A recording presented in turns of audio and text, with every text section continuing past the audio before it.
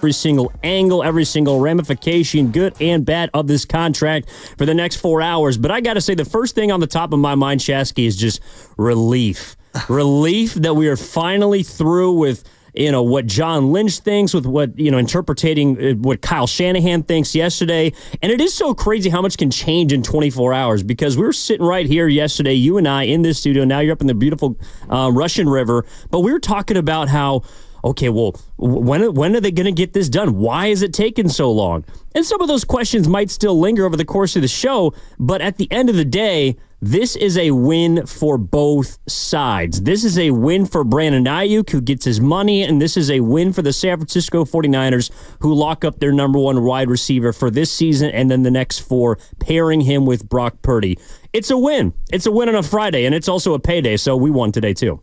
Have you ever had any friends? I know you're younger, Ev, but you've lived a little. I mean, you're a very cultured individual. I try. Yeah, so you ever had a pair of friends, and they've been in an engagement for what feels like a decade, and you're like, just go to City Hall and just go get married, for Christ's sake. Like, what is the holdup? Just do it. Everybody, all your friends, your family, everyone's like, just go get married. God, what is the holdup? Just go do it. Finally, they just went and did it, okay? And now we get to celebrate, and now we get to enjoy it. And look, did it go longer than we wanted?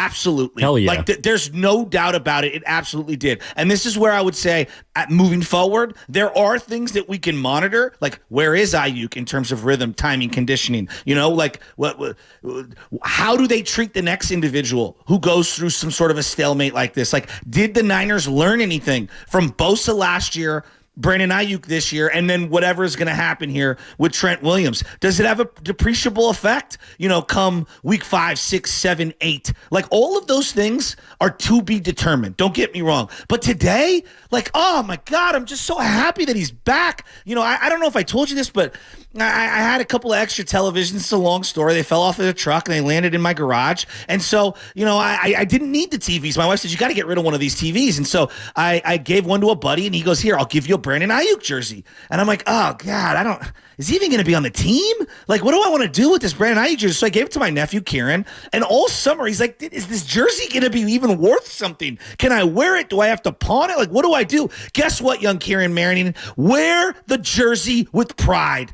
And that's all that matters, is our guy is back. And Ev, I look at this offense, and yeah, you got to get the left tackle in. You got to get Trent Williams. There's no doubt about it. But like, if you're moving forward and you have Aiyuk and Debo and Kittle and CMC and Brock for this year, does it get any better than that?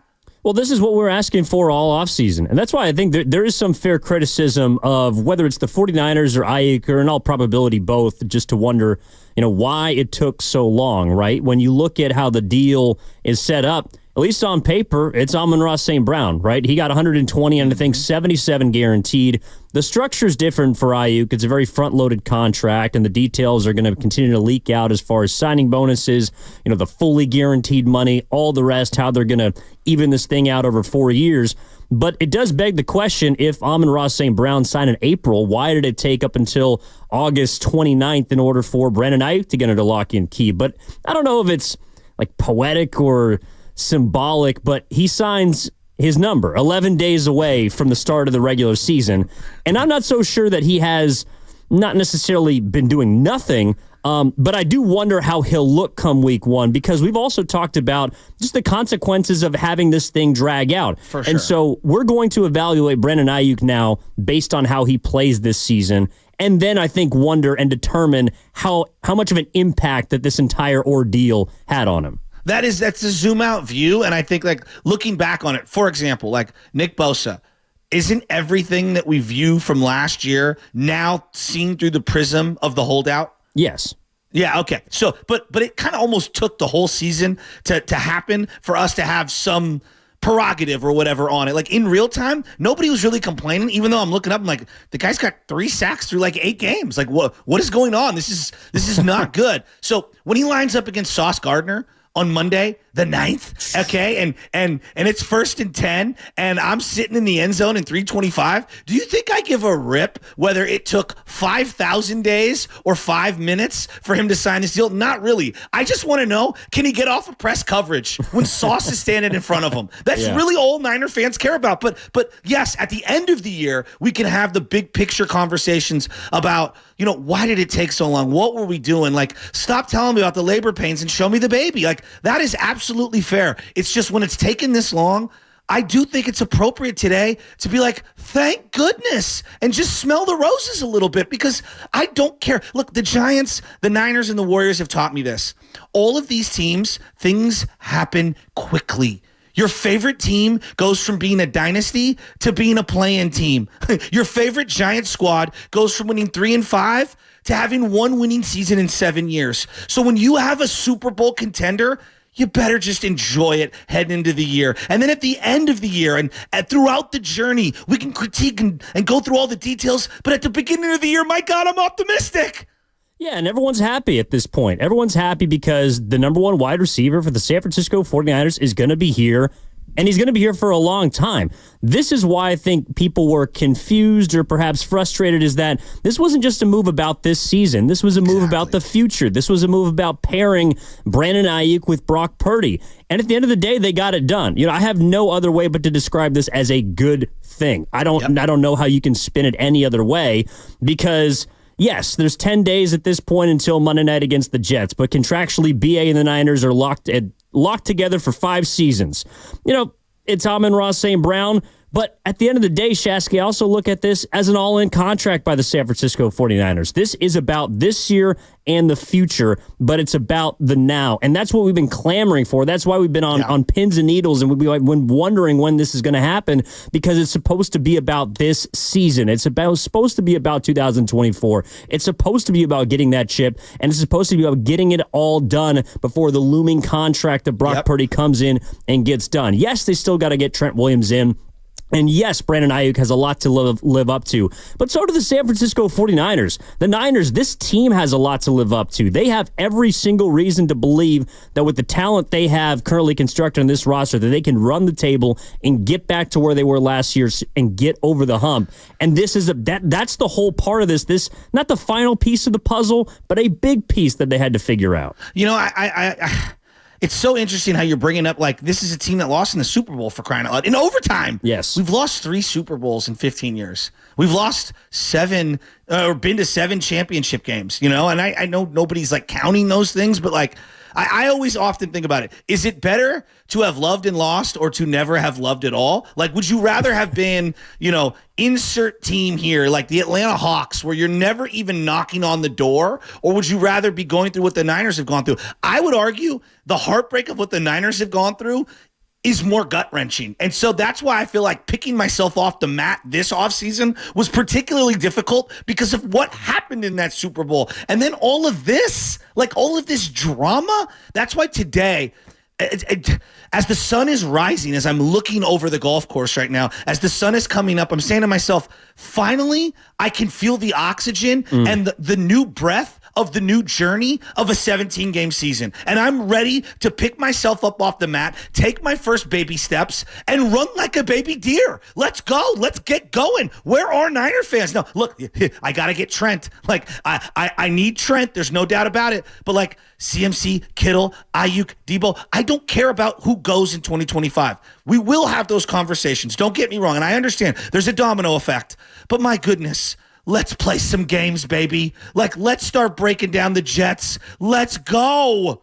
Well, I think you bring up a really interesting part of this, which is, the whole Super Bowl hangover, right? Because it felt like the only way, I have my concerns about how the team's going to handle it, the coaching staff, some of the players, all the rest. It's just an emotional toll that we have no way to ascertain. But as far as the fan goes, it does feel like, Shasky, that this was the thing that could help the fan turn the page. Absolutely. That this was what was going to help people basically figure out how they were going to feel about this season. And there was just so much nervous energy pent up because it hadn't gotten done. We're seeing 11 wide receivers over the course of the summer signed left and right. To the latest point, CeeDee Lamb. And now it's like, where's Brandon Aiyuk? What's going on? There's all these conflicting reports about when the contract came out, when it was offered, what BA wanted, what the Niners wanted, who won, who lost. All of that right now, at least when I woke up, and we talked about this before the show, when I woke up after my afternoon nap, and I was just kind of in a daze, and I woke up and I see Brandon Aiyuk, 4 years, $120 million of the San Francisco 49ers. There was just relief. It was just, thank God. And now we can focus on 2024. Ev, I truly believe this. In sports, the most intoxicating drug is hope and optimism, right? Like that's the most intoxicating of all of them. It's not misery. Trust me. I will hate watch. I don't know how many others out there hate watch. I'm a sick individual. But when it comes to, rallying the troops, having optimism is the thing. Like, think about the Minnesota Timberwolves right now, right? Like, and I'm going cross sport here. Yeah. They have optimism and hope for the next decade because of their guy, right? Anthony Edwards. And that's an intoxicating thing. It can inspire a fan base. And I look at the 49ers, and it feels like we've been the Avengers for multiple seasons now. And if you were taking away one of the people from the Avengers, like, you lose a little bit of that hope. And at some point, you start to feel like Thanos, Patrick Mahomes is inevitable, right? And so to have your guy back, like, that means something. What can Brock and Aiyuk do in year 3 together? What can they do in year 4 and 5? What kind of chemistry can these two cook up? Now, Jerry and Joe, Jerry and Steve, that's the gold standard, right? We're not there yet. But heck, could this be Garcia and Owens? Like, could it be that kind of prolific? I'm excited to see what the future holds for these guys. And then for Shanahan and John Lynch, like, the way I view it is there are times where things have gotten ugly with certain players on their team. Jimmy Garoppolo is a great example. But at the end of the day, they find a way to get it done. And I think there's something to be said for that. There is. And look, it pairs Purdy with Aiyuk. And that's another big part of this, too. You brought up the wide receiver tandems. I mean, Amon-Ra St. Brown, Jared Goff, Tyreek Hill, Tua Tagovailoa. And you think about A.J. Brown, Jalen Hurts.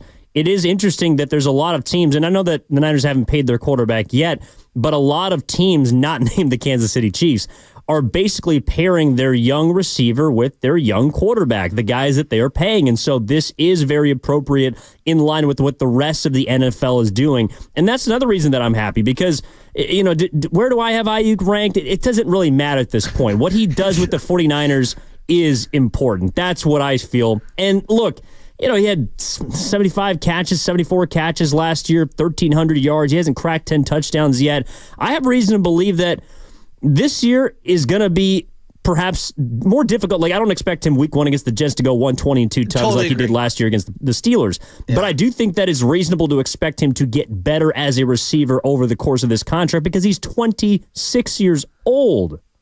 I'm with you. And the areas that I'm thinking about, like, where can he get better? Like, I think he can get better as a red zone target for this team. I think he can get better as a ball control possession receiver. I think he's a really good dynamic intermediate route runner. I think that him and Brock and the synergy on the deep ball can only get better as time goes on, as the personnel around them kind of evolves and you start to incorporate a Jacob Cowens who can maybe take the top off and apply more pressure, or a Ricky Pearsall who maybe eats up a little more space in the middle of the field. Does that dictate coverage and open things up for Brandon Aiyuk down the field? Do teams lay off him? Do they try to press him more? Like, these are all things that I think can only help him as time goes on. But Ev, I keep coming back to this. Like, everyone likes the player. He's a really good player. We could nitpick till we're blue in the face. I'm a big believer in crazy compatible. All right. And Ev, you're going to learn this about me. There is no perfect man. There is no perfect woman, okay? And if you're searching for Mr. Beyonce, Perfect or Mrs. Perfect, you're going to search forever, all right? And you're going to be walking the Mojave for as long as you live. Is the individual crazy compatible for your insanity? And in this situation, Aiyuk fits. He just fits. He fits the chaos of the Niners. I think he has great demeanor for how chaotic things can get at 49-49 Eddie DeBartolo way. And I look at what he does in this offense, and he clearly fits. Does he fit the quarterback? Clearly he fits the quarterback. Does he fit being a second and third and fourth option week in, week out if it's not him as the number one? Yeah, he does. He's got a 3-4 year track record of not going crazy on the sidelines. That matters to me, because if you bring in a Stephon Diggs who's throwing a tantrum because he's not getting 13 targets a game, that's going to mess things up. It is. And look, they still have one last big puzzle piece to fit in, and that's obviously Trent Williams, 71. But in my mind, Shasky, this negotiation, this Aiyuk one, was always going to be the most complicated. And Why do you say that? Well, because Trent is somebody, I think, that you understand what he wants. It was very unclear to me over the course of the summer what Aiyuk wanted versus what the Niners wanted. And, I don't know. If you have to pick a side, to me, I think Aiyuk technically won this deal. And that's something we'll talk about a year from now, just the way we talked about the impact of Bosa's deal a year after he signed it. Everyone was just happy about Bosa being back and being there for week one against the Steelers and getting your guy in. And then we'll evaluate him as time goes on. But I mean, I think basically the report back in May is that the Niners had 26 on the table for Aiyuk. Yesterday, we hear it's 30.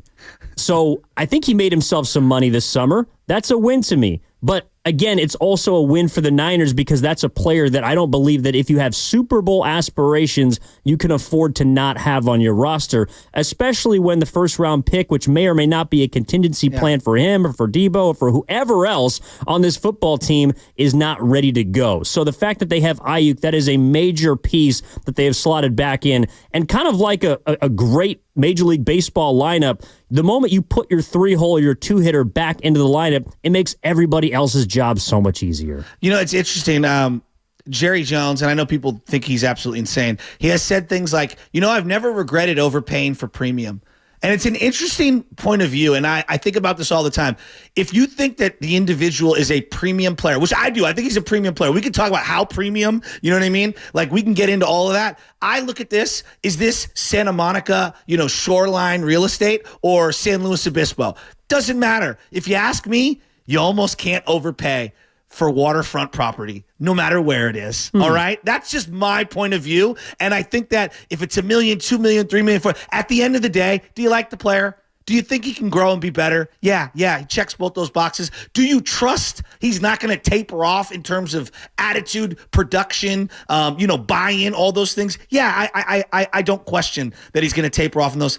What are we mad for today, Niner fans? Like, let's go. I'm ready to win a Super Bowl, for crying out loud. I'm tired of losing at the very end. I am. I'm just tired of losing at the end. Let's go. I think a lot of 49ers fans are happy out there because their wide receiver is back where he's supposed to be. Look, I never thought that the Niners were going to trade Aiyuk. I never thought that he was not going to be on the team, but I did have my doubts about whether he would be there for the start of the regular season.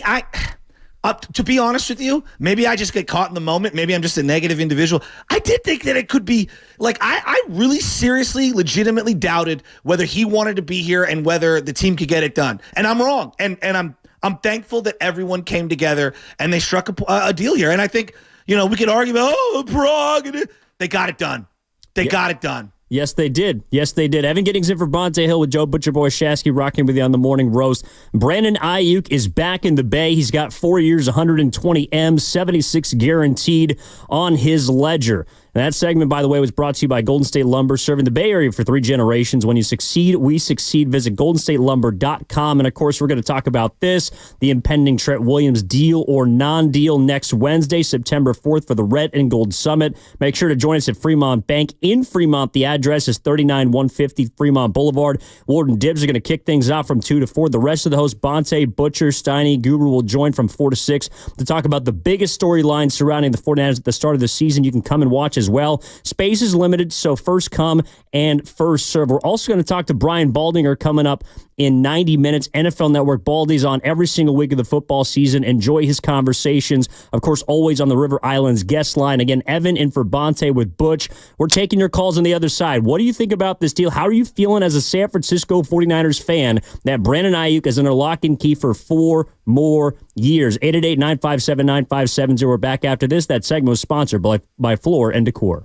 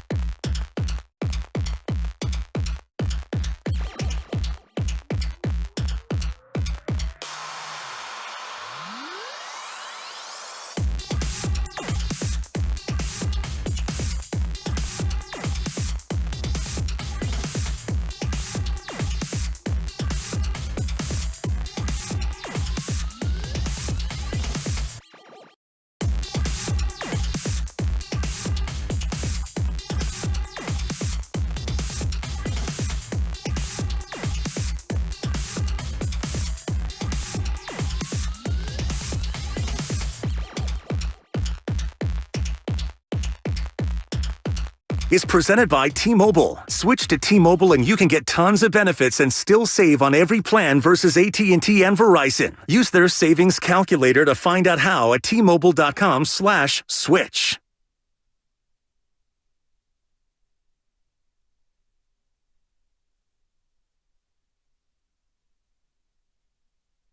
This is Jeremiah from Fremont, also known as the Legend Jerry, and you're listening to the Morning Roast with Banter Hill and Butcher Boy Joe Shasky, two Bay Area homegrown legends themselves, everybody.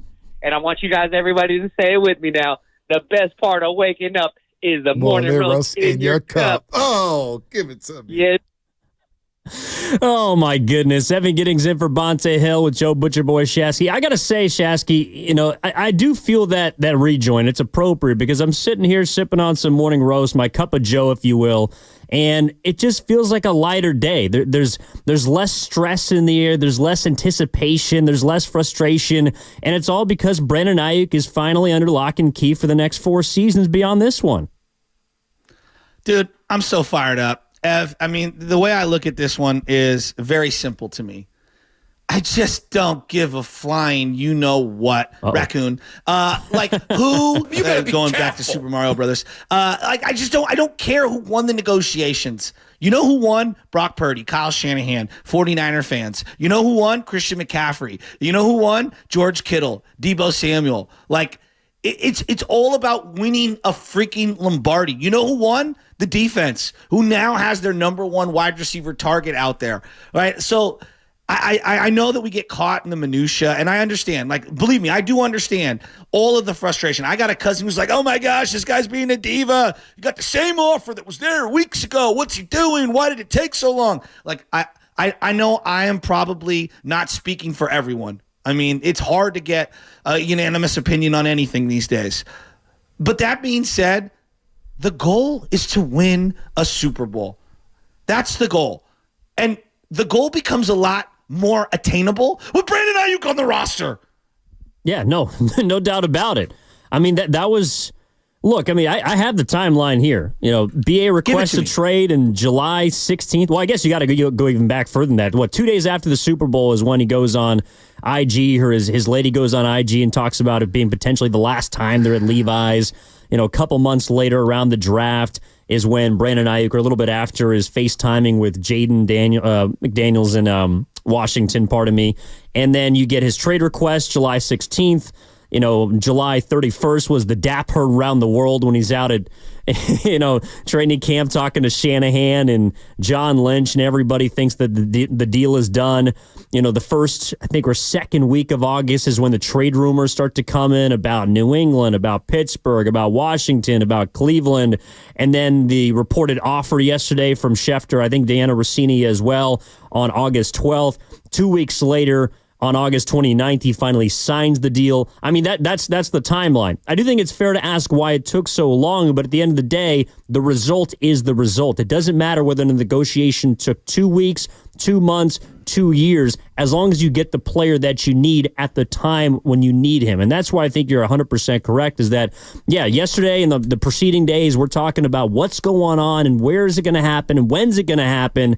But at the end of the day, it did. And they still need to get Trent done, I understand. But this, to me, was the biggest domino that had to fall this offseason, and it did.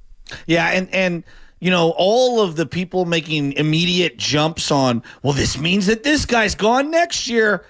Can we pump the brakes? Can we just pump the brakes? We just endured an entire offseason of talk, an entire offseason of photoshopped Aiyuk in a Steeler uniform posts and tweets and Instagrams. I mean, I don't care about what's going to happen in the 2025 offseason, all right? That is for me to talk about when it comes to the San Francisco Giants, not the Niners, who lost in overtime to Patrick Mahomes. You think the Chiefs are thinking about this right now? No, they're worried about what's going to happen right now. And that's the beauty about what the Niners have built and where they're at right now.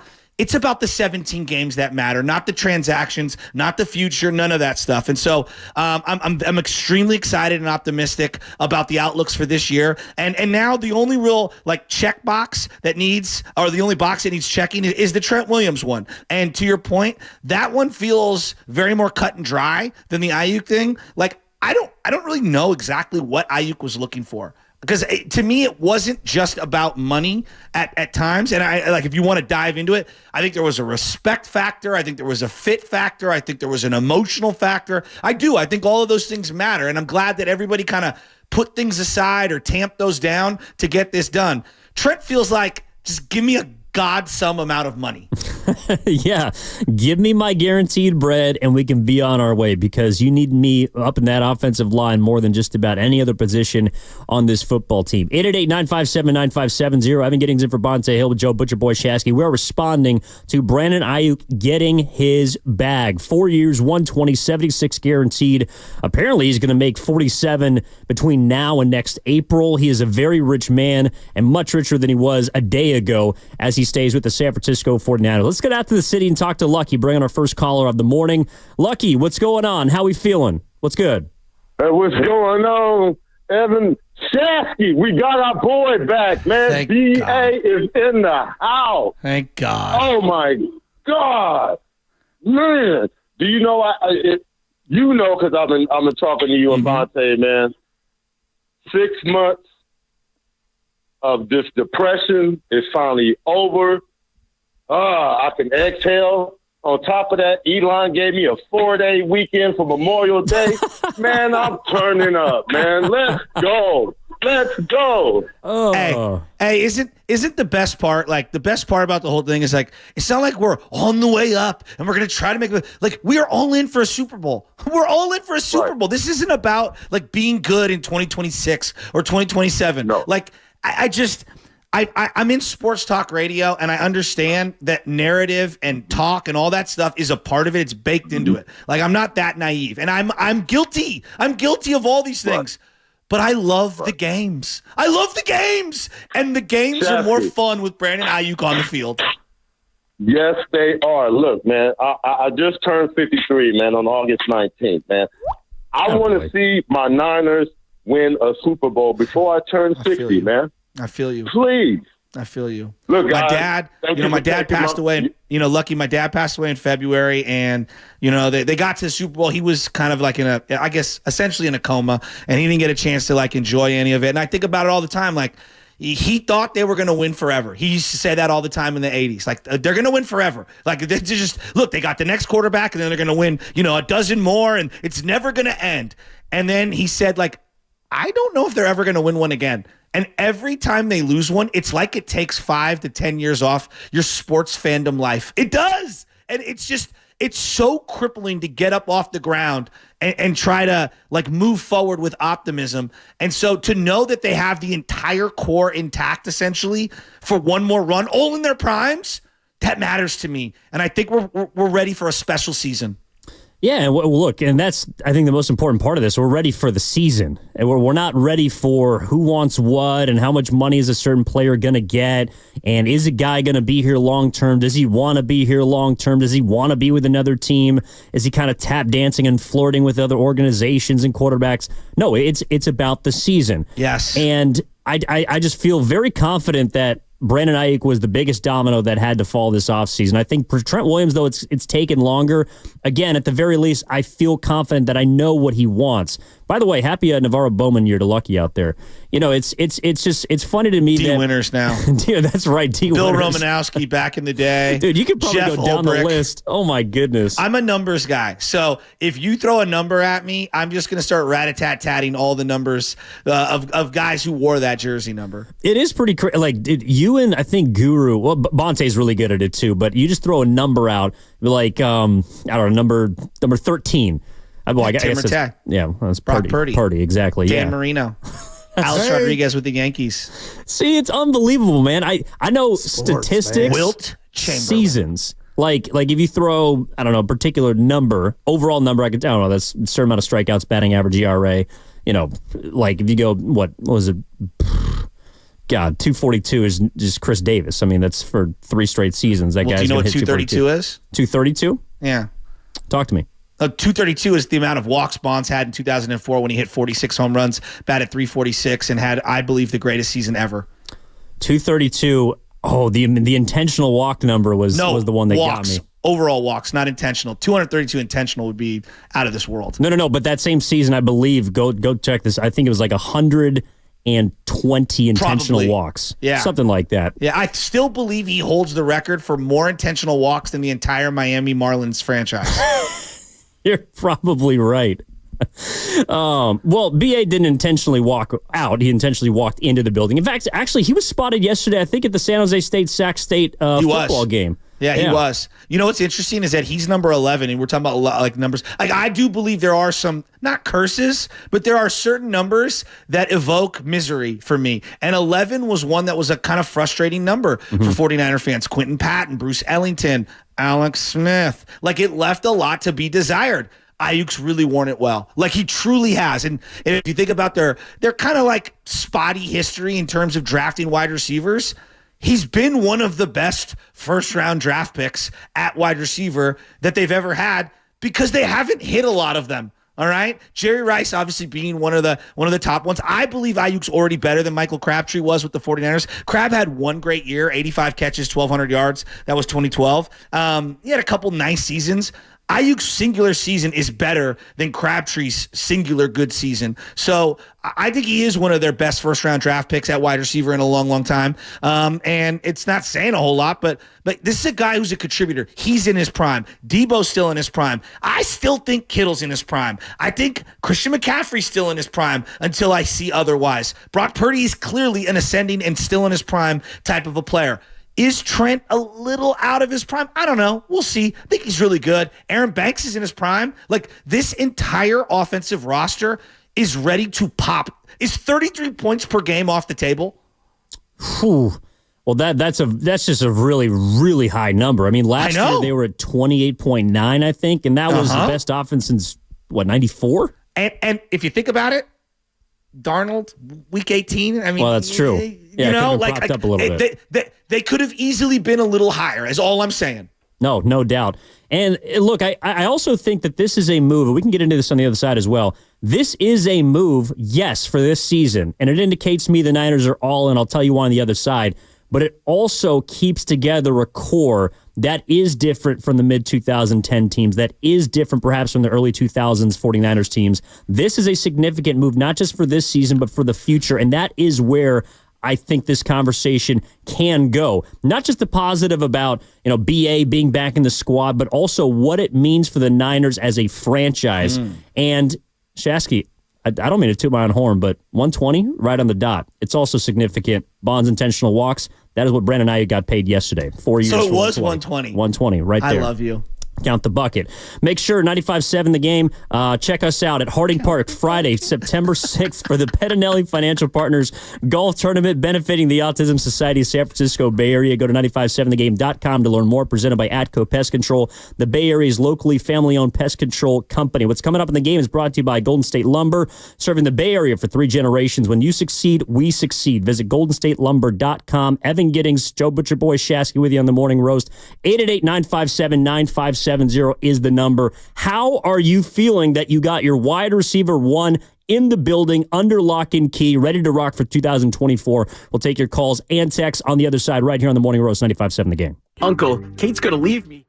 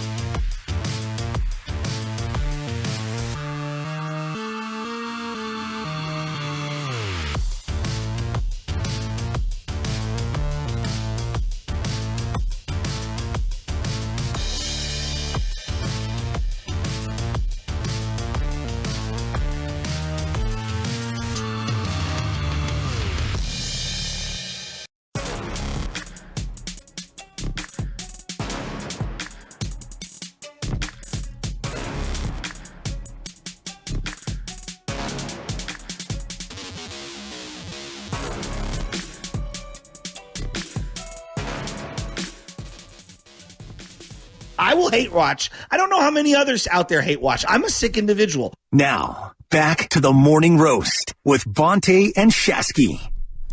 Oh, we're not hate watching today. Evan Giddings in for Bonte Hill with Joe Butcher Boy Shasky. We got a little less than an hour and a half, a little more than an hour between now and when Brian Baldinger is going to join us from the NFL Network at 8 o'clock on the River Islands guest line. Looking forward to that. And I got to say, Shasky, I'm extremely jealous right now because though we're not in the same room and I miss looking across and seeing your face here, it looks like you just sent me a view of outside current. You live or not live? Are you currently outside of a golf course right now? Where are you? So I have a cabin up here in the Russian River. I don't know if you know the area, Sonoma County, West Sonoma County, unincorporated Sonoma County in Monterey, which is one of the most beautiful places in the world.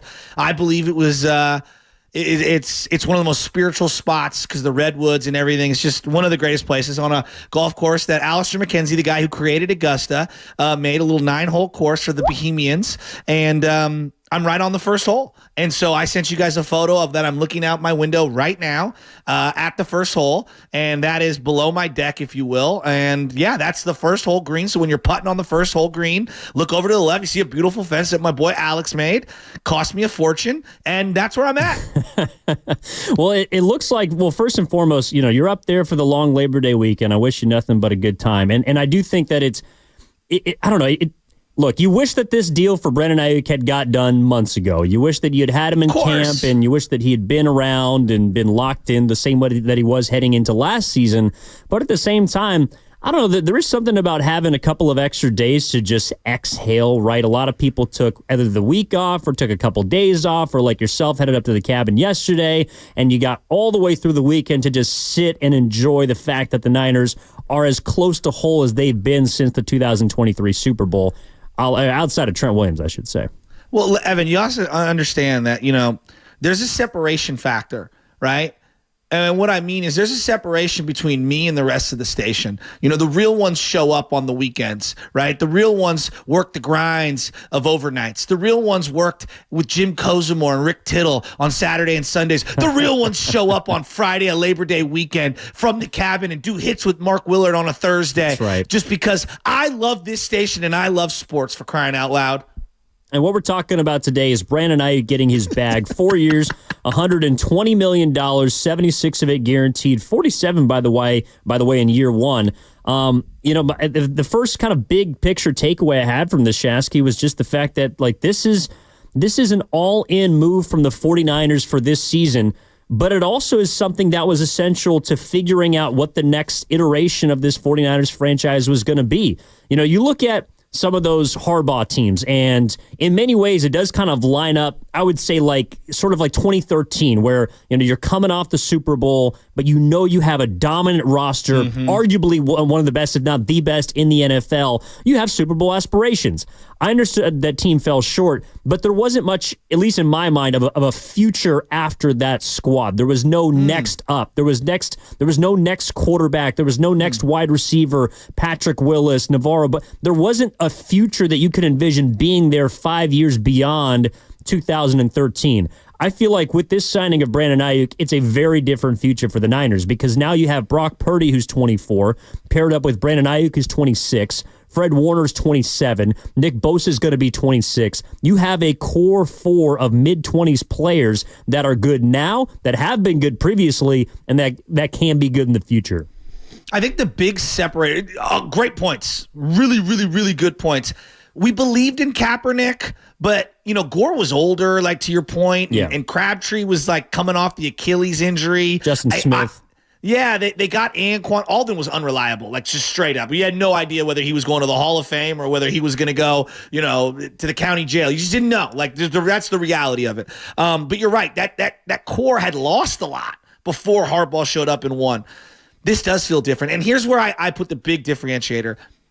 Purdy, Shanahan. And the organization proved to me with this year's draft, and we'll see how much of an impact these rookies have.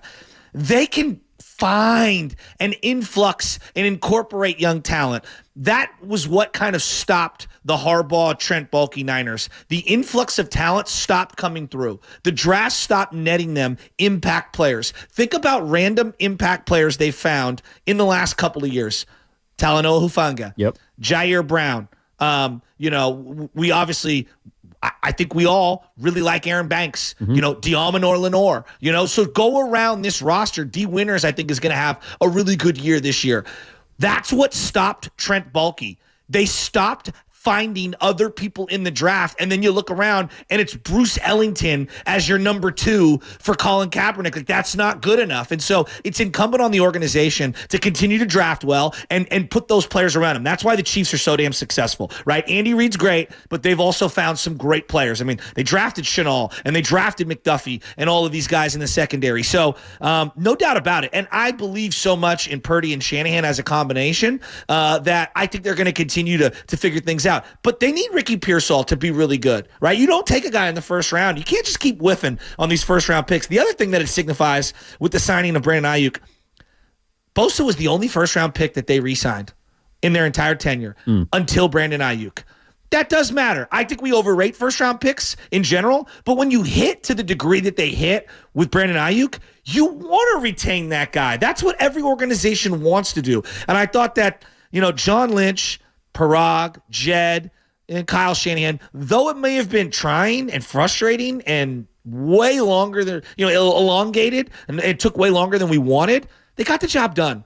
They did. They got the job done. And I think an inept organization would have fumbled this 5 different ways. And I think they would have been without this player, Brandon Aiyuk. So I do think, although we're frustrated, it took a lot longer than we needed. At the end of the day, you did make a deal. At the end of the day, your team does have the player. And at the end of the day, your quarterback has his number 1 target. Well, yeah. No. It's a good point. I'm satisfied. And I think that's why there is a sigh of relief, is because, look, they have rewarded their own. And I do wonder if people, when we're talking about money and the amount that they've spent and how much they've invested, I think there's always that looming question of, is the train going to stop? Yes. And everyone wondered if the train was going to stop with Brandon Aiyuk. I don't think the Niners ever wanted it to, but it was clear that the amount of money that he was going to command was more than they wanted to spend. And I think they ended up spending a little bit more than they had to, or that they wanted to.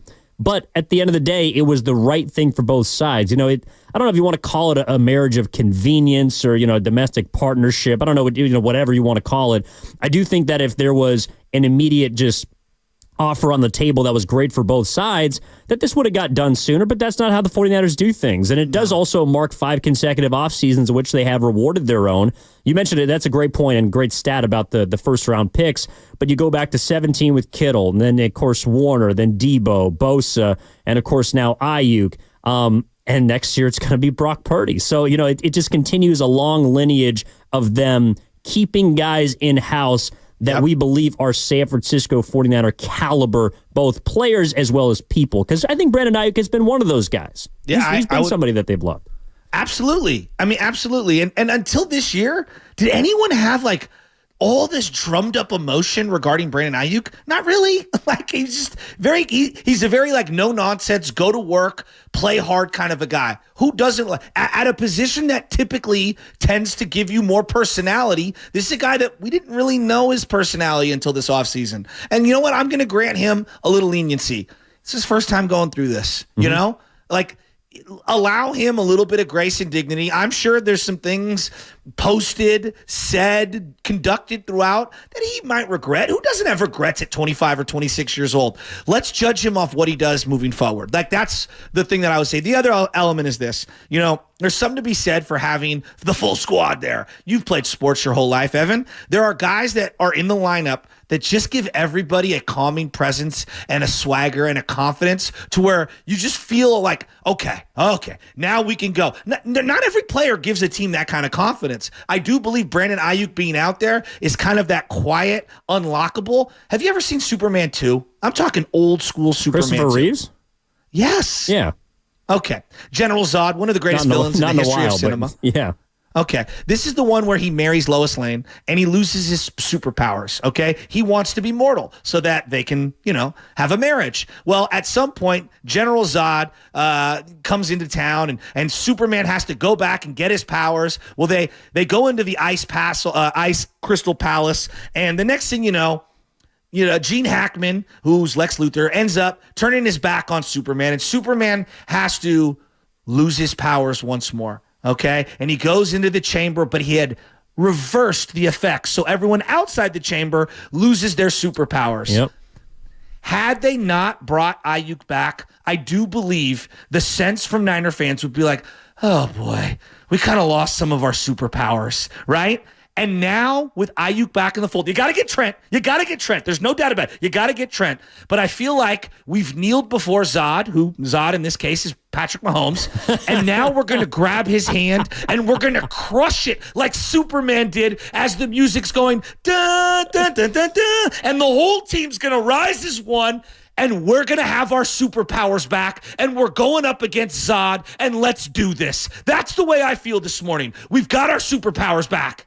I was wondering where you were going with Zod. That's a good comp, though. He is. That guy has been inevitable for the past, I hate him. However many years he's been in the league. You're telling me. But I also think, and by the way, you're listening to 95.7 The Game, KGMZ FM, and HD1 San Francisco, and Odyssey Sports Station, always live on the free Odyssey app, Twitch and YouTube, powered by First NorCal Credit Union. But this is also, look, when I see Brandon Aiyuk signed for 4 years, $120 million, 76 guaranteed, 47 up front, that's the goal on draft day. Yes. On draft day, when you take a first-round wide receiver, you envision a day like yesterday. I don't care if it was in April, June, May, August. It doesn't matter. You envision the day of inking him to a second contract and making him a guy that you can continue to build around. Like, that's the other part, too, is, so they took a wide receiver in the first round, Ricky Pearsall, and everyone is hoping that eventually he turns into something. But you are going to take a step back if you don't have someone like Aiyuk. And could Ricky Pearsall eventually be better than Brandon Aiyuk? I don't know. I'm not going to rob him of that yet. I'm not really sure about the kid, but it was going to take time. The moment you drafted someone like Aiyuk, it took him 2 or 3 years in a very competitive, a very demanding wide receiving core, especially with Kyle Shanahan, who seemingly has the highest standards of any head coach across the league for his wide receivers. And Aiyuk has finally met his standard and Kyle Shanahan's expectation. And I can only imagine, I think one of the reasons why Shanahan was so frustrated and peeved over the last few days and probably over the summer is, number one, because he thought it should be done by now. Number two, he maybe disagreed with how Aiyuk went about the entire process. But I think mostly because in the back of his mind, he might not have that guy on the outside that he has been grooming for the last 2 seasons and for the next now 4 seasons to be somebody that he can count on. And I think he's also relieved today to know that come Monday night or week 2 or whenever Brandon Aiyuk's going to be in the starting lineup and on the outside, that he knows that Aiyuk is going to be in a spot at a certain time, blocking his ass off and giving everything he has, because that's what he's done since the moment that he stepped in the building.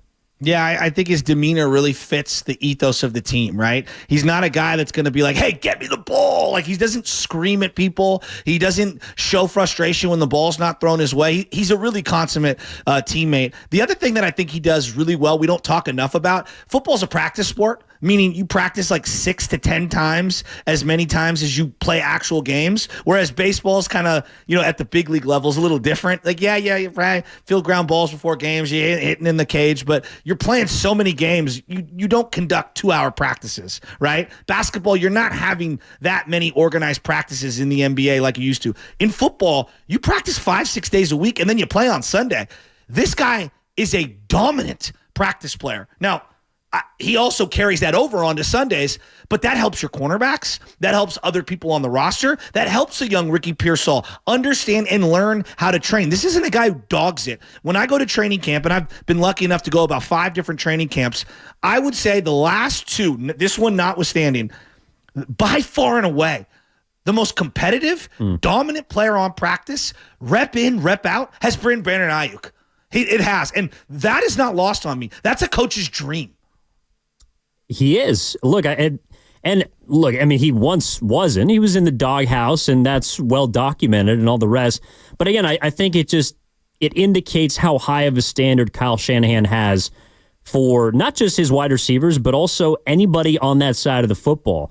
I think one of the reasons why just structurally the Niners are built and have invested, at least previously, so much money up until really, I would say, this offseason on the defensive side of the ball, is because Kyle Shanahan doesn't really have to worry about what he has on offense. Like, he knows exactly what he needs to be successful, and the other side of the football is the one that he needs to feel a bit more confident in. And look, they're a very differently built team this year. Now you have close to, well, I guess Aiyuk's still making 15 or about 15 this season, but basically you have now invested in the last 3 off seasons close to $200 million in 2 wide receivers. And today isn't, to me, about thinking about whether Debo's going to be here, whether Aiyuk is, does that mean that they're pushing somebody out down the line? What it does mean, though, Shasky, is that the Niners understand how important this year is. They understand what they have in front of them.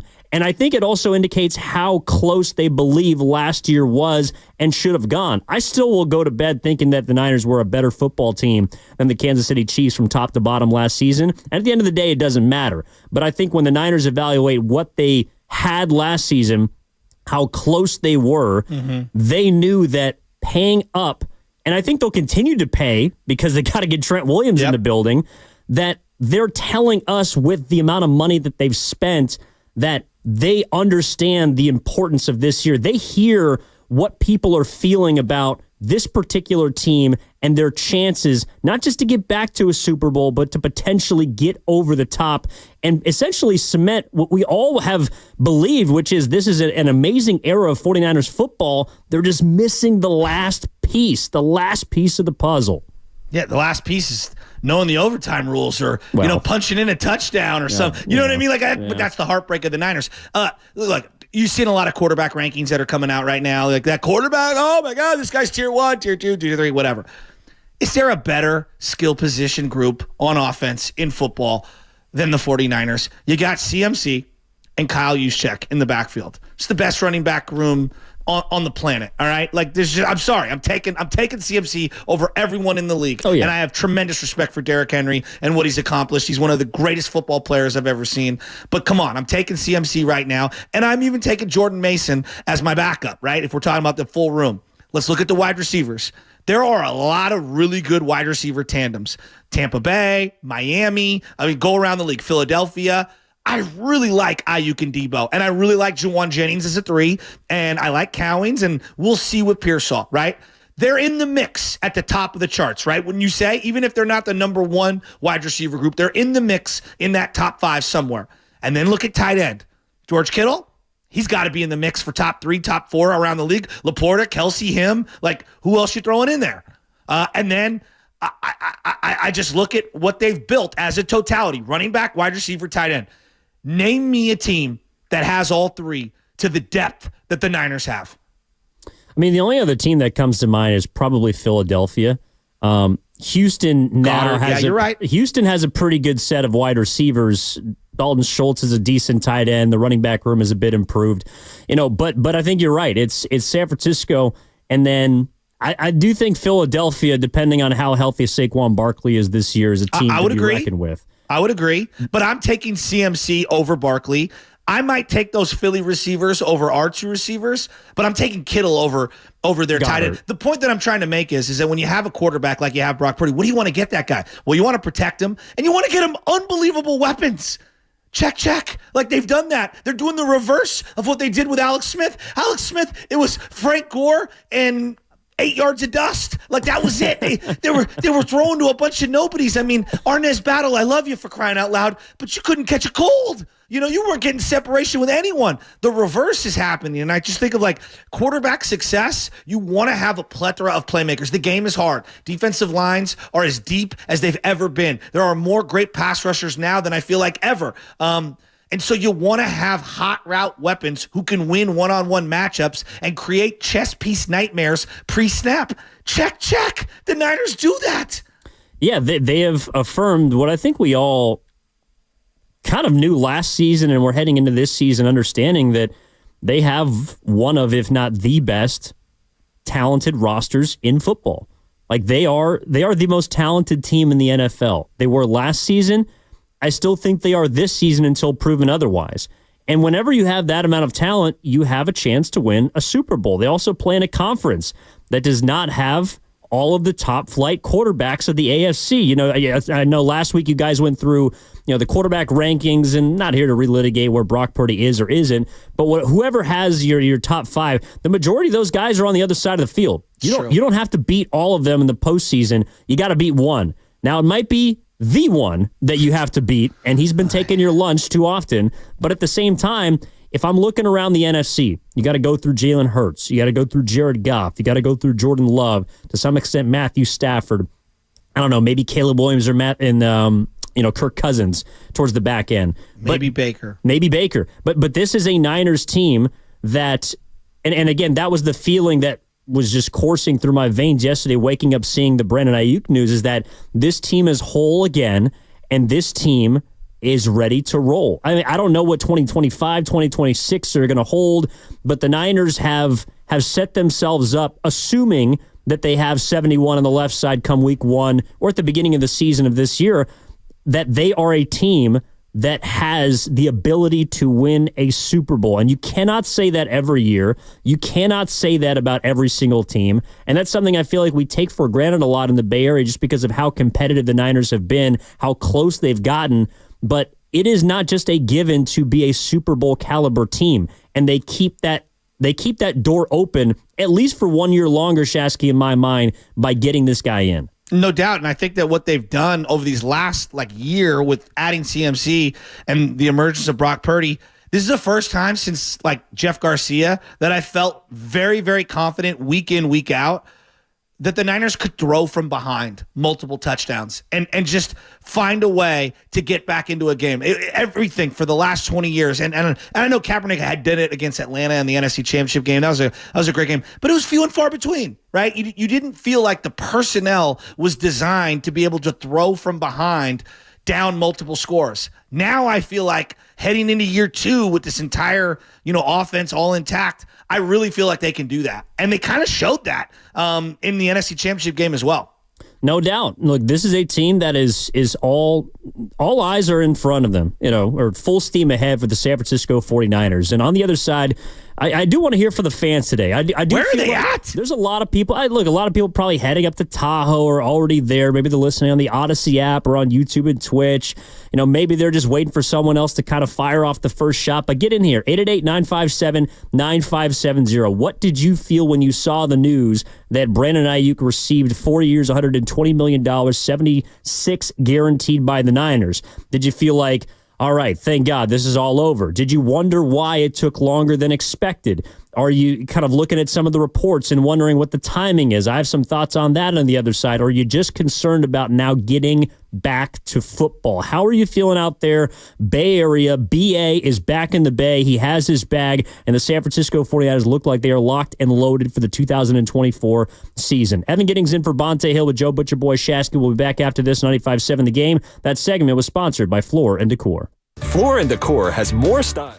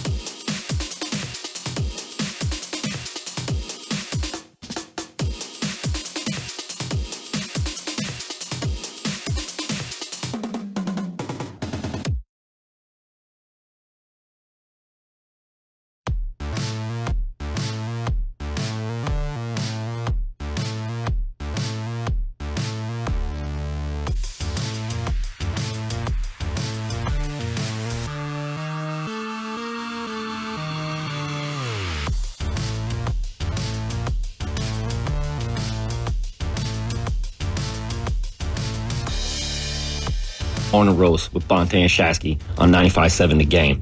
Yee!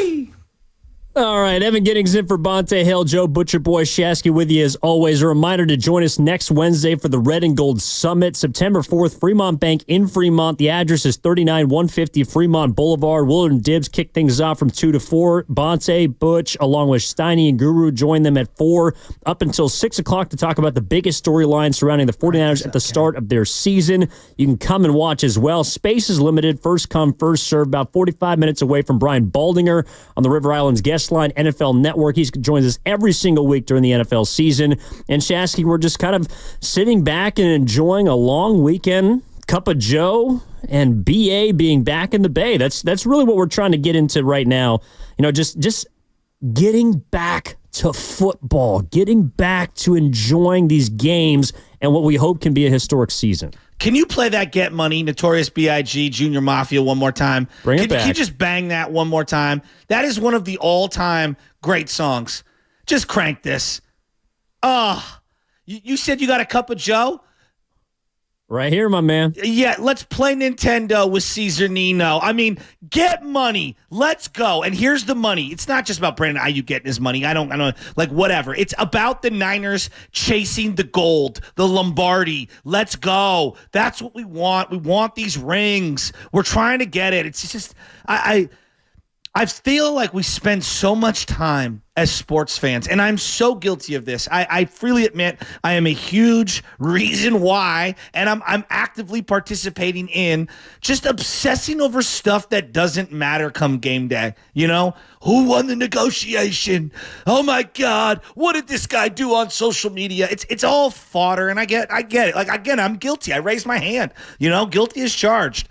But at the end of the day, when Aiyuk catches that first down and he does that shotgun pose thing he does after he gets a first down, isn't that what we all want? When they talk in the post game about the butterfly that he saw right before he caught the ball, I mean, that's what we want. We want to see more of that. And I'm just so excited for the 49ers this season, and having Christian McCaffrey, obviously we need him healthy, you know, the calf injury. Having Deebo Samuel, who's just an all-time gladiator 49er, and then Brandon Aiyuk, who I believe is only going to get better with time. Great route runners. You know, they always get better with time. And then George Kittle on the team with Brock Purdy on offense. It just feels like a juggernaut. And I'm excited to see what they can do essentially in year 2. Like, I know it's year 3, I guess, because Purdy played those 6 games down the stretch. But really, it's, you know, the first full offseason, and we got the full squad year 2. It can only get more dynamic. Their chemistry can only get better. Right? They can hopefully stay a little more healthy than they were last year during that 3-game stretch where Deebo missed time and Trent missed time. And then week 18, they didn't play anybody. Right? So I really do think 32, 33 points per game is on the table. Yeah, I mean, that's a pretty high mark that I think was set last year by the Miami Dolphins, who also just paid their head coach. Mike McDaniels apparently just reportedly yeah, Ken's a Miami fan back there. He just got a contract extension through 2028, so the Kyle Shanahan coaching tree continues to grow.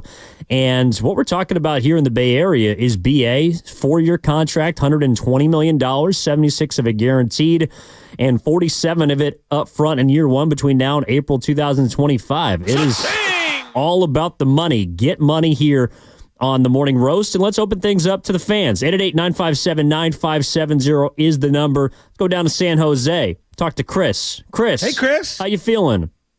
Hey, what's happening, gentlemen? Hey, Shafty, I know you wanted to sing that second part of that song. Get money, respect women, get money, respect women. Anyway, you know, BA, this whole thing, it's been so played out. It's been a couple of months now. Totally. You know, for me, I'm excited, but the word that comes to mind is this was expected for me. You talk about a guy like BA, and, you know, when you talk about his money, you compare him to the guys like Amon-Ra, Justin Jefferson, and sure, maybe he's not on the level of those guys, but did anybody really think that John Lynch and Kyle Shanahan were going to get, like, penny pinch and get rid of Brock Purdy's favorite weapon? I mean, did anybody really think that was? I didn't think it was going to happen. So this is kind of an expected day. It's long, it's drawn out, but you know the thing about Brandon Aiyuk? Oh, he only had 75 catches. Okay, well a quarter of the completions that Brock Purdy had.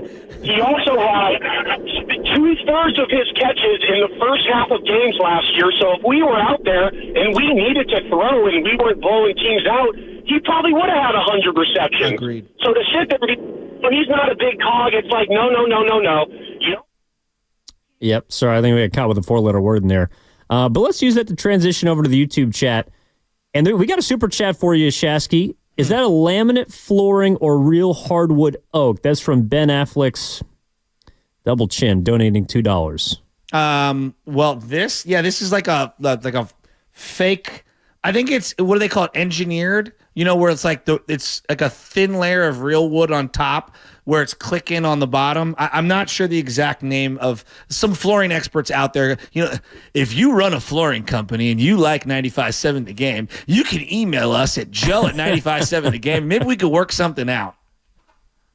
Yeah, we can talk to Floor and Decor about there we go. I was trying exactly. to think of or Friedman's. You know what I mean? There's a Friedman's right over here in Rohnert Park that I frequent all the time. So no, like this is it's like oak on top, but I think it's engineered. I'm not sure what the exact kind it is. I'm not a construction guy. I'm not gonna, I'm just gonna shut up because I don't even know what I'm talking about. Well, what we do know about is Brandon Aiyuk, and I think this is kind of a fair question, but it's something that you also touched on, Shasky. This is from the 408, the Xfinity Mobile text line.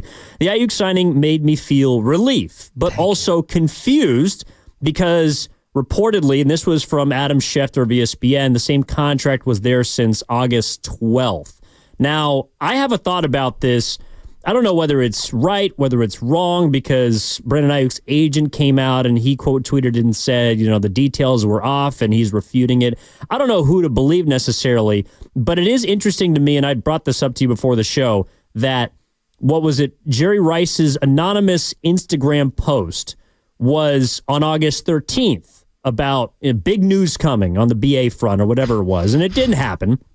But that would align with, allegedly, when that contract was presented to Brandon Aiyuk on August 12th. And I do think that Jerry Rice is someone that would not put himself out there in that kind of way if he didn't feel confident. There's been conflicting reports all over the place, but I was just kind of, piecing together the timeline, and that was something that stood out to me. I really don't care whether it was August 12th, whether it was May 12th, however long it took. The fact that Aiyuk is under lock and key is really all I care about. Exactly. But I do think that it's fair for people to wonder maybe why it took an extra couple weeks.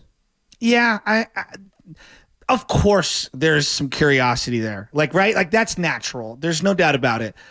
I just think if the Niners are telling Schefter and Diana Rossini, and then again, I'm speculating here, and they're running around, this is the same offer that's been on the table for 2 or 3 weeks.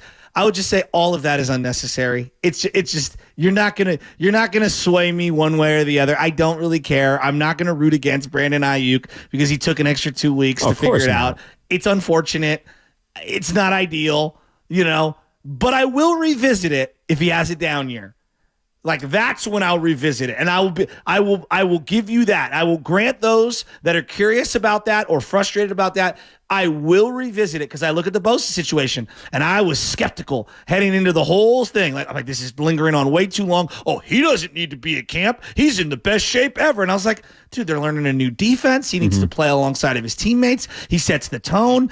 Iron sharpens iron, and it helps out Trent Williams and other guys on that offensive line. And just for his own football conditioning. And everyone's like, you don't need to worry about that. Then come week 9, we were all freaking out. And you know what? It ended up being a thing. So come week 5, 6, 7, 8, 9, if Aiyuk is underperforming or not in shape or re-aggravate something, I think then it's fair to revisit that entire timeline and conversation. Today, though, I'm in a celebratory mood.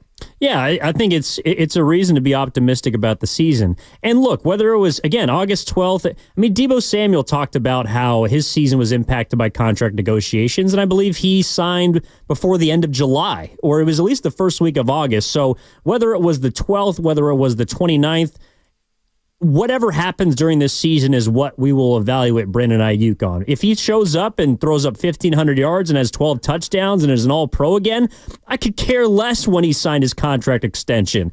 And that's, again, also something that I'm looking at across the league. If Amon-Ra St. Brown has a down year, people are going to look at him and wonder, well, is it because of the contract? Jalen Waddle, Exactly. A.J. Brown, all of these guys. It's just unfair to say.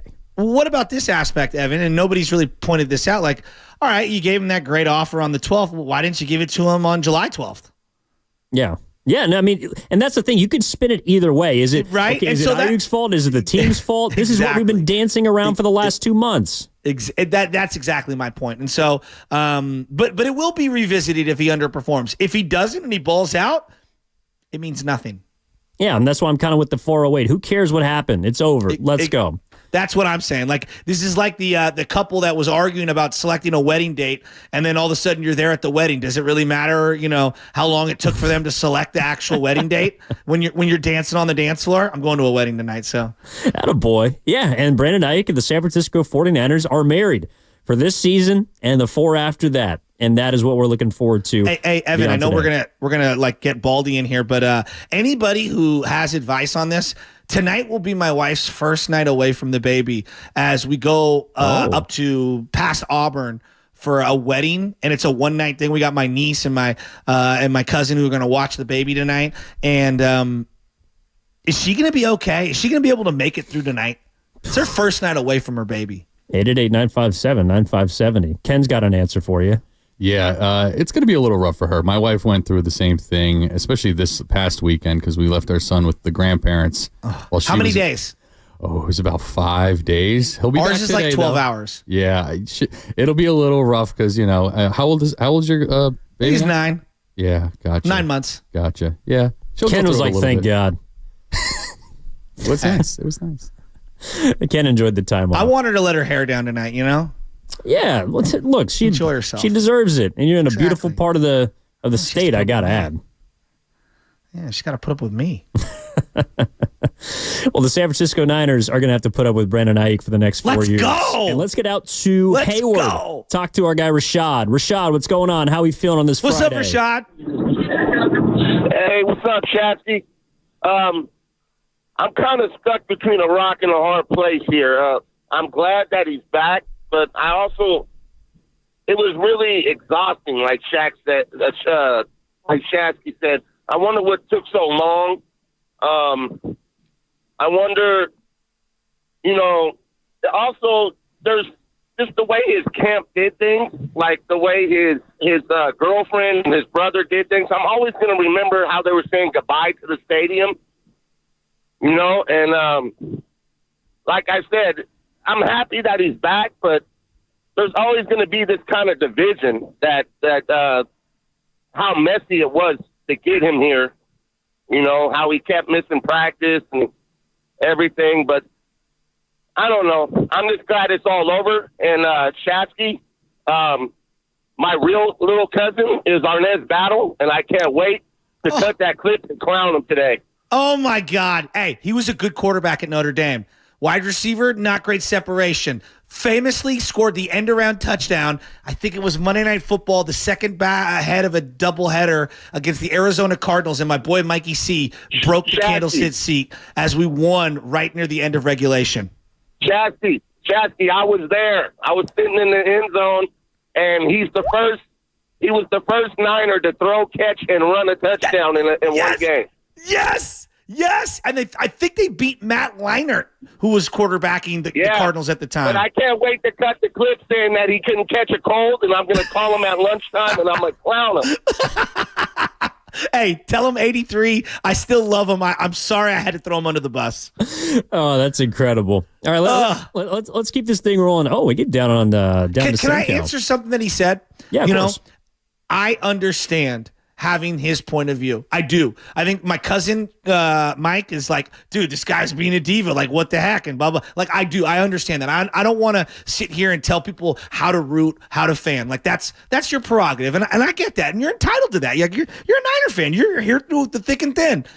I felt like that during the Jimmy G era many times. Then he'd win me back over. by playing really well, right? And that's what I would tell Brandon Aiyuk and people that are detractors right now or frustrated or just confused as to what's going on. If the guy goes out and has a great year, it's going to wash away any negativity. Yeah, and I mean, look, I know it is all about this season and trying to win a Super Bowl, but Brandon Aiyuk also now has 5 more seasons to prove that he deserves that contract. I mean, that's why this move, and honestly, a lot of the 49ers moves, they make sense for now and later. I don't think the Niners, any of their moves, though they've been perceived as being all in or, making this, making that, I don't think they've made a move that hasn't been both set up for the now, the present, as well as the future. Even the McCaffrey deal, though that helped you immediately, that was somebody you could envision and has been envisioned being here long term.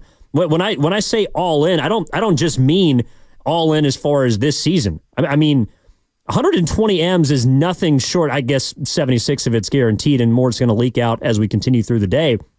But it's an all-in contract for the Niners because Aiyuk got what he wanted. He got elite wide receiver 1 money. He is one of now 5 people to be a $30 million AAV wide receiver in this league. The Niners are also all in on this season because they now have 8 dudes that are making, in terms of cash, $15 million plus. With this Aiyuk deal, Shasky, they will be having committed close to $350 million in cash to the 2024 season. That is number 1 in the NFL, and they have not even inked Trent Williams to a deal yet. I'm assuming that's going to go higher. But they've also gone all in on this relationship between Brock Purdy and Brandon Aiyuk. They have kept the band together for one last dance, but they have also set themselves up with a core 4 of mid-20 players that they can envision being the next iteration of competitive 49ers football. So this is a move that helps you this year, keeps you at a Super Bowl caliber level, but also helps you move into whatever the future is going to be of 49ers football. And that's why I think it's a great move. I just think of how many organizations across the league would have botched this. They would not have the player right now. Like I think of the Raiders with the Khalil Mack situation where they didn't have the money to put in escrow and they traded him on Labor Day weekend and they got a bunch of draft picks that couldn't help them for that upcoming season. I think about, prior 49er regimes who, let's say it's Trent Baalke. Do you truly believe Trent Baalke and the pre-Levi's revenue 49er York family gets a deal done at this point in time? I don't. I have that little faith in Trent Baalke and what the Yorks financially could afford way back then. And so I think it's a testament to the ownership. I think it's a testament to the front office. It wasn't pretty. It got a little ugly. But at the end of the day, they found a way to not allow the moment to consume them. And they removed the emotion when it was push come to shove. And they got a deal done with a player they really, really like and the team really, really loves and is really, really, really good. No doubt. And we can break down, some of the positives as well as perhaps some of the negatives in about 25 minutes. Brian Baldinger is going to join us from the NFL Network can't wait. On the River Islands guest line. Really looking forward to that conversation. He joins us every single week during the NFL season, and I'm really excited to hear what his response was because you guys had him in studio 4 hours last week, and he said, we talked to him as he was exiting during the commercial break, this was a distraction. This was something that was hanging over the heads of the organization that everyone had been talking about, and now it feels like, I know Trent isn't officially there yet, and he doesn't have whatever he wants, which I can only assume is guaranteed money in his pocket, but at the same time, the way that it had played out in the public eye, everyone was wondering about Aiyuk, everyone was wondering what the Niners felt about Aiyuk, and look, is there residue left? Maybe. But all can be forgiven, like you're saying, Shasky, if he goes out and proves that he's worth the money that they paid him. It all comes down to what you do on the field, and that's going to dictate how we feel about you as fans and media members. Absolutely. Absolutely. And, Aiyuk has given us no track record of a guy who is a malcontent on the sidelines. And I just think that it's pretty clear to me that his demeanor fits the situation. I think that his aura fits the roster and the way they want to play football. He's a hard-nosed dude. This is the most we've heard and seen from him in his entire tenure. And I'm willing to look the other way on some of the social media posts, some of the things that maybe he said on a podcast here and there. all of it can be forgiven, and all of it we can move on from. I mean, Jimmy Garoppolo. Just think of it in your mind. How many times you thought Jimmy Garoppolo had thrown his last pass? He said, what did you say yesterday? He was at a podium, and what did he say? He said, "See ya." And then he suited up and played the best football of his career. That's what he said. Thank you, Ken. I mean, it's just so like. I don't know, man. I've been in a lot of relationships. I've been in a lot of fights. I've been in a lot of different deals and things like that. And you know what? Time heals all wounds. If both parties want to move forward amicably. And I do believe that on face value, Shanahan, the Niners, Purdy, Aiyuk, everybody's going to make sweet music together. It's going to happen. We certainly hope so. Let's go down to Fresno. Bring on Edgar. What's going on? What's You're up, on with Edgar? Evan and Shasky on the roast. How are you? Good. How are you guys? Good morning. Doing great. Fantastic.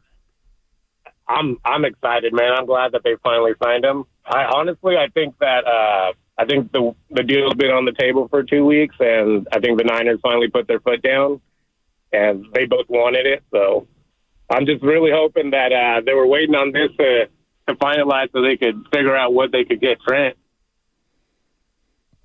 It does feel like the Trent domino should fall today. I mean, you would hope so, but at the same time, I don't know. I'm not too worried about him. Even if it leaked over into the regular season, it doesn't worry me because he's a guy that is, when he's on the field, you know how good he is. Evan. Yeah. They need him against the Jets. Like they need him. They need him. All right. Last year when he didn't play, 17, 17, 17. That's how many points they scored. I know Debo was out, but like they need him. Like can they win a singular game? Absolutely. No doubt. Just why make it more hard on yourself? You know, like protect your quarterback. You know, let's start this season off on the right foot. Get him in so he has the full week to get rocking and rolling, and let's do this. I'm not like, is Aaron Banks going to be ready to play? Right? Like if Aaron Banks doesn't play, so now I'm out both my left tackle and my left guard. And when I run the ball like exclusively to the left side, that's not a formula that makes me feel happy. Like I'm thrilled this morning because of Aiyuk. You got to get Trent in. I'm going to take a different tack. It's very important. I need him signed like today. Well, you would love. I mean, in a perfect world, he signed yesterday. Yeah, I mean, agreed. In a perfect world, he's already here. But Trent Williams is not somebody that I've been concerned about really this entire summer. And sure, your chances to win Monday night against the Jets decrease if Williams isn't there. But he missed 3 games last season. They still made the Super Bowl. So as long as Trent, if I know that he's going to be there for the majority of this year, to be honest, I don't really care when he signs, as long as he does. And I believe he will, because I think the Niners, if there was a player that they were not going to bring back this offseason, I'm imagining the larger likelihood was Brandon Aiyuk. And that's why I was more concerned about him. Trent has never been top of mind for me in terms of concern. I feel like there's kind of a wink-wink deal going on, and maybe that's why they announced the deal today, and he's actually just been working out, and he's been in Houston, and this has all been just a farce. But the fact that I kind of looked at this, Shasky, like a package deal. If Brandon Aiyuk is signed, Trent Williams will be signed. No, I believe he's the next domino to fall. Look, the sense of urgency on the regular season for me is still there. I know a lot of people, the regular season doesn't mean anything. You just get to the playoffs. What are you talking about? Well, I need a first-round bye. Like, what? No. Like, did last year teach us anything? Like, these games, the margins are so thin that every extra game that you have to play, more guys get hurt. You know, random things can happen. Weather can affect things. I don't want to go on the road. I want to stay at home. Like, no. I need a number 1 seed. I want to win the West. Like, stop it. All these, the regular season doesn't matter. Are you kidding me? Like, yes, the Chiefs did it. Ask the Chiefs, would you rather have the bye or would you rather go the hard route? I'm sorry, I want the bye. That's just me. Well, I don't know. I mean, yes. Again, you want to place emphasis and urgency on the beginning of the year, but the Niners are already not going to be at full strength at the beginning of the year anyways. And I know that might say, okay, well, you actually need Trent more, but the last thing that I would want, to be honest, is Trent Williams and Brandon Aiyuk, who at this point basically have 10 days to get ready for the season. I'm assuming they're in shape, but you can't replicate, in my opinion, live bullets.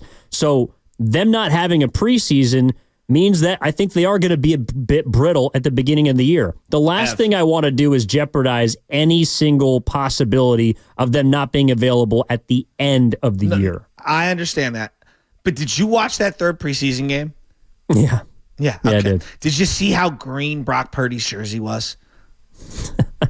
Okay. Yeah. So that tells me even a cardboard cutout of Trent Williams will block better than Jalen Moore. I mean, you got to get Trent in. I'm sorry. Like, I do not trust Jalen Moore and Colton McKivitz as my bookends to be able to keep my quarterback, who's a pocket quarterback, upright for the full season. It's just the game is too violent and too random, and things happen.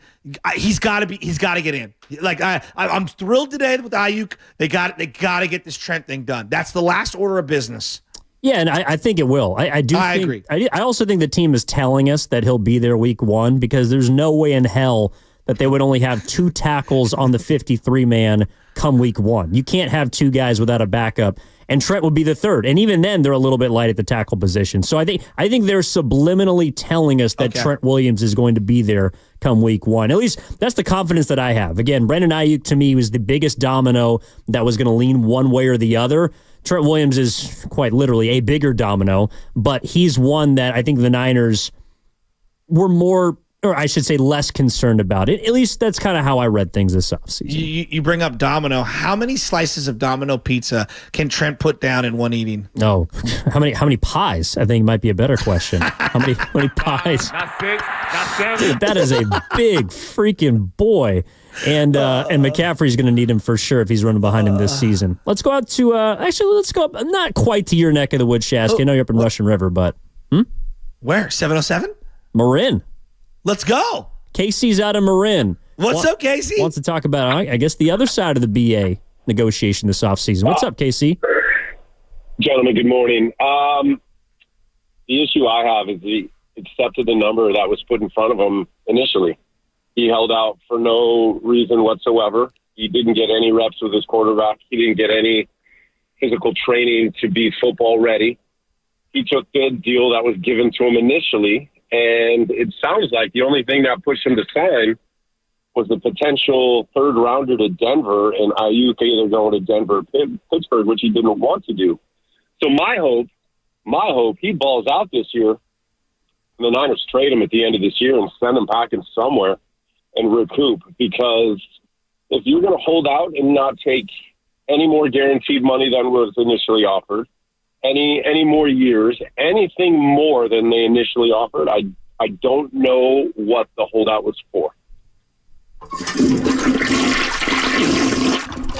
On a day like today, I got to say, that call was not good. You need to contact Flowing Water and Plumbing and Drain at flowingwater.net. Though the concerns are understandable, Shasky, the idea of trading Brandon Aiyuk in a year, that is completely out the window. Can we, can we enjoy the little bite of prime rib we had this morning for just a second? Like, we're already moving on to next week's meal? Like, what are we doing?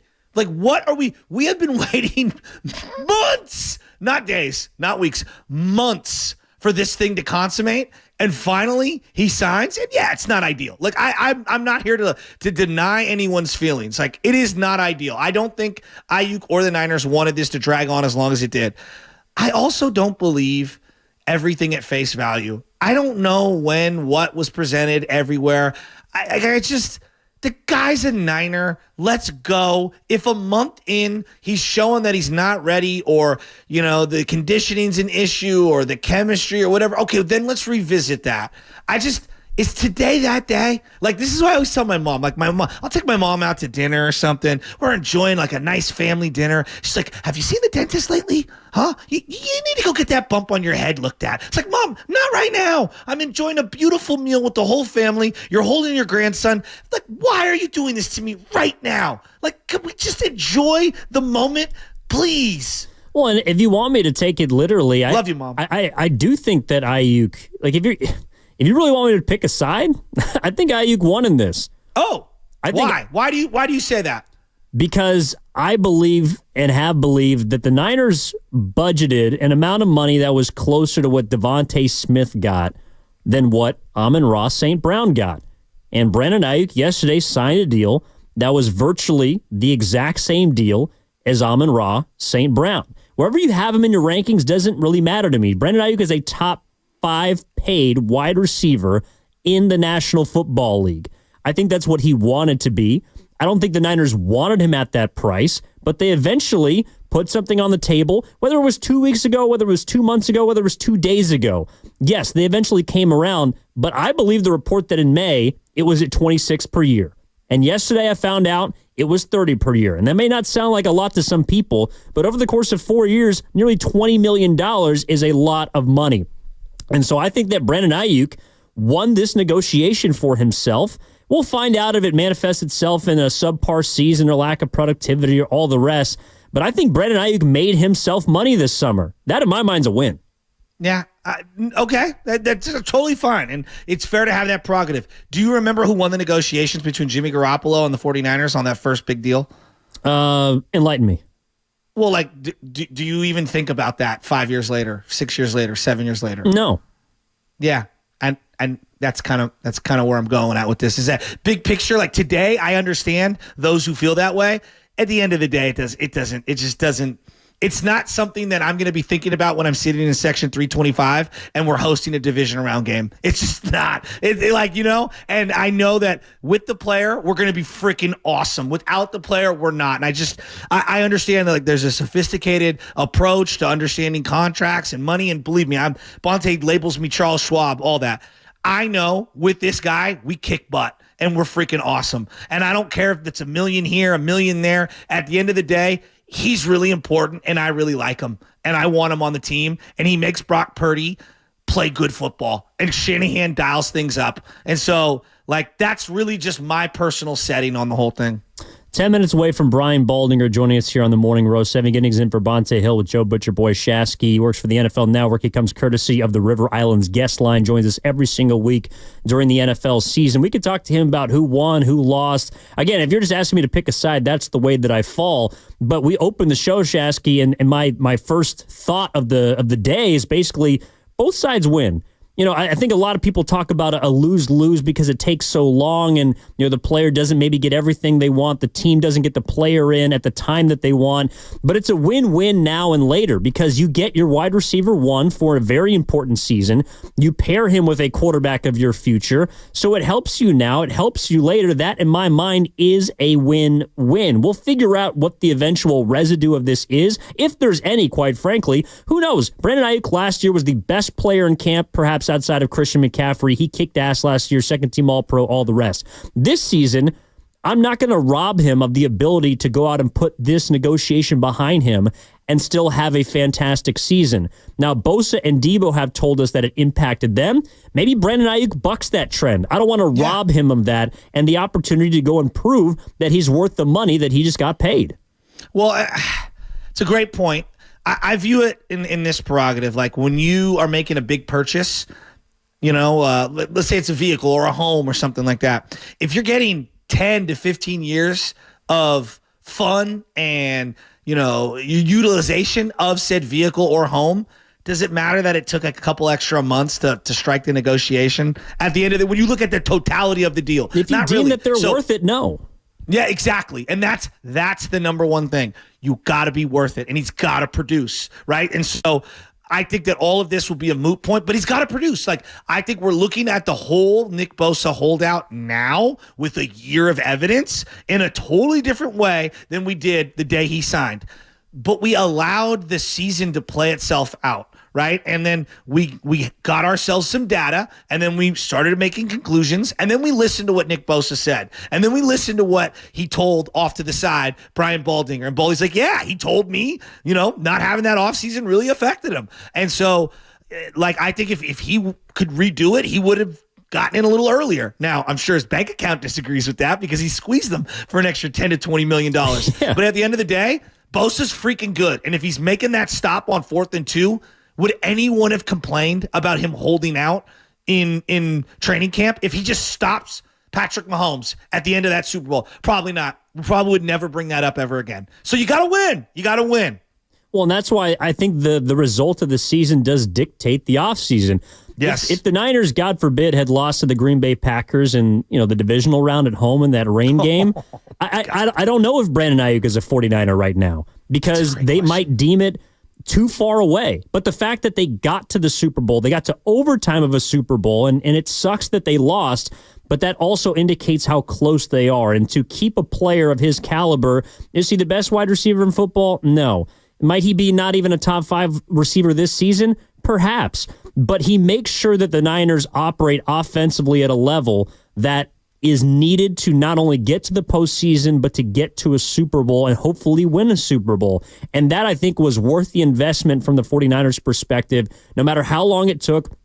It took 4 months longer than the Amon-Ra St. Brown deal to get done, but they're a different franchise. They operate differently. This is how the Niners do business, and sometimes it takes too long, and we're frustrated, and we're wondering, but at the end of the day, I do find it fascinating how 24 hours later, we have all just taken a deep breath, and now over the course of the Labor Day weekend, we can sit back and think about... RELAX. We can think about on that a guy. team with George Kittle, who has missed a lot of time over the last couple of years because he plays such a violent, physical brand of football, and on a team where it's kind of baked in, Debo's going to miss a couple weeks, right? Ricky Pearsall, he's already got the shoulder injury. Yeah. It's a hell of a lot easier to run your offense when you know Brandon Aiyuk, outside of the one game he missed this year, is going to be in the lineup every single week. This has been an Iron Man for you. Yeah, he hasn't missed games, or when he has, it feels like it's been because Shanahan hasn't involved him in the game. Yes. And that was a couple of years ago. He's put together back-to-back 1,000-yard years. I think his target share hopefully goes up this season. I think it will. And you also have him alongside a revamped and rejuvenated Deebo Samuel, who's playing for a lot this season for his future. So I think, look, things feel far more aligned than they did even 24 hours ago for the San Francisco 49ers. And maybe that's something in the building that was always there, but it just is now confirmed. Here's the biggest loser from yesterday. Detroit, Dallas, Philly, Green Bay, those teams, Tampa Bay, the teams that were like, oh, they're a hell of a lot easier to guard without Brandon Ayuk. Pittsburgh, who thought that they were going to get him. Washington, who thought they were going to get him. That's who the big losers are yesterday. Not us, the fans. Definitely not Brandon Ayuk, and definitely not the 49ers. Everybody wins on our side of the bay, but who loses is the rest of the NFC. Well, and also I think perhaps the team they're playing week 1, the New York Jets, which brings us to our injury report.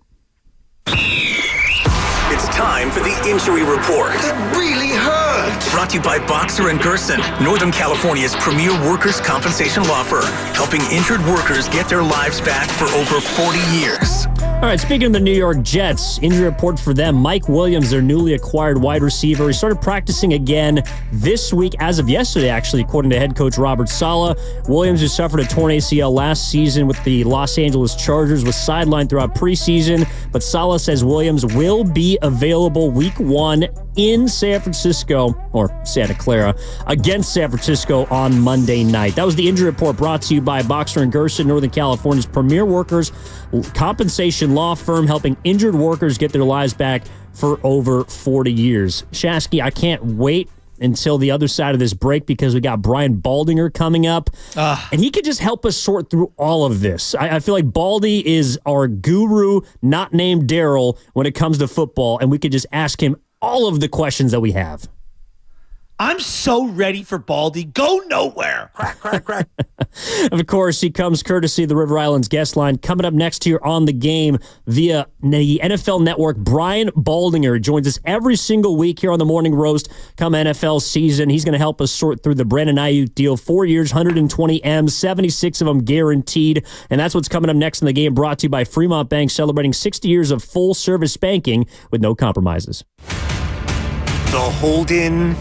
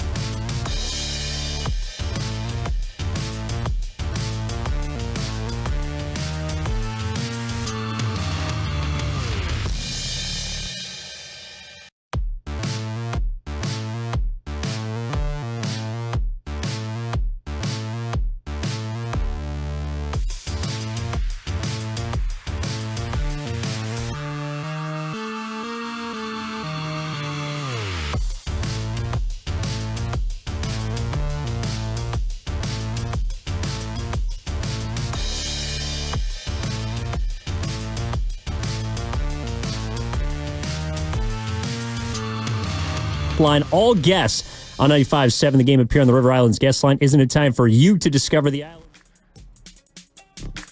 Lee, thank you so much for joining us. How are you doing? I'm doing great, guys. It's good to be with you, man. Obviously, big news yesterday, so lots to talk about, I'm sure. Baldy, this is amazing news. I'm super fired up because we actually get to talk about football. This is a really good player who plays really beautiful football in Shanahan's system with Brock Purdy. I'm just so fired up and ready to roll. This is a great day, isn't it? It is a good day because, honestly, they had deals in place to move him, to trade him. They couldn't get the right compensation back because they needed a good player in return.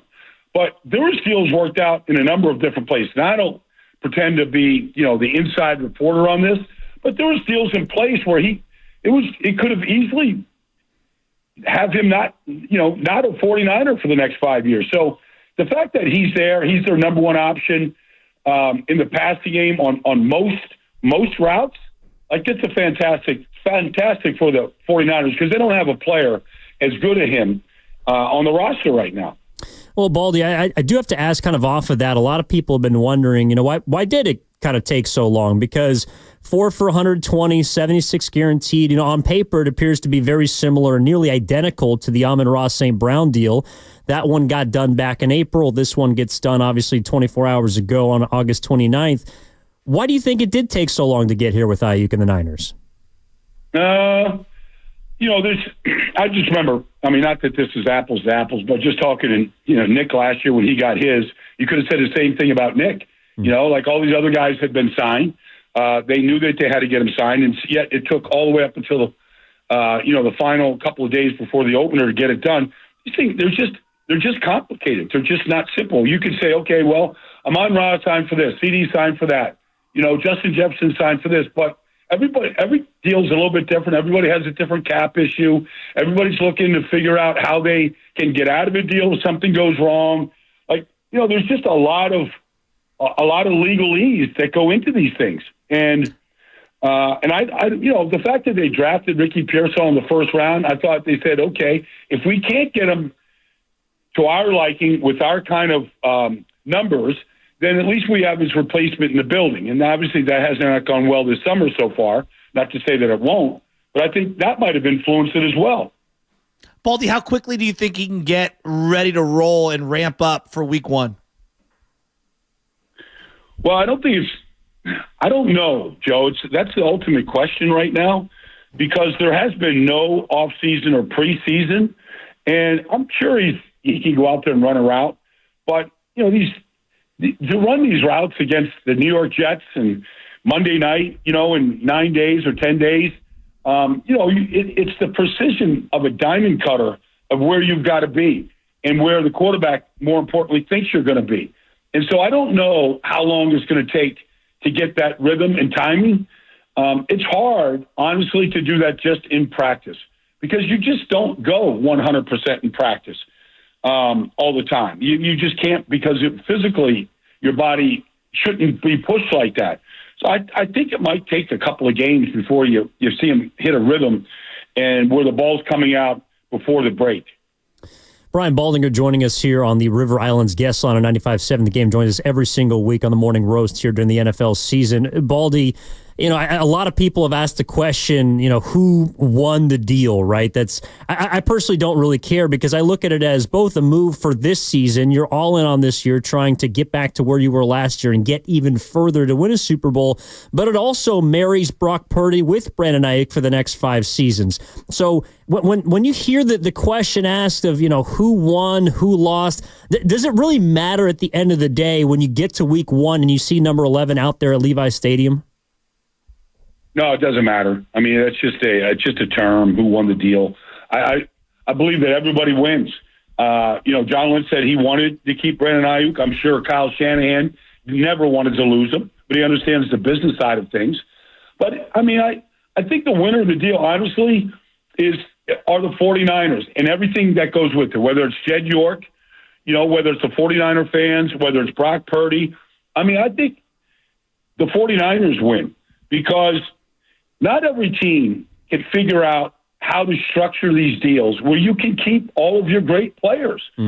most teams can't do it. Most teams don't have the wherewithal or the ability to do it. And so the fact that they drafted well in key spots and they've been able to keep those players, that's a testament to the 49ers and the front office.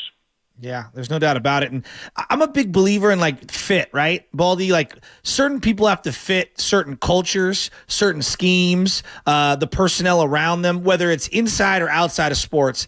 And I just feel like this guy fits. His demeanor is not like a me first guy on a team that's run first. I mean, he's rugged, and I feel like he's an understated dude. But when you watch the film, why is he such a perfect fit with this quarterback in this scheme?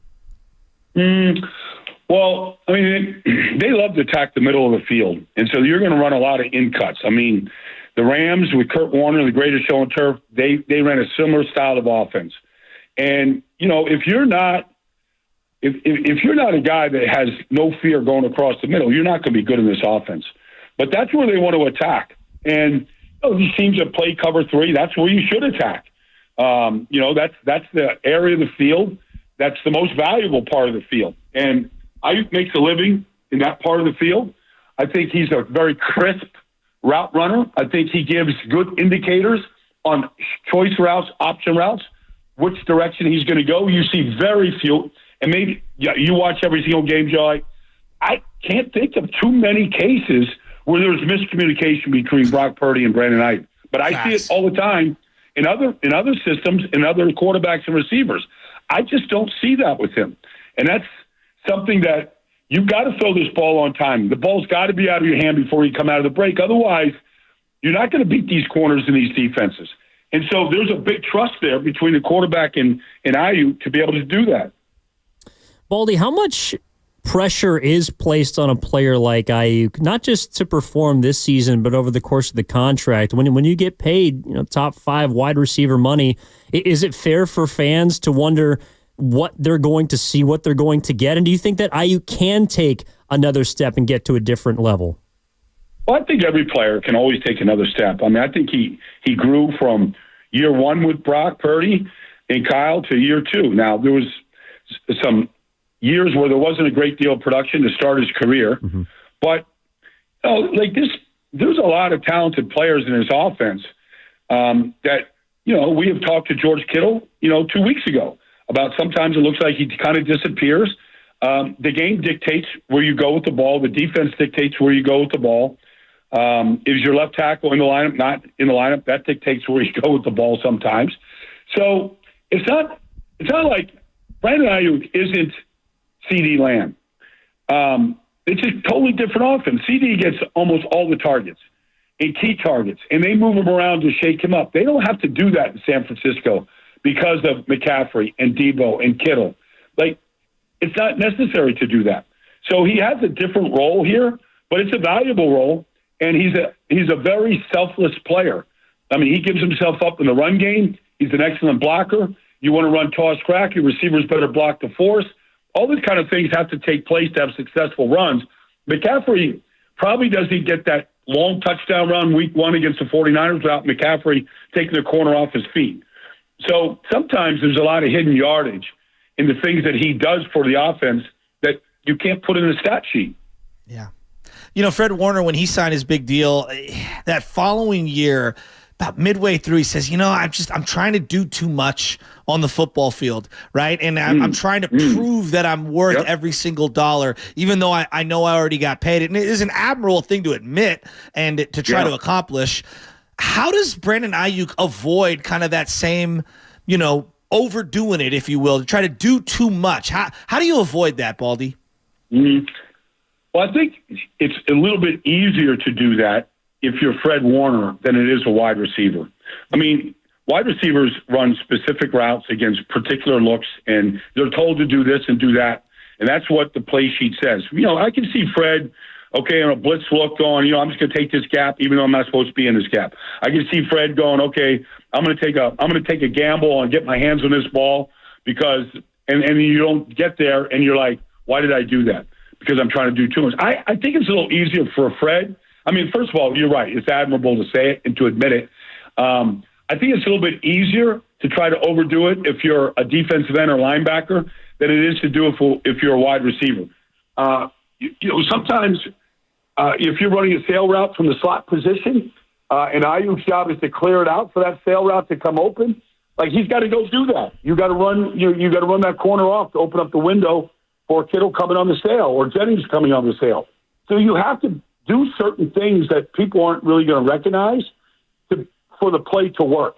And you can't just go off and be on your own. Now, the one thing you can do, and maybe any receiver would want to do, because T.O. was the best at it, Antonio Brown was the best at it, is when the play does break down and the quarterback is out scrambling and he's looking to extend it, can you get yourself in the vision of the quarterback to be the guy that is going to win that the play beyond the X's and O's?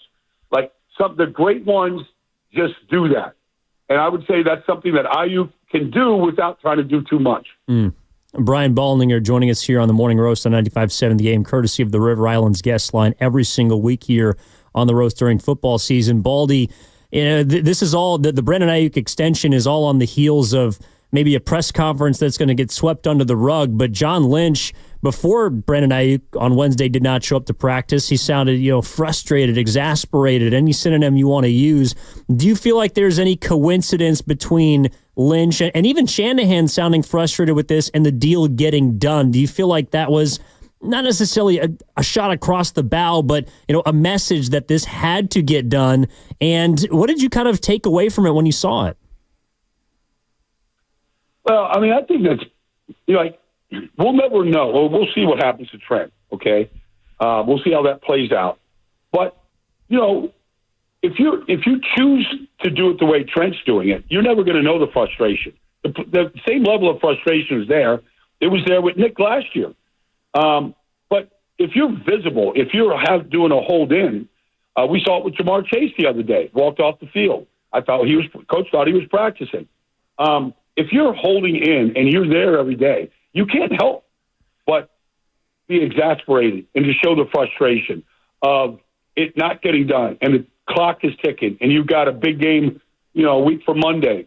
Like, I just think those are part of the issue of players that decide to do it like that. But maybe the way you do it like that, maybe that helps get it done.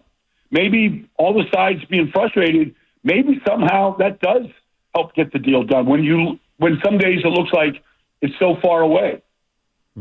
Yeah, there's no doubt. Let's just assume that they get Trent in, because all the messaging from John, it's like, oh, we're going to get Trent in, we're going to get Trent in. When it comes to these kind of negotiations and being a GM, I think of John Lynch as a very credible, winning type of a guy in so many different avenues of his life. And I just trust him. I just do.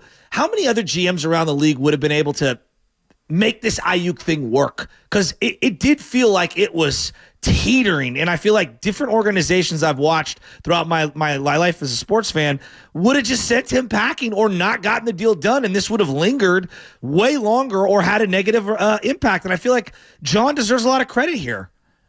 Oh, there's no doubt.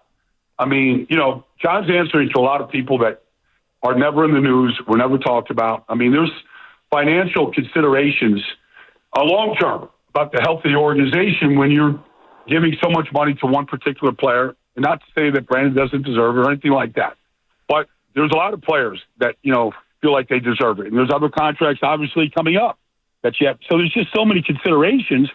So while John is wants to make sure Kyle gets everything he can get in order to make another run at a trophy, there's always other considerations. Some people don't have that level of communication in their organizations. Some people don't know how to value players correctly. I think just knowing John, the character of John Lynch should never, ever be questioned by any lawyer or agent or player or anybody. The guy's just a winning person, period. Now, that doesn't mean you're always going to make the right decisions, but I don't know how anybody playing for the 49ers can't think that they've got a general manager that's on par with any in this entire industry. Wow. That's powerful. I mean, the guy's he crushed it at Stanford at 2 sports, crushed it in the league at 2 different teams, crushed it as an analyst on TV, and I feel like he's crushing it as a GM. And to your point, yeah, it's the same organization that drafted Trey Lance, and look where they're at now. You know what I mean? As they're about to pay Brock Purdy. Like, you're going to make mistakes. It's how you rebound and how resilient you are. What's the hole on this offense right now? They bring in Trent Williams. Let's assume they bring in Trent. They got the best running back in the game, one of the best tight ends, a great wide receiver room, just top to bottom, a pretty solid offensive line, one of the best left tackles the game's ever seen. What's the soft spot on this offense? Well, I don't know if there's I would say if you just look at it from the structure of the whole team, I have questions about the depth on the defensive line. That would be one. Mm-hmm. You always worry about your depth in the trenches, period. You've seen what happens when Trent goes out of the lineup, what this offense looks like. It's not nearly the same. So is the depth good enough to withstand any kind of injuries? And so that's always what you got. I think you just march out 22 starters for the 49ers. That's as good a roster as there is in the NFL. But injuries are going to happen. We saw what happened to the defense when Dre Greenlaw went out on the 12th play of the Super Bowl. They didn't look the same. So, what's your depth like? That's really the issue that anybody would have with this team at this point. But if you said, okay, let's put our 22. When I say 2024 San Francisco 49ers, what do you say? Well, I mean, look, there's going to be, no matter, they're going to go on at some point, the season's going to come together like it did a year ago. It doesn't always happen right away. Great teams figure out what their strengths and identity are as the season goes on. And so maybe things don't go great on Monday night against the Jets. I don't know, but maybe it just doesn't. Who knows? Maybe Brock has a rough night. Maybe Aaron Rodgers just goes off. Who knows? But at some point, the season is going to come together. It did last year after they lost 3 in a row. After the bye week, they went a month without winning a season. I saw Fred the following week after they beat Jacksonville after that. And he said, we got it together, Baldy. Like this, we're going to go on a rip. And they went on a rip, and they put this, 6-game win streak together. That's every team. That's not the 49ers. If you're going to be a great team, you're going to basically establish that at some point during the season.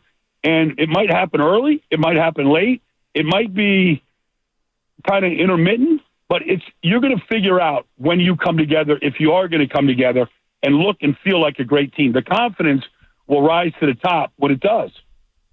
No doubt. Brian Baldinger, thank you so much for joining us here today. Really appreciate your insight as always and helping us just kind of figure this thing out and getting us set for week 1. I know we'll talk to you down the line, but we appreciate your time. Love you, Baldy. Well, you got it, Joe.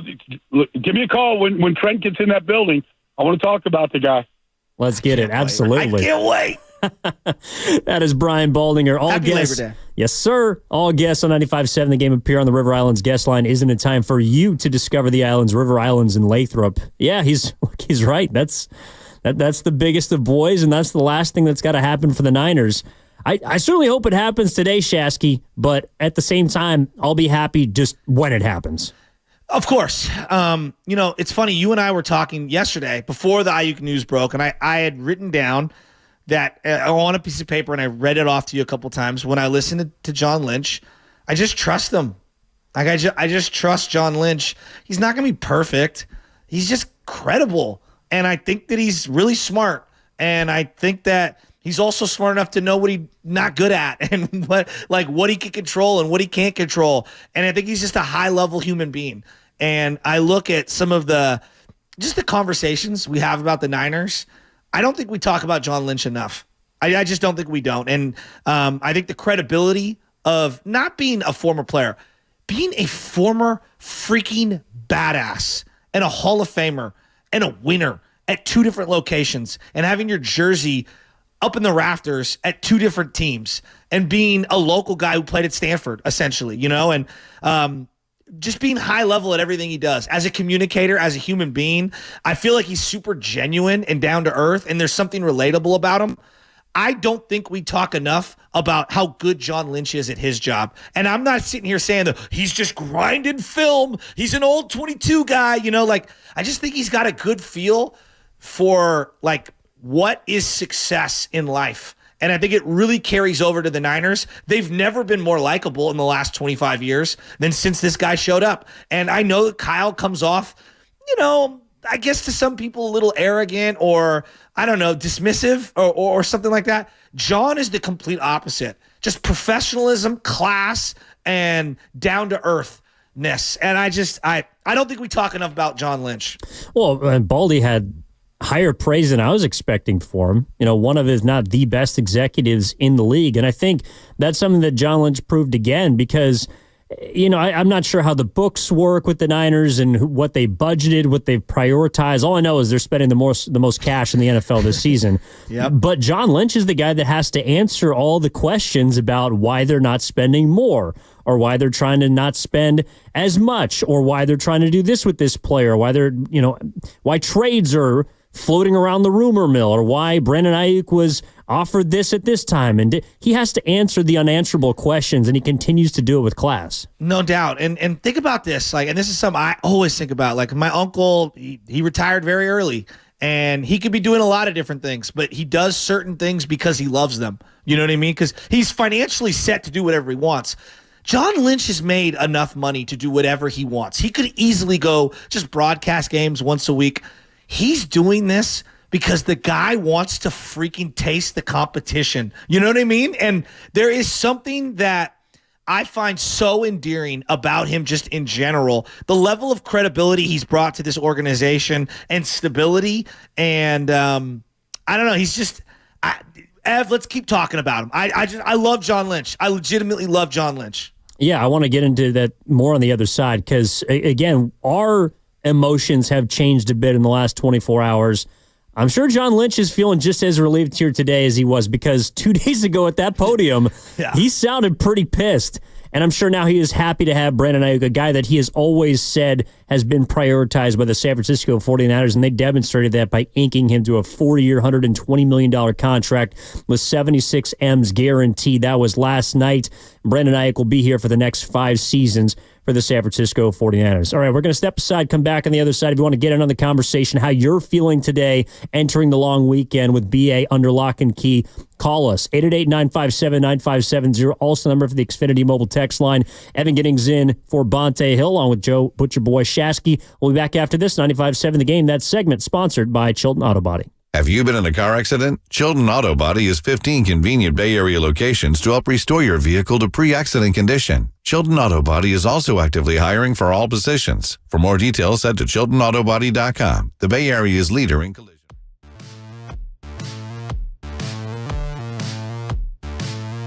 Look at end zone. Let's it rip, and he's got a touchdown to Brandon Aiyuk. Brandon Aiyuk has signed. Niners!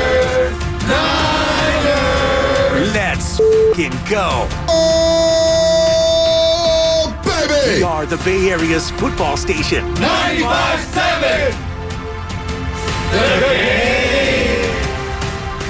The economy is rough, and traditional four-year programs are just not cutting it. People need something new, and Merit America is that. 22 weeks of flexible training led by experts. 7 high-paying tracks, including cybersecurity and data analytics. $0 upfront for tuition, with an average salary increase of $26,000 after completion. Go to meritamerica.org now, and they'll help you build a career that treats you right. That's meritamerica.org. Amazon Pharmacy presents Painful Thoughts. Oh, I'm sick. So I took my sick to the doctor. The doctor gave my sick a prescription. Now my sick and I are at the pharmacy, mingling with all the other sicks, on its way to becoming an even worse sick. Next time, keep your sick at home and let Amazon Pharmacy deliver your meds right to your door. Amazon Pharmacy. Healthcare just got less painful. I found out that one of my players was vaping. I brought him in and asked him, where did this stuff come from? He said, it's better than you think, coach. He had told me that almost everybody in my team was vaping. The next day, all the parents came in, and I said, hey, you as parents need to do your part.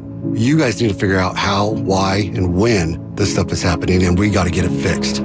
Coach Sanchez and his team took vaping head-on. Learn how he and other Californians are beating big tobacco at undo.org. California, it's the Ford Labor Day Sell-a-thon. 6 days of the biggest savings on an incredible selection. So visit your California Ford dealer now through September 3rd and get great offers across the lineup of Ford trucks and SUVs. Like the built Ford Tough F-150 truck, part of Ford F-Series, America's best-selling trucks for 47 years and counting. Or the adventure-ready Ford Bronco Sport with GOAT modes to help you conquer the great outdoors. And check out the always electrifying Ford Mustang Mach-E with 0 to 60 thrills and 0 emissions. It's the Ford Labor Day Sell-a-thon, and it's your chance to save. Whether it's gas, hybrid, or all-electric, now's the best time to get behind the wheel of your brand new Ford truck or SUV and drive it home today. But hurry, these offers absolutely end September 3rd. So go to your California Ford dealer today.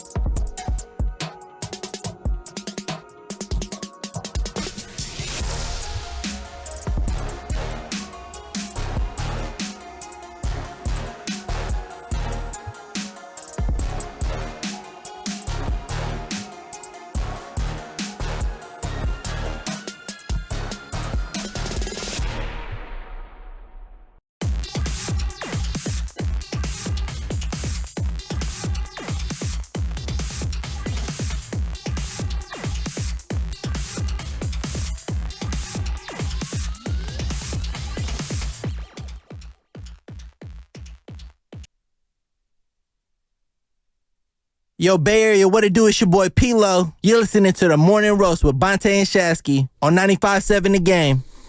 Thanks, P-Lo. Evan Giddings in for Banter Hill.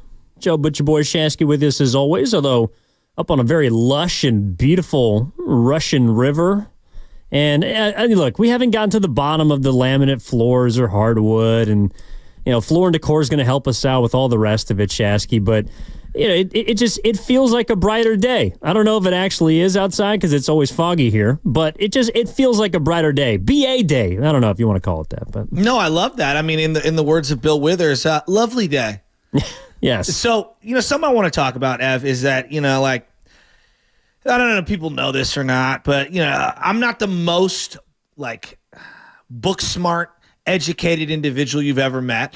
I didn't graduate high school until recently. I really didn't do any kind of college. I went a little bit of junior college and didn't really do any of that at all either.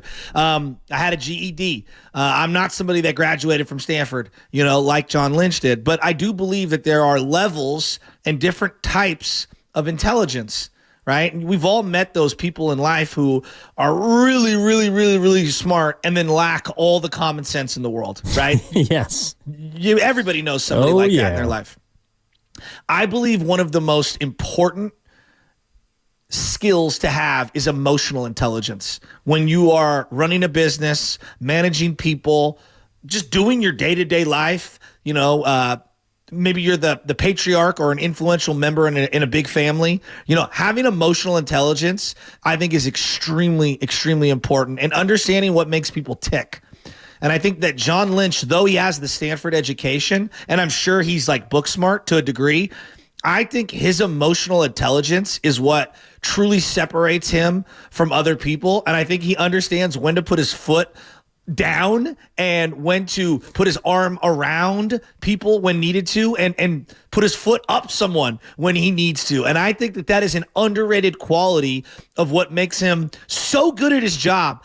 Yes, picking players and hiring the right people and, empowering those who have great skills in that front office to do their jobs. That's important, and having a good relationship with people and having people like you.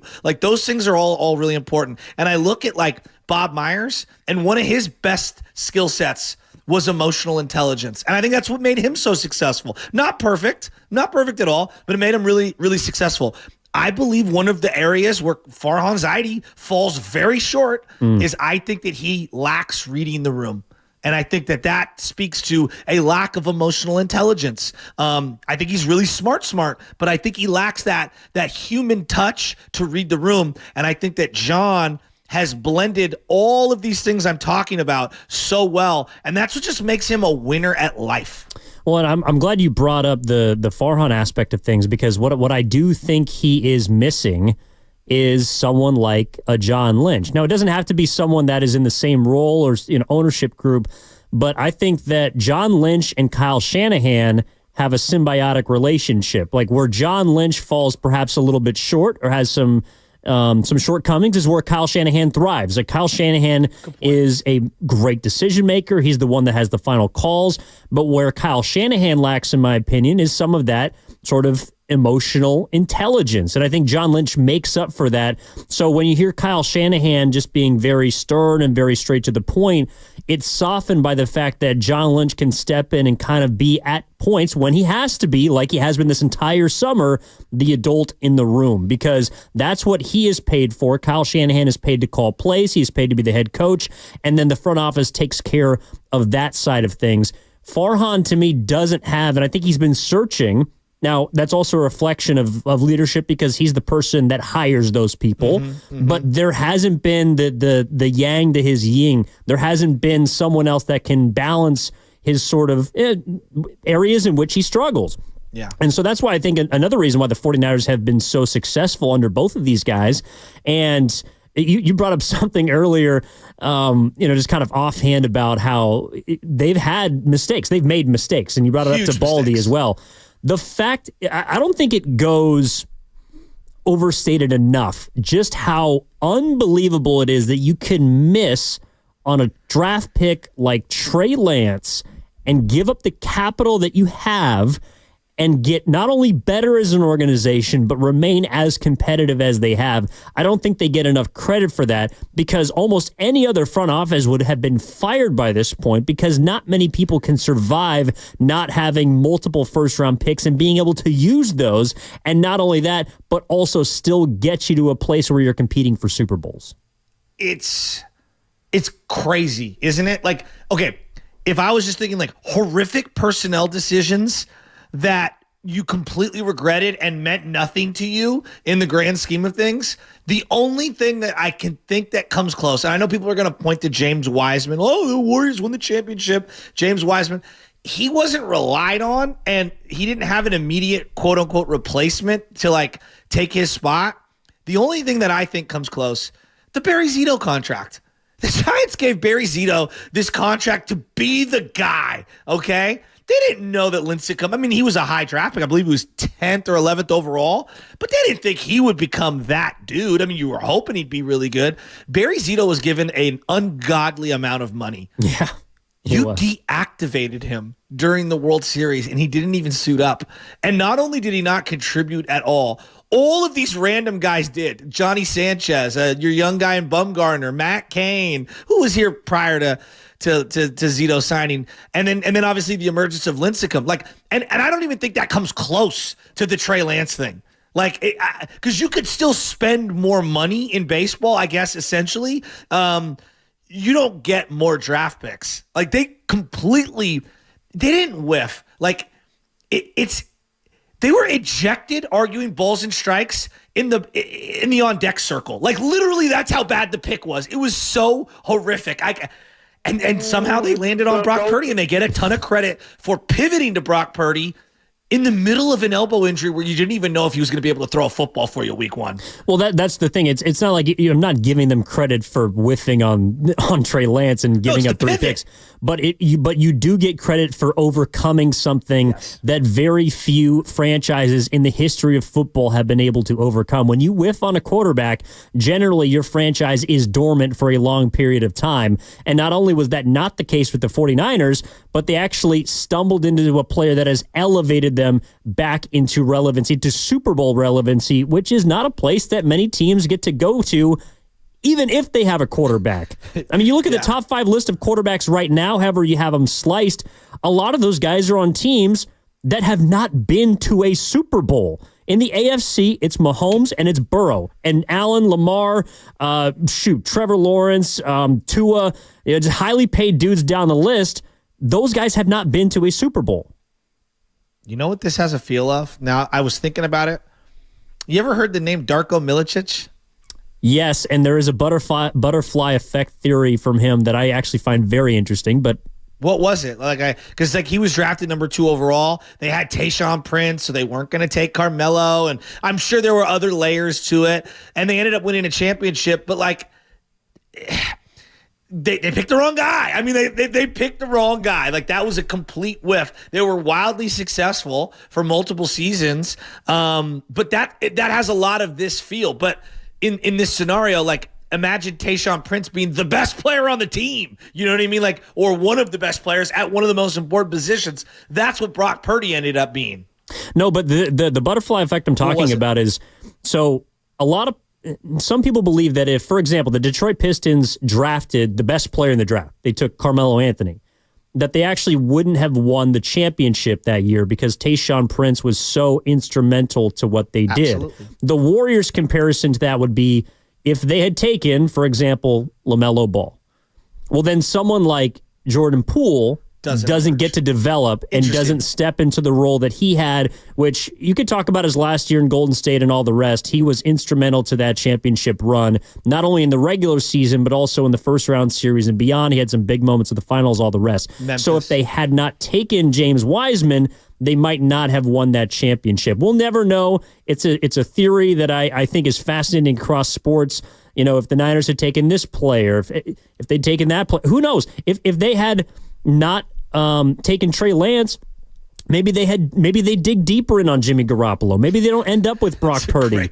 Like, I'm just not sure. So you know, it's always impossible to say, but that's the kind of stuff that I love talking about with sports. No, I love it. I mean, like, I now that you're bringing that up, I always think of like, okay, if Jose Guillen doesn't get popped for PEDs, Cody Ross never makes the roster, and he doesn't hit 3 home runs in game 1 against the Phillies. And like, you know, like, where Roy Halladay's like, are you kidding me? Like, what is going on here? Cody Ross? So, yeah, I love those woulda, coulda, shouldas. Yeah, but again, the guy that has to pull those strings, to your point, in many of these situations. It is the front office. Parag makes the financial choices. Kyle Shanahan has say over the roster, but John Lynch, I don't know if he gets enough credit because there isn't, I guess, a definitive role. You can't look at his resume and see exactly what he does on a day in and day out basis with the 49ers.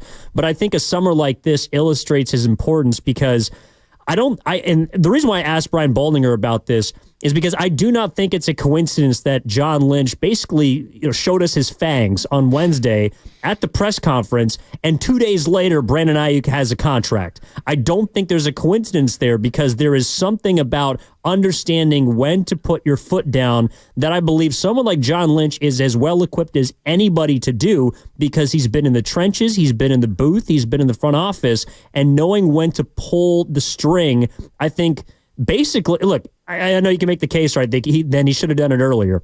But he had let it get to this point. The Niners had let it get to this point. Aiyuk had let it get to this point. And they all understood, both parties, that this could not go any further. And I feel like John Lynch basically was ready to play hardball. And that was the button that was properly pushed at the time to get us to the point where we are finally talking about football again. Such a good point. That's a brilliant point, and I agree with your sentiment there, and I think that we're just lucky to have him. I mean, I think about what this organization was before John Lynch showed up and the leakage and just, Bulky always felt like a weasel, and, he never had that credibility, where he could step at the podium and yet with pride realize this guy stands for something. You know what I mean? And I think that John Lynch, there's obviously the player credibility, but I just mean as a man. And this is where I go back to the trust word from yesterday. I just trust the dude. I just trust the dude. In the same way that, if Buster Posey was at a podium, I don't think that he would lie to us, right? And I just trust the dude. And I don't even know Buster Posey, you know what I mean? But, I don't think that he would go out of his way to give me stock answers because that's what people want to hear. There are certain individuals who are just wildly successful in everything they touch. John Lynch is one of those people. 100%. And I think that it's also because there's this feeling of him being genuine, and Bob Myers had it too. Whenever he spoke, and whenever John Lynch speaks, there's a feeling that you're hearing the person, not just the professional and not just the employee, that you're really hearing that guy. And John Lynch is someone that is uniquely positioned, I think, just to kind of keep the Niners both where they're supposed to be, but also with enough eye for the future. And I don't know necessarily for me, Shasky, it has to do with his Stanford background. That probably helps. But we know a lot of guys, I'm sure you do, that the fact that their education, it kind of blinds them sometimes. Or, the amount of accolades that they have, it doesn't allow them to take, whether it's criticism or, I don't know, just outside voices and then kind of bring them to where they're supposed to be. I think John Lynch is someone that is open-minded. I think Bob Myers is someone that's open-minded. And something that Steve Kerr has always kind of talked about, and it just hit me listening to John Lynch the other day, it's knowing when to admit that you don't have all the answers. And I think John Lynch is a guy that I resonate with because look, you and I, we don't have all the answers. We've been talking about this situation for umpteen weeks and umpteen months, it feels like. And now, after waking up yesterday and seeing the news, it's finally, all right, we can move into football, which is what we've all been wanting to talk about anyways. And it is kind of strange just to think about, God, we were doing backflips and concerning ourselves and worrying about this. And not that I'm not worried about where this season can go, but I feel like there's just a sigh of relief, a collective sigh of relief from the Bay Area, because the Niners are the team I think that everyone is looking for to represent the Bay right now in this region in an era of sports that have not had a ton of things go right lately. The Giants haven't been great. The Warriors are trying to figure out what they're doing. The Niners are the glimmer of hope for this region, and I'm glad that it feels like it's back to being that. Yeah, and I always felt this sense of urgency to win right freaking now with John Lynch that matches the fan base. You know what I mean? It just, you could tell this guy wants to win so bad. It's so endearing and so relatable. And it's just every move is made with, can this make us win a Super Bowl like yesterday? Like, that's literally his mindset. And you could feel it. Like, you could just feel it in the way that he stands there. And I don't know. There's an old school mentality to him. And now I'm like, because you got me thinking. And I know we'll get back into just Brandon Aiyuk in general. But like now I'm thinking about why a lot of baseball GMs don't relate with anyone. It's like, well, my numbers are telling me this and that. And it's very like non-human, and it's not open-minded, Evan, and it's not open for debate, and it doesn't feel collaborative, and it doesn't feel very sense of urgency riddled. And I think that's why there's a huge disconnect between the two sports right now. And he's the only part of the brain trust for the 49ers that literally knows what it takes to win a Super Bowl. Absolutely. I'm sorry. He just does. And he is a big reason why I believe that this 49ers team can win a Super Bowl, because I feel like things do start at the top. Yes, it's played out on the field, and yes, the players are more important, in my opinion, than the coaching staff or the front office, but it does take someone to, at least I feel like, when you look around your whatever respective place of work that you operate in, if you look at your boss and you know that they have been successful, you know that they know what it takes to win. That's something I feel like that has some, I don't know, just a domino effect, that it runs down, and you believe that you, just by osmosis, essentially, know what it takes to get it done. You might not, and it might never happen, but at least there's a feeling, Shasky, and I don't know how you really quantify it, to be honest. Well, no, you know it when you see it. Yeah. Like it's like pornography, if you will. Like you just kind of know it when you see it, right? As defined by the Supreme Justice. But no, like you're just the guy is awesome. The dude is awesome. And there's a level of old school that I think this fan base appreciates about him. And your point about him and Shanahan and the tandem and how they kind of mask each other's shortcomings is a really, really, really good point. And I think that I can't think about the last decade of Niner football without thinking about them working in collaboration.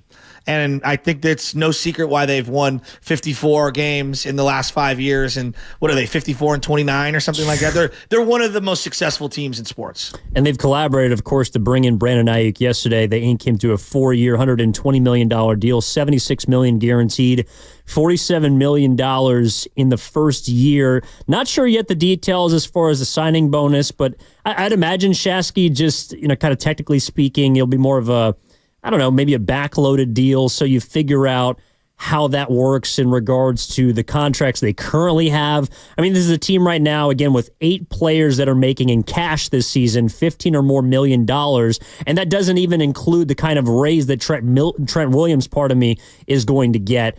I guess also, to bring it back to Lynch would be the reason why I do feel like Williams is going to be there week 1. Exactly. And that's basically where I stand on it. Who's the happiest guy on the 49ers, the players right now, that Aiyuk's back? Brock Purdy. It's not even close, right? Brock Purdy, yeah. I mean, how many times in the preseason game he dropped back, just calm, he's just looking around, and there's just nowhere to go. I mean, just nowhere to throw the football.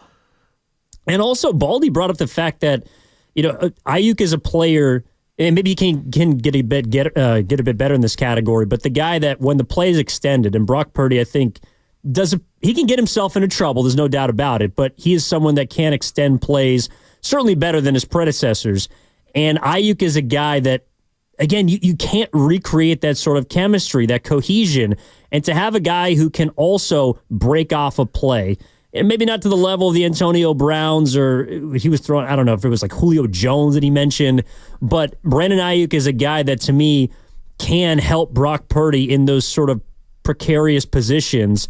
And that's another area that I think that Purdy can get better. And when the play breaks down, which it inevitably will, especially if he doesn't have his left tackle, how can he make something out of nothing? And I think Aiyuk's a big part of that. You think Purdy could creep up on 40 touchdowns this year? I know that they're not a pass-first team, but in the red zone, given all these little pop passes and smoke screens and the different things that you can do now when you're bunched up against the goal line, like you think he can get to 40 touchdowns? You think that's a realistic goal? I think the number is 36 or 38 for Steve Young is the high for a 49er quarterback. 40 tugs. That's a It's lot. a lot. That's a lot. I think the answer depends on the health of Christian McCaffrey, because if McCaffrey is available as much as he was last year, then I don't think he really needs to approach 40 touchdowns. But if McCaffrey, for some reason, this calf strain lingers, maybe he gets a bit banged up this year, or maybe the Niners just want to limit his workload as he moves into his age 28 season, then if you want those 30 points a game, I do think you're right. Like, Brock Purdy will have to approach something like 40 touchdowns. Well, what if you split out McCaffrey a little more this year? And that's what I'd like to see him do is, run some more routes as a receiver and less, power rights into linemen and linebackers. I want to see him running with lighter DBs as opposed to crashing into 300-pounders. So I don't know. it's just something I think about. I love seeing the numbers. I never thought he'd be able to eclipse the passing record for one season. I mean, we've only had a handful of guys go over 4,000 yards in the history of the 49ers. And so, all of these kind of like records and things like that, they are attainable given how good the offense is with the personnel. I mean, when you're at full strength, this is as good as any offense in Niner history. Yeah, well, absolutely. It's certainly the most talented or one of the most talented groups. The question I have about Brock, I guess, would be, can he replicate his efficiency? Because he was the most efficient quarterback in football last year, statistically speaking. Completion percentage. And Brandon Aiyuk was, I think, the most efficient wide receiver in football last year. And he was, top 30, top 40 in terms of total receptions, but I think he was top 5 in terms of yards. And yards per catch. Yeah, exactly. So he was a guy that when he got the ball, he made the most of it. Mm-hmm. It just was a matter of trying to divvy it up between Kittle, Debo, Aiyuk, and McCaffrey. And they still got to figure out how to slice the pie game in and game out. But I do wonder if Brock can be as efficient as he was last year, because I also think what we've seen in the preseason and throughout training camp is, Brock is a guy that's not afraid to play a little bit dangerously. And I think as he becomes more confident, that confidence is going to manifest itself in making more dangerous throws. Also having trust in guys like Aiyuk. I mean, I know it's a preseason game, but that first throw down the sideline to Debo, that's a tight window. But it's because he knows that his guy can go get that ball. And I think there are going to be more instances like that this season. I think one area where we've talked so much about Brandon Aiyuk just all offseason, his contested catches in the playoffs were impressive. He had one against Green Bay on the final drive. I believe it was on 3rd and short, over the middle. I mean, it's falling to the ground. He's diving. The guy's on his back. The hand of the defender is in the window of the ball. He made an unbelievable acrobatic catch on the first touchdown in Philadelphia, which was a huge game in the rain. I mean, his contested catches last year were things of beauty. And that's not necessarily a Debo skill. Like, it's just, he will, make one in traffic, but Aiyuk just made some unbelievable catches last year with guys draped all over him. And that's something that I think that we just underrate. His catch radius and his ability to use his body as a shield to block off defenders. He's really good at that, catching with the hands. You're listening to 95.7 The Game, KGMZ FM and HD1 San Francisco. Always live in the free Odyssey app, Twitch and YouTube, powered by First NorCal Credit Union. Evan Giddings in for Bonte Hill with Joe Butcher Boy Shasky here on the Morning Roast. Big thanks to Brian Baldinger. Joined us at 8 o'clock on the River Islands guest line. Go check that out on the Odyssey app. You bring up Debo Samuel, and I expect a big year from Debo. And I hope it can be one. Look, I think statistically in this offense, it's just hard to put up huge numbers. And that's really my only concern about something like 40 tugs for Brock Purdy, is there's a lot of mouths to feed, even on the ground. But was there any part of you, Shasky, because I saw it out there yesterday, was there any part of you that thought about Debo Samuel when Brandon Aiyuk got his bag yesterday? Well, so you're talking about the financial component, like what ends up happening next year and down the line with Debo. Because Samuel's also up for a contract after this season. Here's what I do know. And, I do a lot of like the money stuff. They just inked a humongous television deal. And the cap is going up. And they took a click down for multiple seasons because of the COVID money and because of COVID and everything like that. And that was in part why they couldn't afford DeForest Buckner. I think baked into the equation was the cap was supposed to rise. It didn't rise to the percentage that they expected it to. And you thought you had X amount of money and you had a fraction of X amount of money to work with. And so I think that's one thing that is really lost in the details. People aren't going to, DeForest isn't here. You know what I mean? They don't care about why. I think the cap's going to go up enough. If Debo has a monster year, why wouldn't you just try to find a way to keep him? Who's to say that he's the guy that goes? I'm looking at Javon Hargrave and I'm saying, like, hey, buddy, you're the guy that needs to, figure out what you're doing this year. And then, some guys might play themselves out of money that we think are set for money. Like Diamond Lenoir's a guy. I think he's set for a big payday. But what if he has a tough year? Corners, it can be fickle. Bradbury at one point was a good player, and all of a sudden now he's a I was going to go ferocious in the words of Lowe. A horrific player. Charvarius Ward is a guy, I don't think the Niners are going to sign him. But what if his price tag drops to a level that maybe he becomes available again? Talanoa Hufanga, maybe he doesn't have a full healthy year. I don't want to talk that into existence. You know what I mean? But things happen, and what you think someone's price tag is, it goes up or goes down, and we might be reevaluating it. Debo might want to come back on a slightly less expensive deal because he just loves the situation and he loves Kyle. I don't know. I got to see how this thing plays out. I do know this. Debo's a very unique player, and I think there's only a handful of places that he can go and be productive. And if I'm looking at this as a player, it's I want to make the most, but I also want to make the most and set myself up to make something after that contract, 2-3 years down the line is up. And that's why the Pittsburgh thing for Aiyuk never made any sense to me, but whatever. Debo can't just go to the Carolina Panthers and think, 2 years from now, I'll be another desirable player. Good luck. You know what I mean? Good luck with that. So there's very few offensive coordinators I think know what to do with Debo Samuel.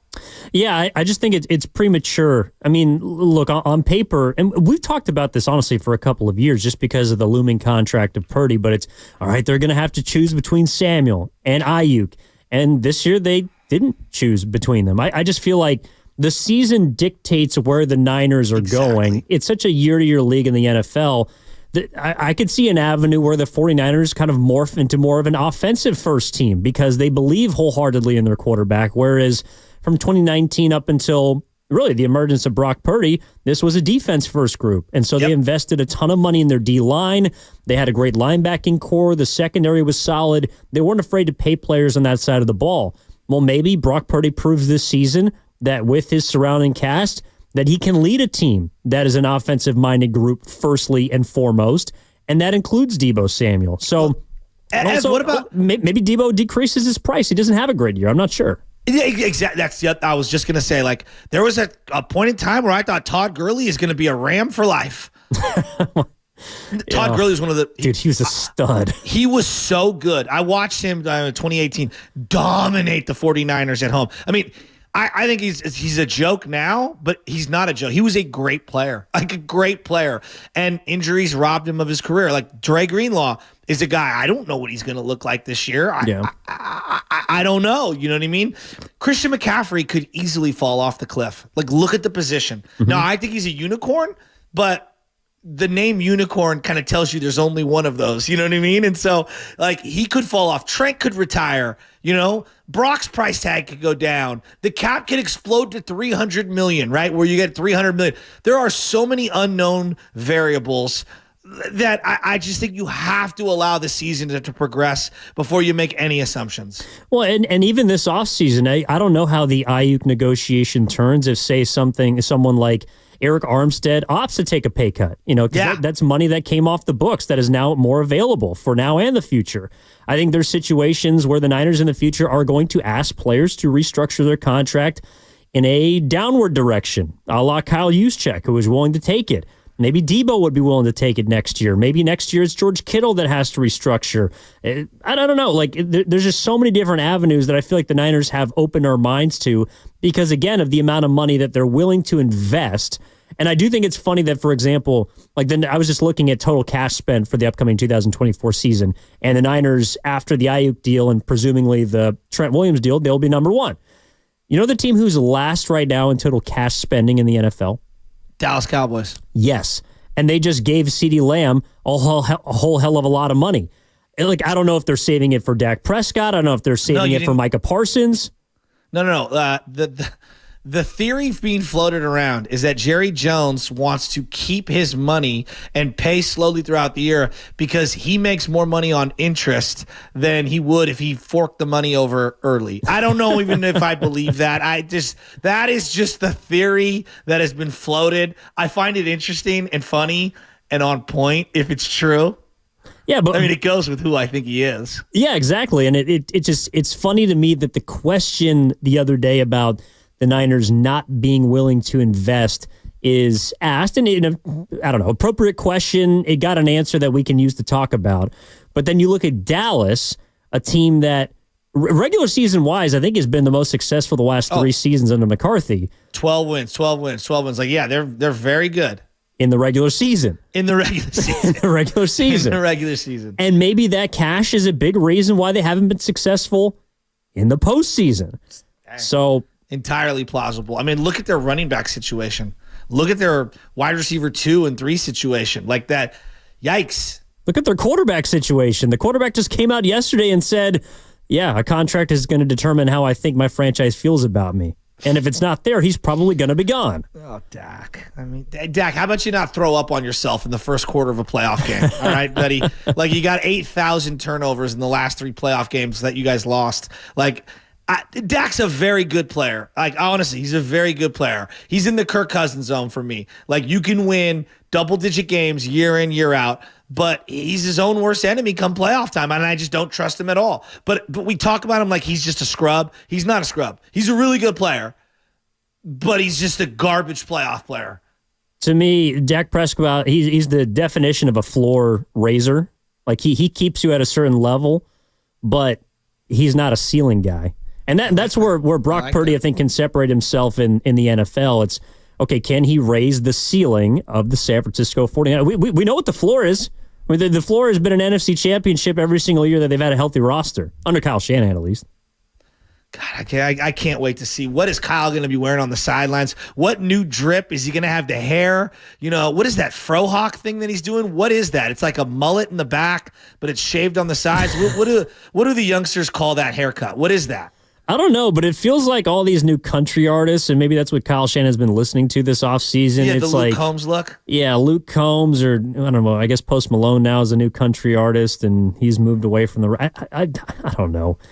Kyle Shanahan, I would never say he's in a midlife crisis, but sometimes the haircut, like if you look at the picture of him when he first started with the San Francisco 49ers until now, he feels like a very different person. Yeah, it's like the Obama picture that everyone shows at the beginning of his presidency and then at the end of his presidency. There's no doubt about it. I mean, he looks weathered, but that's what happens when you're a late 30s guy and all of a sudden you become a mid 40s guy. Newsflash, Evan, you've got that staring you in the face soon. I just was at a fantasy draft with all my homies. We're all in our mid 40s. Yeah, we're not a good looking bunch. Oh man, did I just turn 30? I can already feel it in my lumbar. Is that going to go away? 30? Shut up. Yeah. I hate you. A couple weeks ago. It was a good time though.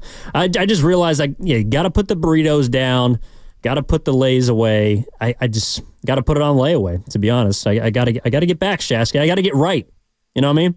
Well, yeah, I do. That's why I work out every single morning, because I have to maintain this level of slobbiness. And if I allow it to go any further, I will end up looking like I'll end up looking more like Luke Combs. Well, if you could sing like him, we'd be moving in a Dude, he's got a direction. song. I know his album's been out for a while, but this song, Joe, and I'm just banging it nonstop.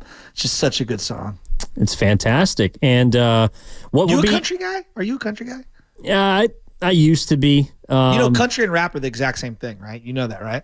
Wait, what? They're the same genre. As far as the tempo? As far as like songs about cars and women and drinking. Like what are we talking about, dude? There's like literally the same things. Well, I would say pop country. The original country is a very sad, depressing, lifelessly filled genre, which I think what was able to separate it. I don't know. I'm talking like Hank Williams stuff, like back in the '60s. But dude, the only Hank Williams I acknowledge is, "Are you ready for some football? A Monday night party. We got Frank and Al, and Dan. We're gonna get this thing started." I'm going way back. Dude, well, that's what we're looking forward to on Monday night. I mean, it's going to be Buck. It's going to be Aikman. Oh, give it to me. Crank it up my ears. Serenade us with the Monday Night Football theme song, please. I can't You're wait till looking it gets live here. at Candlestick Park on a foggy Monday night as the 2008 Arizona Cardinals with their freshly drafted quarterback Matt Leinart is jogging onto the field with an old man Kurt Warner backing him up, who's probably going to replace him after 6 weeks. And as you see, it's the young Alex Smith and his offensive repertoire of Arnaz Battle and Fred Otis Amy opposite him, and a young stalwart Frank Gore. Norvell Turner is the offensive coordinator, and look at Mike Nolan wearing a Reebok suit. I got to tip my cap to you. That was incredible. But it's that kind of stuff that keeps me locked in. Like football, I'm just going to go ahead and say it. NFL football is a narcotic. It is a drug, and I can't kick it, and I don't want to, because every single August and then September, I just inject it right back into my big vein, and I cannot get enough of it up until the end of the season in February. I'm not even injecting it. Have you seen the end of Scarface where he's like fumbling over the speaker as he's talking to Sosa? You want to go to war? You want to go to war? That's all of us trying to set our fantasy draft lineups at 9 a.m. Sunday morning. Like, duh. And guess the best part about it is, like a true addict, we're up all day Saturday, baby, because college football's back. Did you watch Colorado yesterday? That was awesome. I did see Colorado. I saw North Dakota State. That team looks like it's got some action this year. The Bison, boy. Dude, okay, so Travis Hunter. Woo! Oh, that guy's unbelievable. I got a soft spot in my heart. We got a minute here. I got a soft spot in my heart for NDSU because I did get to cover the Trey Lance freshman year team, and it was a pretty fun time up there in Fargo. I'm not going to lie to you. You were in the Dakotas? Yeah, I lived in Fargo in 2019. During that winter. No way. Yeah, Easton Stick into Trey Lance. I got to talk to him. Stick? Yeah. It was, oh boy. Yeah, his career's going about as well as Trey Lance's. So it wasn't Dancing with Wolves in the Dakotas? No, it was funny. Everybody else in North Dakota called people from Fargo city slickers because it's the only city up there with north of 100,000 population. But it's ridiculous. It is unbelievably cold. How much for an apartment? Oh boy, dude, I had a bachelor pad for like $1,200 a month. It was that's what I'm paying for half a kitchen here in San Francisco. All right, when we come back on the other side, I do want to open up the phone lines 888-957-9570 and also turn this conversation towards Trent Williams, the other big piece that needs to be inked for the San Francisco 49ers, the final piece of the puzzle for what we hope can turn into a championship season finally for these Niners. Evan Giddings in for Banter Hill alongside Butcher Boy Shasky. And a reminder to join us Wednesday, September 4th at Fremont Bank in Fremont. The address is 39150 Fremont Boulevard. William Dibbs kick things off for 2 to 4. Rest of the hosts will join from 4 to 6 p.m. to talk about the biggest storyline surrounding the 49ers at the start of the season. You can come watch as well. Space is limited. First come, first serve. We'll be back after this on 95.7 The Game.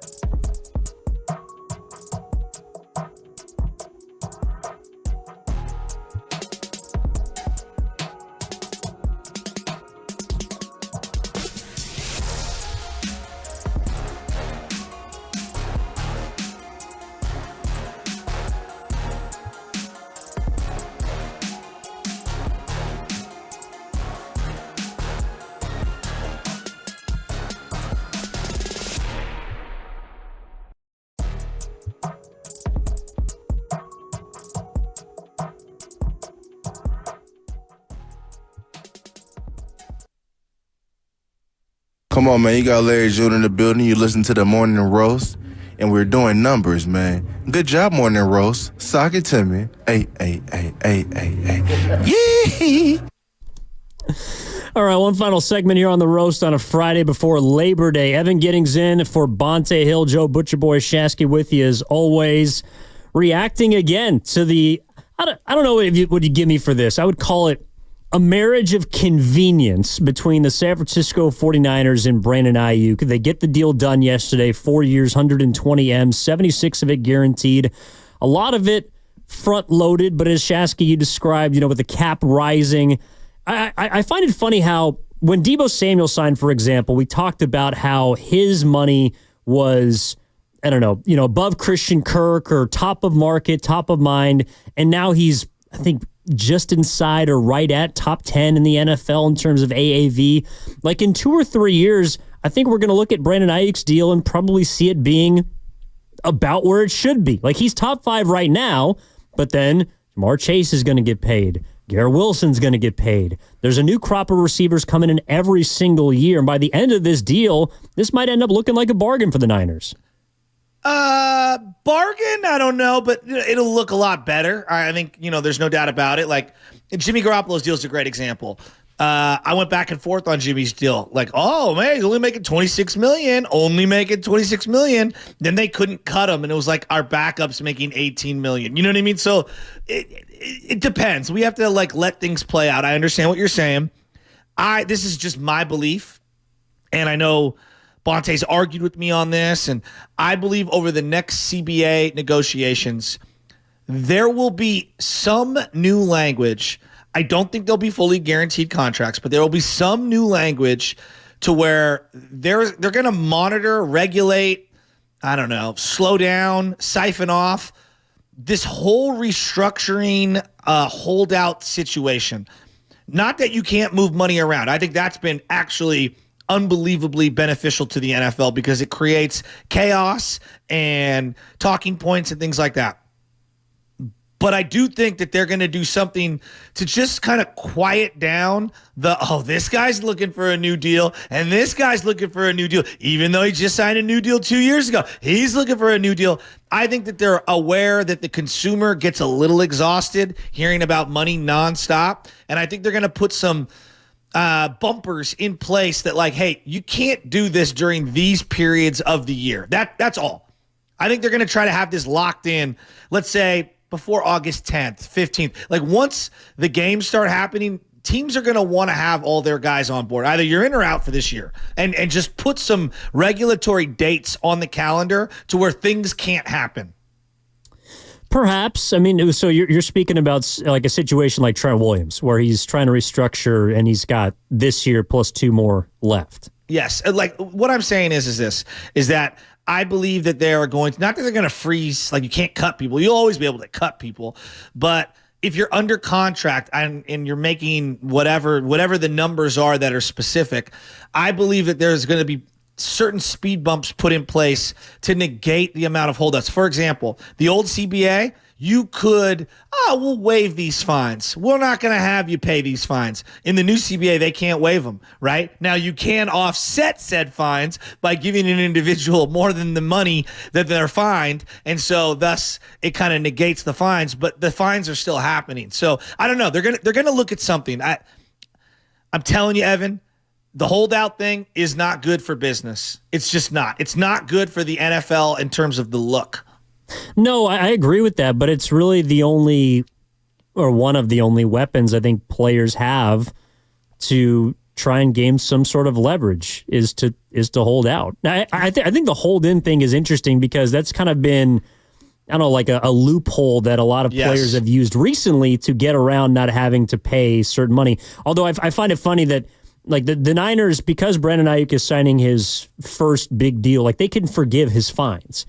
But Trent Williams, they could not forgive his fines for holding out.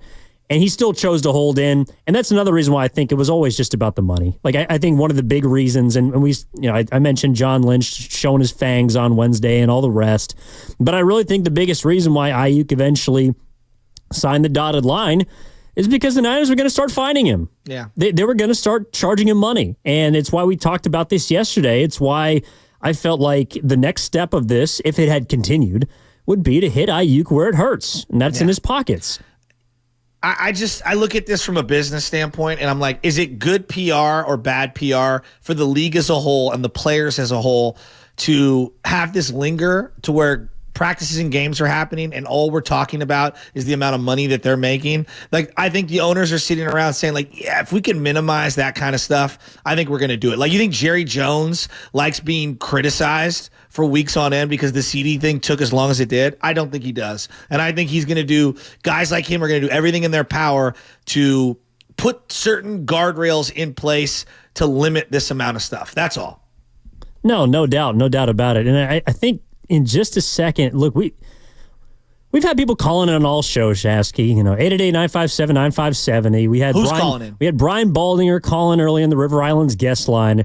And I think right now we got a special guest appearance from the man who normally occupies this chair. Am I correct? Wait a minute. No, I'm not allowing this. This is why I'm not allowing this, Evan, because he makes a big deal on, when I'm on vacation, I don't listen to anything. When I'm on vacation, I don't even think about work. And all I've had is 7,000 videos across my timeline from one Banter Hill. Is that who's on the hold right now? Well, one sec, because I think he accidentally called the contest line. So we're going to call him back on the hotline so we can pot him up. There's a technical aspect of this as a producer that I'm familiar with. So we're going to get him reorganized in just a second. But yes, Banter Hill will be making an appearance on the Morning Roast, as he will every single day during the NFL season. He's only allowed on, Evan, if he apologizes to me. For what? Because I listen when I'm not on air, and I listen when I'm on vacation, and I tap in, and he gets mad at me for doing that and says, you got to go away from work. So he better apologize to me because I know he's been listening. Oh, he's been listening. Out there in New York and Philadelphia? Saw he was at a Yankees game, the U.S. Open. He's supposed to be at a wedding later today. He's hanging out with the founder of Mitchell & S. Ooh. Oh my God. We got him right now? Is this the Banter Hill? I demand an apology. B. Baby!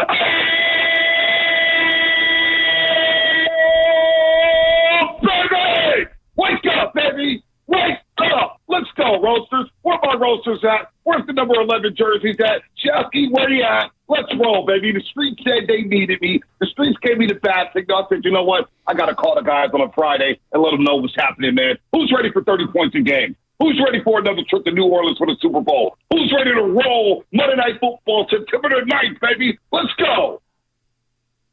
My man, I'm speechless. Shasky, you got something for your boy? Yeah, I demand an apology. You told me whenever I call in and listen to the station when I'm on vacation, because I'm addicted to it, and I freely admit it, you're a sucker. I don't listen to anything. And here you are calling in, listening to the station on your vacation. So you can apologize to me.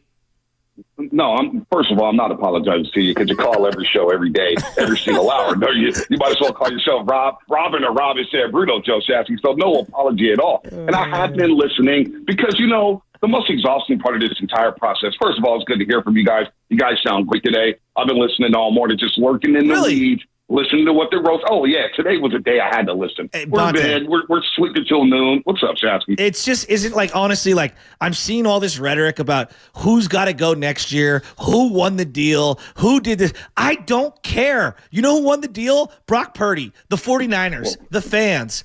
You know who lost the deal? Everyone else in the NFC. We've got one of our better players back. He's a really good player. Get Trent. Let's go. I've listened all day. You haven't cut Evan Giddings off one time. I called off vacation, and you cut me off 10 seconds into my spiel here, Chasky. But I hear what you're saying. Listen. Some things never change around these parts. Good to hear from you, buddy. Jeez Louise. Calling you on vacation on the phone line here. Anna's looking at me going crazy, and she's doing payroll for a company. Before we get the cheese sticks and everything and all that stuff, Rocky Steps and everything in Philadelphia, you're right, Chasky. I've seen people pivot to, you're not going to be able to pay this guy. You're not going to be able to pay that guy. And this is greedy and this and that. Here's the thing that fans fail to realize. Not everybody, but the NFL in today's day and age is a year-to-year league. It's a year-to-year league. Now, you may have some pillars here, like your quarterback, your left tackle, a tight end, a DN, a middle linebacker. But for the most part, there's so much roster turnover that you can't think about 2025, 2026, 2027. You got to think about the now. And the now is you got a roster that is loaded and ready to roll and avenge some of the demons that they suffered in Las Vegas back in February. So it's about the now. And right now, Brandon Aiyuk is your number one wide receiver. Brandon Aiyuk in 3 of the last 4 years has led your team in receiving. All right, he's got back-to-back 1,000-yard seasons. And I know fans are saying, hey, he's a diva. He's this, he's that, trade him, he's replaceable. I laughed at all that stuff. That was the most exhausting part of the process, the scoffing at who Brandon Aiyuk was as a player within this system. A great run blocker, a great catcher of the football, as I just made that up here. Dominating the middle of the field, going down the field. But listen to this. What people fail to realize, Nick Wagner had a great tweet yesterday about the QBR with Brock Purdy. They're second in the league when they throw the ball to each other. Brock Purdy to Brandon Aiyuk. But also, people fail to realize in this rich history of 49er wide receivers, we know about the GOAT, Jerry Rice, Terrell Owens, Gene Washington, Dwight Clark. The list goes on and on and on and on and on. The great R.C. Owens. Jerry Rice in 1995 had 9 100-yard games. All right, that was 1995. That's number one in franchise history. He's number 2 on the list with 8. And then you got Brandon Aiyuk there, number 3 in the rich tradition of the 49ers at the wide receiver position. Aiyuk had 7 100-yard games last season. That is 3rd in franchise history, sandwiched around Jerry Rice. So I think he deserves a lot of respect. We need to put some respect on his name. And now that he's back for the next 5 years alongside Brock Purdy, you know, Peyton Manning had his Marvin Harrison and Reggie Wayne. Ben Roethlisberger had his Plaxico Burress's and Hines Ward and Antonio Holmes. Joe Montana had his Jerry Rice. Steve Young had his Jerry Rice. The list goes on and on and on. Now Brock Purdy has his guy. Now let's go play ball against the New York Jets at September 9th. And I don't care who won the deal. I don't care about 2025. I don't care about any of that. What I care about is we don't have to rely on Chris Conley and Juwan Jennings to make up 75 catches and over 1,300 yards. Do you understand what Juwan Jennings and Chris Conley combined for last year? They combined for 22 catches and 300 yards. And we talked ourselves into thinking, oh, we could just put Chris Conley at the X. Oh, we put Juwan Jennings at the X because they made a couple catches in the Super Bowl. No. We got second-team All-Pro back, back-to-back 1,000-yard seasons, going for number 3, a trifecta here. So let's roll, buddy. Buckle up and who cares about 2025 and what happens with Debo next year. So yesterday, Evan and I were talking, and I thought it was pretty dire. It just felt like both parties didn't want to get a deal done. John Lynch is talking, and I had said to Evan, I'm like, hey, look, like when I listened to John Lynch, I don't think he's perfect, but I find him to be extremely credible. I find him to be a very trustworthy individual, and I feel like he's really emotionally intelligent, and he just knows how to read the room and how to connect with people. Bob Myers and him have a lot of the same qualities, like a lot of the same qualities. I think John Lynch has been, like, as great as Kyle is at all the X's and O's and all that stuff, John Lynch has been such an underrated factor for this run that the Niners have been on. And for him to get this deal done, I love John Lynch, I guess is what I'm saying. B, it's not even a question, it's a statement. I mean, listen, it was a great day in the Bay Area yesterday. You see the Warriors extend Stephen Curry, he gets a 1-year, $62 million deal, whatever it is, and he's worth every single penny. John Lynch at the podium the other day, and I thought for the first time, I go, boy, Shanahan and John Lynch are fed up. They've had it. They've had it with Brandon Aiyuk, and I thought for the first time throughout this entire process that maybe, just maybe, we won't see number 11 in red and gold ever again. But John Lynch at the foundation, you see him talking there, no matter who's going to be on the field. There's been a lot of talk about who's not here, but I know who is here. And we're going to roll, and we're going to put a damn good team together, and we're going to compete for championships. This guy's been a home run hit from day number 1, Shasky and Evan. I mean, John Lynch, right now, he eats for free in the Bay Area. What else can I say? Shanahan obviously doesn't love the podium game. He doesn't like talking to the media, all that stuff, and he gets snarky.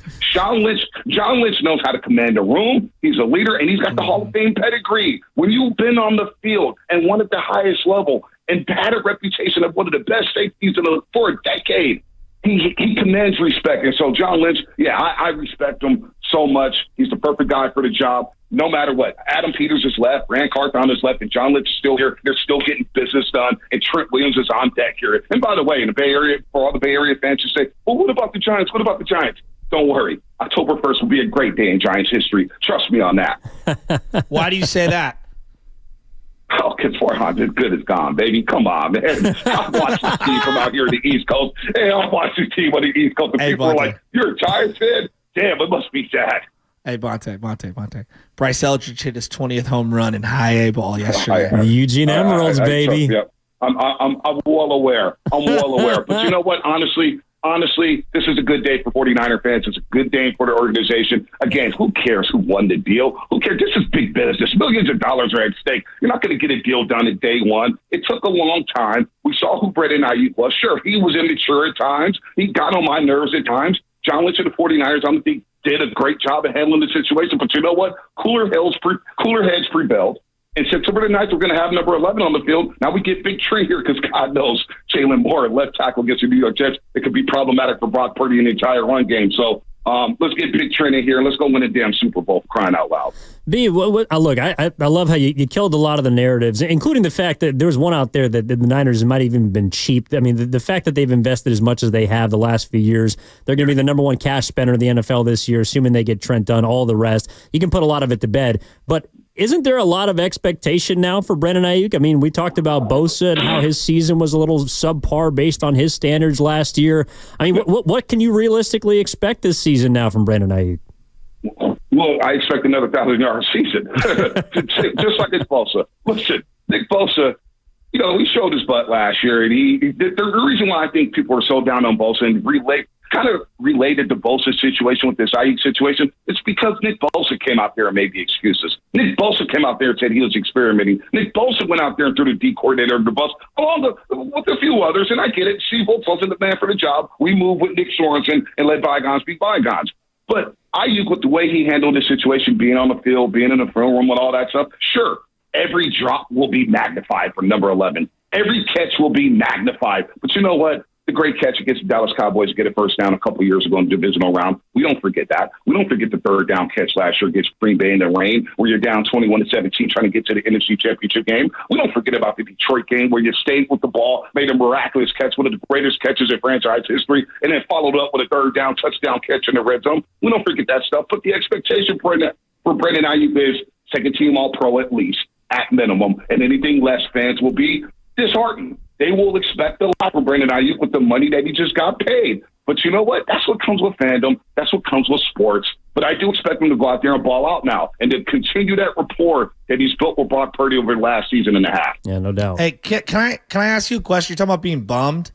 Were you bummed that Florida State marched right down the field with 7,000 runs in a row and then lost that game in Ireland? It's a low blow. Well, unfortunately, I was on a plane watching that game, and I fell asleep a couple times because DJ put me to sleep with the way he was being captain checked down. His stock has fallen so much from when I first saw him at St. John Bosco High School on the Friday night. Then he lit up De La Salle, and then that clinching game at Notre Dame. We all thought, is he better than Trevor Lawrence? We didn't even know Trevor Lawrence was the best quarterback on the Clemson roster. DJ has got to get benched. They need a quarterback. He doesn't look down the field. And that was embarrassing for Florida State. But thank God the vacation started then. I kind of washed it away. That's in Dublin, Ireland. They get to bounce back later on. And there's a lot of football to be played. So don't worry. Florida State will be back on the map. But it was a very disheartening start to the college football season. What a nasty game. They let Georgia Tech just run the ball right down the field. It's like, damn. What did the Yellow Jackets? What did the Yellow Jackets get some playmakers, man? What is going on with Florida Okay. State? What about your 17th other team in college, Colorado, last night with the Sanders boys? Oh, NDS, you look good, B. Well, Shedeur Sanders is going to be a first-round pick. He's legit. Travis Hunter is legit, and I think his best position is probably wide receiver. The rest of that roster and the coaching staff, I don't see them winning 6 games this year. I honestly don't. I mean, they are same leaky defense. They can't tackle. They can't stay off the field. Now in the second half, they cleaned it up a little bit, but you better get North Dakota State for crying out loud. I mean, they're in for a rude awakening in the Big 12. They're going to have a long, long year. And Primetime's got to he has no chill, man. As much as we love Primetime, you got to learn how to take a step back for a second, Shasky and Evan. Just take a step back. Be cool with the media. Now he's like isolating media members and saying who can talk and picking on who can ask questions. What are you doing, Primetime? Relax a little bit, man. It is nasty work out there in Boulder, Colorado. What's that? He reminds me of the youth ball coach who thinks it's all about him. It's like, dude, it's literally not about you. It's about everyone else. No, it's not. I think it's he needs to learn to take a step back. He's actually embarrassing himself, Shasky. Yeah, he's embarrassing himself, man. He's taking the spotlight off his kids. And it's just nasty, man. I don't like how the whole thing is going down. Think about where we were with prime time and how we felt about that university and that program last year when they beat TCU to how we feel about them now. Yeah. I was flipping back and forth to tennis. I was watching Alcaraz get his clocks cleaned at the U.S. Open in straight sets yesterday. I was like, I don't even want to watch Colorado. I don't enjoy watching them anymore because of the way primetime acts. Dude, speaking of, that might be the biggest upset I think I've ever watched from start to finish. Just seeing Alcaraz get his clock cleaned by an unknown Netherlands kid. It was like, so you were out there, like you got to see the Yankees, you got to see Judge, you got to see Soto, you got to see Coco. Dude, what was the biggest thing you saw him out there back in the East Coast? I guess seeing Jason Dumas get married tomorrow, I don't know. Listen, Shasky and that.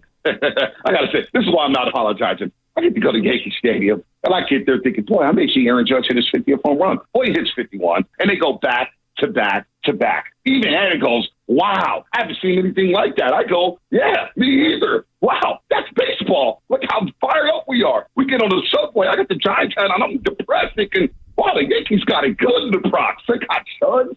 I mean, it is unbelievable the lineup they have. It was great. See, Yankee Stadium was awesome. Then we get to the U.S. Open, and they got these drinks called the Honey Deuces. Honey Deuces. Little Grey Goose, with a little bit of juice, and some honey melon on top.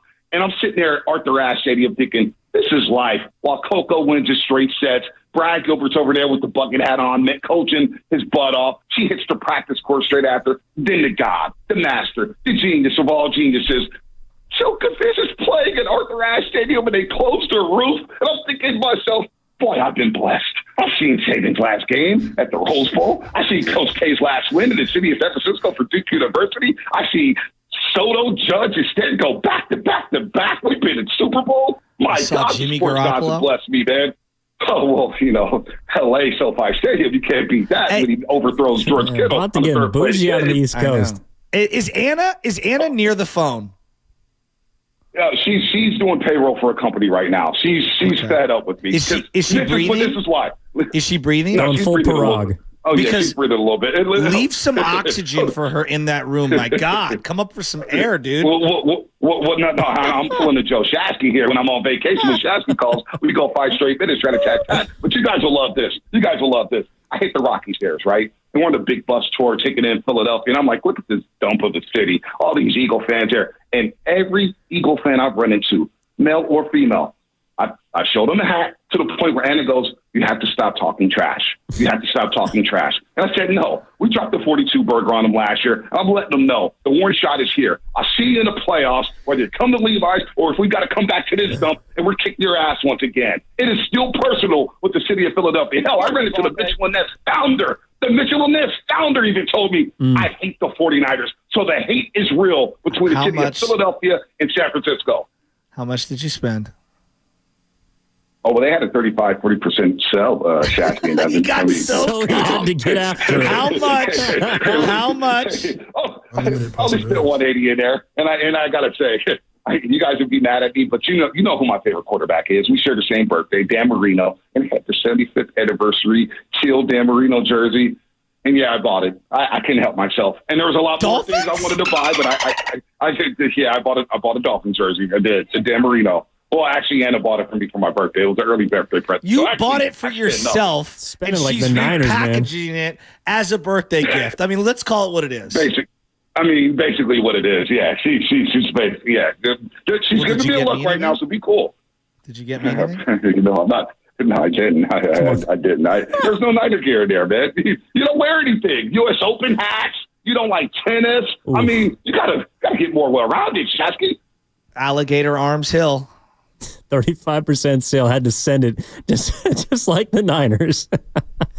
Oh man! Hey, look, I had to call my boys. I had to get in on this because I can't wait for the summit. Some of the dialogue Shasky and I heard yesterday, like, we may not clap it, Brendan. I scored a touchdown. I'm like, who said that? Who said that? Don't do that again. The comments, dude. The comments and the mentions about the whole Brendan Aiyuk situation. Just be happy we got them. Like, honestly, guys, I'm being honest here. Think about all the guys who's been in Shanahan's doghouse. Dante Pettis, Danny Gray. They couldn't get out of it. Nope. No. Yammer Lenore was in the doghouse, and look at him. He's about to get paid because he's a future superstar in this league, and he's a legit corner. I can't wait to see what he does in 2024. And then Brandon Aiyuk. He doesn't get enough credit for being, and Shasky, you've been on this from day one. He's been the best player in training camp opposite of Fred Warner for the last 3 years. Yep. For the last, every day has dominated training camp. And the dialogue I heard about Trent and Aiyuk, and the people who are so, oh man, get rid of Trent and Aiyuk. Enjoy number 11. We got the band back together. Big Trent's coming. Silverback. You know he's not missing Monday Night Football under the lights with the fireworks going off at Levi's Stadium. Are you kidding me? He will be there against Robert Saleh and company. And let's roll. Let's get a bye week. Let's get to New Orleans, and let's go beat the damn Chiefs again. One last thing here, Bonte. It is interesting, the rhetoric of the media regarding this entire thing. Who in the media took the biggest L throughout this entire thing? Is it Filippone, our bud? Oh, my God. Yeah. I mean, he took. I mean, the city of Pittsburgh's down bad. I'm not going to lie. I tapped into Pittsburgh radio this morning, man, and it was, oh, my God. I cackled for like 45 minutes straight. No joke. But in the Bay Area, I mean, look, I'm not going to name names. They know who they are. And a lot of people are walking things back. A lot of people said a lot of nasty things during this entire process. But you know what? We stay true to the game on the morning roast because that's what we do. We don't worry about contracts next year, this year, Purdy's money. We haven't done that on the morning roast. We don't do that. We think about the now. And so whoever took the L's, hopefully they come out knowing them. I doubt it because people don't like to own L's like we do, Shasky and Evan at 95.7 game. We'll own up to the L's no matter what. The Trey Lance L, I still hear about it to this day. And you know what? I don't care. Have a take. I got takes. And you know what? Shoot or shoot. Did Kobe Bryant go 1,000%? Would he go in Game 7 against the Boston Celtics? 5-44? Who cares? Yeah. He got the ring. Yeah. He got the ring. And that's what matters. No doubt. I'm your Ron Artest. You could be my Shaq. You could be my Shaq, Shasky. You could be my Shaq. Let's go. The streets are telling me, Shasky, you held down the ropes. They told me you've done a hell of a job. And you know what? For the first time ever, I heard I was replaceable over there. So I was like, damn, let me call the show on the Friday. No. Thanks for letting me kick it in your dojo, B. I miss you, buddy. I love you guys. All right, guys. I'll see you guys next Tuesday, man. Have a good one. Hell yeah. Get home safe. Hell yeah. Have fun. That was awesome. By the way, I think that's our call of the week. I mean, Bonte came with the heat as he usually does. I can't wait to hear him next week when we officially got game week, Shasky. I know technically it's a week from Monday, but it's like they were talking about week 0, and this is the first game week, and that might have been used to apply pressure. But next week, dude, the NFL's back. It's back, and I can't wait. College football. What is there? 8,000 games this weekend? Oh, well, actually, I think I'm going to be down tonight at Stanford. They're taking on TCU. It's like the Horned Frogs. Yeah, the beginning of the ACC in California. Jesus. Yeah, when I think ACC, I think of Stanford football. And Cal. Yeah, the big game in the ACC. I can't wait for it. I met two guys from the SEC yesterday. They were Tennessee guys, and we were just talking about college football right now. And you could play a big board of what conference are they in, and we would all miss, like all across the board. The conference realignment is insane. 12 teams get into the playoffs. I can't wait. It's going to be awesome.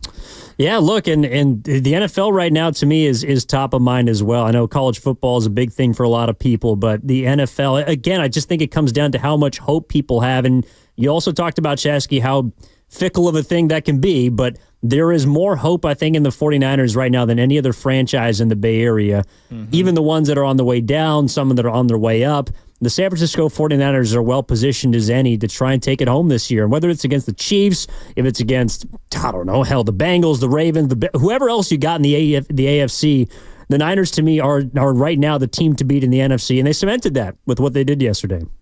Yeah, they did. Now, I have a question to ask you. You've now worked with me multiple days in a row. Yes, sir.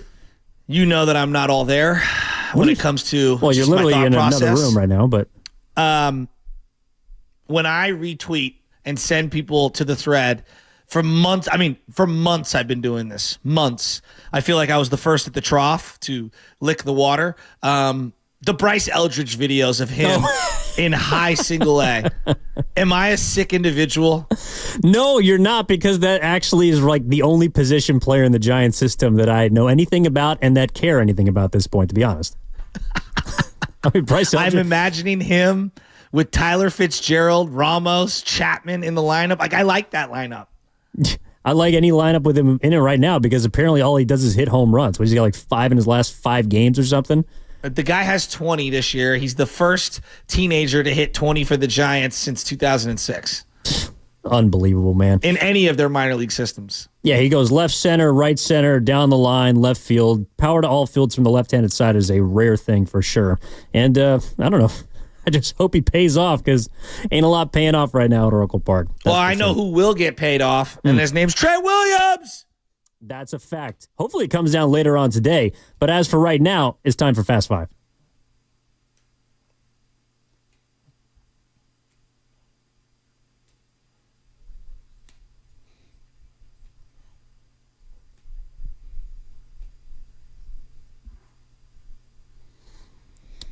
I'll start us off. Evan off, Giddings, sometimes people get Wally pipped. Where are you going? You might be Lou Gehrig to Bonte's Wally Pipp. Stop it. You might be the Cody Ross to his Jose Guillen. You might be the Brock Purdy to his Jimmy G. Or you could be Matt Leinart. And Bonte could be, Kurt Warner and come back and take his seat. I don't know. But I had a great time the last couple of days on a Mill-It-In Friday. Thank you, Evan. Thank you, Ken. Thank you, everyone there. Great work. Well, I really appreciate the kind words first and foremost. It's been a fun 8 hours the last 2 days to be working with you. I know that it's been up and down. You were in here yesterday. You're out at the cabin today. So also thank you for showing up on a Friday. It was not a Mill-It-In Friday, Shasky, because you showed up to work and you did the damn thing. That's first and foremost. So real guys show up every day. I got like a Cal Ripken streak going. You know what I mean? Yeah. And we're going to continue it through football season. All right, my thing is, look, and it kind of touched on it with Bonte. I have never seen live an upset like I saw last night at the U.S. Open.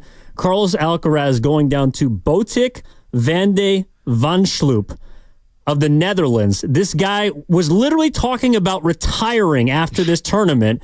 He was 11-18 on the tour this year, the number 74 tennis player in the world. I talked to you about this yesterday, Shasky. I love my tennis. I've never seen a player as young and dominant as Alcaraz in the fashion that he does it. And it wasn't like he got hurt. It wasn't like he didn't play incredible, although he did have some mishaps. This dude just straight up beat him. I've never seen anything like it. I know Alcaraz is towards the end of the line this season. He's been playing a lot of tennis this year. But I feel like I saw Tyson get beat last night, and I've never seen it happen like that before. So that is my big thing from the end of the show on our Xfinity Fast Five. Ken, Joe, what do you guys got? Eeny, meeny, miny, mo, catch a tiger. What's up, Joe? Man, I would say Brandon Aiyuk, the saga is finally over. I mean, I am so happy that this man has finally got his contract, and now we can just go ahead and just worry about the season, and let's go get this sixth trophy. Right on. Yeah, I just want to take the time to use my final thought for my wife. So everyone's out celebrating Labor Day. Next Tuesday is our 3rd year anniversary since we got married. Dr. Reyes, I love you. And real quick, Joe, you were asking me about some of the best Oasis songs or some of my favorite Oasis songs. One of our favorites is Talk Tonight, because the line goes, I want to talk tonight until the morning light because you saved my life. And that's what my wife did. She saved my life, because if it wasn't for her, I wouldn't be standing here talking to you guys right now. So that's my final thought. Happy anniversary, babe. Jenny. Well, we've seen a lot of emotional things on the show today and heard. LJ also made his first appearance on the Morning Roast. He did. And LJ just said, suck it up, Ken. What is going on here? I mean, geez Louise, what is it? This is a rom-com now? This is the Morning Roast, dude. Have a heart. That's true. Also, Matt Steinmetz just walked in the room. It's premature, I might add. Hey, Steiny. I know you're ready for 4 hours. By the way, we look the same. I feel so old right now. We're both wearing a polo with tucked-in khakis and slacks. Evan, did Steiny ever tell you what his favorite seasoning is? None. Salt. Oh. Well, I got a little salt in my hair right now. I'm not going to lie. That was another thing that happened when I turned 30. But, dude, oh, man. Shasky, no, in all seriousness, I cannot thank you enough for letting me hang out with you, sit in this chair, and honestly just have a fun time talking about sports. Who's in today? I'm keeping record of who's in on these Fridays of big weekends. Is Guru in today? Yeah, Stein and Guru coming up from 10 to 2. I believe Lorenzo Neal is going to join him at some point during the show to talk about. Is that the goo? That was the goo. Hey, tell the goo. I'm so glad that he made it in because, all those Thursdays he's missed over the last 5 years, about time he works one of these Fridays of a big weekend. I love you, bro. I love you. I'm just teasing. I think he's listening right now. I'm sure. I know. He's probably pissed. Yeah, he's going to send the shot back at you. That's okay. Tell him I love him. No, seriously, enjoy the long weekend, man. You earned it, and look forward to seeing you again next week. Love you guys. All right. Niners! Thank you to Banter Hill for calling in as well, all the way from Philadelphia. Big thank you to Ken behind the scenes, Joe for helping out, Carter yesterday, for Evan Giddings, and the rest of the show saying so long here. We'll talk to you next week. Brendan Aiyuk's a Niner, damn it. Be happy. I will hate watch. I don't know how many others out there hate watch. I'm a sick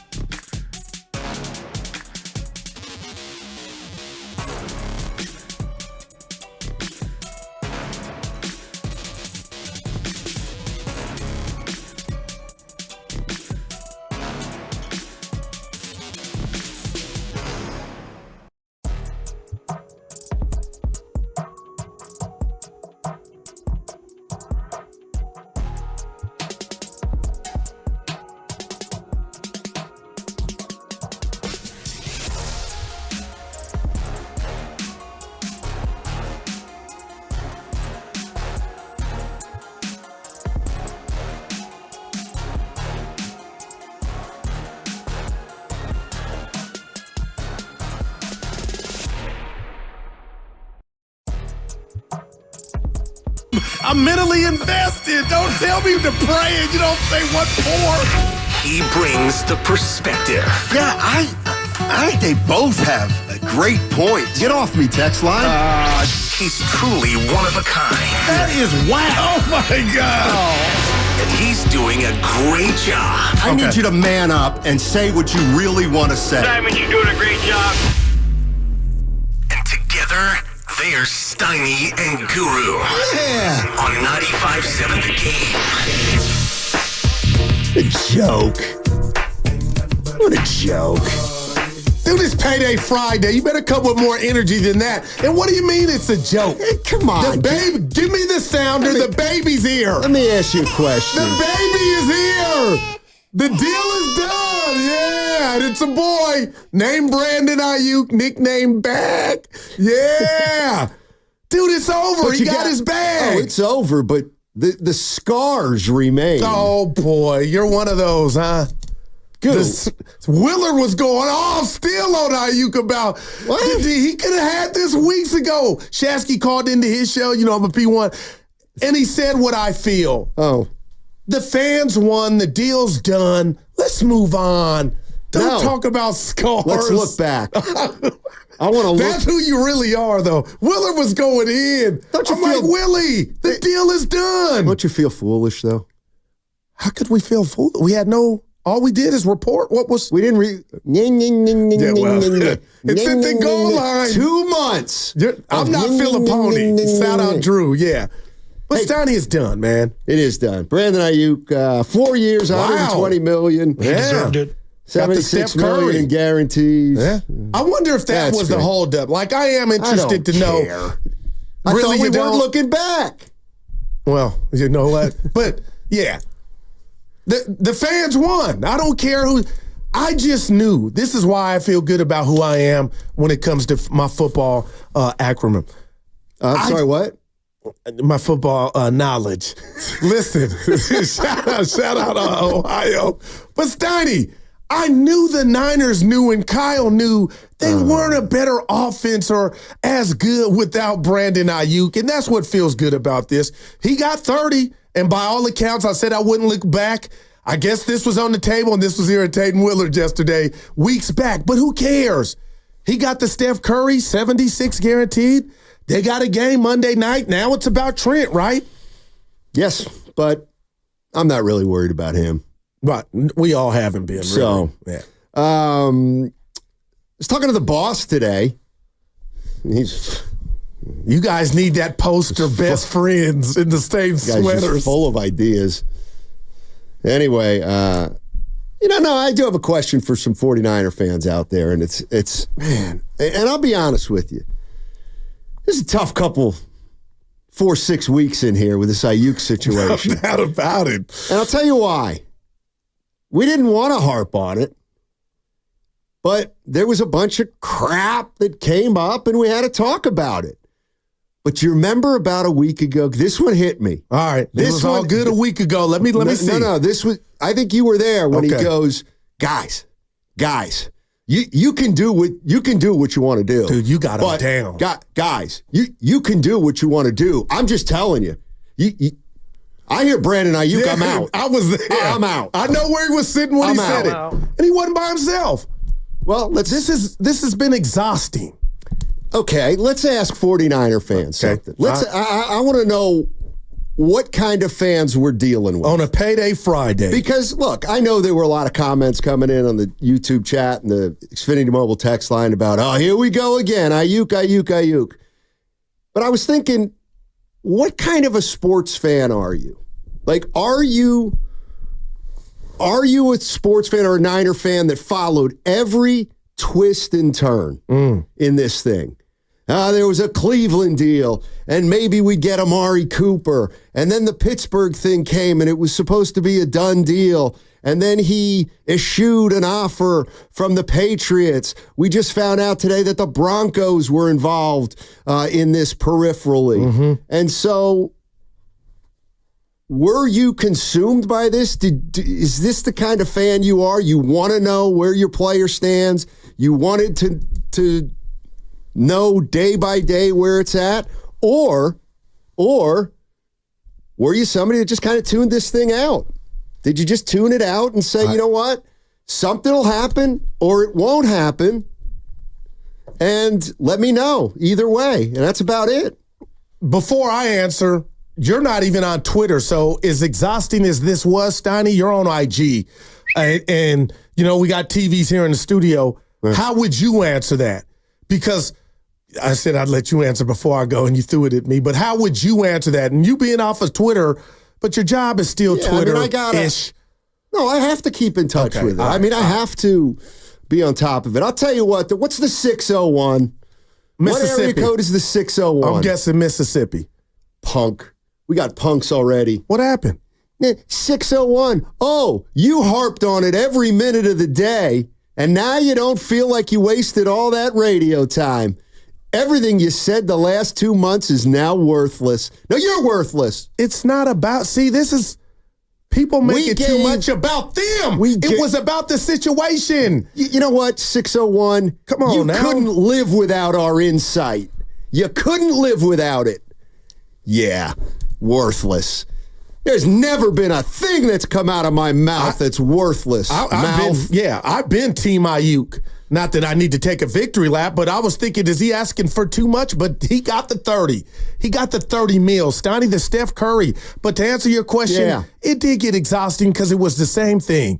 And I'm not mad at any reporter, that thought they had the intel in regard to, what was going to happen is finally done. And Ken, just give it to me again. Oh. Where are the cigars? The baby is here.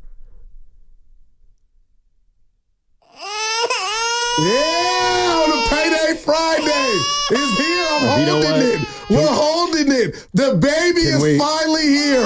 It's 30 pounds. And how tall is it? 100? How much did he get? 100? Anyway, 130 inches. Yeah, man. I'm happy this is over. We can move on. Trent Williams, like you said, will probably be done Monday, Steiny, Labor Day. I didn't say that. I don't make predictions on these things. Well, when you get one right, you run it in the ground. But the bottom line is, I am a type of fan that I'm a Twitter-holic. Yep. I hit my wall. I hit a wall with this. It was too much. But other than that, started about Tuesday. This is the new medium. This is the world we live in. We want all the info, all the intel. And that's why I don't think Andrew Filipponi, don't bring him up. No, but people are throwing rocks at him and he got it wrong. At least he was in the game to try. He was telling us what he... Boy, was he? Like, what's he supposed to do? He's supposed to get it right. So that's a demerit for him, huh? Oh, stop. That's a loss in any league. Let me tell you what. If that's not a loss, then I tell you what. Expect Draymond Green to be traded in the next month. Oh boy! Because if he doesn't, Shut you talking to me? Shut up. That guy. Well, see, now we got to specify when you're playing, because people, you called Curry kids punks yesterday, and people thought you were being real. I called them brats. Yeah, brats, and we don't. Come on, that's our guy. Some jerks out there that really take what we say and like, come on. Somebody called in when they what texted in the YouTube chat and it kind of bothered me. Steiny, because you'll never get to sit down with Curry again. Because Steiny called him a brat. I'm like, relax. I'll get to sit down with him anytime I ask for it. RELAX. Yeah. I'm happy it's over. I'm happy Brandon got paid. The Niners let's go. I'm happy it's over too. You'd be happier if the show were over right now. Wow. Yeah, 2:00. A Payday Friday. Yeah, it's good. Early first quarter, and you say that? What if I told you I don't feel great? Well, I was going to say you don't look great, but why don't you feel great? You went hard last night. No, just admit it. I did not. Okay, then why don't you feel great? It's over. My stomach's a little funky. Now, you should have stayed home. No. The era we're in right now, you should have a mask on, or you shouldn't be here. Ken, if I get sick, or you do, we know why. Thanks for sharing, bud. Like Evan's capable of doing more radio than he's already done. A phenomenal job filling in for Banter. Yeah. You know what, though? It is a holiday weekend. Look at my man. He's back. Actually, you know what? I don't feel that bad. They're starting to come out. Well, you know what I could do just to get people a little riled up? Okay, so... They got Aiyuk, right? All right. Next up, when's Deebo Samuel getting traded? Well, that's when you're a hater. What do you mean? Who cared? That's down the road. Operation Jets. 2 months from now. Week one, Steiny. And the Niners offense right now is dynamic when it comes to the weaponry on the outside. All you need is Big 71 in, and we'll go from there. They'll go from there and handle business. But I really thought, and I'm being honest here now, post-game presser about this whole situation. Steiny, there were days I was driving in and home thinking he might get traded. And I feel good that Kyle, they were like, F all that goo. It got close. We think it got close, but they knew that offense and Brock Purdy needed Brandon Aiyuk. And that's what this signals to me is everything is in order when it comes to San Francisco Niners. Barring the Trent Williams, that thing will get handled. I think by the time I see it on Tuesday. So this will have no residual effect. I'm going to be proactive. I don't know how. He's going to have a week to get ready for the Jets. We talked to Lo Neal. He'll be joining us at 11 o'clock. Should be Hall of Fame fullback. We'll talk to him about, is that going to bother him? I'm being real, Steiny. You never put pads on a pro level. You think he can't get ready for the game Monday? Like there'll be some residual? I would assume that he'll be playing Monday for sure. Get those 4.5 catches that you talk about? Where are my 49er fans? Where are you? Brandon Aiyuk's been signed to an extension. He got $30 million. We got 600 on YouTube on our Labor Day weekend. Friday. Dude, they're here. Talk to them. Talk about anticlimactic. Oh, God. I expected more. It's more relief, right, 49er fans? But you're not giving, you sound on. I don't have a strong opinion. Oh, boy. I'm exhausted. Need a shirt. We need that. You know what? I think you're right. I was kind of tired of this, and now it's over for now, and we'll see what happens. So that's good. But I how would 49er fans characterize what just happened? For not only yesterday with Brandon Aiyuk agreeing, but what about the last month, the last 2 months? Are you a believer that all that is just wiped away? They'll never need to revisit it. He's here. We move on. It's all about the Jets, and let's go try to win a Super Bowl. Or are you thinking, you know what? Nothing ever really goes away. Wow. It's just moved into the past, and the past can pop up every once in a while. And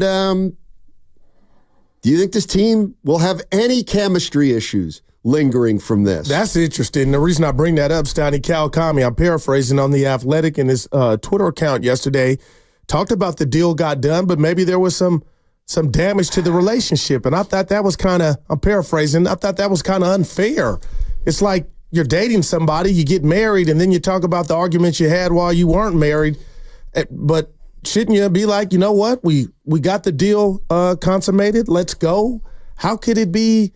Because maybe it was acrimonious. Right, but at the end, you signed up to be together. And I will say this about that. Now the future, if you want to have that conversation at the bar or the living room about the future, now I do wonder about Debo. The ramifications of somebody might have to go, Steiny, and maybe somebody will have to go. All right, but somebody will have to go. Moving forward, that will handle or take care of itself. But it won't take care of itself. The Niners are going to have to take care of it. But you know me. I think about the future. Fans don't. So the 49ers were able to kick the can down the road. They got it done. And they got 1 year now. They got a year with this team. And that's it. 1 year with this team. And so you want to re-sign Brandon Aiyuk, wants money. McCaffrey wants more money. He got it. Yeah. Trent Williams wants more money. He's going to get it. Mm-hmm. You know what? You got 1 year. You got 1 year. But it doesn't take away from, if you want to just all day be in a sour mood, I'm talking to everybody and talk about why this thing took so long, that still can't damp the excitement and euphoria of it finally getting done. Well, and now the Niners can focus on football, assuming Trent Williams will be in before next Monday night. I'm not convinced that 49er fans are ecstatic about this. But what about the team? I think they're more relieved than anything. What about the team? Now they'll have, because it was in doubt. Was Brandon going to be on the field? Is he going to hold out? That's gone now. Number 11 will be out there with the starting offense. And to me, that's really what matters. But if you're telling me some relationships and some stuff, you got 4 years, allegedly, of Brandon Aiyuk being a San Francisco 49er. It's kind of like the fans, I look at it this way. The 49er fans, not that they were the reason, but you got what you wanted. You got exactly what you wanted. The 49ers gave this guy a ton of money. Yeah, they did. They're going to give Trent Williams a ton of money. They're going to run this team out for 1 year, knowing full well it's 1 year. And then big changes are going to have to take place. And that could be a positive with what you're going to pay your quarterback, assuming he balls out. Well, it's not going to be a positive. They're going to have to lose some guys at the end of the year. Right. I mean, they just are. And I know it's Payday Friday, Saturday. I'm just trying to focus in on they got a season and a Super Bowl at stake. So I'm not even going to you can do it. I'm not, because it'll take away from what's in front of you. And the biggest gift the Lord can give us all is the present. And right now, the present consists of this news coming out yesterday evening that Brandon Aiyuk, 4 for 130 and 76 guaranteed. 4 for 120, talk to me. 30 a year. I keep thinking about the Steph Curry. And $1 million in regard right behind St. Brown, who got 77, I believe, guaranteed. Aiyuk got 76, and I'm watching, I need a life, San Jose State last night, football play, Sacramento State. Aiyuk was at the game. I don't know if you knew that. Okay. Camera panned on him. Said, show me those chiclets. I know you smiling. 888-957-9570 is the number. It's finally over, 49er fans. Brandon Aiyuk is under contract, and he's going to start to practice, and hopefully Trent Williams will be back soon, and you guys will be ready to go, ready to pursue that Super Bowl. But I want to know how you feel about how it got done, why it took so long to get done. Does it not matter anymore? Is there any chance that things linger? I'm just curious to know, and the reason is because you're just talking about Nahegan, and I was like, does it feel to you like 49er fans are ecstatic? And he's like, not really. And I was like, it doesn't feel like it to me, too. It feels like it's more relief and, all right, time to get to work. Okay, but let's focus in on the relief. From a fan standpoint, the relief is our team is as good, or we feel as good about our offense as we did when we walked off the field in Vegas last year, because Brandon Aiyuk is still on the team. So to me, that relief is a positive. Of course it is. Yeah, so that relief is, okay, we still got, his talent and skill set. Yeah, but I mean, you went through a lot of trial and tribulation to get there. And, I'm just reading the text line from the 307. Nope, this is going to linger. Brandon Aiyuk, if he doesn't have, is not going to have a great year, most likely. I don't know that I'd say that yet. And the friction that existed a couple years ago is going to come back. Now, why? I'm not hearing a lot. Text. It's not from me. What if I say, how is this any different than Debo and Bosa, who Bosa held out longer? Well, when you talk about linger, how is this any different? Well, and I don't know that I want to truly go down this road today, but I do think it's interesting that on the day that Brandon Aiyuk signs a contract extension, I'm seeing stories on the internet that are now saying, well, welcome to the Debo Samuel farewell tour. This is from Joel Corey, the agent. Yeah, I saw that. Mike Silver wrote a story about Debo Samuel and how the 49ers probably won't trade him now, but don't be surprised if before the deadline in November. But the players got a blood. So, Steiny, I don't want to say this is the last dance, but the players got a season to prepare for, and they have. So they got to block that out. Well, guys and gals are going to write whatever they want, and I'm not saying, if that's how you want to spend your time, but it's not going to affect my time. It's Debo Samuel's time. Right, and I'm sure what do you think you think he just looks at that and says, yeah, nothing to that? Deebo Samuel knows that his future here is not certain. Yeah. And he knew before Brandon and this, now it might have changed, but he knew before this popped off. Exactly. So I don't know how it's going to resound in that locker room. It might not. And how can you tell? For us being outsiders, how can you really tell? When they start 1-4. So it's all just predicated on... That's all that matters. The scores. They got to win the Super Bowl. Right, but that's decided by play, not articles. Right, and just because you signed Brandon Aiyuk doesn't mean you're going to the Super Bowl and going to win it. Yeah.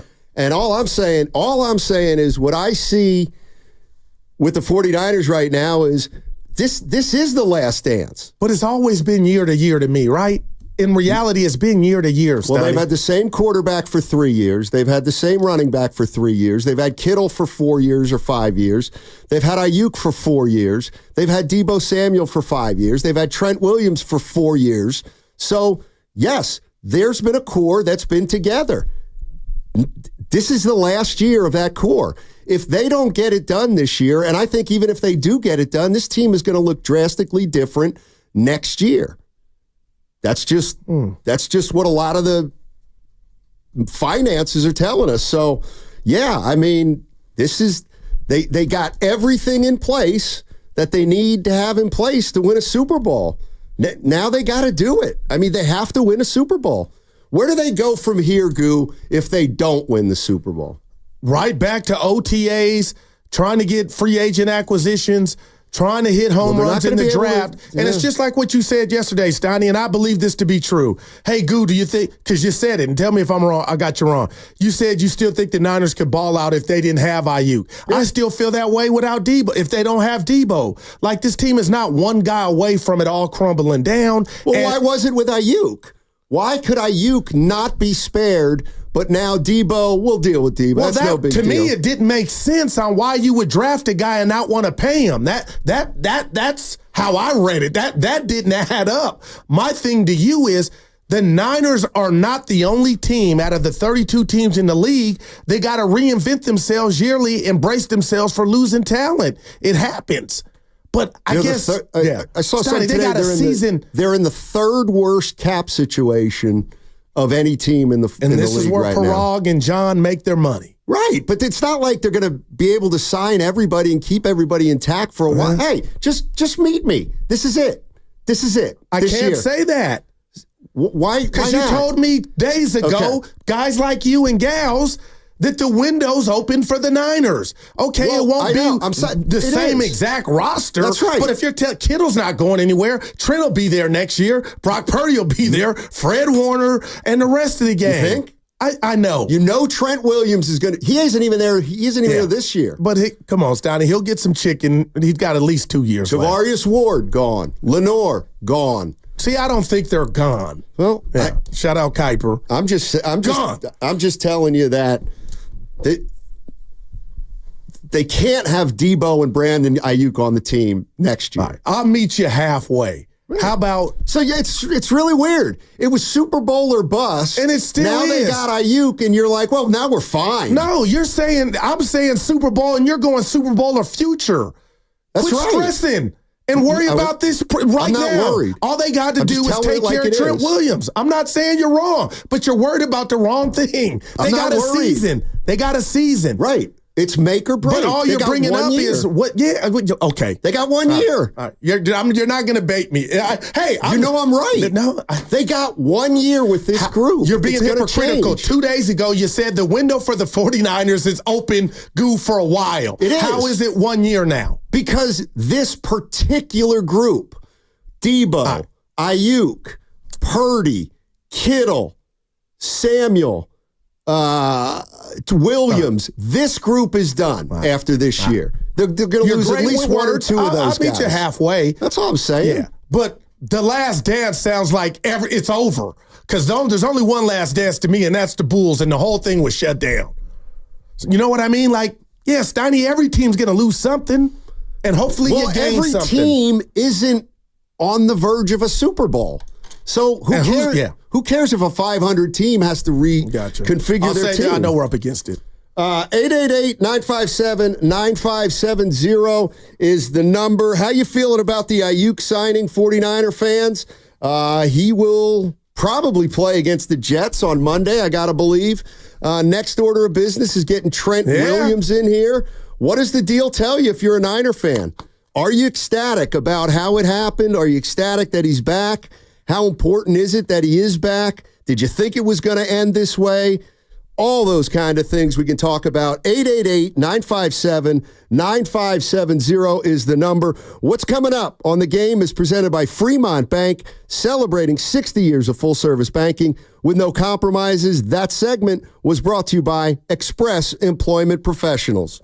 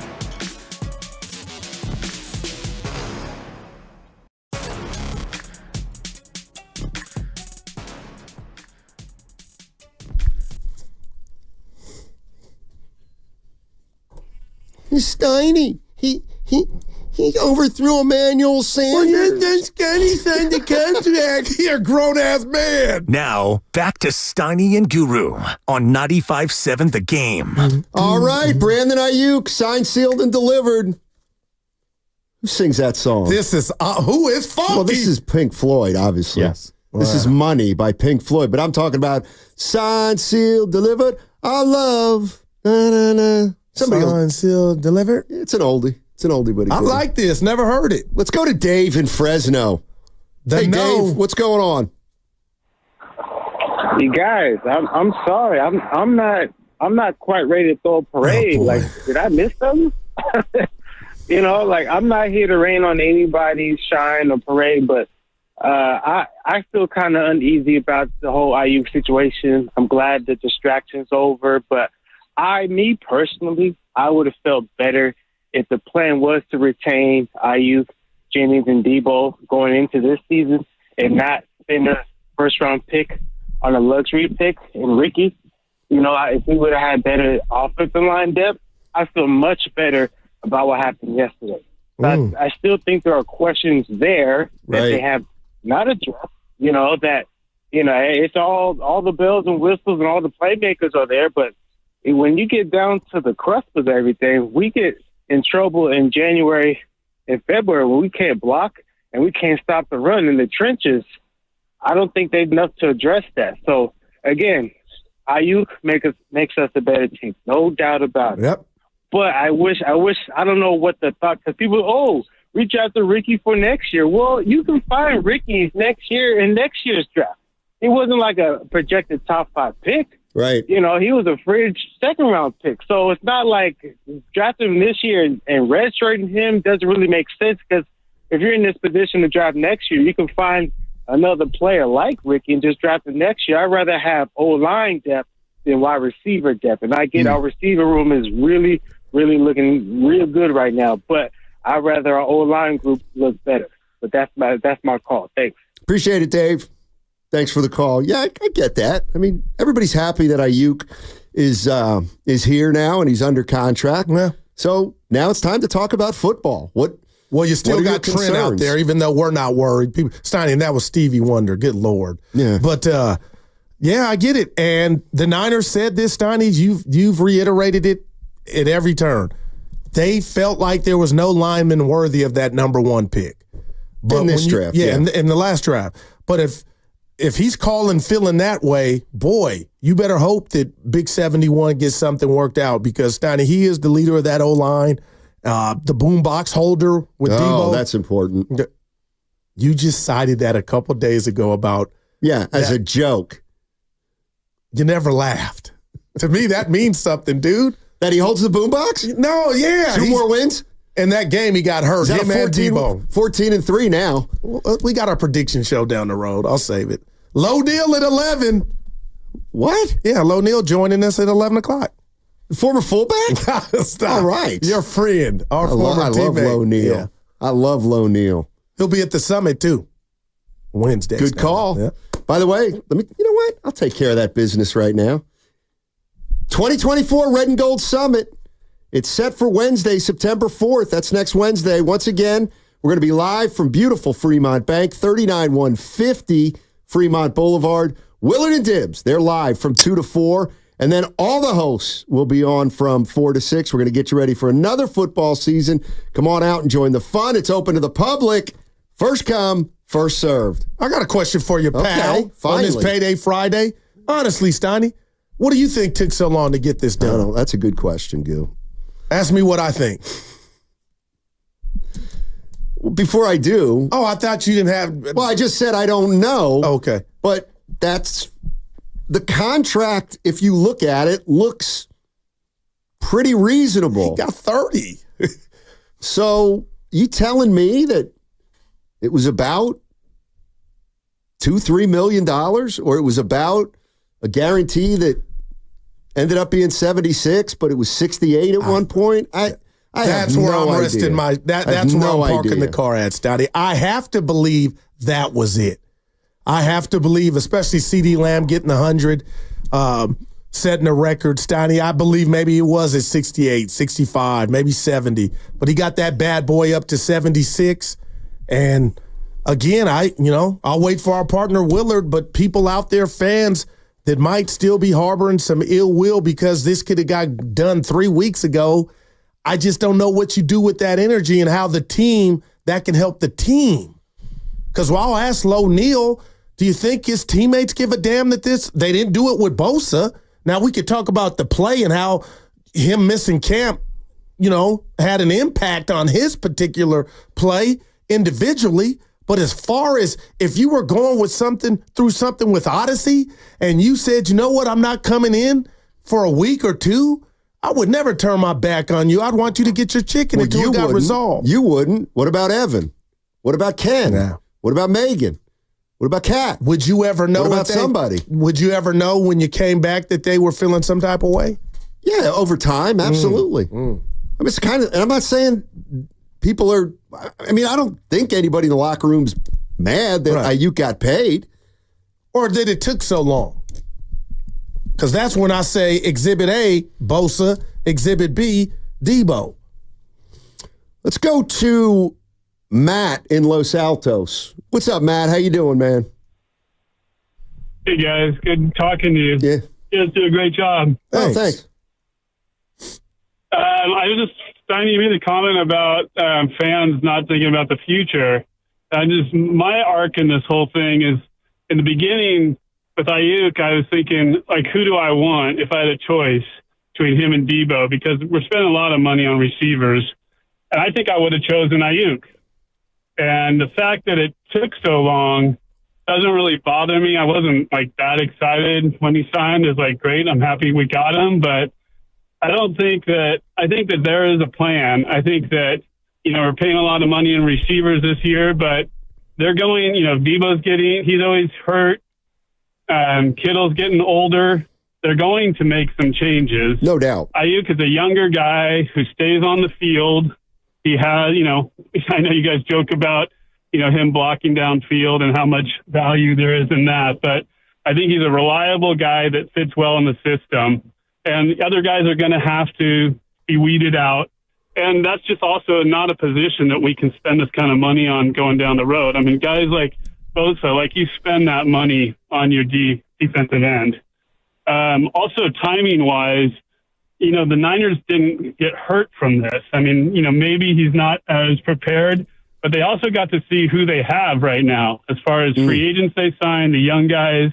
And I think that there's a lot of value there to look at, say, hey, we got some young guys coming up, and it might not even be the receiver position. It might be a corner who we say we don't need to worry about re-signing another guy next year. So that's kind of my thoughts. See what you guys think about that.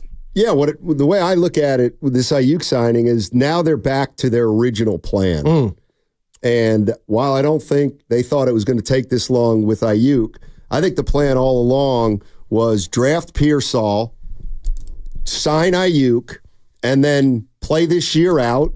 And then you're going to have to lose Debo or Aiyuk, and hopefully by next year, Pearsall will be ready to step in as the number 2 receiver to whoever is the guy that they end up keeping. And I think I think the safest bet would be that Aiyuk or Debo's probably not on the team next year, but we all knew that a year ago that they were facing that coming down the line, and I think they knew it too.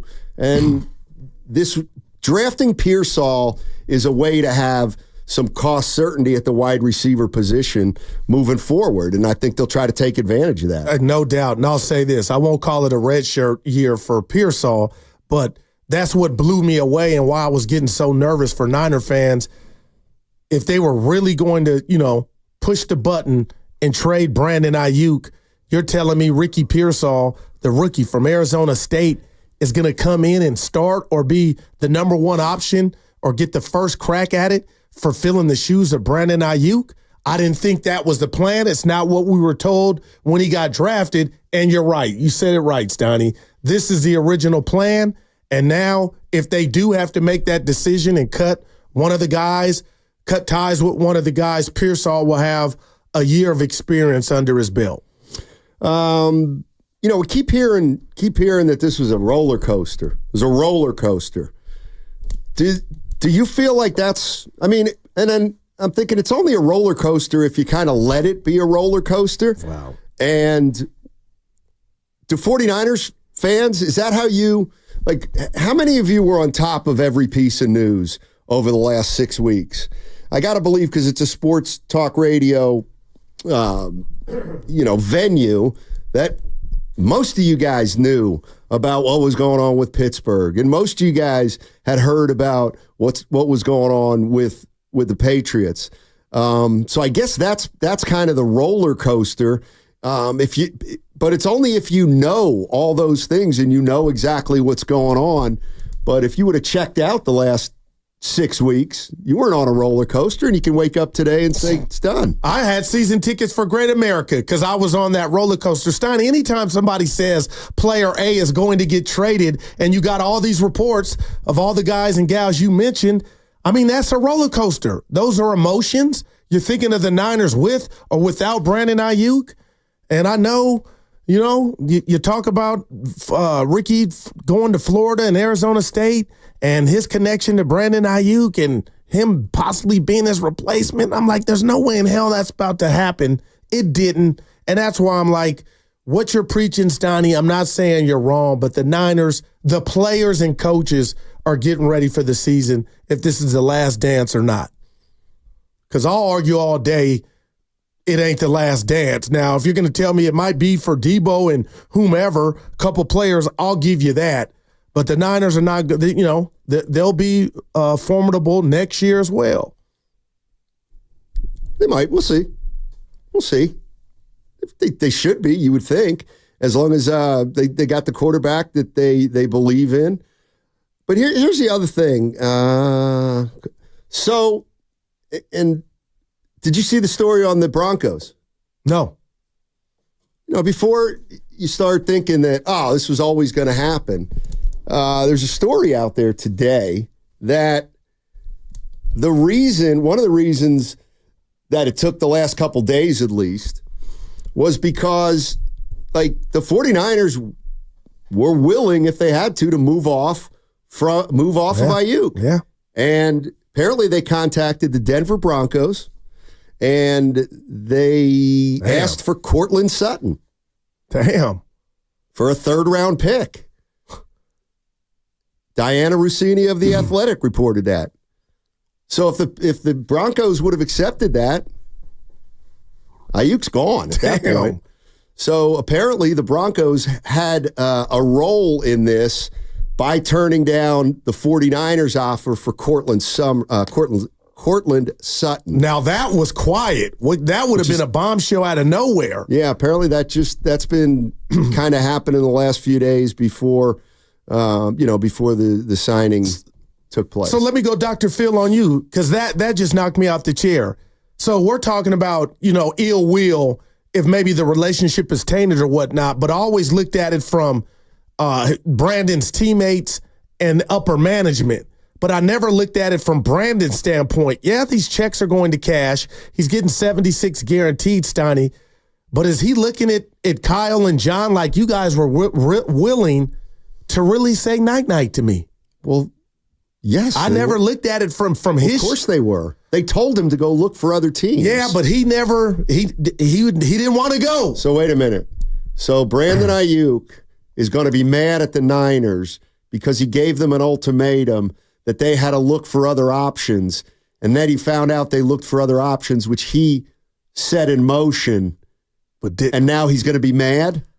No, it's just, I don't want to, he's got a new 4 more years, but it's almost like a wake-up call of, they called your bluff, yeah, you're still on the team. He won the negotiation. He won. He's a top 5 paid receiver, and he's probably not a top 5 receiver. Now, I can't argue the math, but for what it's worth and where I'm going and the bus where I'm trying to park this bus, Donnie, is the bottom line, just from an ego standpoint, is they were willing to say, see you later. The team. Yeah, they didn't want to, obviously. Right. But I think if things would have taken a different turn. Man, you could be in Denver. Well, you don't think they were ever serious about moving him? Oh, no, I do. Okay. And I don't think they wanted to. But Brandon, yeah, you won if you want to say that, Stoney. But at the end of the day, you got to know they were willing to move on without you. He absolutely won this negotiation. I saw some stories about, it was kind of a tie. Get out of here. But what about the fans? I'm just talking about Aiyuk and the 49ers. Right. Aiyuk's one of the top 5 highest paid receivers right now. Gotcha. Is he a top 5 receiver? Probably not. All right. So he won the negotiation. That's the way I look at it. Pretty simple. And it does. Hey, you need him in here, so you got to overpay. Yeah. But I mean, he didn't have to go to training camp. He absolutely kind of got what he wanted. So Cortland Sutton and a third. No, for a third. Oh, okay, gotcha. 49ers were going to give the Broncos a third for Cortland Sutton. And the Broncos said no. So there you go. Yeah, no, I know about it. I heard about this guy. Johnny Gaudreau. You hear about that? Oh, God. Not a good story. Dude, you got all the... So you have any idea what I'm talking about? No. There's a hockey player played for the Columbus Blue Jackets. Johnny Gaudreau, 7-time All-Star. He was biking with his brother in New Jersey. They got killed by a drunk driver. Oh, man. But here's the worst part. They were in New Jersey for their sister's wedding, which was today. Jeez. I kind of wish you would have held on to that. That is awful. And that's why I'm telling you, whatever you're dealing with and you got going on in your life, get it fixed and rectified. Pick up the phone, whatever. Drive to that person's house. Life is short.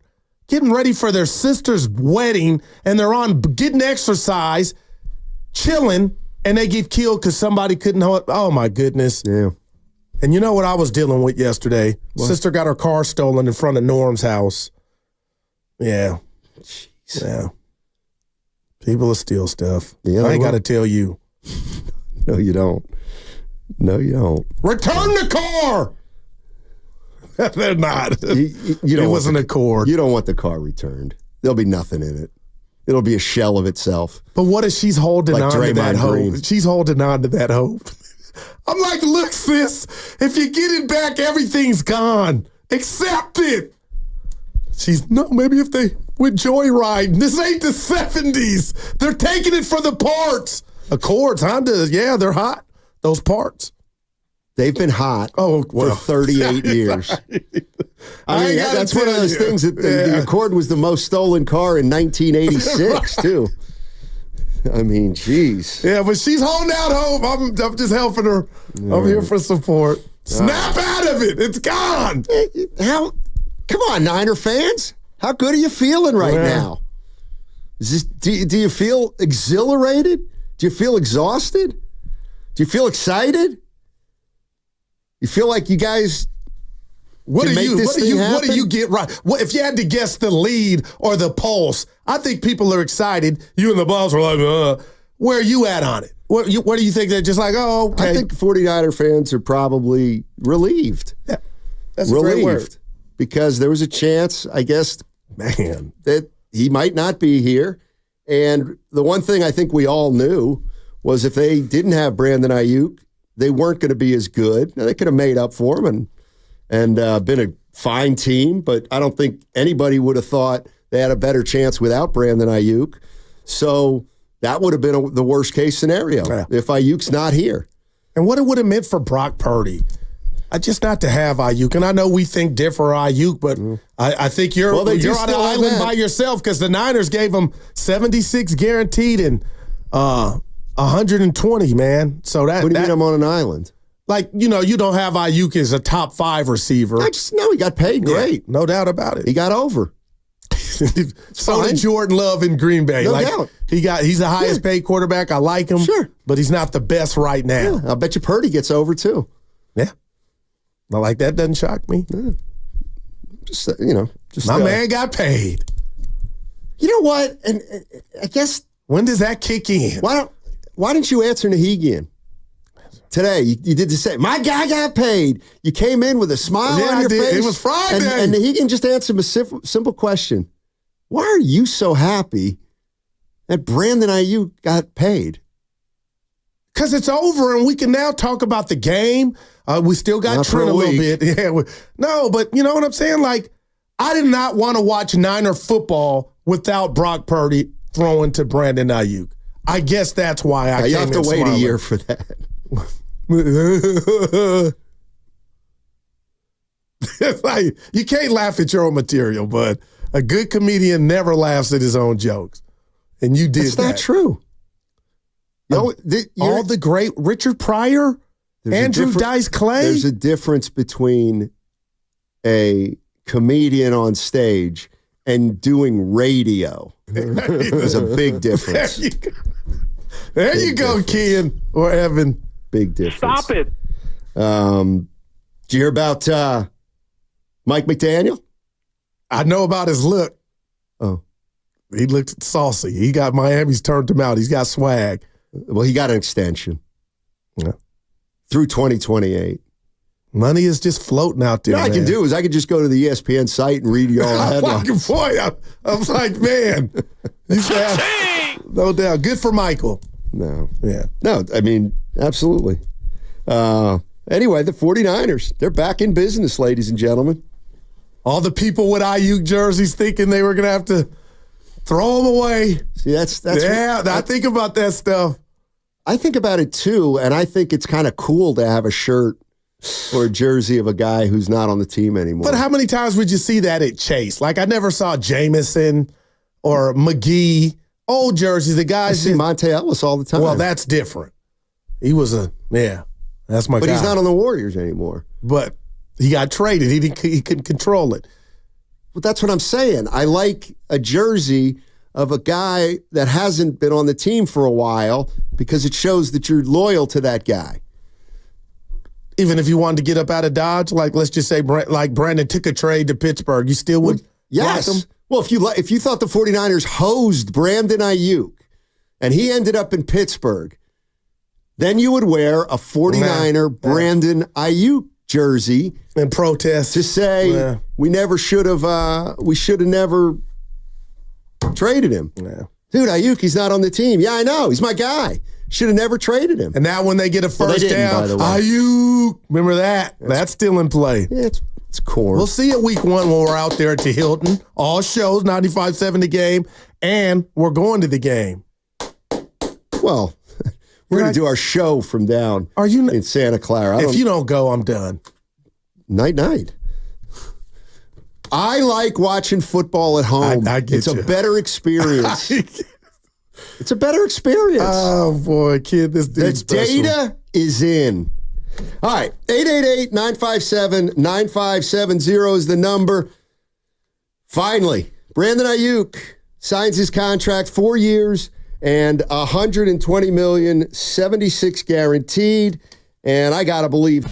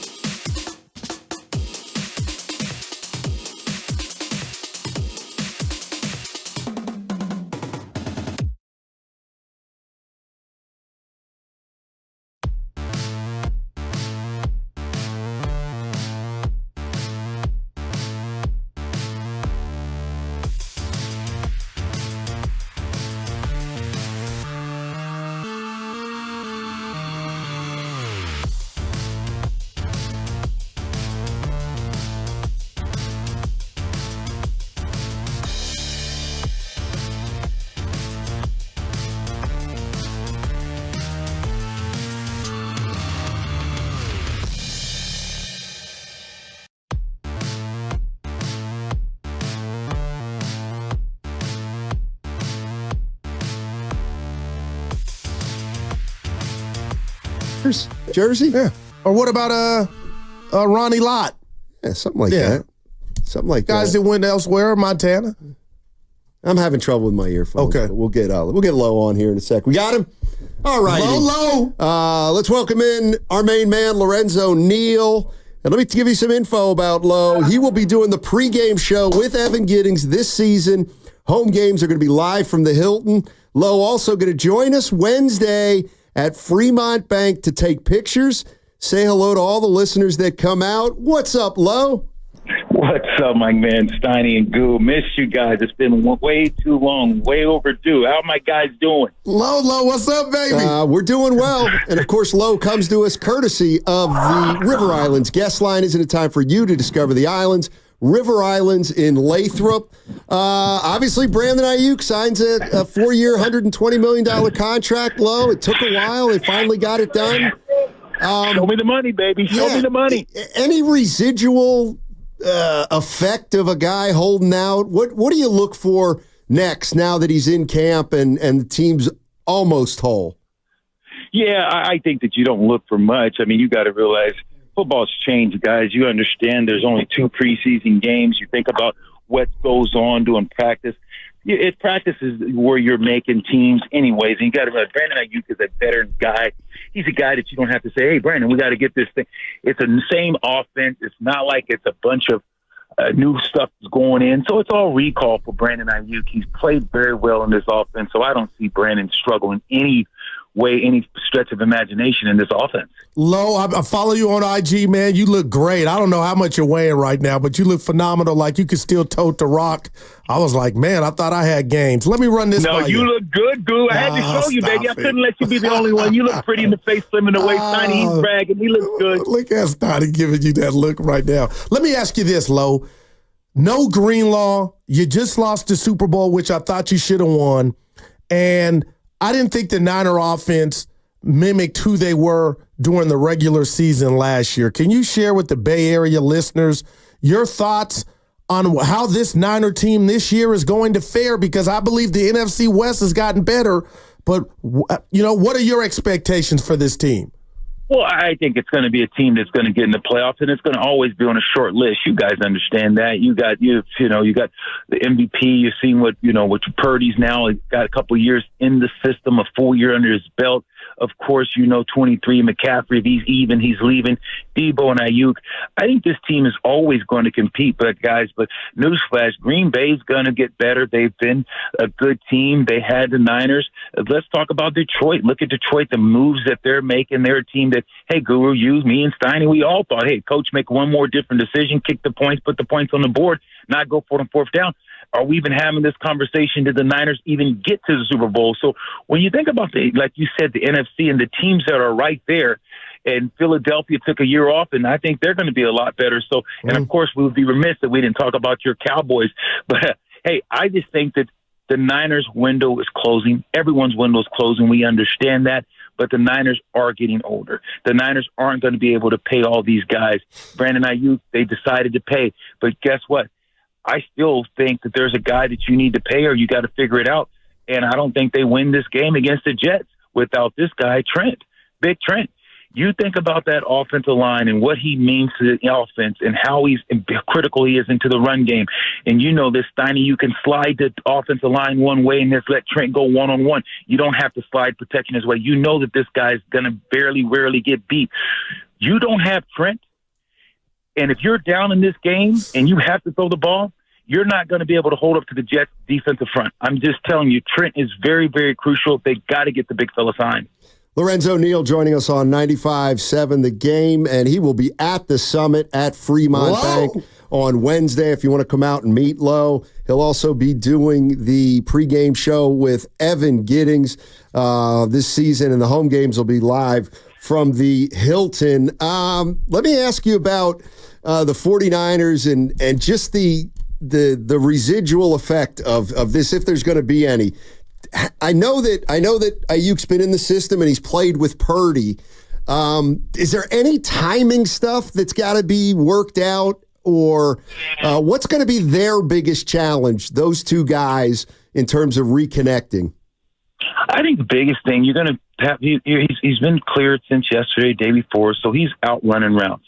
And you know this offense is a timing. You guys talked about it's a timing type of offense, it's a system offense.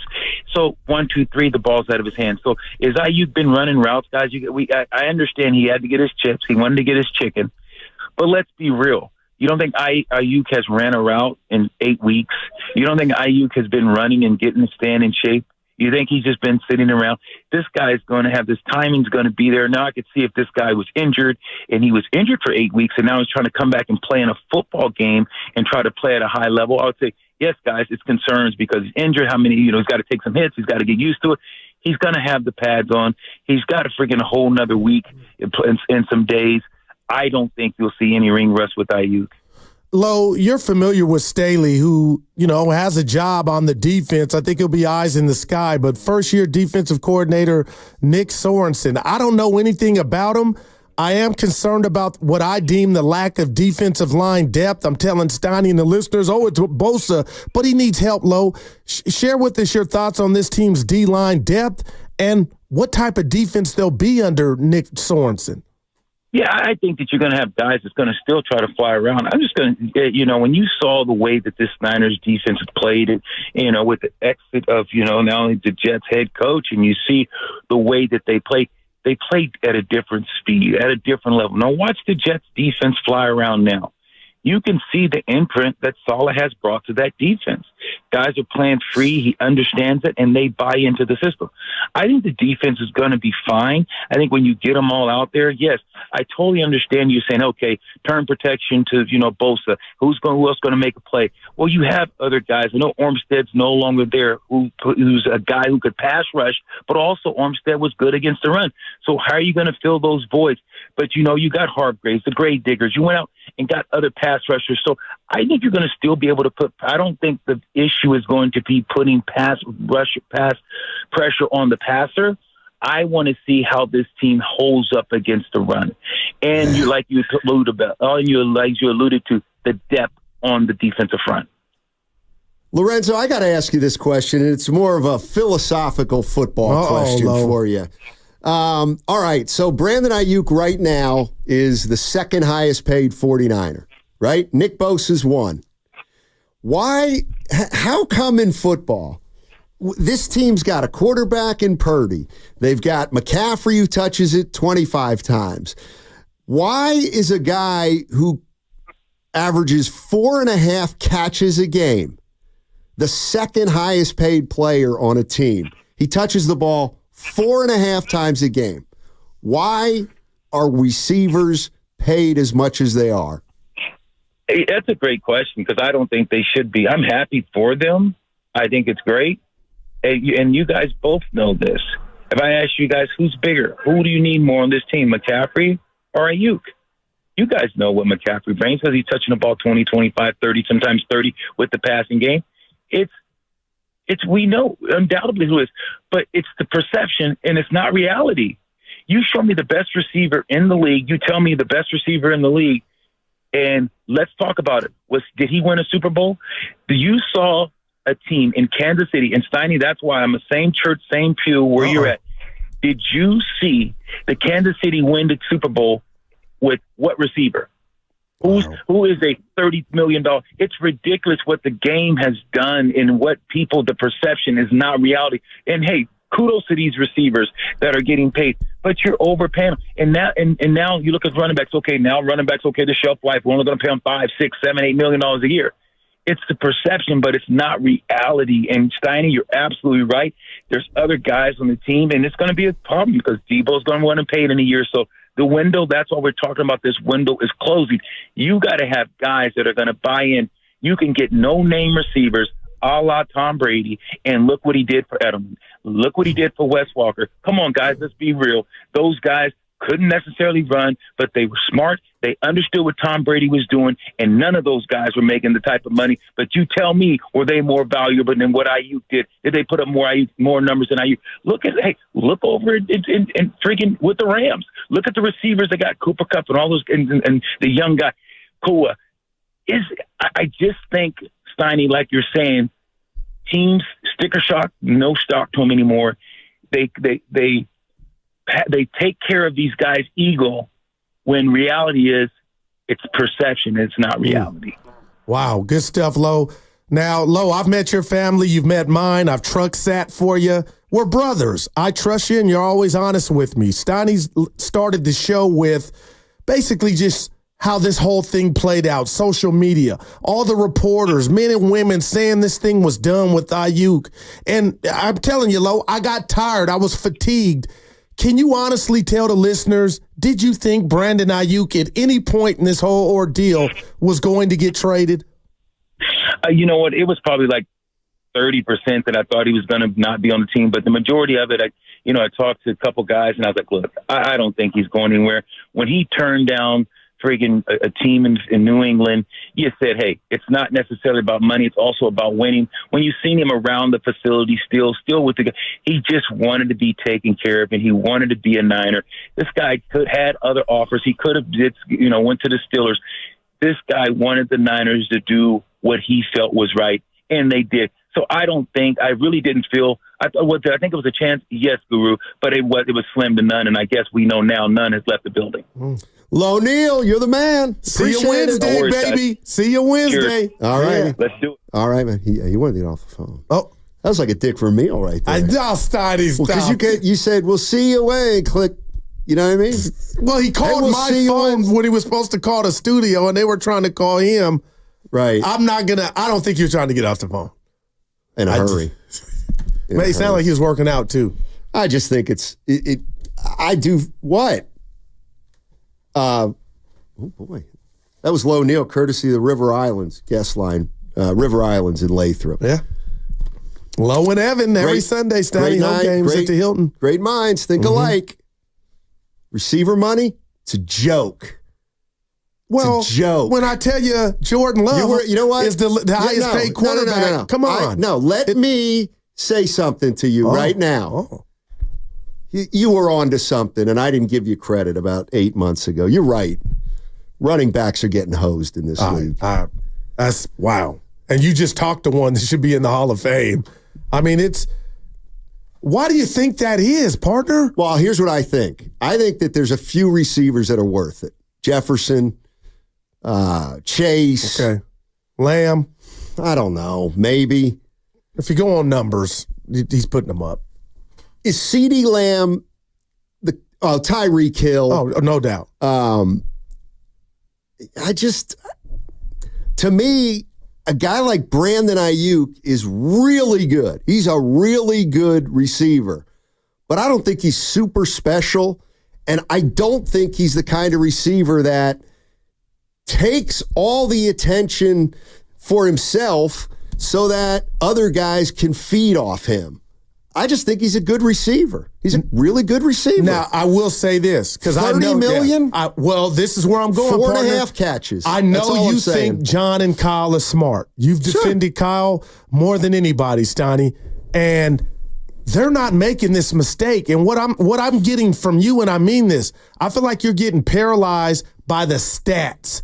It's not how often you throw. No, I'm actually not. It's when you throw. And and you talked about it the other day. When you throw to Brandon, more times than not, Steiny, it's for a big game, it's big gain, it's a first down, and he's proven in the playoffs 2 games, not the Super Bowl, he could make big catches. So to me, averages that's 3 catches a game in the playoffs. But he's on a different offense, and I won't use the Niners offense in the playoffs last year as a compliment to anybody. But that's neither here nor there. These guys and Parag had to get together and know what we do and how we run our offense and how diversified our 2 receivers are, along with our tight end Kittle, who can do it all. They need Brandon Steiny, and that's why he got paid $30 million. Well, I believe. It's unbelievable, really.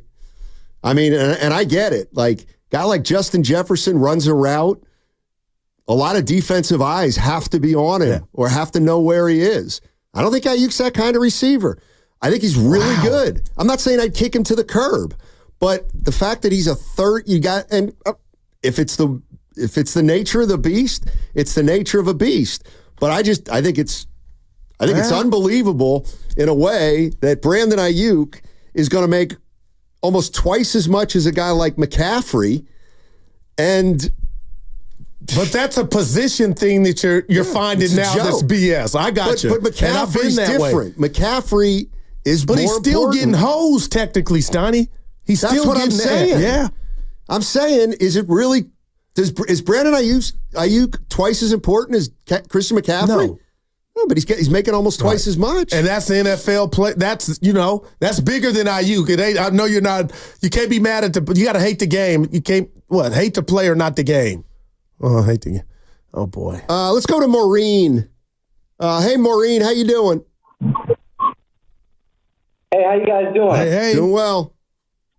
Hey, so I had a question. We have all this talk about Brandon Aiyuk, and you don't need a top receiver to make it to the Super Bowl or to win the whole thing.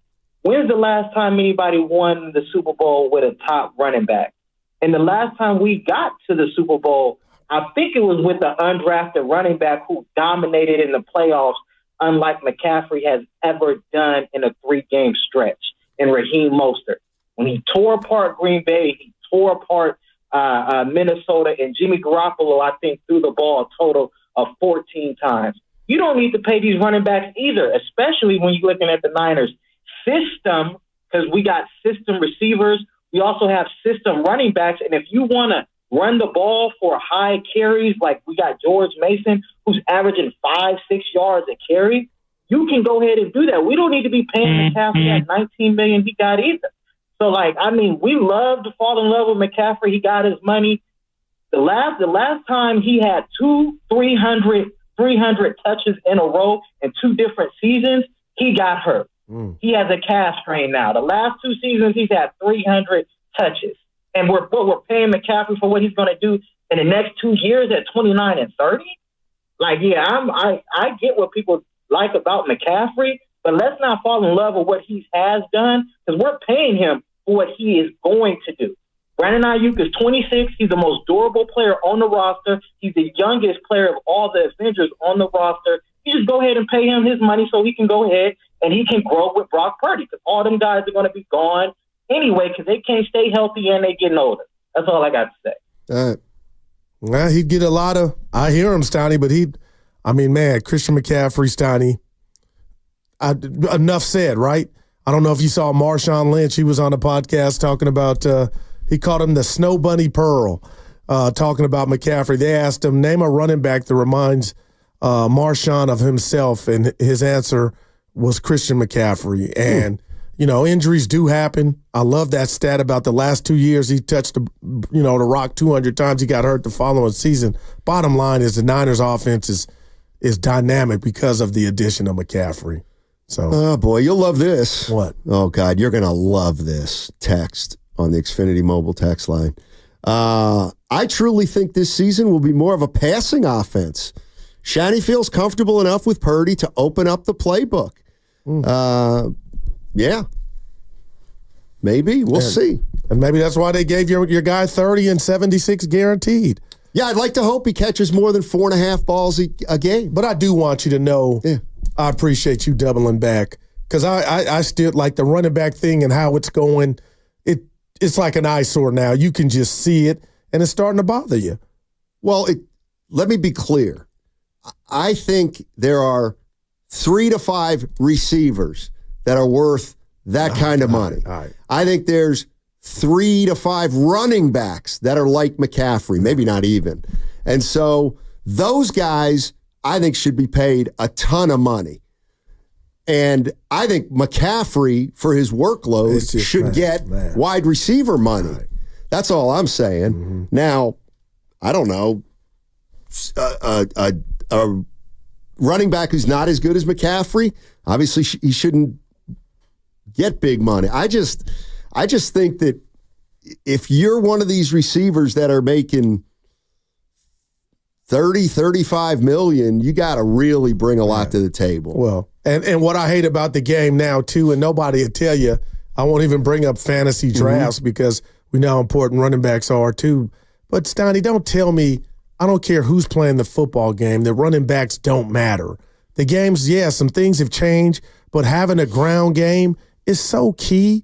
it's no less important than it's ever been. And that's why I've been on my mission and my expedition about they're getting you-know-what in regard to pay, because they do matter. You need a running game. And Christian McCaffrey right now, to me, Stoney, you tell me it's just too far-fetched. He's a modern-day Marshall Faulk to me. Catch the ball out the backfield and run it. This is from the 650. He's talking about the top paid running backs, wide receivers in NFL history. Tyreek Hill, Calvin Johnson, Andre Johnson, Mike Evans, Keenan Allen, Devontae Adams. Anyway, he lists a lot of guys. Larry Fitzgerald, Julio Jones, DeAndre Hopkins, Stephon Diggs. Amari Cooper says only 2 of them have rings. Only 2 of them have rings. I mean, I think that's good news for the Niners because Aiyuk's not in this class of receivers. So well, Tyreek Hill has a ring. Right? That was early. He didn't get the other 2. Right. Yeah. And who's the other one who's got a ring on this list? Tyreek Hill. Nope. Andre Johnson. Mike Evans? Nope. Tampa ain't won nothing. Oh, did he get one with Brady? Yeah. Look at my man. Bonte's twin. That's who Bonte looks like, Mike Evans. Hey, is he okay? Who? Bonte? Yeah, he's on vacation. Why you ask?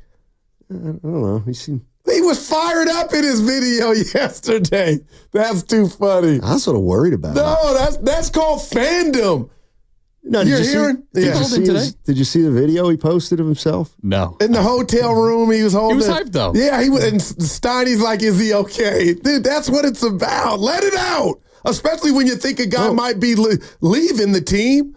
I loved it. What I'm saying is, Brandon Aiyuk was signed, and I thought I didn't feel a lot of happiness from him. He was almost like... Well, you didn't get happiness from Willard. I had Willard on for an hour, nor did I. But Bonte was basically, he was talking to the trolls, saying Aiyuk wasn't worth the money. It might have been you. Yeah, I'm playing. No. But yeah, that's who, you didn't think he was going to get paid. Lucas has got this guy on a tour. They're looking through the glass, Tiny, and I'm waving. Yeah, there you go. Turn around. That's my man. That's Marcus. Yeah. Who? Marcus. Oh, boy. You know what? They bring him in here. They're the ones who distract us. Yeah. So. Yeah, Bonte was, he was juiced out. That's physio, okay. I just was worried that he was. Passion, because sports passion is fine. I think it adds years to your life. You think it's taking off. Absolutely doesn't. Sports, rooting, and all this stuff. That's gambling. all. Yeah, that's good. Gambling. That's like smoking or drinking. It is a crutch. All right. Yeah. 888-957-9570 is the number. And Brandon Aiyuk. Got the bag. The lucky stone. God. He got the bag. The baby is here. He got the bag. Good for Yeah. Hallelujah. Well. Yeah, don't do that. All right. Coming up on the other side, there's some other sports pieces of news. We got to get into your team, by the way. The Warriors? We got to get into your team, by the way. Hey, download the Odyssey app directly from our QR code on both YouTube and Twitch. Brought to you by First NorCal Credit Union. For a low-rate auto loan, apply today or just ask for First NorCal financing at the dealers. The hold-in is over. Purdy looking end zone. Lets it rip, and he's got a touchdown to Brandon Aiyuk. Brandon Aiyuk has signed. Niners! Let's f***ing go. Oh, baby! We are the Bay Area's football station. 95.7!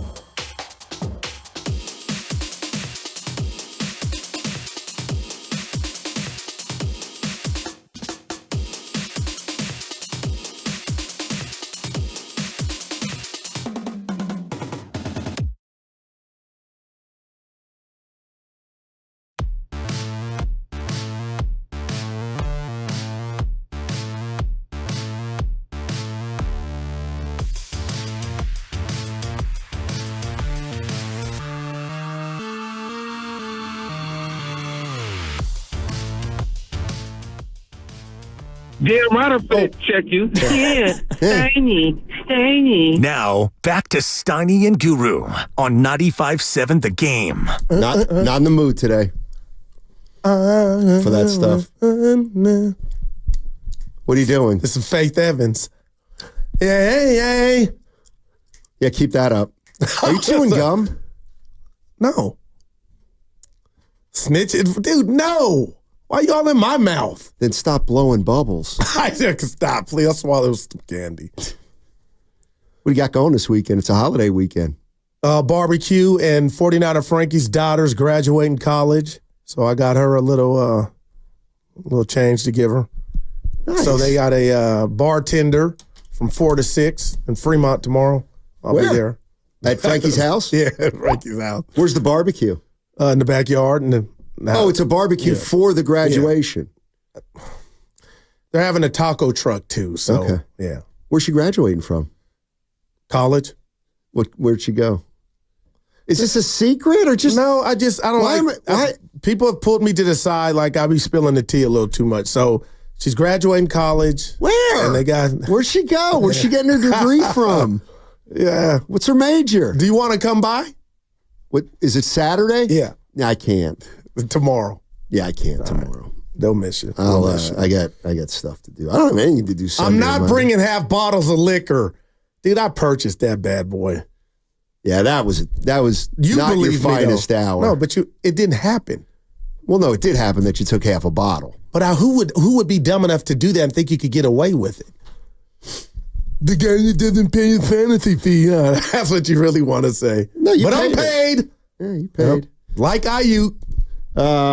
Yeah, almost. Brian Baldinger was on with the Morning Roast today, and he was talking about the Aiyuk situation. Of course, Brandon Aiyuk is signed, sealed, and delivered. And Baldy said, it might have gone the other way. Honestly, they had deals in place to move him, to trade him. They couldn't get the right compensation back because they needed a good player in return. But there was deals worked out in a number of different places. Now, I don't pretend to be, the inside reporter on this, but there was deals in place where it could have easily have him not a 49er for the next 5 years. So the fact that he's there, he's their number one option in the passing game on most routes, it's a fantastic for the 49ers because they don't have a player as good as him on the roster right now. That's Brian Baldinger. Yeah. And we all agree that he's the best receiver on the roster. That's not why does Baldy think it took so long? Not that this is apples to apples, but just talking to Nick last year when he got his, you could have said the same thing about Nick. All these other guys had been signed. They knew that they had to get him signed, and yet it took all the way up until the final couple of days before the opener to get it done.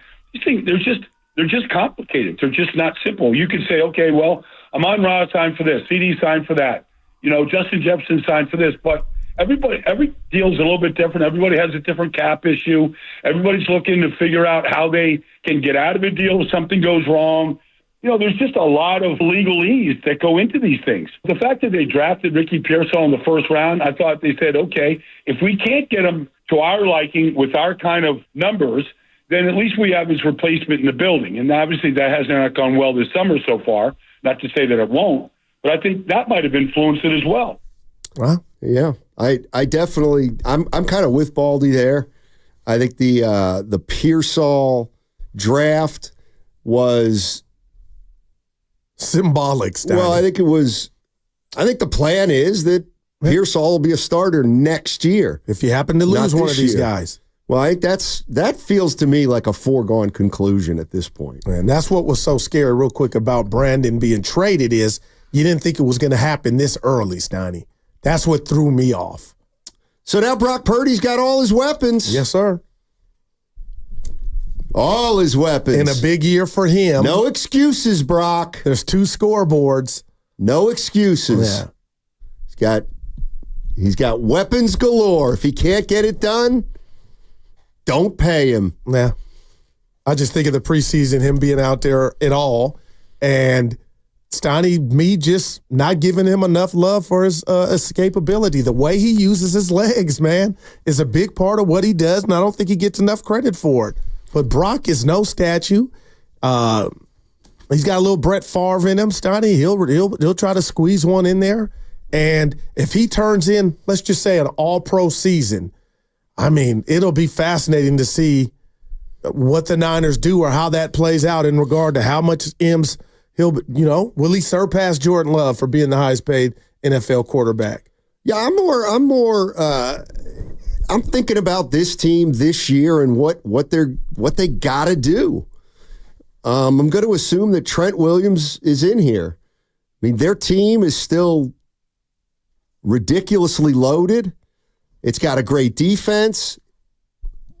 What are the strengths and weaknesses of this team? And if you're a 49er fan, and now you got Aiyuk in the fold, and let's assume Trent Williams is going to be here. All right. Then it's your offense, partner. Well, then what are your expectations for this team? You got Aiyuk in here. Trent Williams, God willing, will be here in a few days. What are your expectations for this 49er team? 888-957-9570. I think I'm kind of with low. It's a playoff team. And I'm not being facetious. Yeah. Playoffs? Yeah, I think they're one of the top 6 teams in the NFC. After that, we'll have to see, but there's no reason this team shouldn't make the playoffs and shouldn't be competing to win the division. Yeah, and I got him, Stoney. It's early. I got him. You talk about success, NFC Championship game again, and the one thing that scares me is that lack of D-line depth and their ability to stop the run. I mean, years past, I think a lot of us would say the strength of the 49ers, even in their hate, since 19, was their defense. All of a sudden, I have questions. That doesn't mean I'm right, but I know what I'm getting from the offensive side of the ball, including Trent Williams, Stoney. It's defensively, what are they going to be now that Wilkes is no longer here? That didn't work out. I guess nobody would argue that. He's gone, one and done, Calipari, and now Sorensen. What's he going to be? And also, I mentioned Delo Staley. What part is he going to play in the defense? Is that a good thing? And I know 4 eyes are probably better than 2, but Stoney, I got questions, and we'll find out week 1 because I believe Aaron Rodgers and the Jets will be a stiff test. 888-957-9570 is the number. Aiyuk is back in the fold. What are your expectations for the San Francisco 49ers now? And secondly, is there a concern you have? What does this team have a weakness? What's the weakness of this team right now? Because it looks to me like their skill position guys are as good as anybody in the league. Their linebackers are pretty good. I thought they upgraded the defensive line with Leonard Floyd. So where is the concern if you'd have one with this team, Goo? The run defense. Run defense. Yeah, run defense. So I thought that, but that didn't kill him in the Super Bowl. But again, Wilkes is no longer calling the D. The Niners defense had a good Super Bowl. But prior to that, I saw Green Bay get at him. I saw Detroit get at him on the ground to the point to where, if anybody tells me the Niners should have lost either one of those games, I've said it. I understand it. So the run defense to me right now, partner, is the biggest area of concern. And it's funny that I say that because now you got first-year defensive coordinator for the Niners, Sorensen. That's got to be his job to get that fixed. This is from the Xfinity. This is from the YouTube chat. Tavarius, I said, what are the expectations? And Tavarius, you know what he said, Goo? He said Super Bowl. I like it. He said Super Bowl. Okay.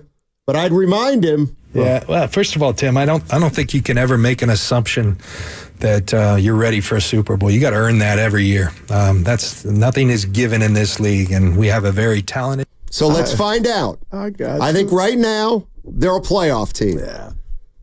But according to the general manager, you can't assume they're a Super Bowl team. Yeah. Not right now. Can we all just adhere to that? for the season, But please? you can't. Thank you. Thank you. I appreciate it. No, I'm not. Thank you very much. Hey, I appreciate Johnny, it, I don't know if it's easy for you to say that knowing your team's damn good. You got one of the best, if not the best rosters in football. So he can say that, Steiny.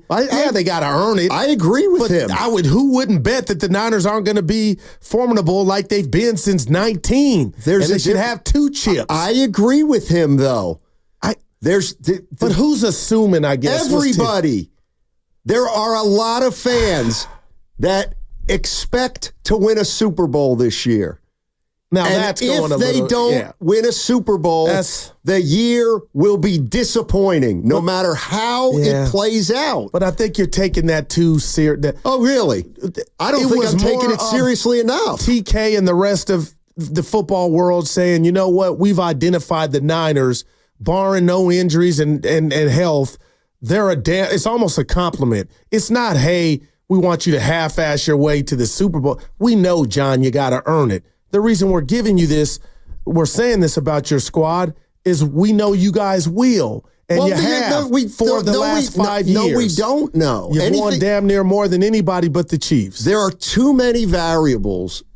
Like, I absolutely believe this.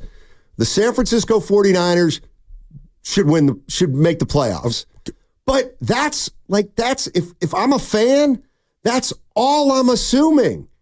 Let's make the playoffs. Then we take a look at the brackets. We see who we got to play. Can we beat the Packers? We can beat the Packers at home. Okay, you beat the Pack.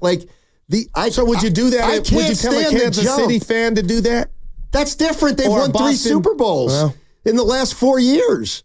That's different. What about the Boston Celtics that just won their first chip in a while? What about them? Would you tell a fan don't dream of going back-to-back or assume that you're going to get to the final? Assume? No, I wouldn't assume. That's the thing. Well, the same principles of what you're telling a Niner fan. Yes. It's an assumption you're making. Like that, but based off of greatness. Right. But you're not taking into account the myriad of things that can happen, not the least of which in football is injury. Right, but Stoney, I think that's so across the board for losing teams. But I'll tell you right now, if the 49ers, if George Kittle gets hurt for 5 games and then he comes back and Debo misses some and they just never get cohesive and they don't make the playoffs, it can happen. Yeah, but nobody's going to say, oh, injury problems.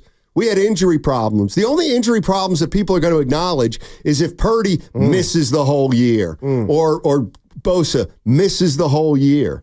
And there's also another thing that could happen, and that is the guy, like Kittle loses a step. Maybe Kittle will have to take a step back. Maybe Purdy takes a step back. So nobody can fight you on the injury thing, but that's across the board. Uncle Looney Steiny saying, Steiny, nothing wrong with having high expectations, is it? Expectations are fine. Assumptions, no. No, not for a Super Bowl. Well, they haven't won one. They've been close 5 years, so I'm not sitting here saying, oh, it's going to be easy. I think some people think it's going to be. I'm scared for Niner fans and the players that maybe they've had, and that's why Steve Young had so much mustard on the fastball that he threw early on this offseason about, just the state of who you'd play and the team that you played, Kansas City not being the best version of itself offensively. You kind of blew that opportunity if you get with Kansas City again and maybe they got more dynamic players on offense. But who knows? But what you're saying, Stanley, I think you're selling fans short of they know injury here, injury there to the wrong person. You get off to a bad start, it could doom you. Well, why would you, if injuries are such a big part of football, why would you assume you're going to the Super Bowl? Like, because of the injuries and because of the nature of football, like I would never assume we're going back to the Super Bowl. I would just never assume that in the NFL because of the injuries, is what I'm saying. Yeah, nobody's ordering their room in New Orleans, but you just feel good about it. And I think that comes with winning. And the disappointment hurts, too, when you don't live up to it. No, a lot of people on Xfinity Mobile, they expect the Super Bowl. It's Big D. Big D's in the hospital. What's up, Big D? Oh, get better. Hey, What's up, guys? Man, I haven't heard from you in a long time. I was holding out till I get my extension. Nice. There you go. Yeah. Well, you know what? On the flip side, I can hit both sides of the coin. On my side, it's all about going to the Super Bowl every year because we Niner fans out here in the Bay, that's what we expect for our home teams. But any other, you know what I mean? On your side, hey, injuries and Purdy goes down, season's over, I think. So they got to protect him. They need that big man Trent to sign up over the weekend, take him out on the boat, you know what I mean? Make him an offer he can't refuse and sign him up. Let's get this. Baby, this year is ours. Here. Hey, Big D, I mean, you're assuming, Big D, you're just assuming they're going to what, the NFC Championship? No, he's not there. We can have that. That'd be a fun conversation. Well, what are fans assuming? What do you assume about this team? I'm being real. Okay. I'm one guy, your guy. Yeah. The NFC Championship. That's the standard the Niners have set, and it's a compliment. Well, that's a Super Bowl contender. Yeah, and that's what they are. Right now they are, but they're 0-0. Totally get that. I mean, and one injury away, Stoney. Well, no, don't do that. No, but every team is facing that, but you're right. You just said it earlier. They have two. You know what? I'm calling BS on that. I'm changing my mind. They got too many weapons for one injury to derail this team. If you think they're so good that you can assume they're in the NFC Championship game, that I don't want to hear it about, one injury may derail the season. Oh, really? Well, it's a quarterback league. If Purdy goes down, I thought you were great. We love Dobbs, Stoney, and people will root for him. But right then and there, that's a crippler. That's one that you might not be able to. But who knows with Kyle? Real quick here, Austin in San Jose coming down my road. We love you. Guru, you always criticize Lamar. You got to be kidding about Brock turns in a good season, okay season, he'll get the money. My point is, Austin, Lamar got his chicken. The Ravens gave him his chicken even though he hadn't got to a Super Bowl. I'm just telling you, Austin, I'm not saying it's right. I just feel, and I'm reading the room, if Brock Purdy turns in, and I know we don't want to spend the show on this, a pretty good season, they win a game or two in the offs, I would bet that he's going to reset the market. That's all. Yeah, and I'm asking 49er fans, what are you assuming about this year? And I've had some fun with the John Lynch sound. But the one thing I would assume with the 49ers they're a playoff team. They're a playoff team. Outside of that, why doesn't anybody allow for the fact that maybe the Lions will be significantly better? Wow. And the 49ers are essentially the same, and the Lions leapfrog them because by the end of the year, they're better. Then wouldn't you understand how a fan or even a pundit would say the Niners have blown their chance at getting that hardware because they were in that game twice and in a couple other games before that game, though, Stoney. Now, if you're telling me there's another big man on campus that's better than you, now you can't even get to the game to where you can get the ring. That's right, because I don't assume Super Bowls. What's the 49ers record in Super Bowls? Whoa, man. 6-3? Or 5-3? 5-3. Yeah, it's pretty good. It's a pretty good Super Bowl record. But not when you lost. It is, but not when you lost 3 in a row. It's great. Yeah. 5-3 is great. How many teams have lost 3 in a row in the Super Bowl? How many teams losing 3 in the Super Bowl is better than never going to the Super Bowl. No, I would take Buffalo's 0-4 all day, right? But, man, remember the Niner fans I know, my age or our age, Stoney, when you hate this, but you love it. It's so irrelevant. When we go, we win. That's what's the Niners' mantra, and they earned it. It hasn't and it was been, not one time. It what was are you 5. Talking about? It hasn't been that way for 10 years. But it was that way for a stretch. They were 5-0. So when we go, we win. When did they win their last Super Bowl? 94. Okay, 94. So from 94, it's been 94 to 2014, right? They've been 3 years. times. That's 30 years. They've been 3 times. No, 94 to 2014. Okay. That's 30 years. I got you. So 30 years, they've never been to a Super Bowl. But they say, like in 2004, they say, well, when we get there, we win. Oh, so what if we haven't gotten there in 20 years? Well, that would be only 10 years, 2004 from 94. But it's something 20 years they haven't been there. Well, but you've been there, Steiny, because you lost 3 in a row. You just assume that if you get there, you should win the game. And the odds of you winning the game are 50-50. But you do, okay. For every Super Bowl winner, there's a loser. But you understand that era of Joe Montana and Jerry Rice and that dominance. Steve Young. He was one of them. But when he went, they won. I can't believe you're not giving any credence to that. It's fact. It's not but dumb. it was 30 years ago. Well, if people are that old and they experienced and lived it like 49er Frankie, everyone. But it's over now. They've lost 3 in a row. Hello? Exactly. Yeah. Okay, so what do you want to call this? What does winning their first 5 mean at all? It's better than losing 3 in a row, bud. But it doesn't matter. To you, but it matters to Niner fans. It shouldn't matter. Why? Because it's 30 years ago. Who cares what they did 30 years ago? Who cares? It doesn't matter. They're in the books. The crazy thing is you got me thinking, am I crazy? They're in the books.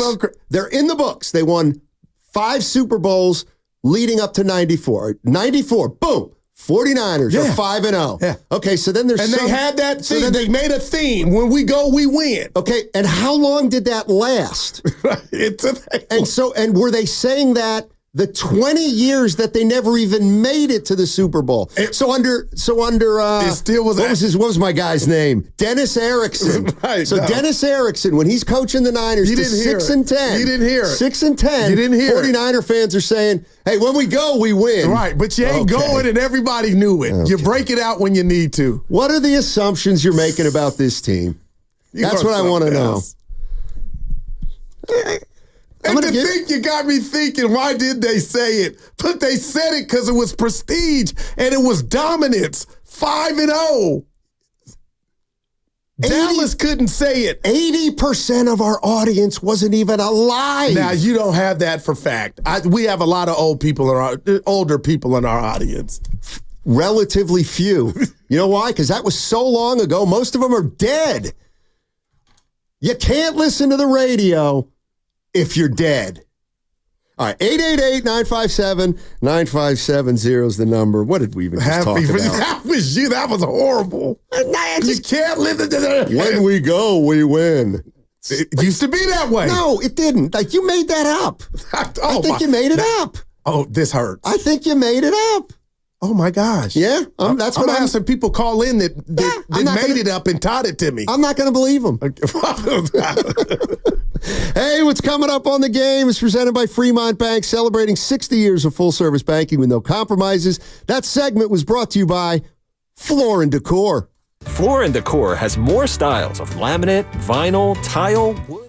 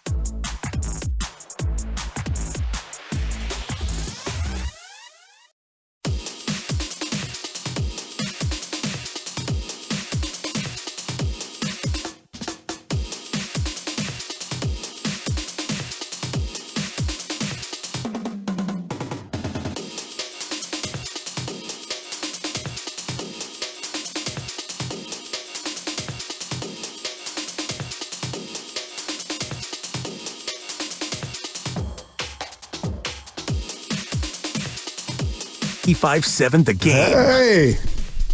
Okay. Hey. You need to quit putting words in my mouth and let me explain myself. And here's what I'm going to say. I'm not saying history doesn't matter. I didn't say that. Just lay out. Oh, whoa. So I'm saying, this is what I'm saying. The 49ers won 5 Super Bowls in the 80s and 90s, right? If you were alive for that period of time and you were a Niner fan, you will have those memories forever. It was the greatest era of 49er football. And you get to have those memories. But they don't matter right now is all I'm saying. And you know what? I'm seeing it with the Giants. And I've got a little correlation to make. Every time I look at NBC Sports Bay Area, I see Jeremy Affeldt, Hunter Pence, right, George Kontos, Sergio Romo. And you know what I think every time? They stink. That team stinks. You know why? Because they continue to bring out the guys who won 10 years ago. The fact that they're out there is proof that we're a losing organization now. And I'm not Bobby saying Brown, that's your prerogative. That's how you feel. But I'll just tell you what, Stoney, you have created calls. I'm looking at it right now. How many calls we got? What was the 2 or 3? Not that many. I'll get to line 4. All right, go ahead. John in San Francisco. I'm worried about this one. Well, no, speaking of memories, Stoney, we're just kind of going down memory lane. And I know what's coming here. He's going to stick it to me. No, I'm not. I just want to remind you of a beautiful memory that we had on this show before I bring on our caller. Are you serious? All right, let's welcome in John Fogarty. From Hey John, I gotta ad lib here, but John Fogarty's from El Cerrito. He was part of the Creedence Clearwater Revival Band, one of the greatest American bands of all time. He, of course, wrote Center Field with Willie Mays in the lyrics. And John, geez, boy, thanks for joining us. This is John Salley. John Salley from the Detroit Pistons. Okay. Yeah. So we had to do that to you. Oh, man. We have a special caller. Hey. Yeah. This is not John from San Francisco. This is John Salley. Oh, my God. John Salley, the real John Salley. Oh, my God. Have you heard this story? Yeah, I did. I said, I heard that the psilocybin, all the mushrooms up in San Francisco are legal, and you can do them before work. So I was like, okay, he just got one old white guy mixed up with one old black guy in 2 different parts of the world. Well, I got to ask you now, had you ever heard of John Fogarty? Yes, I know John Fogarty. I live next door to him. Are you serious? I did, and I literally was going to go knock on the door and say, hey, man, somebody's on the phone for you. Hey, John, I got to ask you this. Did you hang up on us?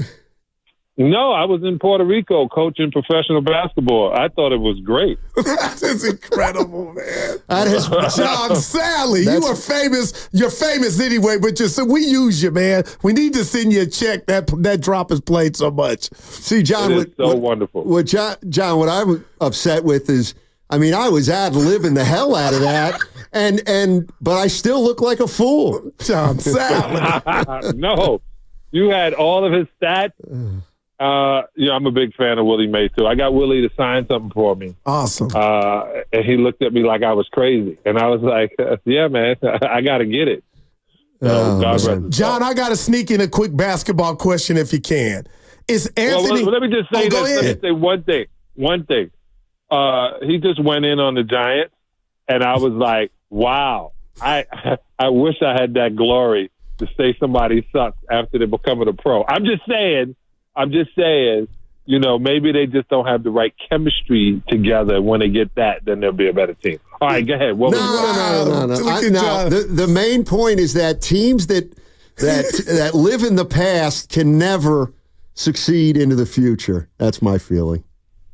I used to, you know what? It's so funny. I thought that, but the Detroit Pistons were the worst team in basketball. Right. And it was the one time they should have said, 30 years ago or 34 years ago when the Pistons were, this was the mentality. So I think the culture is what they try to keep together. They try to get that winning culture again. Yeah. Wow. So you have to go back to see the winning culture. I got you. Yeah. John, I got to ask you this because this is what I know about you going back to your playing days in the Best Damn Sports Show as I was a bachelor and watched that every night and loved your work.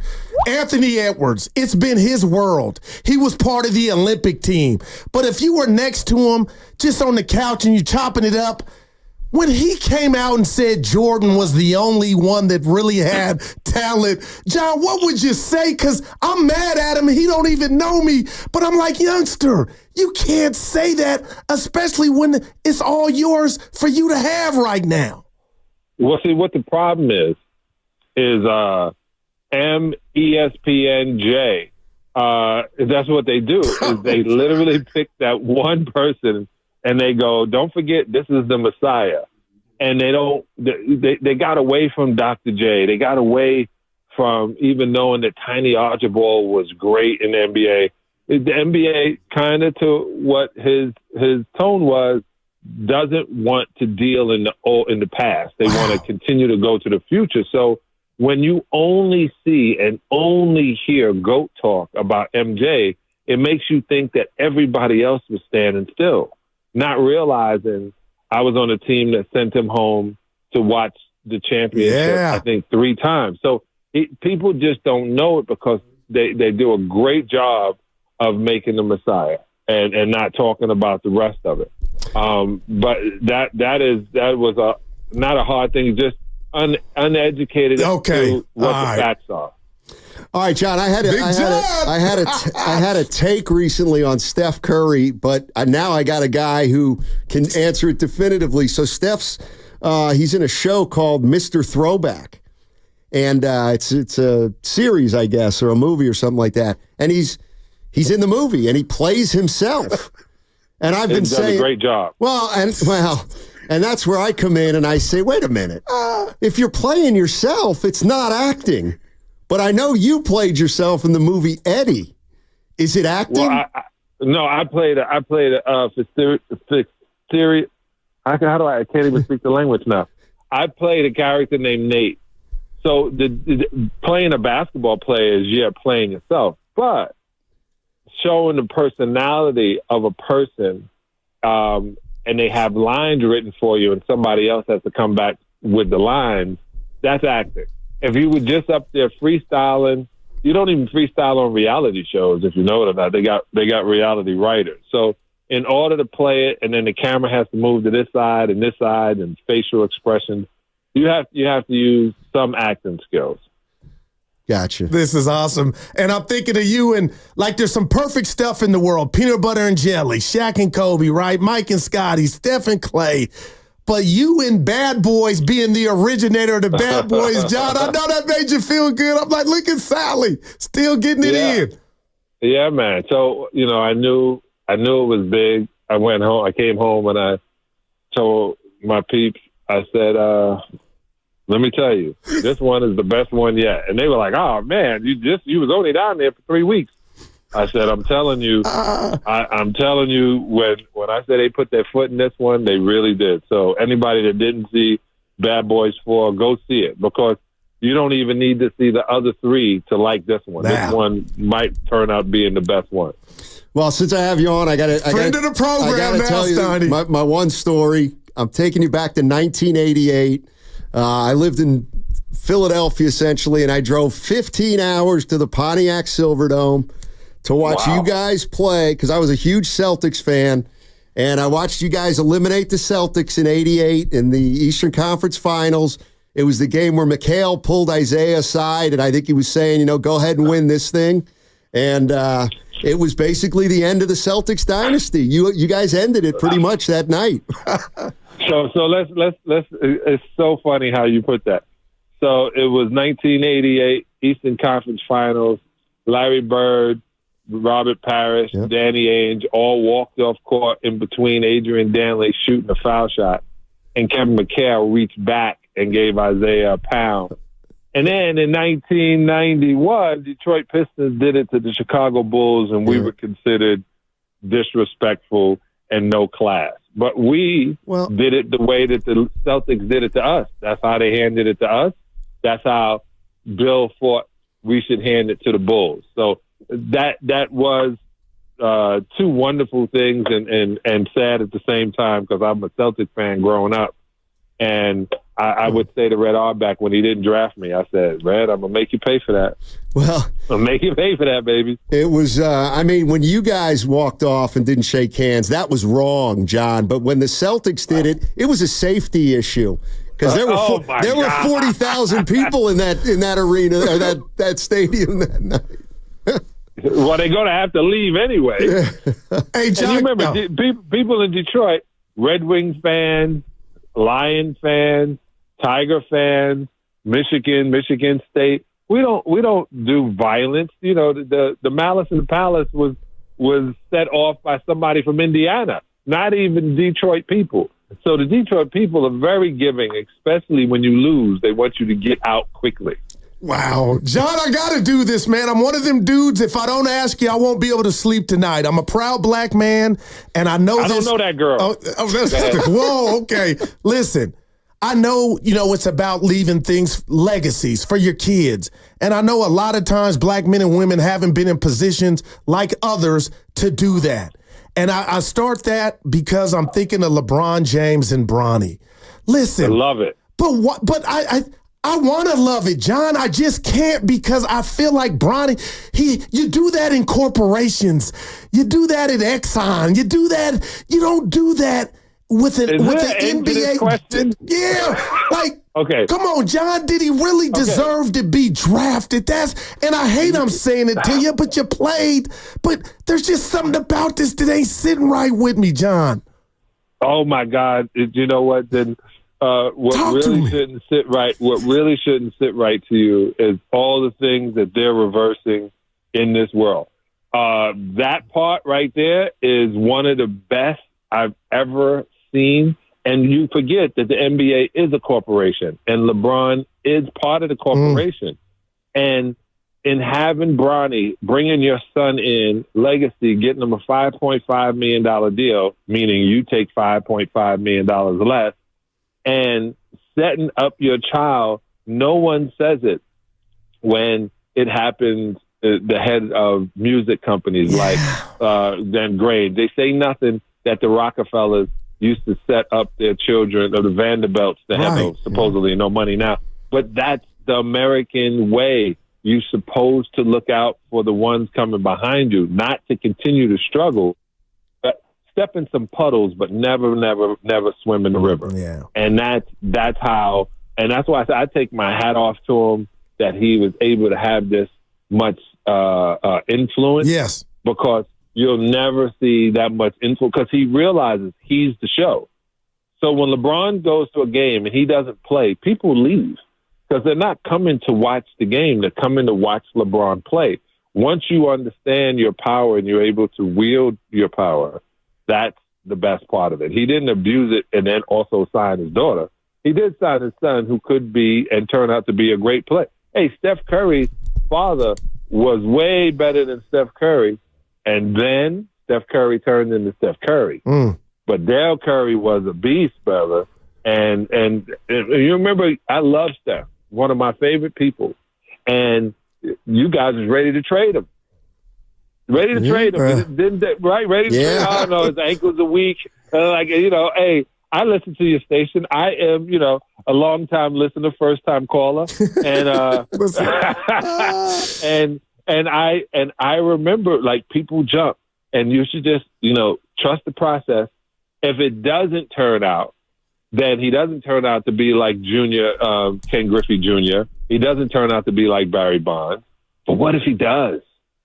What if he turns out, just the environment, what if he does turn out to be unbelievable? He may not be his father. I don't think there'll ever be another one like LeBron. Yeah. I'm not saying he's the GOAT, but man, in the last 10 years, this brother is amazing. No, it's incredible. It's incredible. So and he gets better with age. He's probably taking my health products, and you guys should too. You go to shopbetter.com, shopbetterlife, BETTA. Okay. You know, I couldn't afford the whole ER because it's a hard ER, so I put an A on it. BETTA life.com. And you take these life, like I just turned 60, and you look great. You're not lying. And I feel 39 going toward 36. So, listen to us, Steiny. I'm going to be crazy. Huh. Checking it. Yeah. I'll tell you what, John, we're doing that for you. If you could just say, this is John Salley. You're listening to Steiny and Guru on 95.7 The Game. Man, we'd appreciate that. Okay, but also, before I get out of that, I want you to say it again because I'm an actor. You got to say it twice. This is John. Yeah, I got you. This is John Salley. You're listening to Steiny and Guru on 95.7 The Game. 95.7 The Game. Yes, sir. All right. Also, everybody out there, go check out the website, God Bless Bitcoin. You can watch my new documentary for free. I want everybody to know what's happening before it all happens, and then we have everybody homeless. Pay attention. GodBlessBitcoin.com. Go check it out. And just so you know, it's 95.7 The Game. Yep. That's what it's called. All right. 3, 2. Yo, this is John Spider Salley, 4-time NBA champion, and you are listening to Steiny and the Guru on 95.7 The Game. That's it, sir. The Salley, the man. Spider. One take. One take, Jay. Hey, John. He's the man. John, thank you so much, man. Really made Hit our us day. up when you get to the Bay anytime, John. Oh, yeah, man. I'm going to bring Fogarty with me. There it is. All right, have a great weekend, my man. Thank you. Peace. Oh, man, that was great. How you feeling, bud? You got to be on the high right now. I feel great. That was awesome. And you had no clue. No clue. I've been holding on to that since Wednesday. You know, I can be an Evan and the boss. You know, it's hard for me. John Salley. That is great. It said John from San Francisco, and it said has a bone or issue with Steiny, and I was like, I don't really want to get into it today. Man, he was great, man. You got to get a boss credit for that. He hit that up. Yeah, this one he got right. He was the guy who set me up in the first place. Wait a minute. Hey, Redemption City. He ends up being neighbors with Fogarty. I thought that was material. No. Yeah. No, he said he was neighbors. I think he was. Because his line the first time was he helped write that song. And I go, and we didn't laugh. And I said, that's why he hung up. Oh, that was awesome, man. That made my day.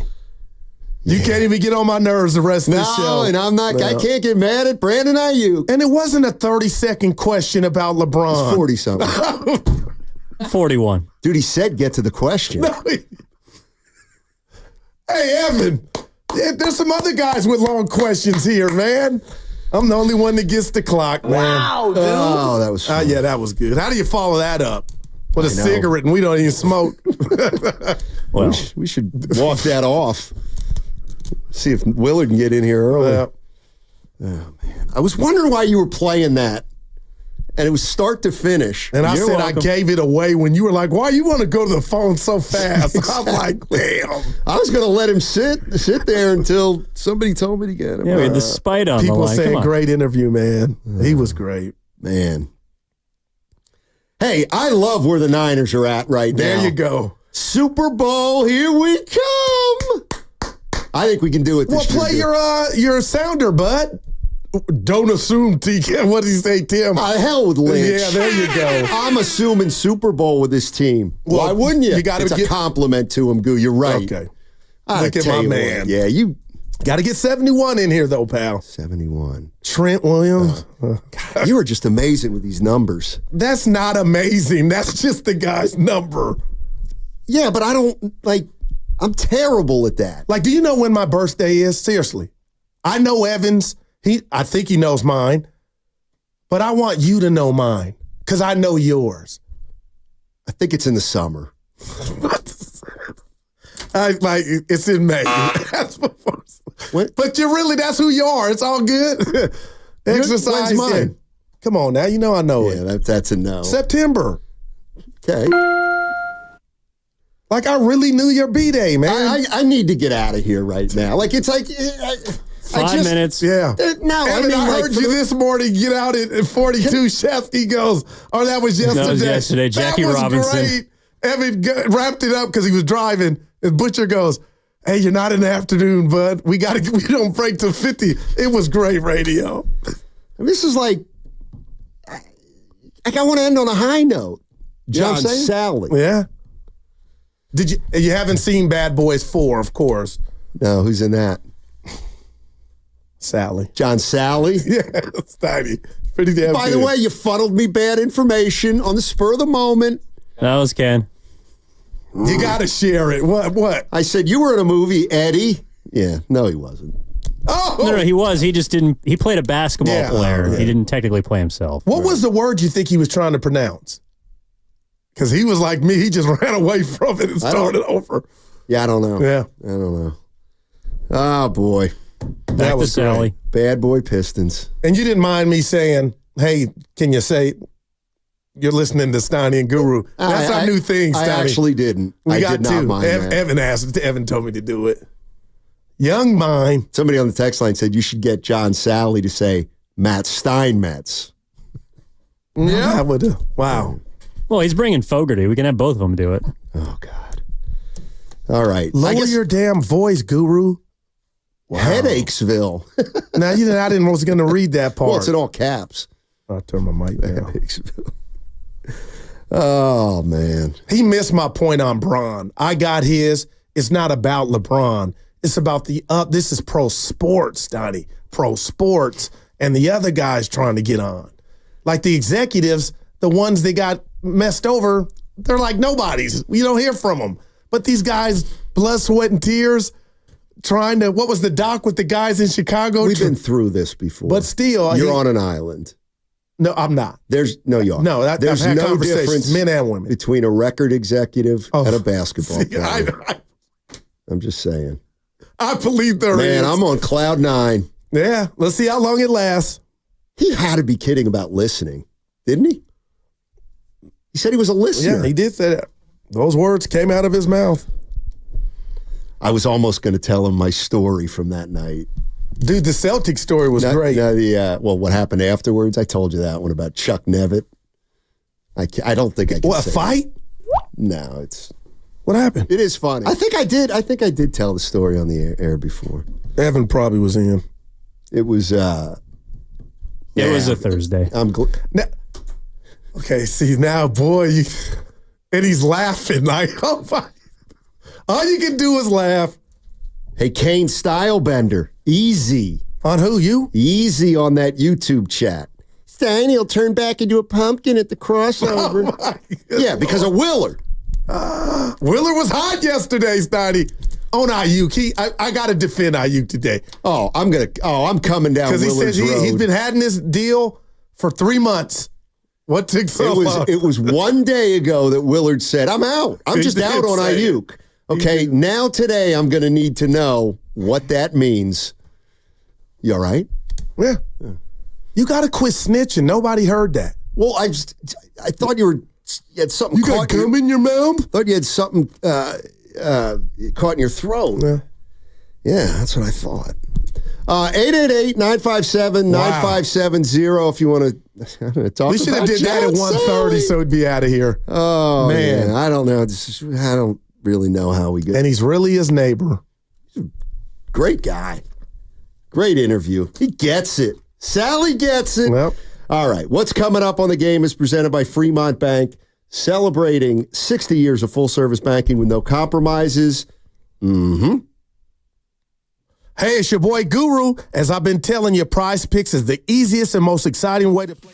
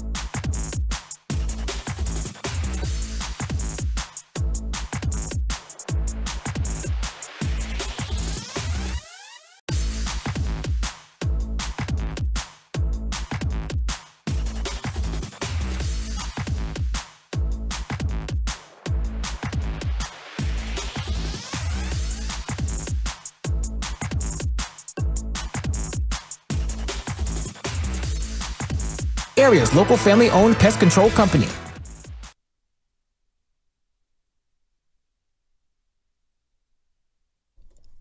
Yo, this is John Spider Salley, 4-time NBA champion, and you are listening to Steiny and the Guru on 95.7 The Game. Yeah, baby.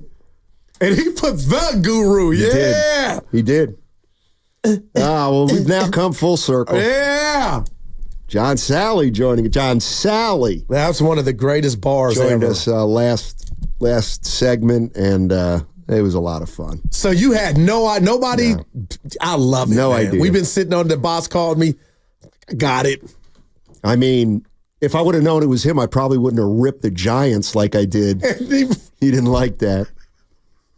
Oh, I love it. Anyway, let's go to Robin. Robin's in San Francisco. Our girl, where's she been? Hey, Robin. Hey, you guys, thanks for taking my call. Hey, D, I just wanted to let you know. I called you D. Everybody with the name Daryl. Somebody called you D. It. My son is Devon. We call him D. Everybody with the name D gets called love D. It. But I called to defend Steinmetz because everybody heard Willard when he said what he said, and he said it more than one time because I heard it. And you know what? To his credit, he didn't back down from he was sick of he was done with Aiyuk. He didn't back down. He still stood by. He said he was glad the deal was done, but he's still so over Aiyuk. And I have to admit, I'm over. I don't even know. I'm gonna tell you what I'm over in terms of him. It's just hearing his name. Yeah. Okay. His name is, I can't stand it any longer. That's, like my grandmama used to say, that boy needs to get somewhere and sit down. Now that he has, just can we not hear his name for a week, okay? It would be just so damn great. And the other thing I didn't like about Aiyuk was he was classless the way he handled it. Him and his girlfriend and the rest of Pookie and them. Bye, you guys. Thanks, Robin. Appreciate the call. Well, she kudos to Willard. Not, we know how he feels, but as far as we all huddled together and said we were tired of hearing Aiyuk, just the name. But what's crazy in this is his agent, Ryan Williams and John Lynch are buds. They're friends. So John should have just overpaid. No, I just thought that would mean something. I guess I'm being naive, but damn, I was like, can't you just go have a drink and be like, dude, let's get this. We're getting killed in the public. Come on, what's happening? I don't think anybody knew who Ryan Williams was in the grand scheme. Well, we had fun last week with his name, but it was Johnny's boy. No, I mean, yeah, I guess they had. But Willard's hot. I just want to see if he's still hot today about how he. I don't want to get in the middle of anything right now. I'm feeling too good. Oh, what's? I'm feeling too good about it. Well, we do have what's bugging you at two. Nothing. Nothing. I'm in a good space. Look right at now. my man. Did you see the Curry stopper got signed today? There is no such thing. T.J. McConnell. Oh, I loved his game. Did he get how much, Donnie? $10 million a year. All right, he's good. He is good. I like him. Hey, one thing I was thinking about where should I go here? How about I go here? You go anywhere you want. Giants, it's their last best chance tonight. Now you're trolling. They got the Marlins. Farhan's cooked. They can't hit to win this series. They can't hit. I don't care who they have. They can't hit. Well, with runners in scoring position. So you're saying the math is you're going. Okay. I'm kidding. All right. I'll snuff that out. Well, see that. Give me, if you can, Ken, the priest. This thing is stinking from the neck up because that's what it's. I thought it was neck. He was talking about a fish. Yeah. Well, Ken's pointing to his neck. You could play it, but I know you're busy. The bottom line, I don't ask for much here, man. I mean, we got 27 games left for the Giants. And I think on every game day, I'll just ask you, you still think they're going to win a playoff series? I'm out. Thank you. 6.5 back. And it's not even the math. It's they just, with runners in scoring position, can't hit. I'd fire Pat the Bat. That's who wouldn't be coming back. You telling me all these dudes don't know how to hit with runners and score, but the same approach to just whiff. They don't even have a productive out. You know there's a thing called a productive out in baseball? The Giants just They make a whiff. lot of productive outs with nobody on base. Dude, I've never taken, well, I've taken a few L's, but Steiny, they're 1 under. What would make you think that they could win a playoff series? I said that when you said Kyle wouldn't win a Super Bowl. Well, no. That was the same day. We were having fun with the predictions. Well, all right. Own it. Don't just rent it. Own it. John Salley, I feel like he's a bud of ours. A lot of people today chiming in. They like your sweater. You know, I like it too. I think that's why I was smiling when I came in. Yeah, it caught my attention. Dude, you just... When you walked in. Every time I walk in, you back out of your chair and you just have this look of, what the F? Every time you come in, I'm like, make sure you smile or he'll think you're not in a good mood. We in the cafeteria. We got to now. What? After the John Salley interview. Hit the cafeteria, break bread. Yeah. We do that more than other shows. We'll see. We'll see. Now we're going. That's what my dad always used to say. R.I.P. We always used to think that when he said, we'll see, it meant yes. Because you don't say, oh, you know what, we'll see. Nah. No. Sorry. We even got Ken in the crew now. Hey, His wife hates us.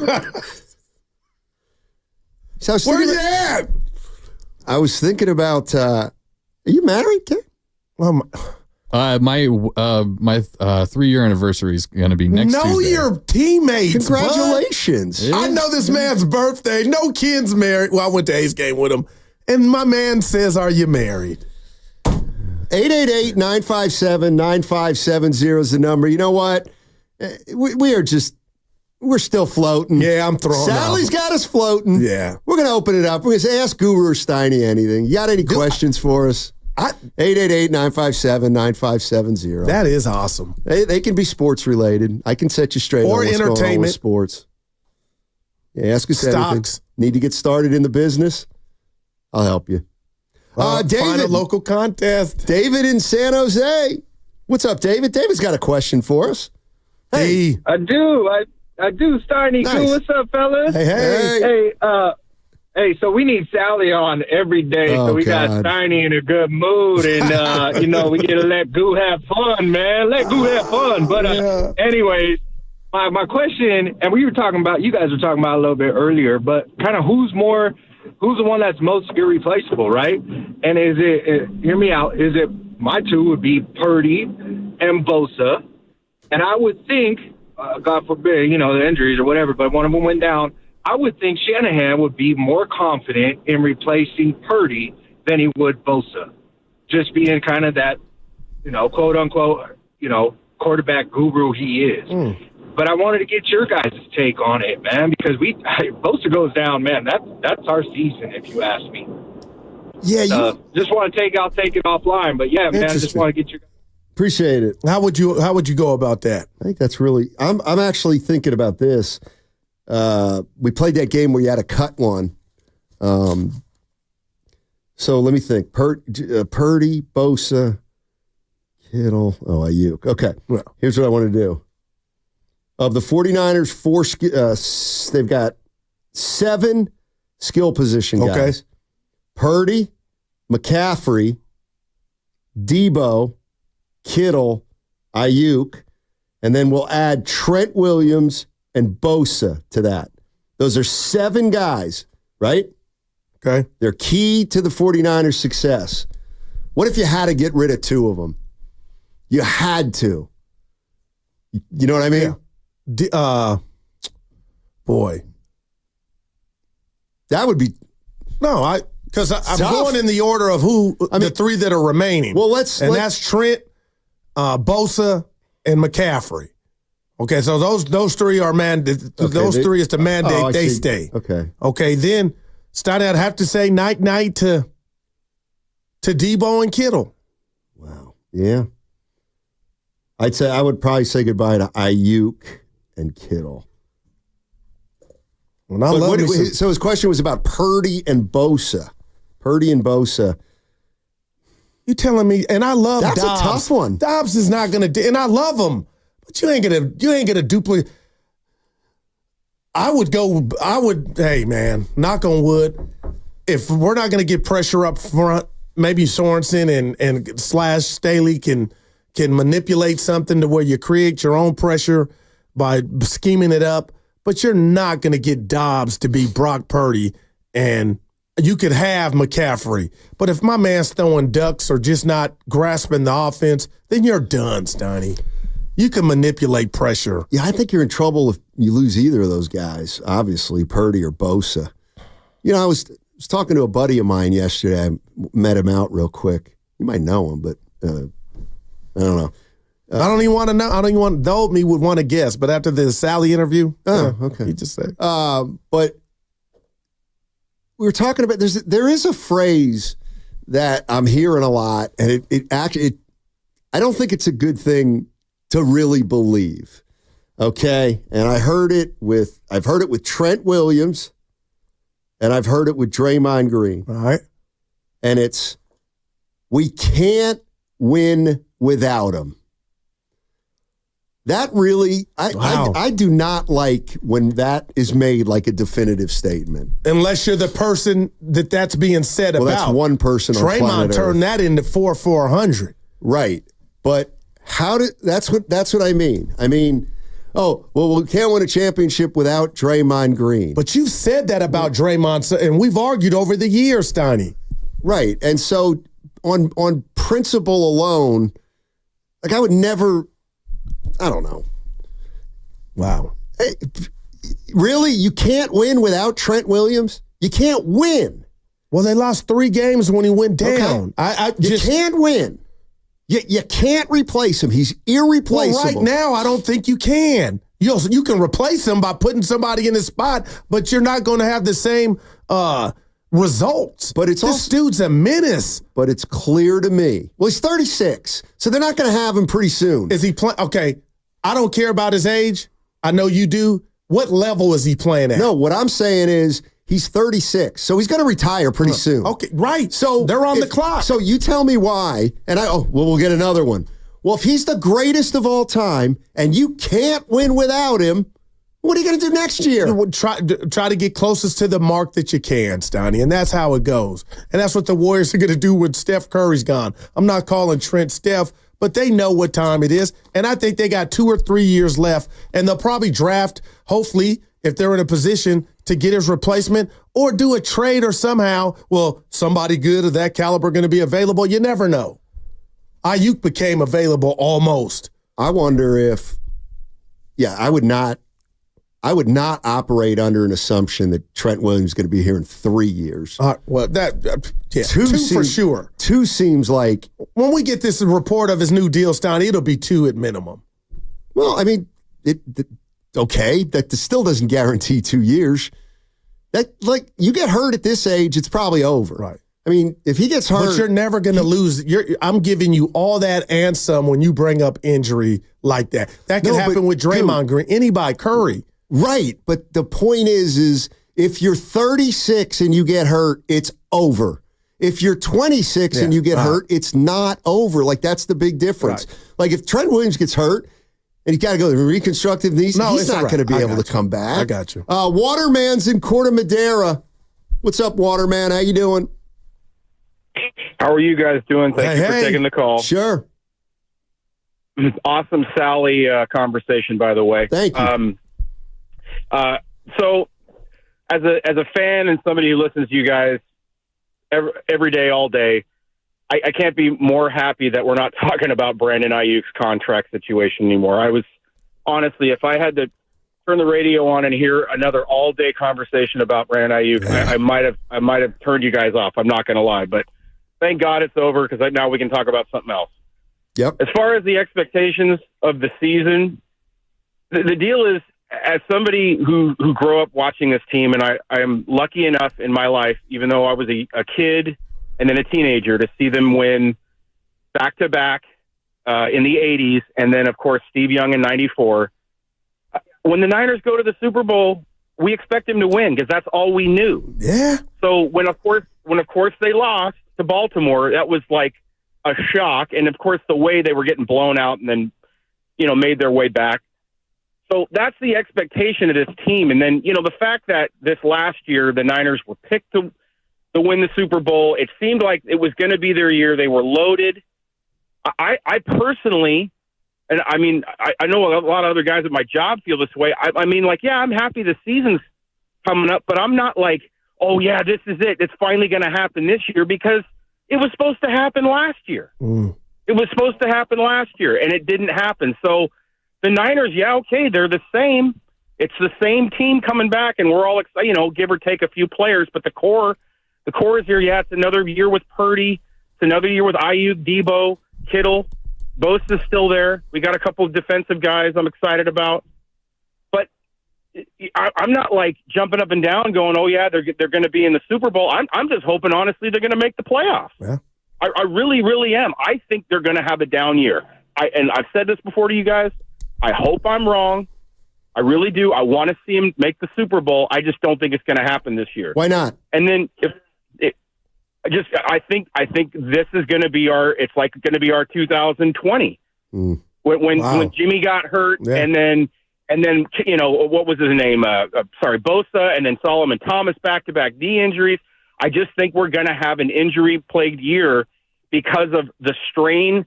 And now, see, because everybody wants to kind of forgets this is 2 years in a row now with McCaffrey.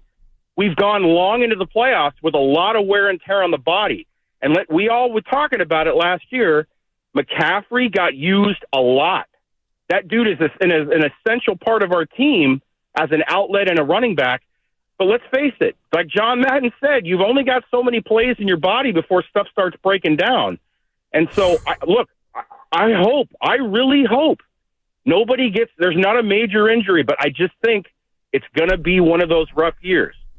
And if I can just say this to tie it in, finish it off. With the Giants, the reason I personally feel like I don't have an expectation for the Giants to win the World Series for a bit, because I've watched that team ever since I was a baby, from Candlestick Park to Pac-Bell, and they finally broke through. There was no winning tradition when this team had been in San Francisco. They hadn't won the World Series. So we don't, as a Giants fan, we didn't know what that felt like. So now that we do know, it's great. So I think, honestly, especially with baseball, they gave us 3 amazing years, and won the World Series. I think you get a 10-year grace period, which is right about where we're at, until people start going, all right, something needs to change. We need to, why are we now not consistently at least making the playoffs and being a contender? Because it is, to me, all my buddies are like, oh, yeah, they can totally make the playoffs this year. They're above 500 team. And I've been like, what are you guys looking at? This is a 500 ball club all year. Who's on this team that is screaming from like a true playoff contender? I mean, look at some of the other teams that are going to be in the playoffs. There's no cohesiveness and solid roster here. All these players seem to be interchangeable from one year to the next. Right. So there's no camaraderie. The manager's having to figure it out every year because there's not a solid core. That's my take, fellas. Thank you for taking the call. Have a good day. Thanks, Water. Yeah, Waterman. Baby Steiny. That's how he stays. Steiny, he sounded like he was. He's actually dead on. Oh, that was great. No, he had a lot of good stuff, but 10 years is too long for me, Steiny. Nope. Well, then you don't know sports. No, but no, you don't. No, stop. Remember, we did this before. Yeah, we did, and I had an unbelievable point. I don't know why you don't think there's not a cost. You know, it's easy for you guys to say, well, dynasty comes at a cost, but you don't really believe it. But you should, because it's true. 10 years. I think 10 years. I love the 10 years. So Farhan should stay then. I didn't say that. Bring in another guy to start over. But if the premise is, oh, we're only dysfunctional or we're not winning or competing because he's not the reason why. Mm-hmm. He's just one of the reasons why. I would say he is because he's in charge of replenishing and getting this thing back together. Right. He's been striking out. Well, some deem striking out on landing big free agents. But if you want to blame the park and those other I'm blaming the previous circumstances- organization. The previous organization put Wow. any new organization into a tough spot. And that's why I kind of feel it. Here's what happens. Giants win in 2014. That's yeah. Okay. Then they try to do whatever. They're under the illusion that they're just going to win forever, and they sign older players to contracts. Well, guess what? They're no longer in their prime. Yeah. And so then you struggle with your players. The first thing that happens is you start to lose with the players who are champions. Brandon Crawford, Posey, Brandon Belt. Got to the playoffs in 16. 2014 to 2018, you lost with the players who won titles for you. Then you finally think, we got to start getting off guys. Well, that doesn't mean it happens right away. You might stub your toe. You may try to start over and get off those guys, and it doesn't mean you're automatically going to win. But when the payroll's over $200 million, I think that signals we got something good here. I think what it signals is you got money to spend, but it doesn't mean you're going to spend it right. Mm. Some teams are going to spend it right. Some teams aren't. Giants fans they don't get to bank on the fact that Farhan's going to do things right. You can't question, Steiny. What if he would have bought these potatoes instead of those potatoes? What if he would have bought turkey instead of ground beef? Farhan, with the money that he was spending, what if somehow he could have... He spent the money on the best players he could, that he could reasonably acquire. Well, and what? You talk about... No, I'm just saying to that point, Snell, the relationship Snell and Chappie had with Melvin, you got to wonder if those guys would even came if there was no Melvin.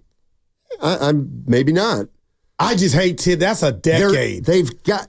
now you're telling me the Warriors get ready. Yes. Jesus, I've been saying that forever. But when you say that, Steiny, it can be 20 years before you're proven, finally, I'm right.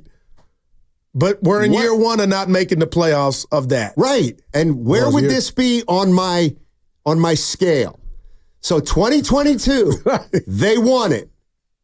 Then what do you try to do? Oh, we can still win it. We can still win it. Sign everybody. Get them back. Try again. Well, guess what? Now it's 2024. And yes, I get they traded Clay, but now you weren't very good with Clay, Draymond. But now you got some youth, though, along with the veterans. Okay. Pods. Right. And there's no guarantee that they're going to catch fire and win 55 games. Yeah. So we're at the point now. I don't even want to. I will not say 2032. Well, we're at the point. Okay, so Steph's now under contract for 3 more years. Draymond's under contract for 3 more years. Kerr. And 2 more. Or 1 more, maybe. I don't even know. 2. I don't know. And so if those guys diminish in a quick way, well, now you're looking at 2 or 3 years with Curry and Draymond, and we're not winning. I remember people saying, well, as long as you have Steph Curry, you make the play. That's 1 year, bud. They've missed the playoffs 3 of 5. Yeah, but 1 year he broke his hand. Well, that's another reason. And one of those 3, they won it all. Right. It's because when they re-sign a guy like a Steph Curry, even though he's past his prime, he's still so important that if he gets hurt, you're done. Well, not if you make the right draft pick. But they don't. There wasn't a right draft pick. Well, I think Halliburton or LaMelo Ball would be better than nothing. Well, they'd be better than nothing. Yeah, there you go. Look at me and my man agreeing. Yeah. See the euphoria's run out. It is. Got the goal, my Thanks, Sally. Sally lasted a half hour. Download the Odyssey app directly from our QR code on both YouTube and Twitch, brought to you by First NorCal Credit Union. For a low-rate auto loan, apply online or just ask for First NorCal financing at the dealer. That segment was brought to you by Floor & Decor. Floor & Decor has more styles of laminate, vinyl, tile, wood, and stone for anyone.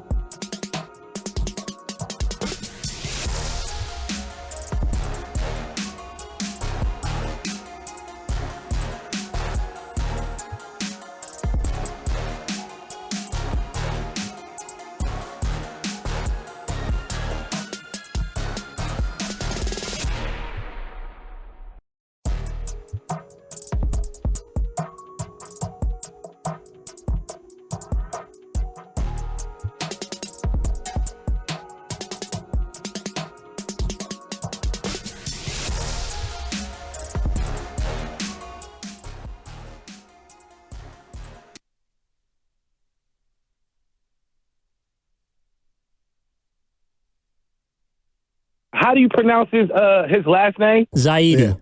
Yeah, that's what he's getting. Add an A-N in front of that. He's giving me anxiety, whatever his name is. Now, back to Steiny and Guru on 95.7 The Game. Where was I? I guess I was out. Evan's been doing a lot of stuff without us, so that was probably, when he was on somewhere else. We love E. Hey, there is one thing. I want to get into this, and I'm going to come at it from a little different angle. And it is about Steph Curry.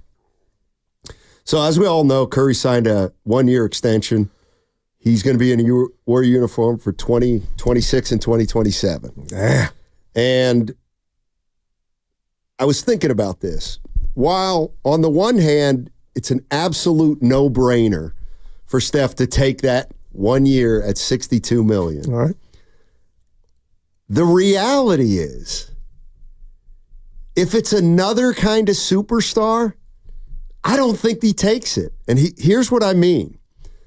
So Steph Curry could have said, I'm good right now.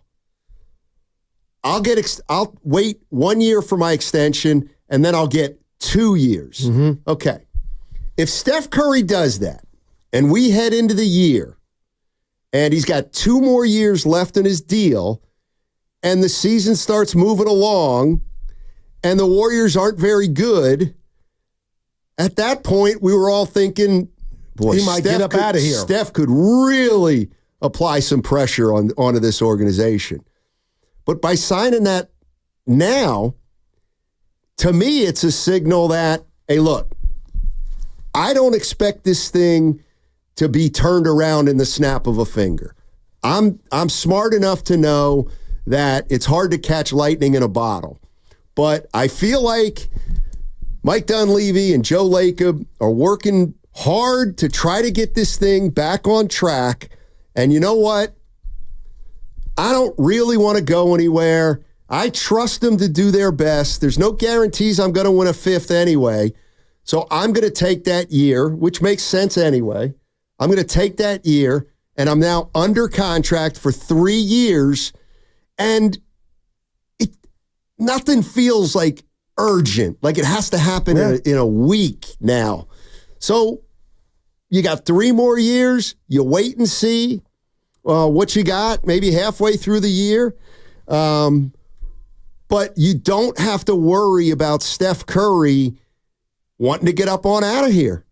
He's made it clear that all things being equal, he wants to be here, and he's under contract for 3 more years. Yeah, but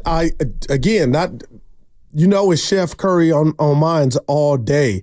But he did say what he said in Las Vegas, and you still can cause a stink with the volume and the weight that his voice and his words carry. So if this, shout out Curry, but if this were to get really funky, Steiny, and it was really bad, we know is not, oh, you can't do anything. Steph Curry letting you know he's unhappy, some things could be done before 3 years, if you know what I mean. Well, but I also think by him signing that, he's saying he won't do that? Well, not necessarily, but what he's saying is, I'm not going to put so much pressure on the organization that I'm expecting them, and they feel like we got to win 58 games in a year. Because I'm just telling you, like, LeBron does not like to be under contract for a lot of years unless it's kind of like his first deal out of place.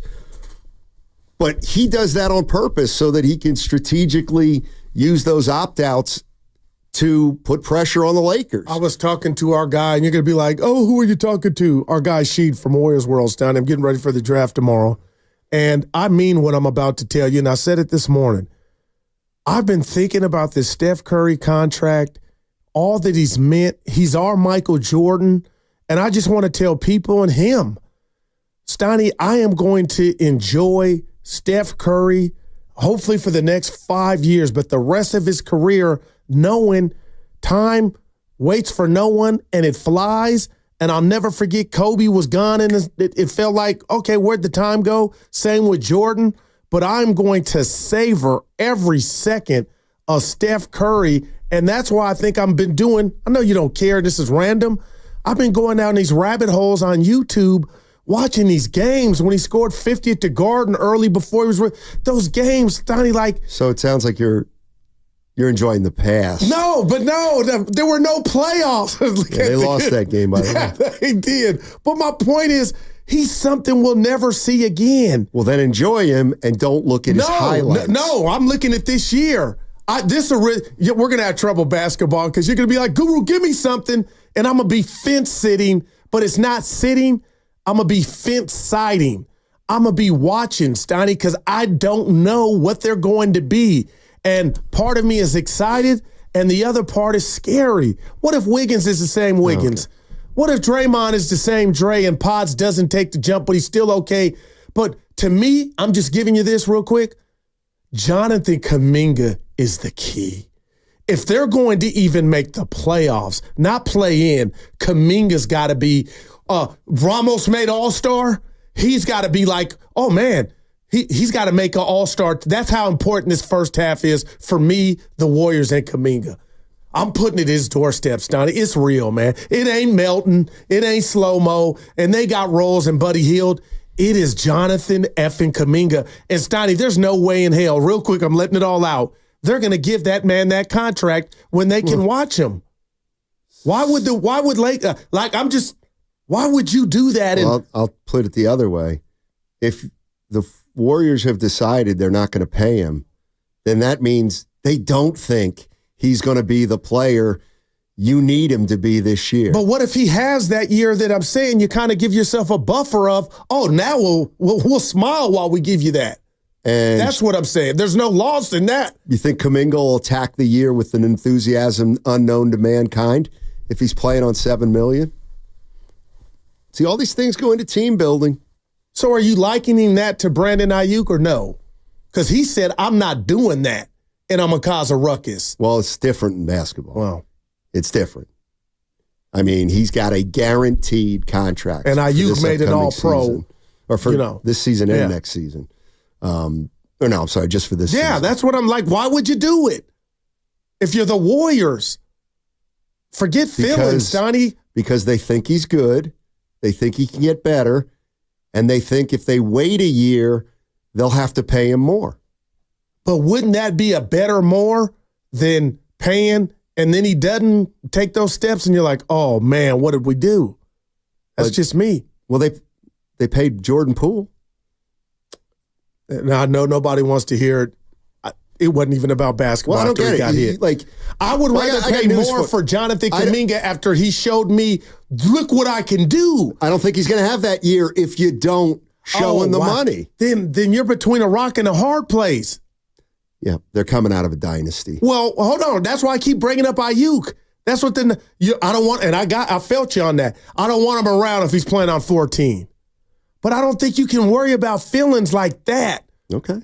When $180 million is possible, $200 is on the table. So what do you want him to do? I don't want to finesse the situation. Talk to Jonathan like, hey, this is a big year. We got confidence in you. Like, you're laughing. This is real. I am laughing. But we would be dumb to give you that bread early and be disappointed. Okay. Right. Now, I would love to overpay knowing. Let me be Jonathan. Okay. You tell me how are you going to Hey, Jonathan. finesse? Hey, come in my office. You want to Close the finesse this. Okay. And I'm Jonathan Kuminga. Hey, what's up? All right. Yes. We know we had a bad year last turkey. year. The team didn't make the playoffs, but this year, you see the guys come in. We got Melton, Slow-Mo, Buddy Hield. I just want to let you know, Jonathan, you are a big part of this year and your contract. Yeah. We'll talk about that after this season because I know you are, and I'll contact you. Yeah, we'll talk I'm about eligible for an extension right now. Yeah, and why you're in the office, Jonathan, is we're going to see what happens this year, and then we'll work that out. You haven't seen enough from me? Well, Jay, things have changed. Clay's no longer here. You're going to have a bigger role. We'll guarantee you that. You're going to have more shots. You're going to have more minutes than you ever have. Then give me an extension. Jonathan, we're tight right now. It's not going to work. Jonathan, we're tight. Money is funny right now. We cannot break you off 200 M's. Really? Or 180. I just saw that this organization's worth $7 billion. Yeah, you did. And you saw Steph get $62.6 million. It's not going to work. So you're saying he's in control. He's Janet Jackson. Kuminga. I'm saying if he plays, then and we make contract. Well, what kind of person has he been for his career? He'll go tell it. He will go tell it. Okay. You ready to take that chance? I think I'm ready to do that, then pay 180. Go viral. 180. And I've said this a lot. Honestly, man. When you're in the position the Warriors are in, I don't think there's a good decision either way. Damn. When you say something like that just in life, either way. It isn't. I mean, that's enough to make you give me a guys. There's whoever the guys were. Okay, the Detroit Pistons. They give Cade Cunningham the max. Okay. I don't know how they feel about it, but if they think he's going to be a superstar, then you just do it, and it's a good move. But who is Jonathan Kuminga? Like somebody you're worried about his mentals if you don't exercise or give him that new deal early. Give him a new deal then. How do you feel about it? I would be doing it for the wrong reasons is all that I'm trying to convey to you. Exactly. There's no right decision here. See, I promise you, you've given me something in my life. I'll tell my kids, I never want to be in a situation where there's no right decision. Like that's stress. Well, there's no obviously right decision. That's all. I would rather deal with him being upset, going out, taking it out on opposing teams, than us giving him 180 or 200 and feeling disappointed. Okay. That's and they did that with Jordan Poole, right? They gave him the benefit of the doubt, even though he got hit, and I believe that had a lot to do with his regression. That happened. Wiggins, I know they regret it. Of course. So how about Draymond? I think that doesn't. That's my point with Draymond. But it's not. It's like that's the biggest. I would have said, "I'm going to try this thing without you, Draymond. We're going to try this without you." Man. That wouldn't necessarily have been the right decision. But you could have made the playoffs without him. But you made it. But you make that decision, and then you're prepared to play without your best defensive player. This is fascinating. We keep talking about Aiyuk. I'm curious to see how the Warriors move forward with JK. How do you tell him or his representatives, hey, just hit the pause. We'll get back to you next year. You say hit the pause. Like, I'm not saying it's easy, but that's what you got to weigh. What's Jonathan Kuminga going to be like if he doesn't get an extension and a bunch of guys in his class got an extension, but all the while my organization's telling me I'm really important, but not important enough to give me a contract this year? Let me tell you something that I heard yesterday. I'd rather move him. You're on fire. This is just, I'm not comparing Jonathan Kuminga to Dak Prescott, but Dak Prescott said something to me yesterday, Stoney, that was so profound. And the reporters had the mic, reporters in his face, and Jerry basically said, if you see no deal, there's no deal. I'm paraphrasing. They went back to Dak to get a response to that. And the Clarence Hill Jr. asked, if you don't get a deal done this year before the season, how do you take that?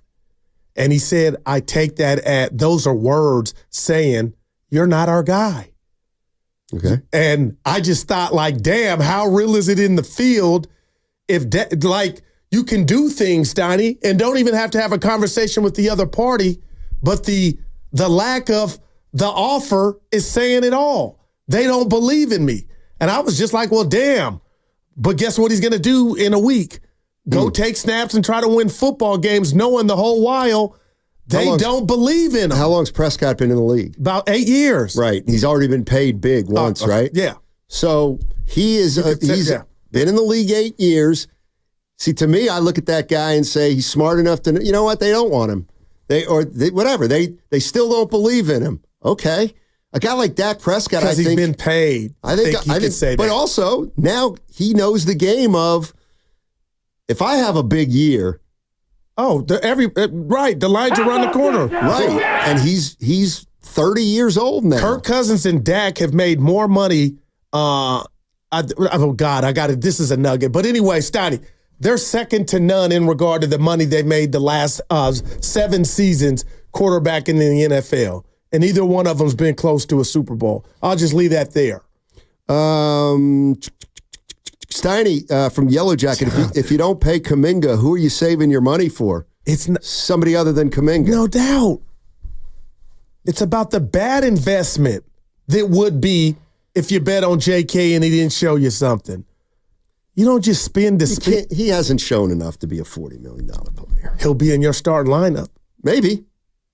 Because Scotty Barnes, I'm being real, to what he got. Scotty Barnes is better than Kuminga. No doubt. Cade Cunningham. Better than Kuminga. And Wagner. Better than Kuminga.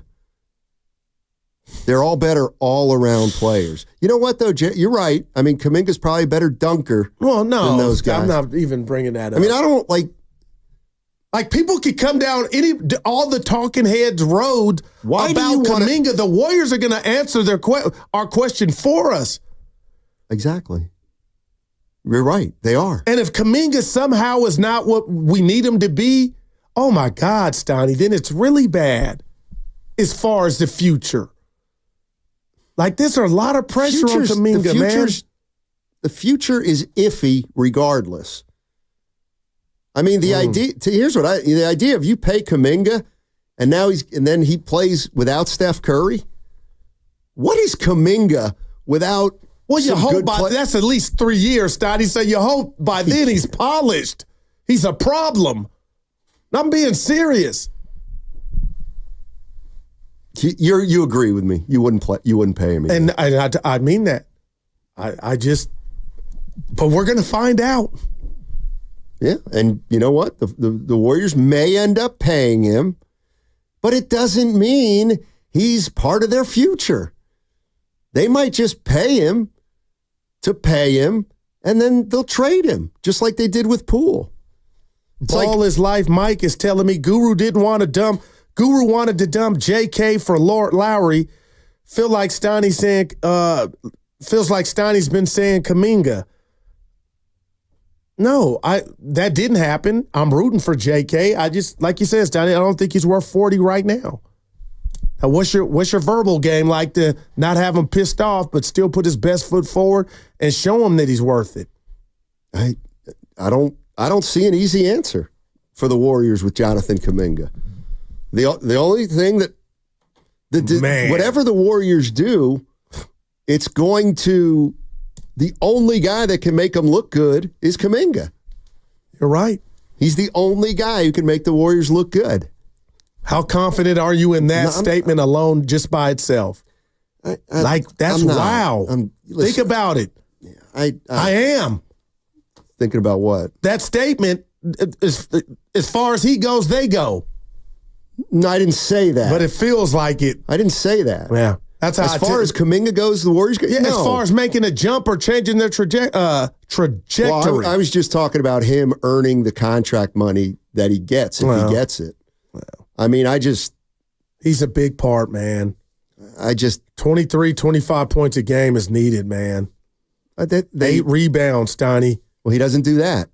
But I hope he's in the lab doing that now. Forget the dunks. I think most scouts will tell you that guys who rebounded in college or rebounded when they were younger tend to rebound at the pro level, but it's a hard skill to get better at, noticeably. And, wow, I'll say this to that. I read the piece on Anthony Slater's piece with Pods, I loved it. He said, they told me to let it fly 8 to 9 times. I'm thinking if I'm Kuminga reading that, well, how many did I go up? Because he'll shoot a 3, but Steiny, it's a must that he gets better and improve at his 3-point shooting. Priest. Hey, Priest is in Palo Alto. What's up, Priest? How you doing? He's going to disagree that those guys are better than Kuminga. What's up, Priest? Okay. How you guys doing, man? All right, baby. Good to hear from you. Listen, yeah, appreciate you, man. Listen, Cade Cunningham is not better than Kuminga. I watch Cade Cunningham a lot. He turns the ball over like a madman. He cannot defend. Now, he can shoot the 3, but his passing skills are questionable as well. Cade Cunningham needs a point guard because he ain't one. Cade Cunningham is a 2 or 3. He's a tweener, and he can play. Don't get me wrong. He ain't better than. I would not take him over Kuminga on any team. No. So you think if Mike, just hypothetically, you don't think the Warriors would trade Kuminga for Cade Cunningham? I don't think so. It depends on what the team and what the team needs are. That's you fair. know what I mean? That's fair. So it could be a team that would, but I wouldn't. Man, Kuminga, let me tell you, and I hear you saying this about Kuminga a lot, and I'm just trying to tell you, man, they will rule the day they trade that kid. They will regret it. Is there any chance they could rue the day they pay him $45 million? Steinmetz, guys like him are getting that all day, every day. That's a lot, dude, though. Yeah. Let me tell you, I'm gonna tell you who Kuminga is better than now than when he was this age. Jaylen Brown. Jaylen Brown couldn't shine Kuminga's shoes at 21 years old. And look at him now. It's about the work you put in, man. It's all about the work you put in. And how much time, what teams will allow you to, how they will allow you to grow. Okay, Priest, real quick, I got to ask you this, and I know you'll keep it real.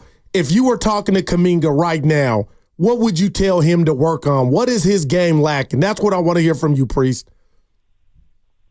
Mid-range. Okay. Work on his mid-range.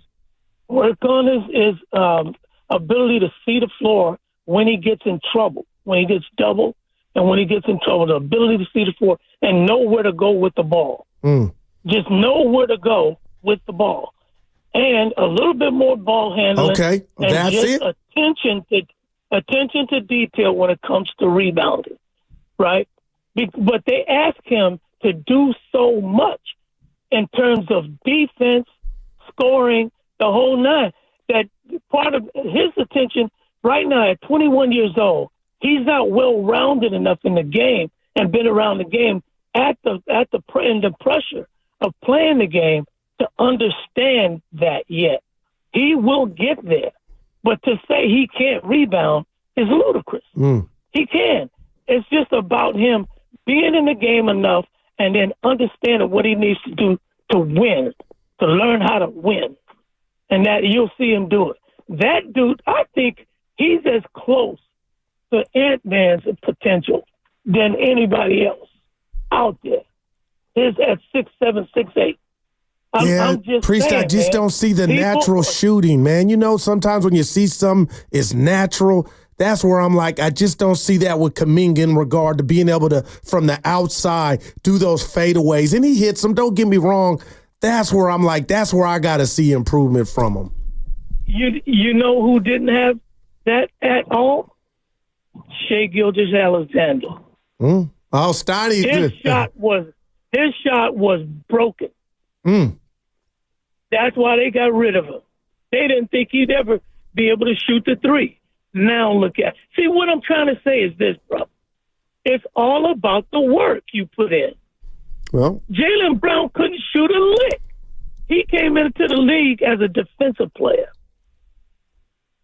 Right? No, I got you, Priest. Yeah, good stuff. We're up against it. Priest, we love you, as always. Well, you got the bag, but yeah. Wow, man. About you agree with that? With what? Because his shot was broken. Jaylen Brown, I agree with. Well, and maybe Priest gave us a little insight. It's about the work you put in. All right. And maybe he's not putting the work in enough. I don't know. It's a big summer. Well, it's over now. You're right. And we'll see if he put in the work. Yeah. I like Kuminga. I don't see him ever as a number one player on a team that's really successful. I guess I don't have to make that decision right now. Priest's right about that. And he's, 40, 45, going rate. And that's it. I don't know. Cost of doing business, partner. Yeah, well. I got the Bob Myers. I'm not. Well, that's you. Yeah. 2024 Red and Gold Summit is set for Wednesday, September 4th. Once again, we'll be live from the beautiful Fremont Bank at 39150 Fremont Boulevard. Willard and Dibbs will be live from 2 to 4, and then all the hosts will be on from 4 to 6, getting you ready for another football season. Come out and have some fun. It's open to the public. First come, first served. The hold-in is over.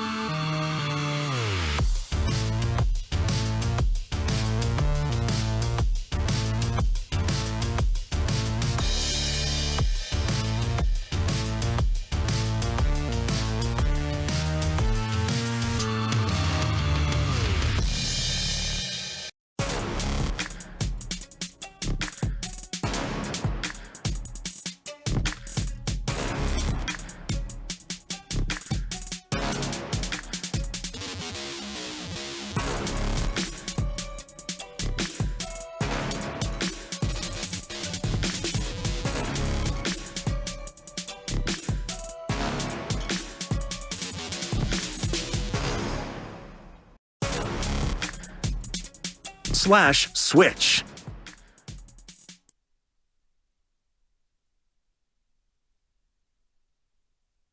Simply going to a strip club is not unprofessional. Now, back to Steiny and Guru on 95.7 The Game. What were you listening to? No, I was just reading John Lynch's quote about Brandon Aiyuk. What'd he say? You let me bring it up? Sure. We were thrilled to draft Brandon in 2020 and are now equally excited to have him in the fold for years to come, said President of Football Operations and General Manager John Lynch. Brandon is a special talent who is a warrior on the field and plays with the passion that we look for in 49ers. We look forward to Brandon continuing to be a part of what we strive to accomplish as an organization. Well said. Bravo. So that's it? Yeah. Oh, he didn't say anything like, of course, this is going to cost us Deebo Samuel? Stop, man. Why are you worried about it? It ain't your brand. I'm not worried about it. You lock in and get ready for this year. I'm not worried about it. It's just like life. I'm just stating a fact. The best present. Yeah, this ought to be good. No, the biggest gift you can get is the present. Quit worrying about, you talk about me worrying. It's this year. You got everybody except Big Trent. Hey, you think Priest likes Kuminga? Oh. Good guys. I guess I'm snitching. Yeah, no. Sorry. I told him myself at that one. But, yeah, he's fond of JK. I mean, I'm just ready for football, Stoney. I'm fiending. I still got to wait a week. And then we got basketball right under it. Thank you. Those Sundays, all football. And then baseball will come back in the spring. Yeah. Oh. Yeah, baseball. No Bay Area playoff baseball here, Jack. No, it doesn't look that way. Priest was also, this was brought from D. Lou on the YouTube chat, fond of Wiseman. And so was I. Hey, I was in the club. All right. That's true, he was. Yeah. I think Priest still thinks Wiseman's got a shot. Hey, he's still in Detroit? No, he's in Indiana now. Oh, right. My bad. Come on, Goo. I'm rooting for him. Where they just signed the Curry stopper. Yeah, stop saying that. TJ McConnell. There's only one Curry stopper. Dellavedova. Who do you think does the best job on Curry? The best defensive job on Steph Curry?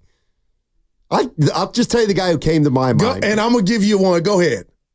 I'll tell you the guy I thought guarded him terrific was Caruso. Oh, that's a great one. Can I give you another one? Yeah. Well, you're going to say, no, Dougu, Holiday. I thought Holiday always bothered Curry. You can't stop the chef, but he made it hard, Stoney. But you're right with Caruso. Spadoni's favorite player. Good player. Yeah. Anybody else out there? Has anybody ever asked Steph who his toughest matchup is? Now, as much as we sat down with him, I don't think we have. Well, we haven't sat down with him much lately. Well, he's going to... we'll make up for it this year. I don't even want to jinx anything anymore. Hawaii. Antonio. KCP. Yep, good one. That's a good one. I'll take that from a Veggie Delight. Antonio in Oakland. Hey, Antonio. You're ready to roll, huh? Oh, yeah.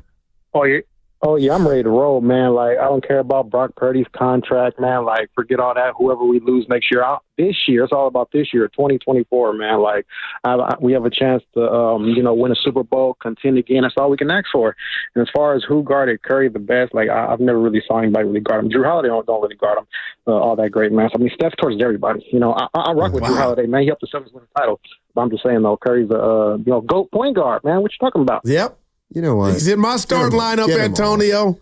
You know what? I love Antonio, but he's the kind of fan that I love Ken. He's a machine back there. Oh. He's got Curry answering this question. Oh. To play against. There's a group of three that always, the light bulb went off when they were on the court. It's Drew Holiday, Tony Allen, and Ron Artest, actually. I didn't get to play too many games against him, but he had the strongest hands you've ever seen in your life. If you put the ball around him, he'd just smack it right out of your hand. Damn. Drew, I got it. Good call, Kay. Kay, how did you remember that? You got to Google it sometimes. Oh, boy. Steiny, See, our test was he was a badass. I'm going to be like my brother. Yeah, Curry's wrong. Those aren't the three guys that guard him the best. That's pretty good, man. That's pretty good. Well, you know what? True holiday special. I mean, the thing Milwaukee effed up. I love you, Dame. You tricked that off. You won one with them. You thought he was the weak link, sent him to a team that acquired him, and then they won. Make it make sense. And I love Dame, but Steiny ain't playing no defense. I love me some Dame. You got him at the wrong time. Now you got to score 200 to win. Wow. Giannis is out that thing. He's just got a contract extension like a year ago. Yeah, things can happen. Yeah. Yeah, and that's another thing I just love is, Giannis is under contract for 3 more years. Oh, he'll make us stink. Well, Curry's under contract for 3 more years. Oh, no, he loves it here. He'll never leave. That's pretty good. He'll never leave. He'll never leave. And it's not Ron Artest, Steph. It's Meta World Peace. I'll tell you right now, he said he didn't play against Artest much. That means when he played against Artest, it was early in Curry's career, kind of when he was scrawny. No wonder Artest just took the ball from him. Because he has metamorphosed Steiny, look at his body. Stop it. Who said I was listening? Stop it. Was it Spadoni and look at his body. Look at him. Ken, help me out. Somebody said they saw Steph, and in person they looked a little smaller than they thought. Or was that Will? Somebody was on our airwaves saying that. I was like, nah, Steph is bigger. Traps, arms. Size matters. It does, Bob. I'll figure it out before we get out of here. He's 6'3".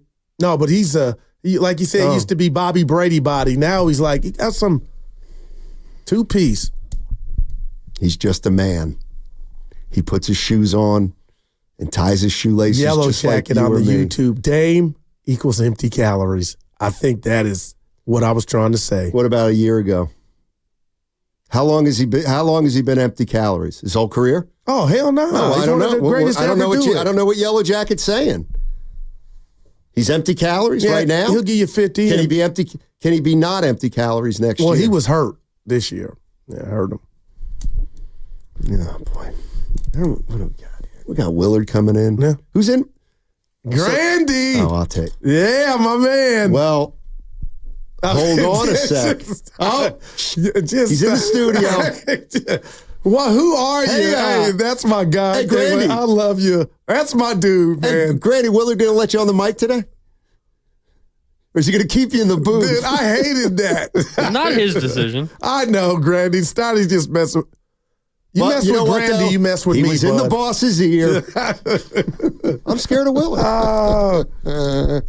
All right. Now he's got me shook because he's staring at me. You're scary. Stand up to him. I'm scared of Willard.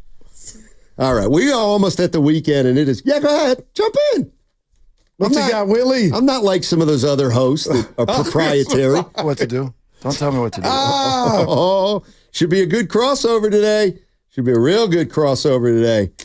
He's already texted me that I got to be here till 2:13. Oh, wow. Yeah. That's fine.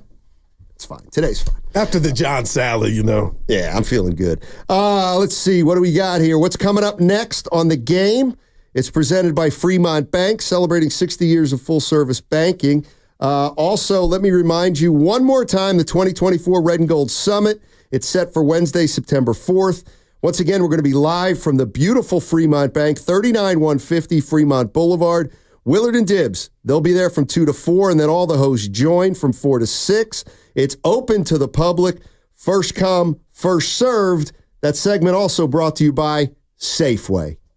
Happy Labor Day. Head to Safeway this week for this member deal and more. Sweet corn, 6 for $1, limit 6 items, or 7-count freshly prepared corn for $3.99 each. Visit Safeway.com for more details. See you in the aisles. Hey, it's your boy Guru, and as I've been telling you, Prize Picks is the easiest and most exciting way to play daily fantasy sports. Unlike those other apps, on Prize Picks, it's just you against the numbers. Download the Prize Picks app today and use my code GURU957 and get $50 instantly when you play $5. That's code GURU957 on Prize Picks to get $50 instantly when you play $5. You don't even need to.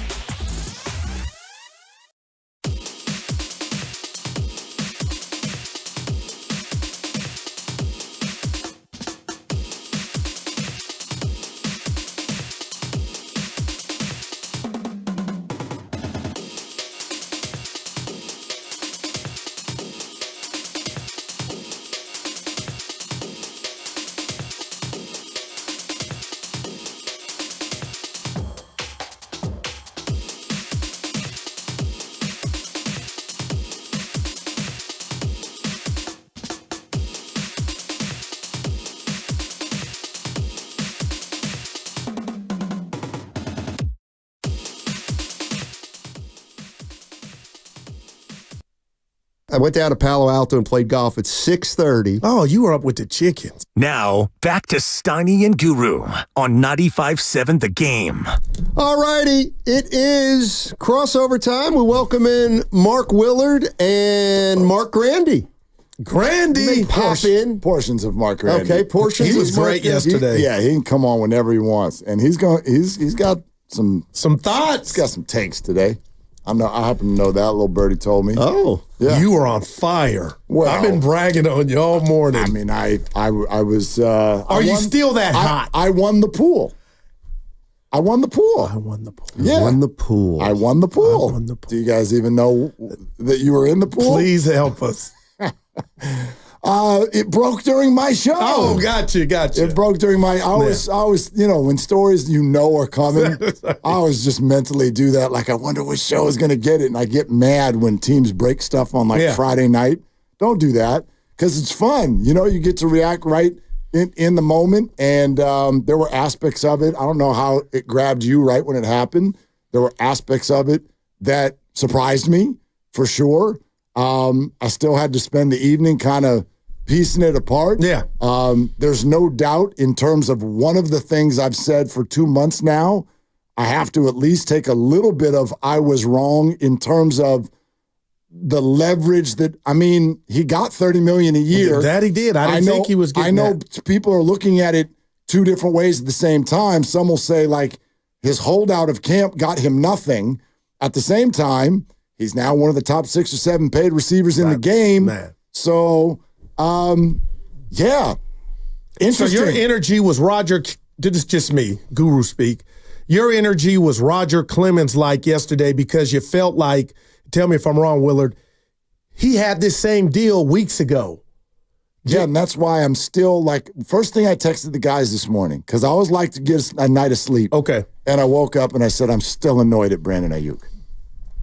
I'm like, I think I can simultaneously go, the Niners are going to be a better football team this year. Fans are happy. Well, sure, because fans, we're like, and I don't challenge anyone with this. If you want to just make nachos and be happy about tomorrow, right. God bless you. God bless you. But I don't necessarily think about this situation that way. If you pitch to me that this definitely means Debo's gone next year, I'm bothered. But what if I were to tell you or anybody, because Steiny brought that up, the biggest gift we can get is the present. What if we just focused on this season? As Steiny brought up the last dance element, I didn't think it applies, but it might if we're thinking like how about you compartmentalize, or anybody like yourself, Willard, those issues, but yet enjoy what they got this 17 games. I mean, we can do that at the same time, can't we? Do you worry about the future? Oh, come on now. Okay, but do you enjoy today? Yes. Like, I'm not going to root against Brandon. I'm not like a weirdo. Yeah. Like, I'm a Niner fan. And I, by the way, good Lord, I hope I'm wrong. I hope I'm so wrong. I hope I end up being so stupid on this, where Brandon performs like the absolute elite receiver he's now being paid to perform like, and the Niners have structured this in a way where, like, Debo and Brandon can both be on the team for at least 2, maybe 3 more Good years. luck with that. And Pearsall can be good, and you can pay. Like, of course, I hope that all happens. And when that time comes, we can look at me and go, boy, you're a worrier for no reason. I hope that happens. I hope I'm wrong. Of course I will enjoy this year. So it's not just you, Steiny. Of course it makes them better this year. But if you ask me, would I have done this if I knew, A, 2 things, that Debo was gone at the end of the year, and B, that Brandon behaved this way in the month of August? No, I wouldn't have done it. The one thing that struck me was, to me, the numbers, 4 for 120, 77 million. I mean, it's a lot, but it's reasonable. Yeah. 76. Yes, what did I say? 77. 76 million. I mean, it's reasonable. Based on So at that point, my first question is, really? Like, you know what I mean? Yeah. It's but really from who? The team or him? Well, everybody. Yeah. Everybody. It's like, really? It's like, really? Like, I give, if you want to do, because people like to do this, right? You got a pie, and it's a blame pie, and you cut it up. 25% goes to you, Niners, and 75% goes to you, Brandon, and here's why. You Niners said you were dug in May. 26, we're not budging. Yes, you did. So that was a lie. But I'll give Brandon more of the blame because when you got to the time that mattered, we are arriving at camp, it's time to get ready for the season, you budged. You did budge. And you put the offer that Brandon and his people already agreed to with other teams and said, like, remember, TJ on our show, 28. Give him the Amon-Ra deal, and he's there. And then the Niners did that, and Brandon went, no. And sat there for all of camp until the day they started finding him and then goes, okay, now I'll come in. I'm sorry, that bothers me. Can't we hold people? Can't we hold money people? talks. Charlie Sheen, Chris Tucker. I totally understand the fan that's like, don't care about any of this Brandon's playing. Cool. Totally understand. But aren't we also allowed to hold people accountable for how they get to a certain place? Right? Like, you're bothered by, example, the Giants free agency every year. Okay. Everyone's bothered. Not that you didn't get Aaron Judge, but that you sort of promised that something was going to happen. Yeah. That means you don't like the way they're going about their business. I don't like the way anybody went about their business. So for this, because I saw him on the chat on Twitter. For the people that say, did Bosa do anything different than Brandon? How would you answer that? Like, and where was the venom at towards Bosa? And so is Trent. I have all respect in the world for, dude, just shut up and just do your thing. Then I've got even Debo, which was a little loud, but what did Debo do? Got it done by camp. You get it? That don't, like, I'm so shocked that so many people are just this forgiving.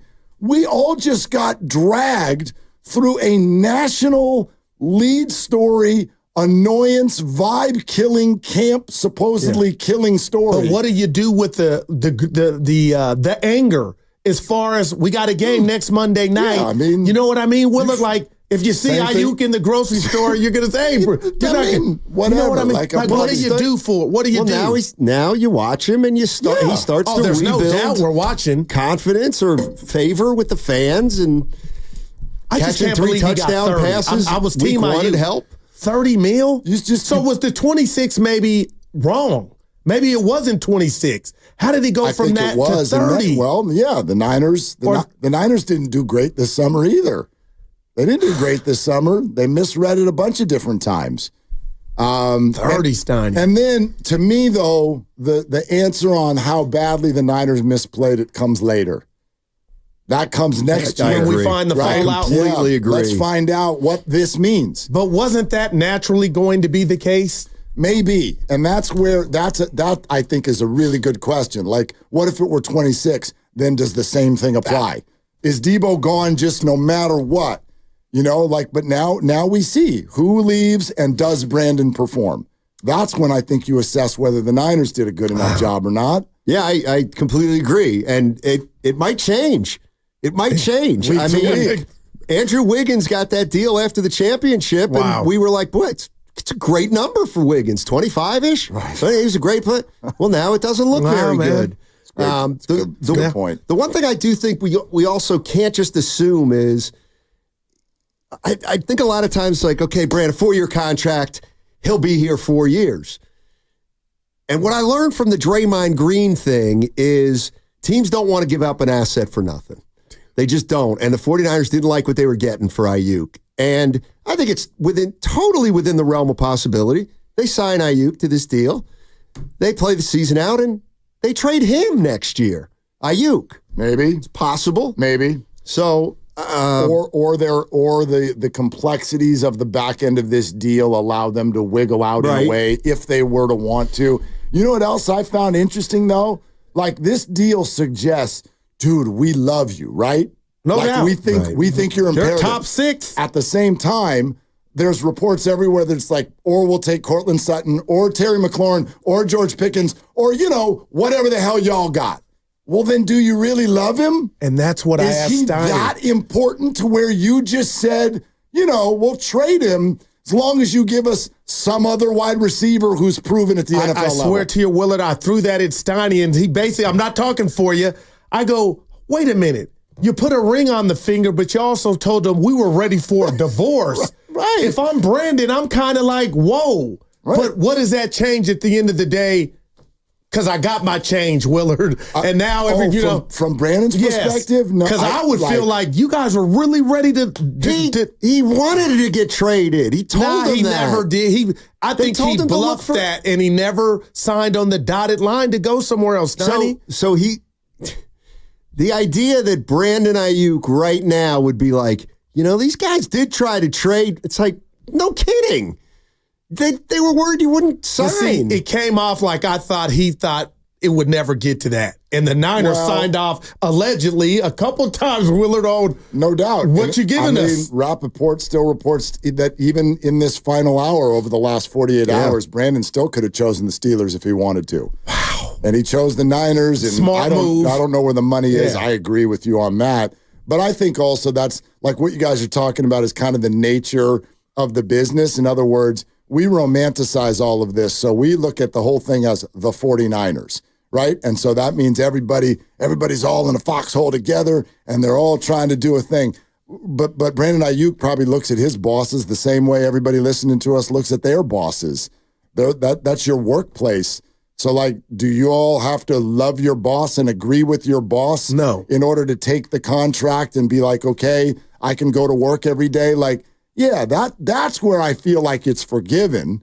I don't think Brandon takes this with him out onto the field. Oh, right. Which, by the way, there's another thing that I'm confused by that everybody is just so ready to forgive. What if he's not ready to go full bore on September 9th and you're still all just okay that he held out for... Well, we did that with Bosa, and we really, truly didn't know until the race was over. Right, but in theory, Bosa was getting more money. Bosa wasn't being offered what he was asking for until the end, according to what we've been told. If Brandon asked for A, then was given A on August 10th, decided to skip camp anyway, and now has put September 9th in doubt? Come on, B. Yeah, there's no way. That's not cool. He'll be out there. But is he at full? Can he go full I got to imagine, Willard, from what I know, no. So... Can you? Oh, go ahead. Yeah. Can you two help me out? What's this signing bonus he's due before next year for 46? What made that happen? Talk to me about that. I didn't understand that. I'm not going to be. I'm not going to be the best person to describe this, but every contract in the NFL has, and this is where it gets really stupid. It has guarantees and then sort of actual guarantees. Right. So those actual hardcore guarantees are what is basically quote unquote kind of due at signing. And in this case, more due over the first full season of the deal. So a lot of it has to do with what will go into an escrow account. You have to pay that right away. Jed York has to put that aside, write the check. 46 of the 76. I think 47 is actually what I heard. But yeah. And so Brandon will actually have that in hand by April 1st. And then the rest of it gets paid out over the next 4 years. Willard, that sounds like 47 is all you got at the signing. Yeah, it is. At the signing. It is. But there's still 30 more guaranteed. Okay, all right, got you. That's just, all right, I got you. Guarantees. All right, I got you. And now's where I'm guessing. I think, if Brandon were to suffer some sort of horrific career-ending injury, or you get all of it. That's when you get into injury settlements and Major League Baseball, you get it. Yeah. Different stuff like that. But. You're listening to 95.7 The Game, KGMZ FM and HD1 San Francisco. Always live on the free Odyssey app, Twitch and YouTube, powered by First NorCal Credit Union. It is time for What's Bugging You. Termites munching, causing you woe. Atco Pest Control, we're pros. Swift Solutions, eco-friendly care. Check out our site for what we prepare, atcopestcontrol.com, where pests beware. I've been holding on to this. I feel like I should get a raise for that. Since Tuesday. Can I go first? Dr. Steiner. Sure. Can I go first? Of course you can. Okay, so I'm one of the dinosaurs that still uses Facebook, and I use it like a photo album. I've had a brother-in-law's birthday. We had friends in from Mississippi and LA, and this is a PSA. Willard and Steiny, I'm hurt. Listen. I'm 50 years old. I've done high school. I'm no stylist. But when I put a picture of myself with my family, it's not to be graded. And what's happening now is men and women that I know that are older or my age are sending me personal messages through Facebook with red teacher writing circled around my shoes, my sandals, my teeth, to tell me you need to do this. The Crocs don't go with the jeans. The shirt is wrinkled. And I'm telling you, it hurts me that you're this old and my friend and family that's all you have to do to convey to me that my style's lacking or my shoes didn't match. And I'm just here to tell the people I feel sorry for you. I would never do it, and stop it.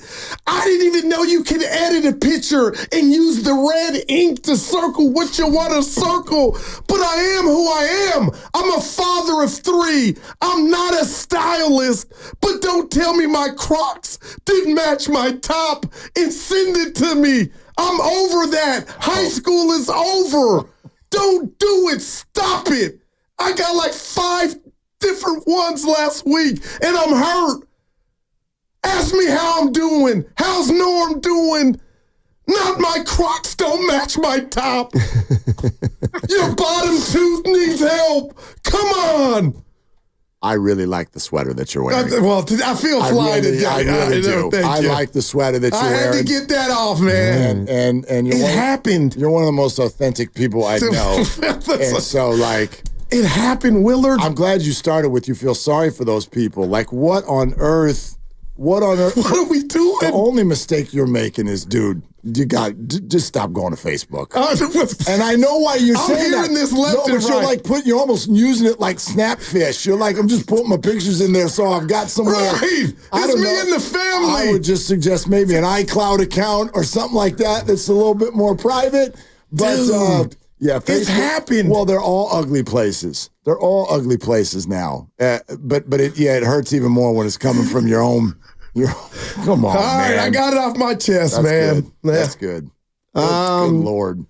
Well, I'll keep it relatively simple now that Brandon Aiyuk's here and signed, sealed, and delivered. And it's happened for the last couple weeks.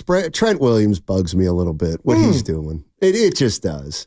And not that he's not a great player and he can do it. Of course he can, and he's going to get away with it because he's a great player. But it doesn't mean I have to like it. And what bugs you so much about it, if we can ask? He is coming off very selfish to me. Like, if you tell a team, well, if you don't give me more money, I'll retire. I get that's your right, but then I don't want to hear about team camaraderie and my brothers and all that kind of stuff. Not necessarily from him, but come on.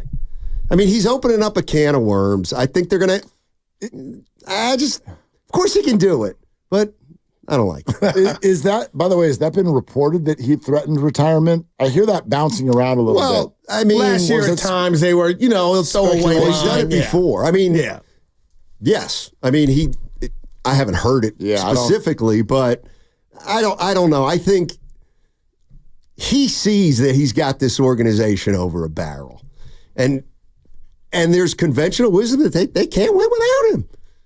Okay, so I'm going to try to make more money then. And I guess that's the game, and I get it. I don't, it's the game. You should understand it this time. I understand it. It doesn't mean I have to like it. Yeah. And I get it's football, which is different than the other sports, but I don't know. It just doesn't rub me. No, it's fair. It just rubs me the wrong way a little bit. Yeah. Better have a good year.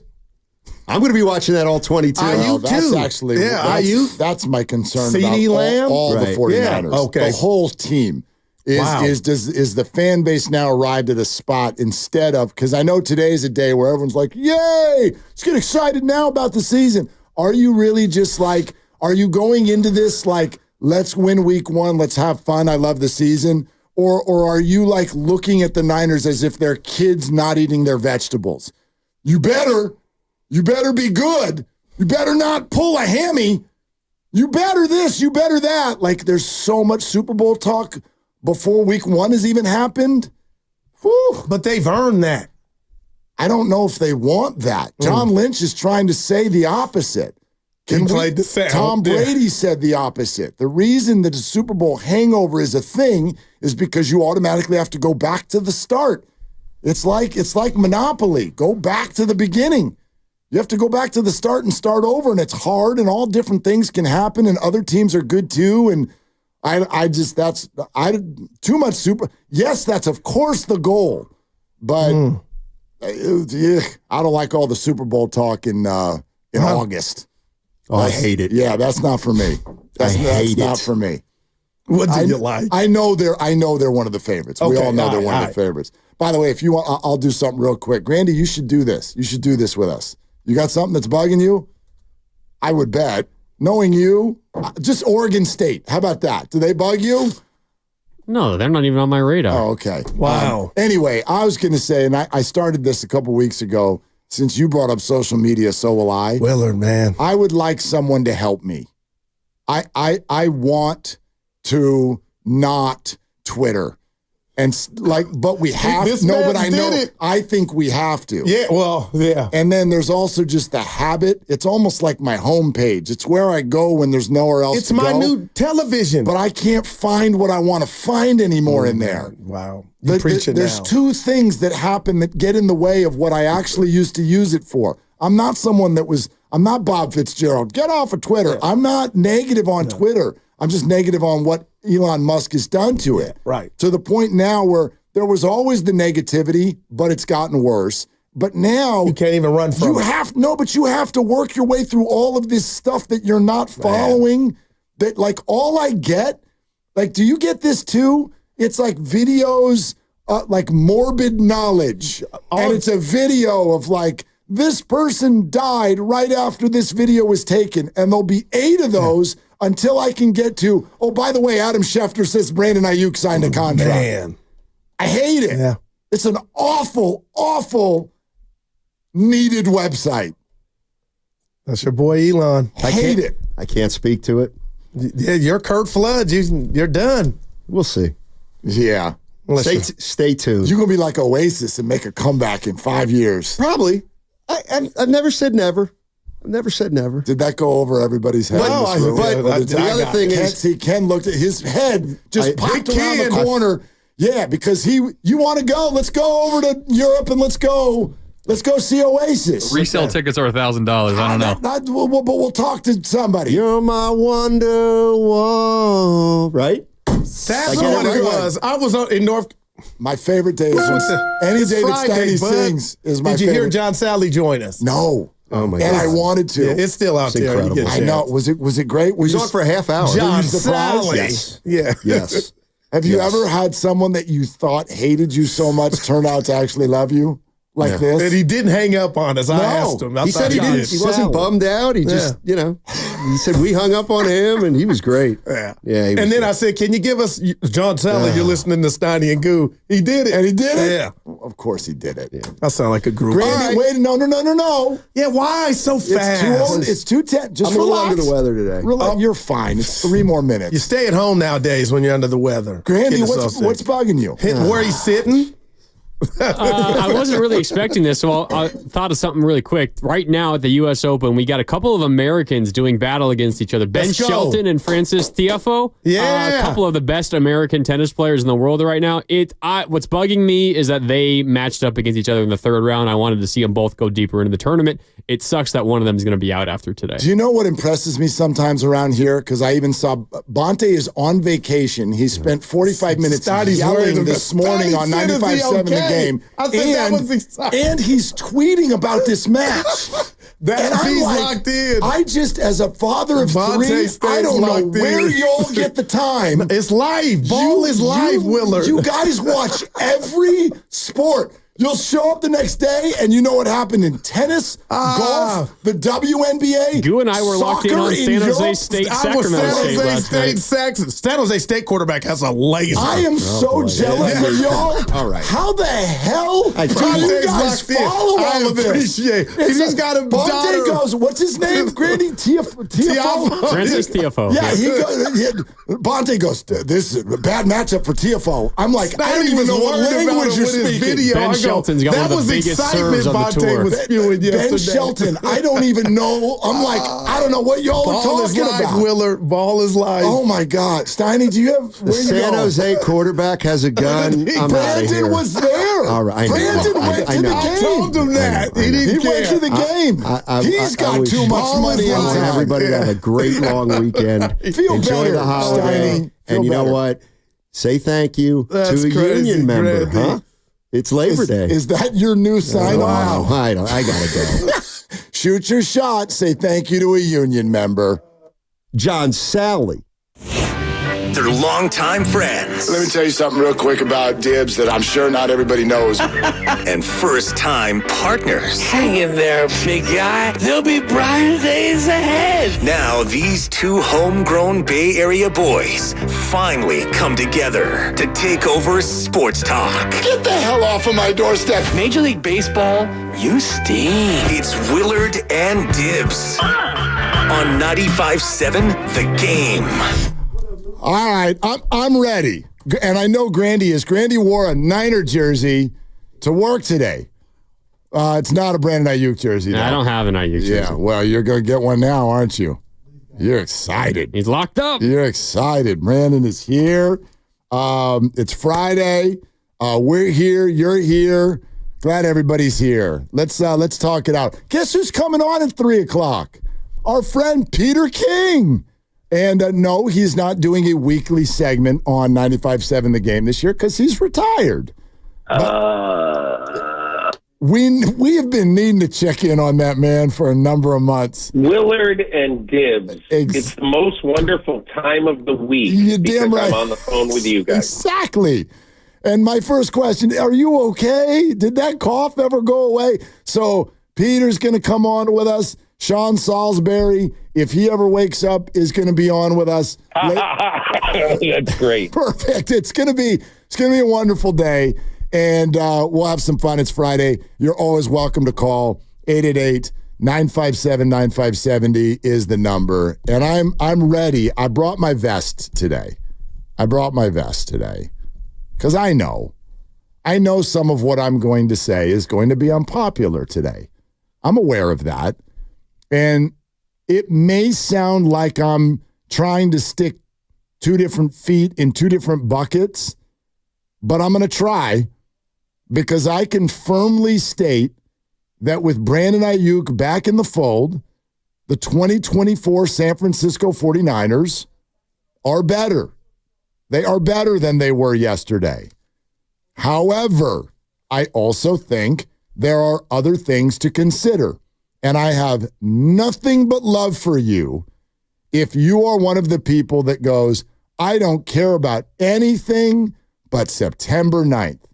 And if that's you, then I hope that you're hosting the party this weekend. I'm not going to host the party this weekend because that's not how I look at it. I look at this deal as having multiple results. One of them is very good. This year's Niners are better. A couple others I don't find ideal, at least as a contingency. I don't know if this actually means they're cutting Debo in March. If it does, I don't like it. And we have seen that report.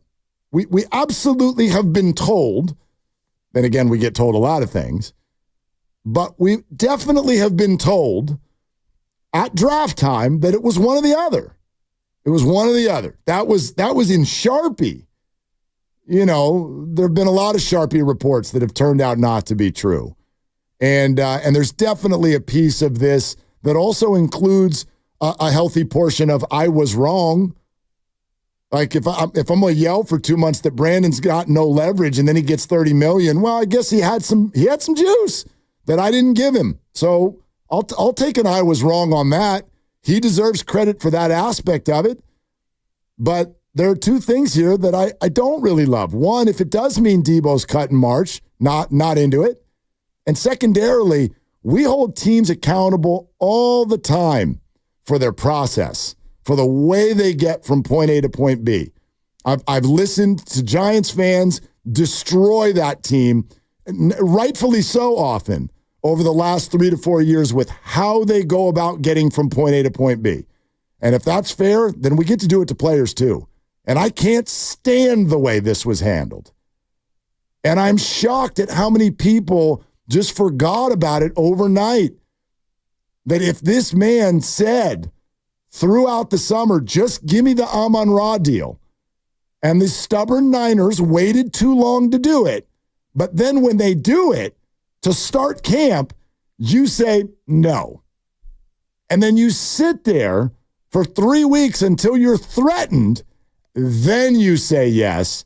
You take the whole world and you drag us through the mud in the most annoying story of the offseason. You miss camp entirely. You risk September 9th and your full availability. So pardon me if I'm not 100% positive about what happened yesterday. Yeah, that's fair. I also think, like what you said, this Aiyuk contract, you don't know if it means the end of Debo. You don't know if it means you're not going to be able to re-sign Deommodore Lenoir. You don't know if it means saying goodbye to Talanoa Hufanga or whatever it might be. You don't know that, and that's true. We also don't know exactly what the Niners' offer was, and Schefter originally said it was August 10th, and then he edited his tweet and said August 12th. Oh, did he? I didn't even know that part. What's funny, and I was talking with Evan Giddings about this last night, and if you were listening to the morning show, you probably heard him talk about it today, filling in for Bonte, doing a great job. The timeline of how those tweets got sent out yesterday, first of all, the news breaks. Right. Adam Schefter, later on, after you get through the original news, the actual contract itself, he then says this offer had been on the table since August 10th. Correct. And then Brandon Aiyuk's agent, Ryan Williams, quote tweets it and says that's factually inaccurate. Right. And then after that, I don't know if it was in response to that, but after that, Schefter edits his tweet and says August 12th. Well, and if that was the fact that was inaccurate, let me be the first to say, who gives a rip? Exactly. I don't care if it was the 10th or the 12th. My point would remain. Don't you agree? I agree with you there. Okay. And this is probably just a coincidence, I would imagine, as opposed to anything else. I would imagine Ryan Williams is saying, no, it was not the same contract. So, I mean... That's how I took it, So who do you trust? I mean, do you trust Adam Schefter, who's getting it directly from the 49ers, right. I would imagine? Or do you trust the Brandon Aiyuk side? I would be surprised. I would be surprised if it was the same exact contract, every single little detail exactly the same on August 12th as the one he signed yesterday. Probably, but I would also bet that we're kind of like splitting hairs, like factually inaccurate. You changed the guarantee from 75.5 to 76. Like, okay. But the point is, maybe he was only going to get $30 million this season. Instead, he's getting 46. Like, that's a pretty. I mean, I'm just spitballing here, but there are ways where the structure of it is relatively similar. The total number, even the total guarantee, is the same. Yeah. But the way in which it gets paid out is different. And maybe that was enough to make Aiyuk be willing to wait 3 more weeks. And then, can I add one more thing that also has surprised me over the last 24 hours? That actually, in a way, has nothing. Maybe indirectly, but nothing to do with Brandon Aiyuk. The big sigh of relief that everything's okay now, when the guy that you've all been saying is the imperative one remains not there. Why is it suddenly okay? It's suddenly okay. Now we're ready for Niners season. Just spent 3 weeks being like, can't win a game without Trent Williams. Silverback's still not there. And now everyone's like, LFG. Well, everyone just assumes it's going to be okay. And you feel that way. And I do too. Yes, I do too. I've never been worried about Trent, and I still am not worried about Trent. And so, look, to go with the analogy, if you want to throw a Niner party and be excited today, I'll show up to your party. I'm just not hosting it, and I'm probably not going to get drunk. Probably because I usually just don't do that. But second of all, like I have, at minimum, long-term reservations about where this goes next, and I'm willing to very much be wrong there. In fact, like genuinely hopeful that I'm wrong.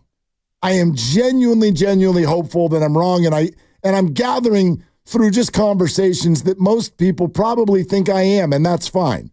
Am I being an over-worrier? Well, then I'm my mom's son. How about that? I've been born and bred to worry a little bit too much. And so I do worry about where this goes next, even though the Niners usually do find a way to figure this out. But if you're telling me that Debo's now gone in March, then I'm not partying. I'm not overly thrilled. And then the bigger part of it is, and this is where I know that I'm probably in the minority, is I don't think it's not just all okay now. If you truly asked for a certain number all summer, and then the Niners, and I'll grant you, again, I give them a quarter of the blame. You took too long to get there. But if you really did give them that offer then on August 10th or 12th, and your reaction to getting the offer you've been asking for was to just sit there and miss camp and take everyone through this, like, dude, that's annoying. That's annoying, and I'm not like done being annoyed with that yet. Have you, Grandy, ever seen the national media sort of report on a story the way they did yesterday? Where literally, finally, people who do this for a living are like, I can't stand talking about this anymore. Ian Rappaport looked like he lost 7 pounds yesterday. Diana Rossini looked like she needed a drink. She was mad. She was like, well, this was just a waste of time. I've never seen people report on a big story that way. Well, it's kind of been the story. I mean, there's been little tidbits that you find out, and sometimes you don't know what report to trust. And there's, well, he wants this, and then he wants that. Maybe they just were all true. And one of the reports that stuck with me the longest, it was Diana Rossini like 3 weeks ago now. She's talked about it on her podcast from The Athletic. I think it's called Scoop City, that Aiyuk has been frustrating to deal with, not just for the 49ers, but for the teams potentially trying to acquire him via a trade because he's flip-flopped with what he potentially wants all offseason. I would think. And actually, doesn't it feel like the Niners did too? I mean, think about it. Like, go on the timeline for a second. Prior to the draft, we might trade Brandon. Oh, by the way, we might trade Debo. Nope, we're not trading Brandon or Debo, but we're drafting a wide receiver. And then another one later. And then another one. And then we're sticking on $26 million per year. No, we're not. And now we're trading you to the Patriots or the Browns. But we're not. But we're trading you to the Steelers if we can get Cortland Sutton. But we can't. And then I get a press release handed to me by Mark Grandy 20 minutes ago where John Lynch wants, we are thrilled that Brandon Aiyuk remains a 49. Really?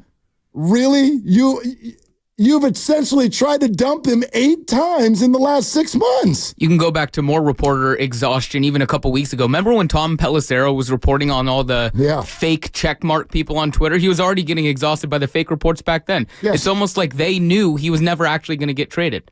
They just needed the finale to finally come, and that's what yesterday was. They're like, finally. That's what I mean. All right, we can move on now. Yeah, the reporters clearly felt like they got taken on a ride. I feel like I got taken on a ride. Do you feel like you got taken on a ride? And maybe like that doesn't bother you. But we sit here in an echo chamber where we've been taking phone calls and texts and tweets for a month and a half from people who are like, I'm having a hard time getting up for the season. Vibes are bad. This isn't fun. This isn't, Super Bowl hangover. I don't like this. And then he signs and you're like, okay, cool. Well, no, you unnecessarily took us on that ride, as did the Niners. But I do give the lion's share to Brandon because the offer you asked for was granted to you. And you skipped camp anyway. I don't think the Niners were ever in a spot where they felt like they, in their heart of hearts, they wanted to trade Aiyuk. They maybe felt like it got to a point where Aiyuk wanted to be somewhere else, and they were potentially open to helping him get to where he wanted to go. But then Aiyuk changed his mind, or that ultimately wasn't what he wanted. It was all a play to try to get more money. I don't think the Niners ever really wanted to send him away. They just maybe were more willing to actually help him out. And I actually don't believe it in the core of his belly that Brandon wanted to go either. I agree with you. Every time he threatened a trade, he would end the podcast with, but I think I'm going to stay with the Niners. You know what I mean? And that's what he ended up eventually doing with camp too, is like, here's our final offer. And he's like, well, I mean, I'm going to massage this and tweak that and hold this and hold out. In the end, they're like, okay, now it's time to find you. And he's like, all right, I'm here. Like, again, it's fine. I hope this doesn't sound like it's this massive problem, but I'm still annoyed. Like, that was super annoying, and I'm still annoyed. Maybe this will cheer you up. I'm cheery. It's Friday. It doesn't sound like it. Does not I know, like but because we're talking about one subject. The rest of life is grand. The 49ers on their socials put out video of Brandon Aiyuk signing the contract. Did you see this? No, I didn't see it. With the quill pen? With the quill pen. Oh, That's God. the breaking news on Brandon Aiyuk. That's their way of saying this thing started in 1776 and it's finally over. That's right. Good Red God. quill pen. Yeah. Niners. All right. I mean, so, like, let's play with that a little bit. And I already told you, I know I've got the unpopular opinion today. But are you just like, are you over it and everything's fine? Or do you bring some sort of residual effect from all of this into today or tomorrow or the season? Let's take your calls. 888-957-9570, the number. We're sponsored by Floor & Decor. Peter King in a half hour. Dibbs is out. Grandy's here. Lucas is in. Willard and Dibbs.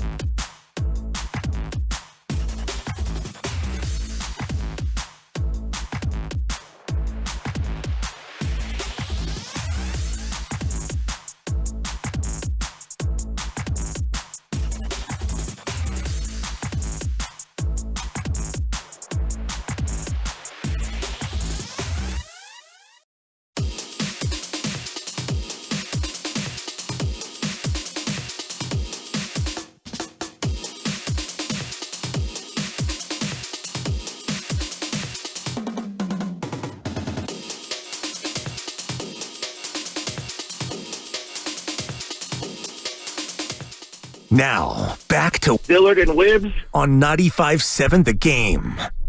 I tried to draw a comparison on a text message earlier today to my good friends, Mark Grandy and Lucas Alexander, the director of sports at 95.7 The Game.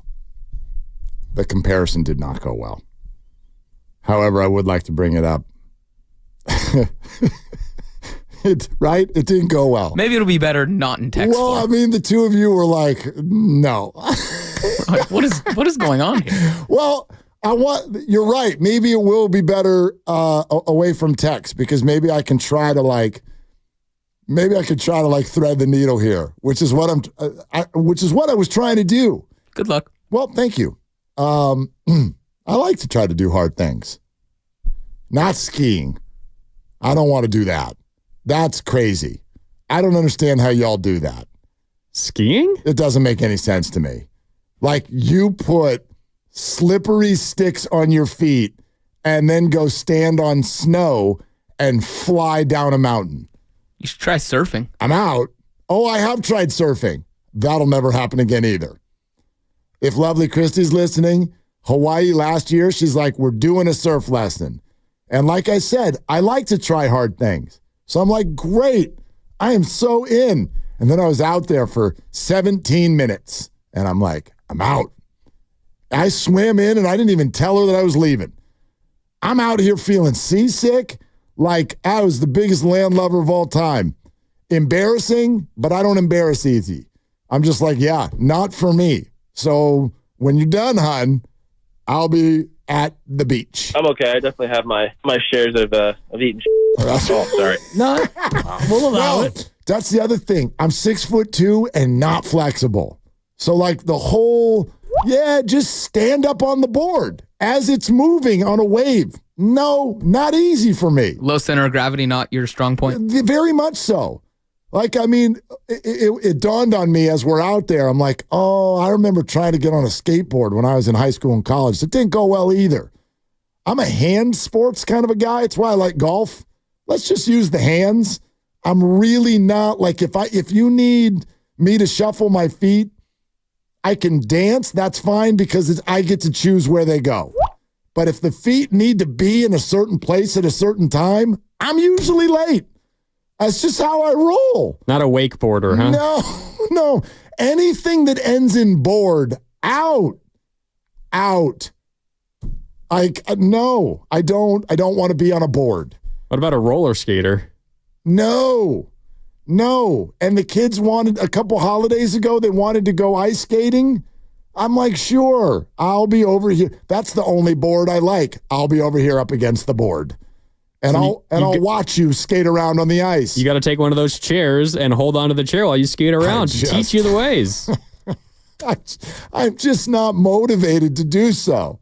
I'm like, really? Like, I think I'm okay. If I just close my eyes and put my head in the sand, can we roll through the second half of life and have me not bothered by that? Like, I don't care if I hit the grave and I was never good at skating of any kind. I'm all right with it. Been to a few hockey games? Cool. Let's go. Let's go home. I'm done here. Anyway, what the hell were we talking about? Oh, the texts. Right. So here's me trying a hard thing.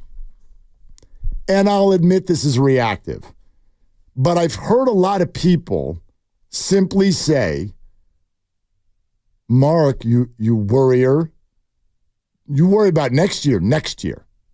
This is all about right now and nothing else.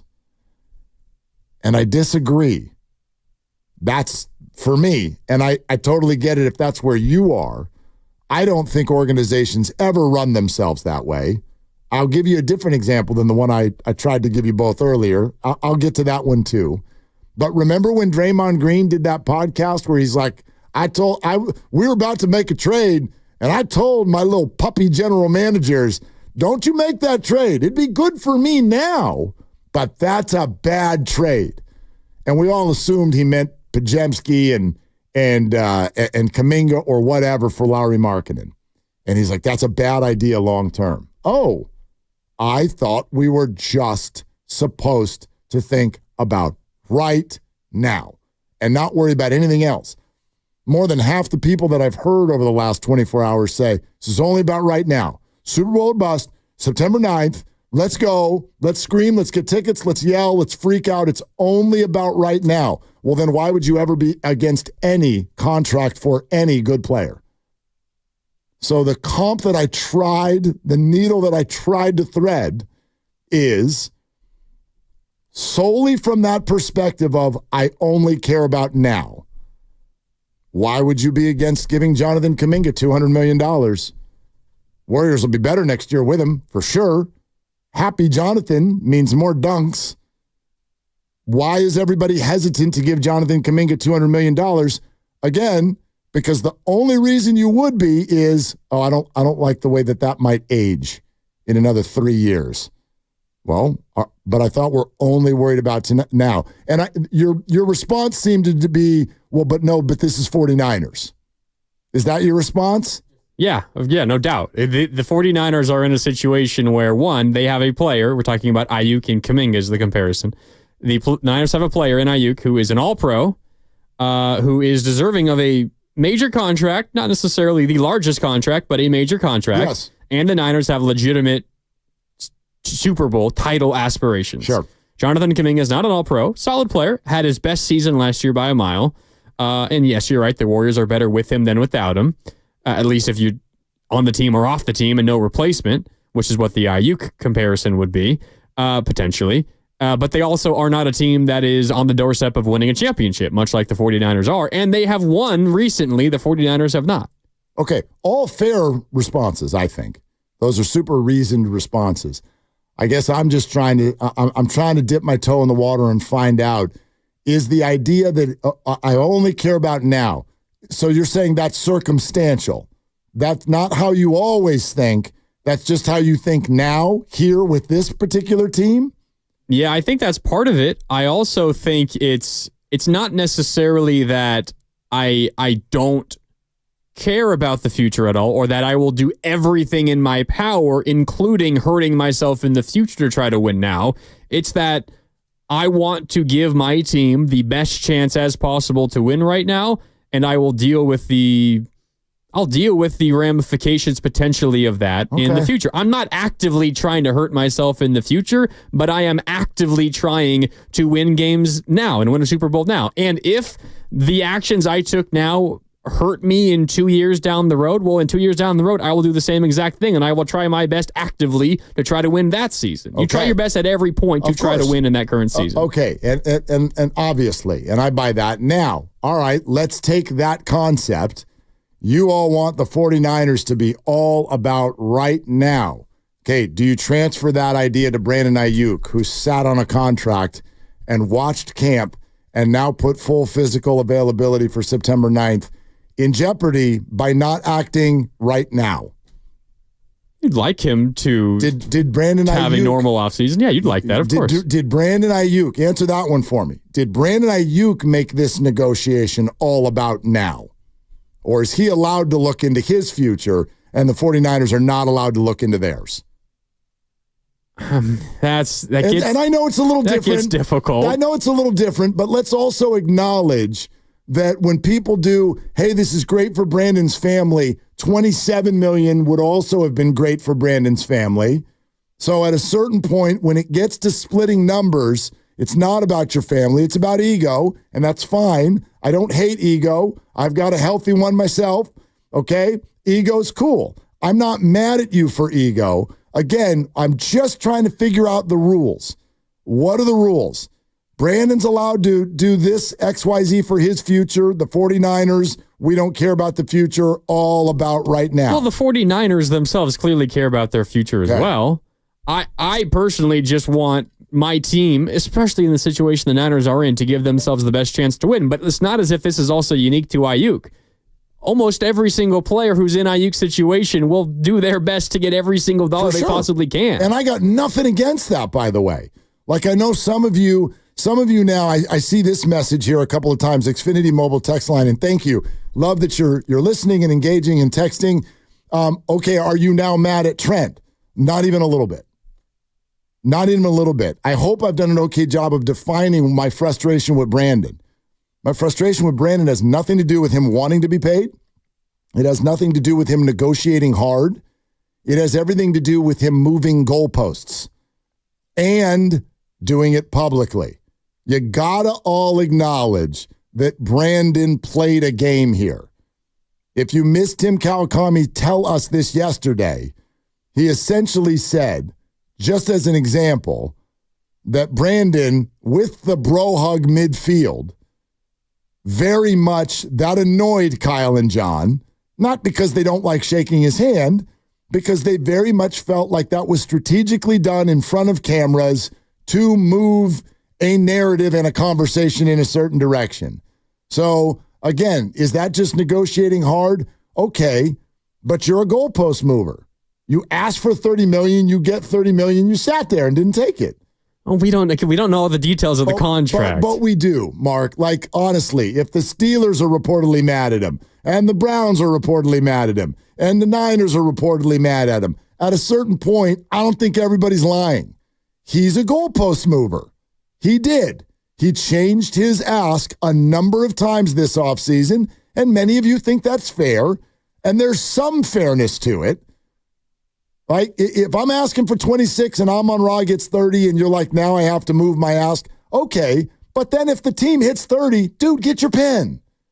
Get your pen and don't miss camp. Aiyuk, Aiyuk is not, clear of any blame in this offseason and the way that all went down, no doubt about it. I would fire back and say, well, it's something that a lot of players go through. And also, I don't think this is any sort of situation that will hurt the 49ers' relationship with Aiyuk going forward. I mean, John Lynch was asked a couple of weeks ago if there's any bad blood or animosity going on. This was 2 weeks ago. You're still mired in this situation. And, of course, what is he going to say? But he says, no, there's not bad blood. Negotiations can get heated. It's his first time going through that, but no bad blood. I mean, people that are here see Brandon out here. There's a lot of love and respect for the relationship we've had and continue to have and hopefully will have into the future. I get everything you're saying about the way the offseason played out, and both sides deserve their share of the blame for it lasting this long and seemingly having an answer to the problem weeks ago and only getting it done yesterday. No doubt. But if we're looking at the bigger picture, at least from my opinion, and wondering how it impacts the 49ers this season and beyond, really the only impact I could see this happening is maybe Aiyuk isn't ready week one, or maybe he only plays 50% of the snaps. Maybe he has a slow start to the season, and that's not nothing, but it's a relatively small thing. I don't see that this offseason, 3 years from now, we're going to look back at the turning point that ruined Aiyuk with the 49ers. But you're talking about emotionally, and I agree with you. I absolutely could see 3 years from now this being a regretful contract. If Deebo Samuel's on another team and Brandon Aiyuk does not perform up to the level of elite wide receiver. Like that's the table that's been set. You are being paid as an elite wide receiver. And he clearly thinks he is. And he is very, very good. I don't know if he's top 6. I also know that's not how it works. It's just his turn. I don't think that this is some like wildly out of control contract. And again, I am lined up right here, willing and hopeful to be totally wrong. If they get to next offseason and they're like, no, we can sign Brock and Deebo and Brandon are under contract and we're fine. If that happens, you watch. We'll do a whole week of shows about how I screwed that up completely. I have no problem with that. But if this means that the reported truth is that Deebo gets cut in March, I don't love it. I don't love that idea at all. He is still in his 20s also. And I think that he is a bigger game breaker, game planning player. Leadership, core of this team, heartbeat of the team kind of a guy. Well, let me ask you this. You have been, at times, almost by yourself on this island. You have been a defender of Kyle Shanahan and John Lynch and the entire front office and organization, even when they were mired in, but before the Super Bowl run and 2 NFC championship games before that, even before then. Do you think the 49ers would go through everything they went through this offseason, still ultimately sign Brandon Aiyuk to this deal if they felt it meant saying bye to Deebo? Like, don't you trust them to do what is best for the organization? I do, and that's why, again, I am very hopeful that I am wrong. But I can support the organization and not think that they've made every correct move. Of course they haven't, no doubt. You know what I mean? Like I don't ever remember saying that I've loved every play call and every signing and every this, that, or the other. But if 8 months from now, or even less than that, whenever we get after the Super Bowl and you get to the new league year and you get to free agency, that's not that far away. Like you're planning for that now. Like you know what's going to happen, or at least what could possibly happen. If the 49ers knew that yesterday or today officially putting pen to paper on the Aiyuk contract, if they knew that meant we're saying bye-bye to Deebo Samuel in 8 months, then I think I would agree with you this was a mistake. But then I predictably disagree with the move. I just have a hard time believing that that's what they signed up for. And again, yes, very much hope that I am just stinking up the joint right now. I like, absolutely. I hope that I am just unnecessarily worrying. That is my absolute hope. But this did not feel good. And it did surprise me a little bit how much everybody went, okay. Like you were all at the end of your rope. Everybody was at the end of your rope. And then overnight you got sleep and you're just like, yay, we're going to win the Super Bowl. And like Trent's still not here. And that still sucked. Like that still totally sucked. And if he, let's say, like, will you have a feeling at all if it gets announced next Friday, Brandon's only going to play 50% of the snaps on Monday night? Now how you feeling? It's week one. Doesn't matter to me. Okay, that bothers me. Like, because you took a contract that was available to you a month ago. And you just, for no reason at all, you just put September 9th. Sauce Gardner's going to be here in town, and you need to take him off of the field. That's your job.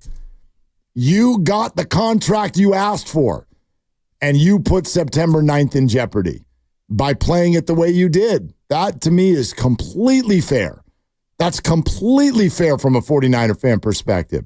I've heard Nick Bosa get criticized for waiting until 2 days before there was a game and then saying after the fact, not fully up to speed yet.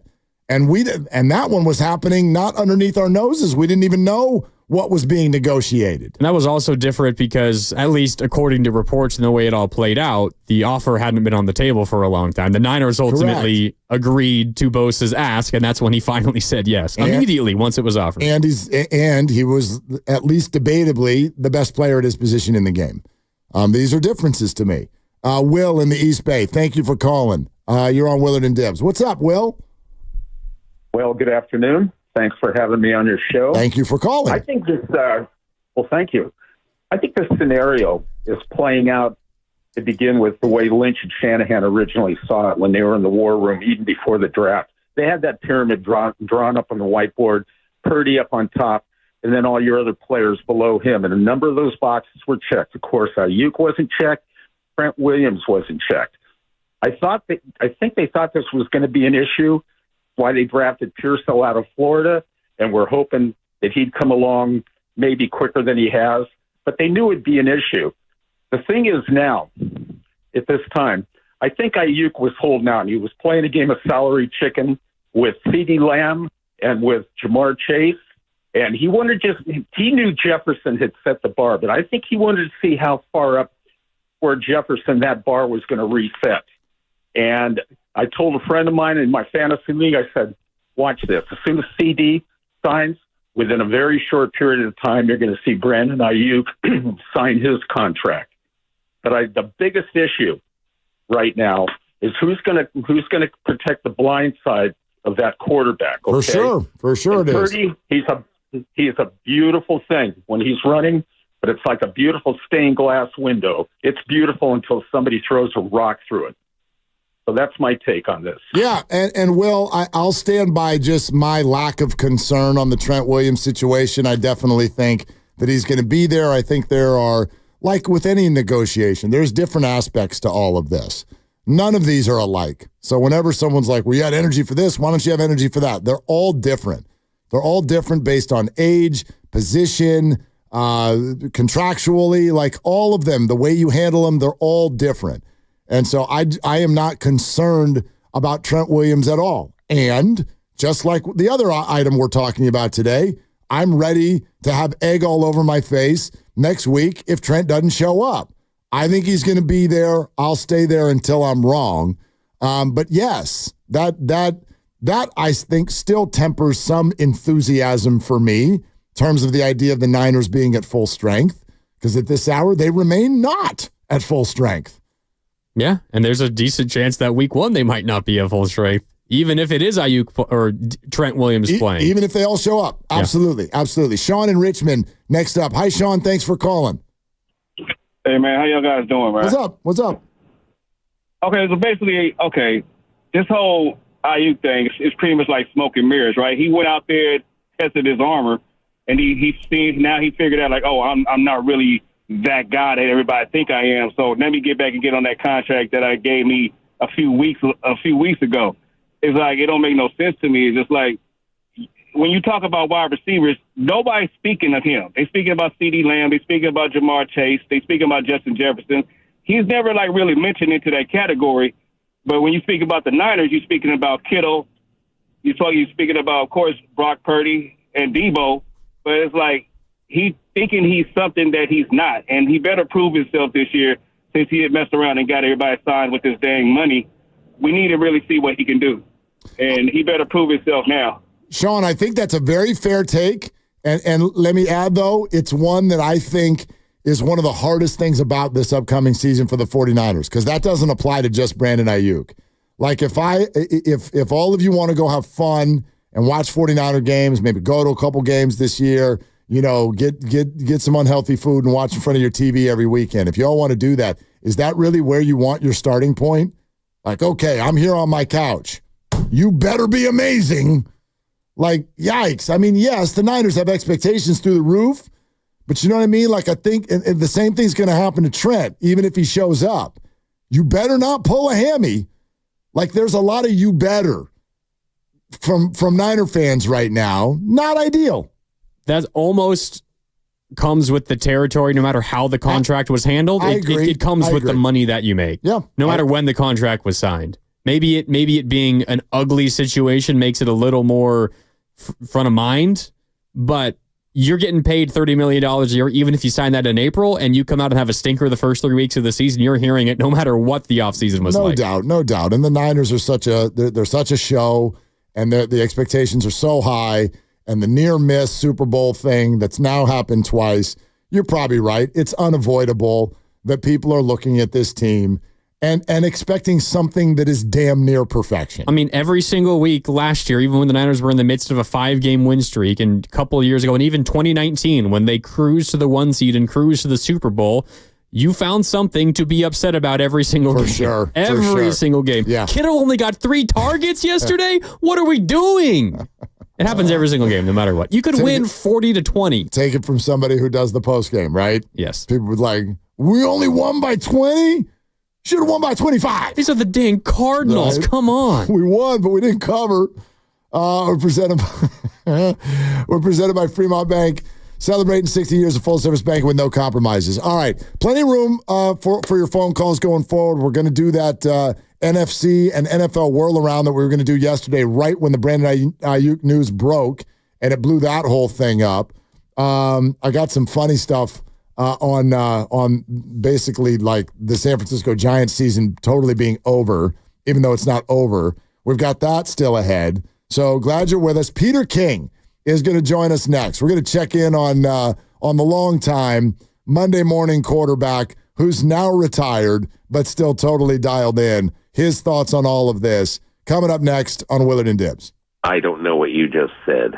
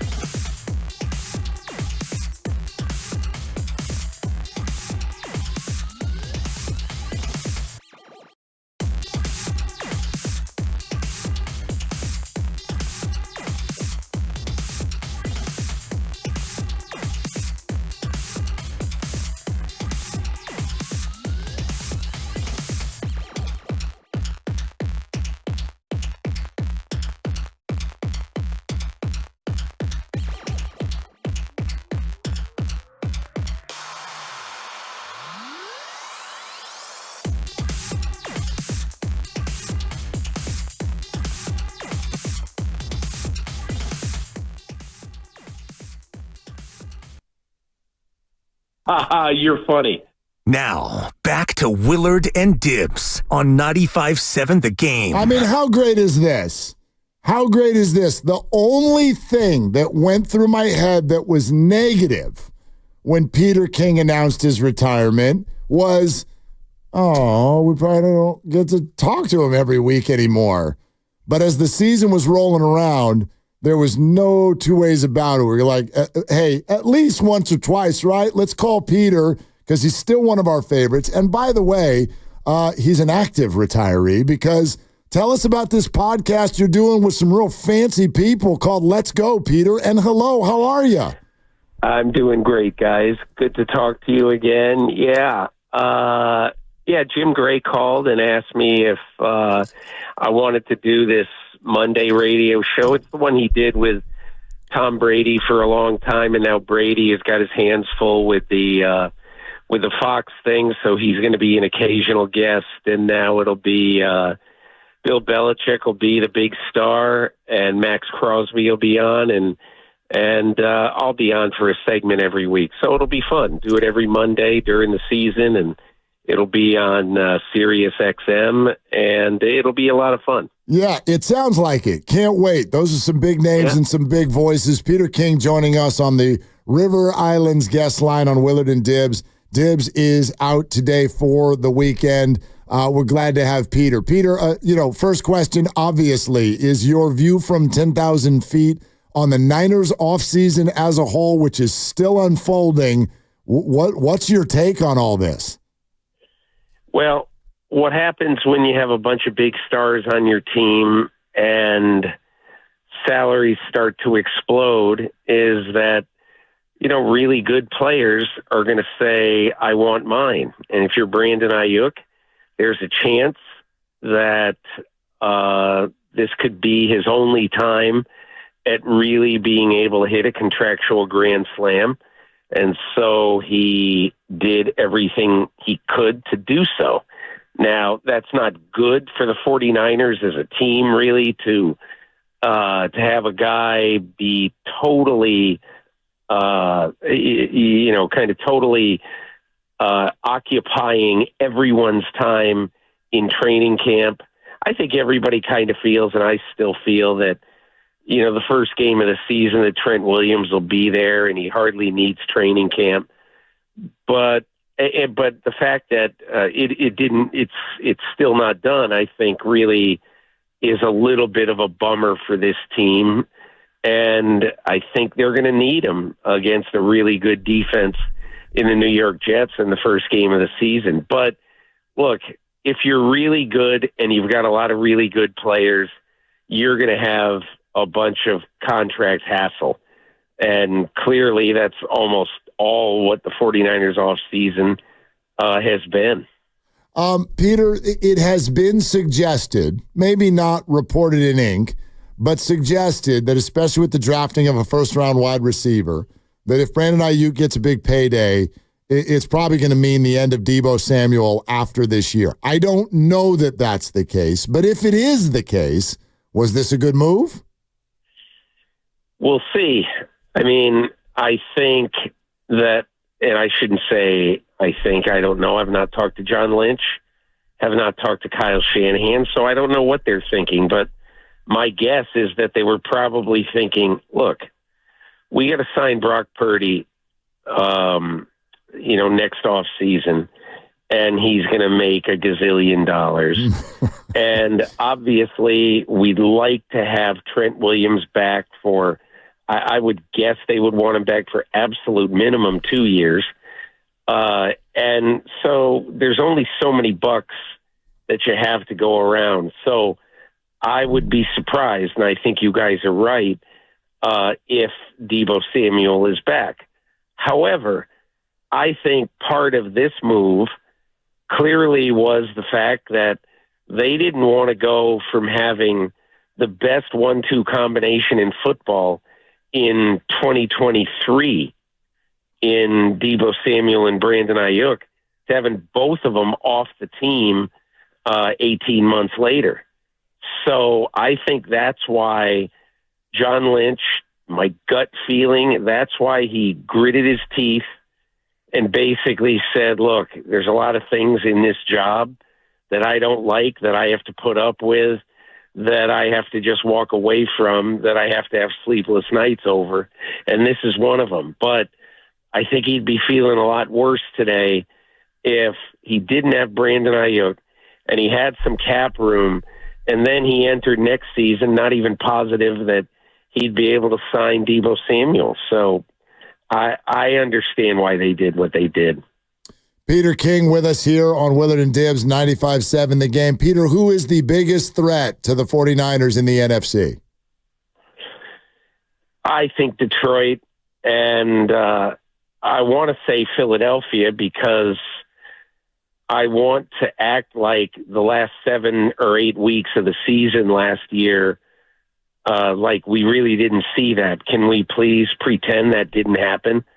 Because there was a time last year where I think we all thought it was a given. It was going to be the Eagles and the and Kansas City or whoever. But the Eagles were going to be in the Super Bowl. They're 10-1. They're playing great and all that and all that. Even though the Niners would have been a very serious threat to them, I believe that around Thanksgiving last year, that most people thought that the Eagles were, had the best shot to get to the Super Bowl. Now, having said all that, regardless of how the season went, who won when, everything like that, the football season is an absolutely bizarre occurrence because no matter what anybody looks like, we saw what on Christmas weekend last year, the Chiefs look like the Chicago White Sox or something against the Raiders. They played poorly. Everybody thought, okay, that's it. They're finally going to fall to earth. And they recovered. And I think the opposite thing happened to the Eagles. And so when I look at the Eagles right now, I really don't know what to expect. Yep. So I'm going to take the safe pick, and I'll say it's going to be the Lions. I think the Lions have so many good things going for them, and we saw a lot of those things in Santa Clara in the championship game.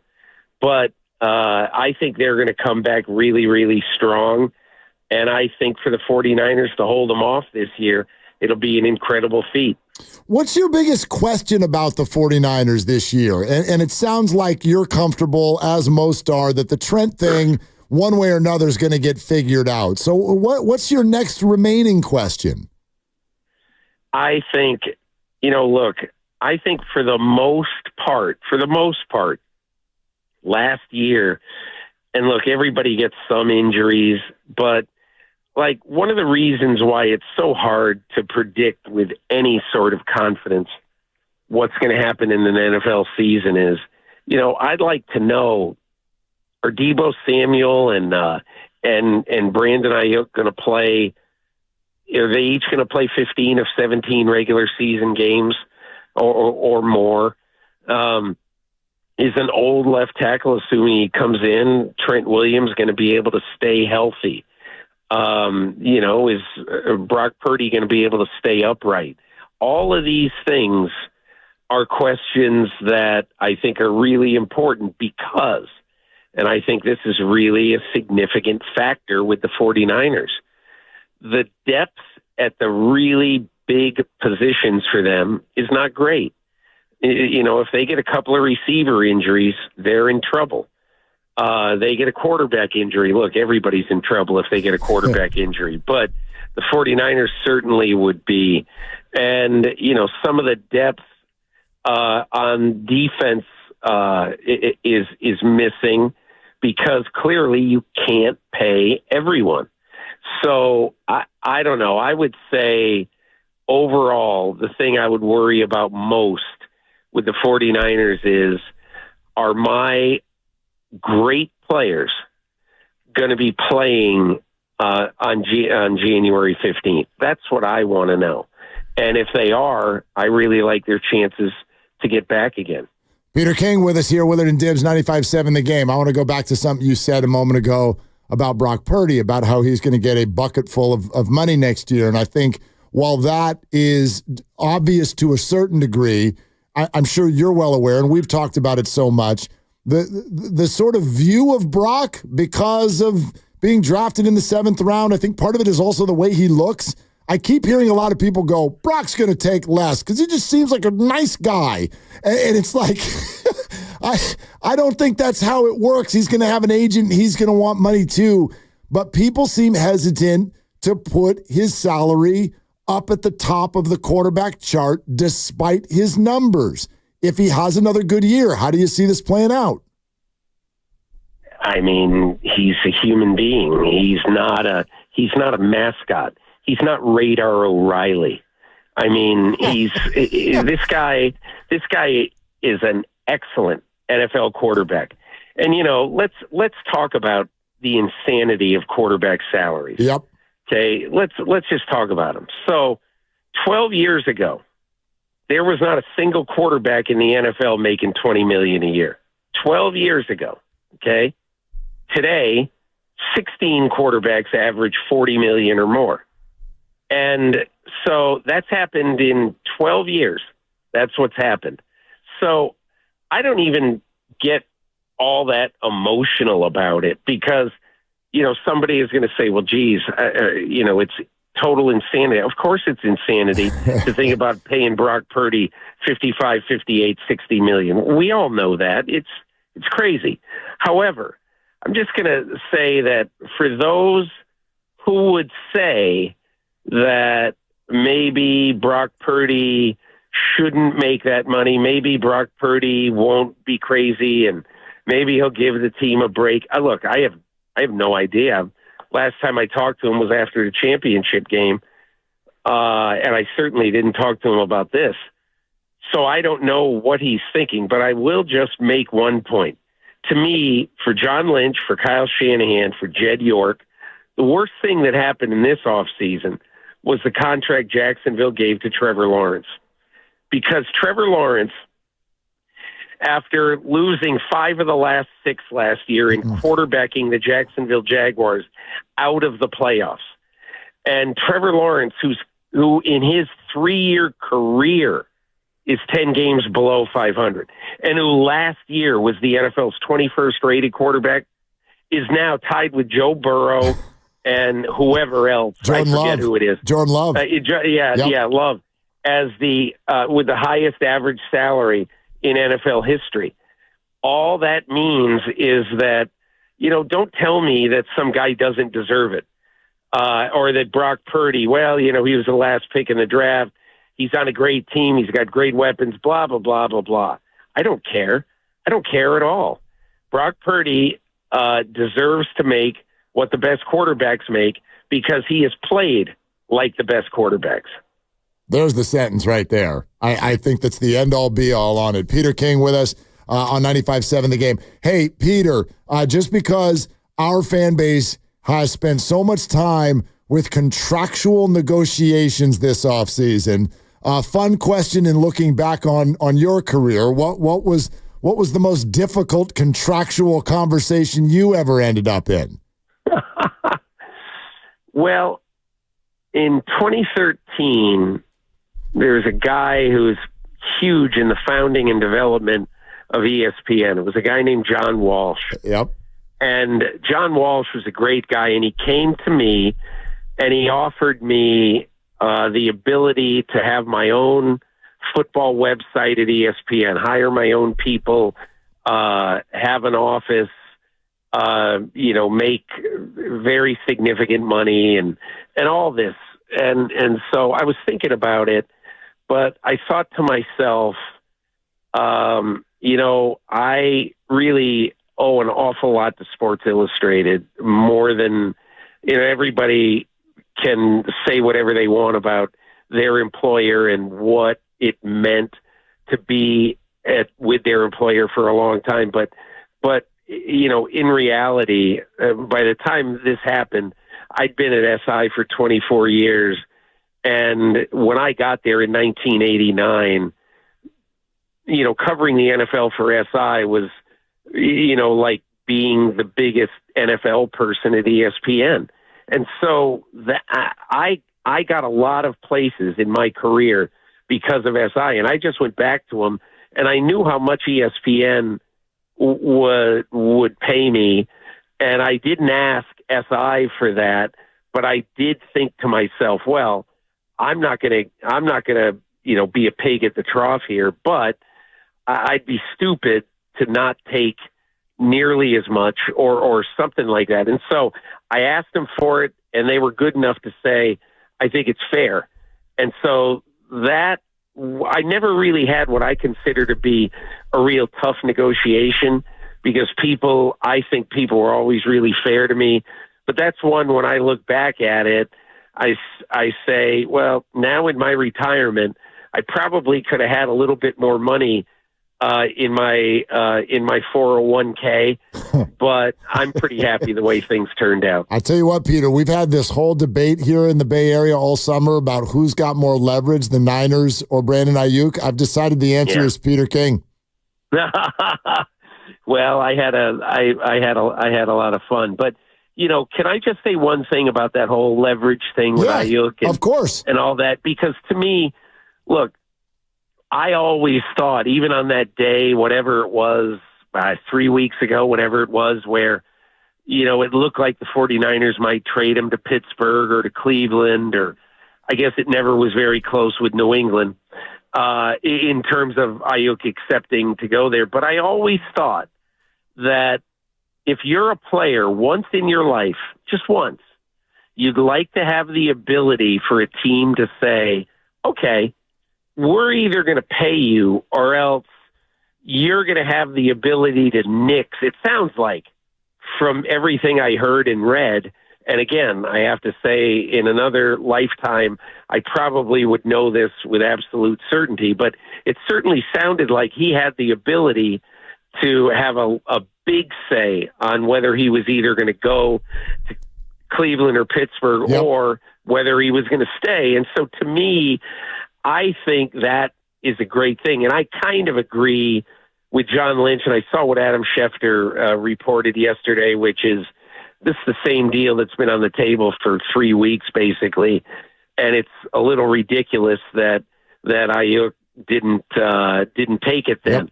However, I guess I would say, if I were him, I've never met one player who says, man, I can't wait to get into training camp. So this was also Brandon Aiyuk's ticket, as it has been, I'm sure, for Trent Williams, to avoid, practicing in the Santa Clara heat in August. But look, all's well that ends well. Hope it ends well with Trent Williams, but we'll see.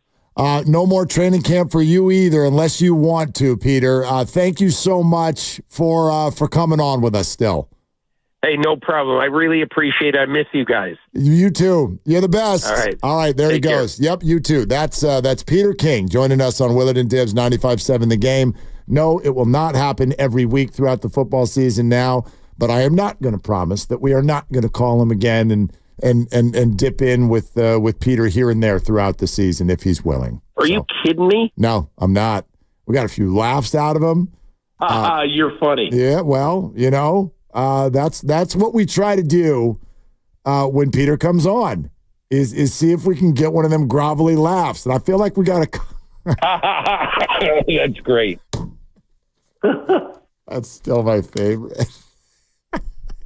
You people are full of crap. Well, that's true too. So it is great when we get to this time of the year. I suppose I could use these drops at any moment, and I should use them more. We get to football season, I feel like I can use them more often. Yeah, I have a whole page of them. It's a little bit more relevant. Just do me a favor and make sure that he's hung up before you start doing it. Because I don't want him, like, it's meant in such reverence, but I don't want him to take it the wrong way. That we're playing drops of him laughing and then coughing. Take all that other stuff and do something with it. Sort of a Smurfy guy. I've told you the stupid Tommy Lasorda story, right? Like, that's how I got in trouble with Tommy Lasorda. Is like some. Oh yeah, you've said this. But like, it was before he hung up, and I started making fun of him, and I didn't know that he was still on, and that's why he got mad at me the next time. Like a month and a half later, he was still fired up. Lasorda. So you got to be careful with that now. Be careful in there. You got to hang up on people. That's your job. You got to make sure that the timing of all of that works. And then you can play all the Peter King drops that you want. Once basketball season comes around, I got to make sure to not play some Steve Kerr drops while he's hanging out on hold waiting to talk to you guys. He probably likes the dog one, though. He probably likes the dog one. Maybe not this one. He deserved it. Yeah, maybe not that. That depends on the context. I don't care. What if it's Steph Curry got $62 million in 1 year? I don't care. Well, no, you would play He Deserved It. He deserved it. Exactly. No, you don't. No, you don't. No, I don't, but he does. Steph Curry. Anyway, we're going to do the NFL whirl around in a little bit, and you're like, what's that? Well, we'll tell you. It'll be fun. Just hang out because it'll be something that's very football related and not Brandon Aiyuk related at all. And then also at 4 o'clock, Sean Salisbury, ... We're confident. We think. Lucas is not confident. We? I'm confident. There you go. I'm confident. You're not. And you better not be like manifesting negativity in there. Oh, never. I would never. I got to check the weather outside of Houston, though. See how there's a storm brewing. Is that great Luke Combs song, Houston, We Got a Problem? That might happen again. Is that where that line came from? Well, no. It came from NASA, but then he made it a song, but it's not about like a space shuttle. That really is an incredible story. Yeah, the song is about him basically moving to Houston, but being away from his girl. And so he's like, Houston, we got a problem. I love this place, but I can't stop thinking about my girl. Sounds like a hell of a song. It's a great song. It's a great song. Brought George Kittle and Brock Purdy to the yard with beer cases. Okay? He doesn't give a flying fig about any of this stuff. How many do you have? Pages worth. You want me to count them? Yes. How many 1, Peter 2, Kiss? 3, 4, 5, 6, 7, 8, 9, 10, 11, 12, 13, 14, 15, 16, 17, 18, 19, 20, 21, 22.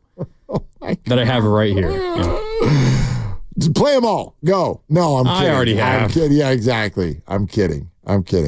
Hey, before we get back to the NFL stuff, the Giants just sent Tyro Estrada down to AAA.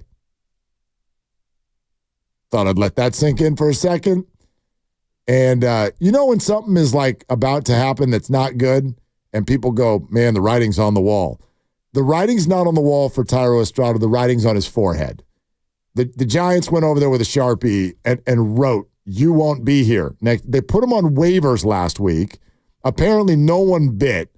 Now they just sent him to AAA in favor of Brett Wisely. They'll probably say something stupid when asked, like, well, he's right-handed, and we're facing some right-handed, like, whatever. The writing is all over the wall. I was driving into the show today, and I was talking to my dad, and he's like, so, Giants gave up, huh? I'm like, what are you talking about?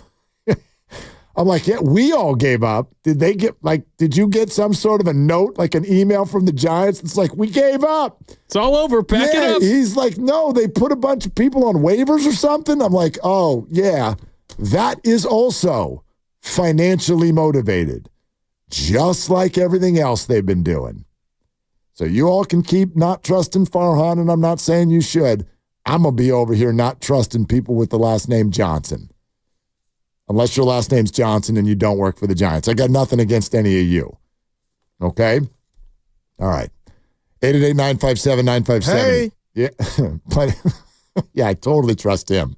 I do. Snappy dresser, that guy. Anyway, 888-957-9570, the number. We'll take your phone calls.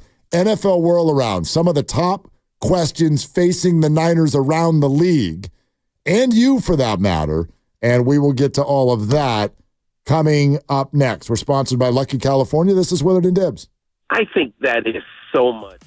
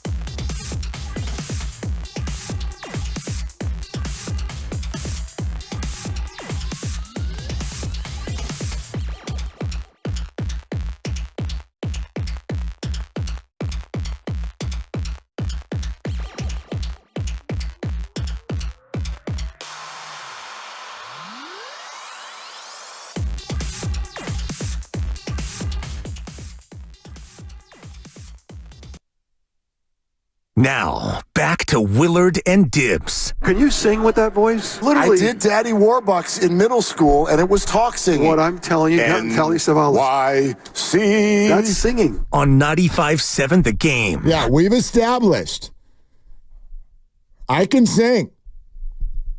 I just can't do anything where I put my feet on a board. We're not doing a surfboard. We're not doing a skateboard. We are not. We're not skiing. Those count as boards. I will boogie board, but then I won't because like that's for kids. Like don't boogie board when you're 45 or 50 years old. Don't do that. It's honestly, you look ridiculous. But have fun. Like, do it if you want, but you look ridiculous. Let people do what they want. Yes.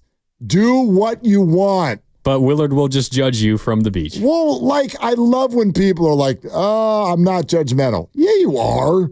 That's the stupidest thing ever that we're like, oh, we try not to be judgmental. What?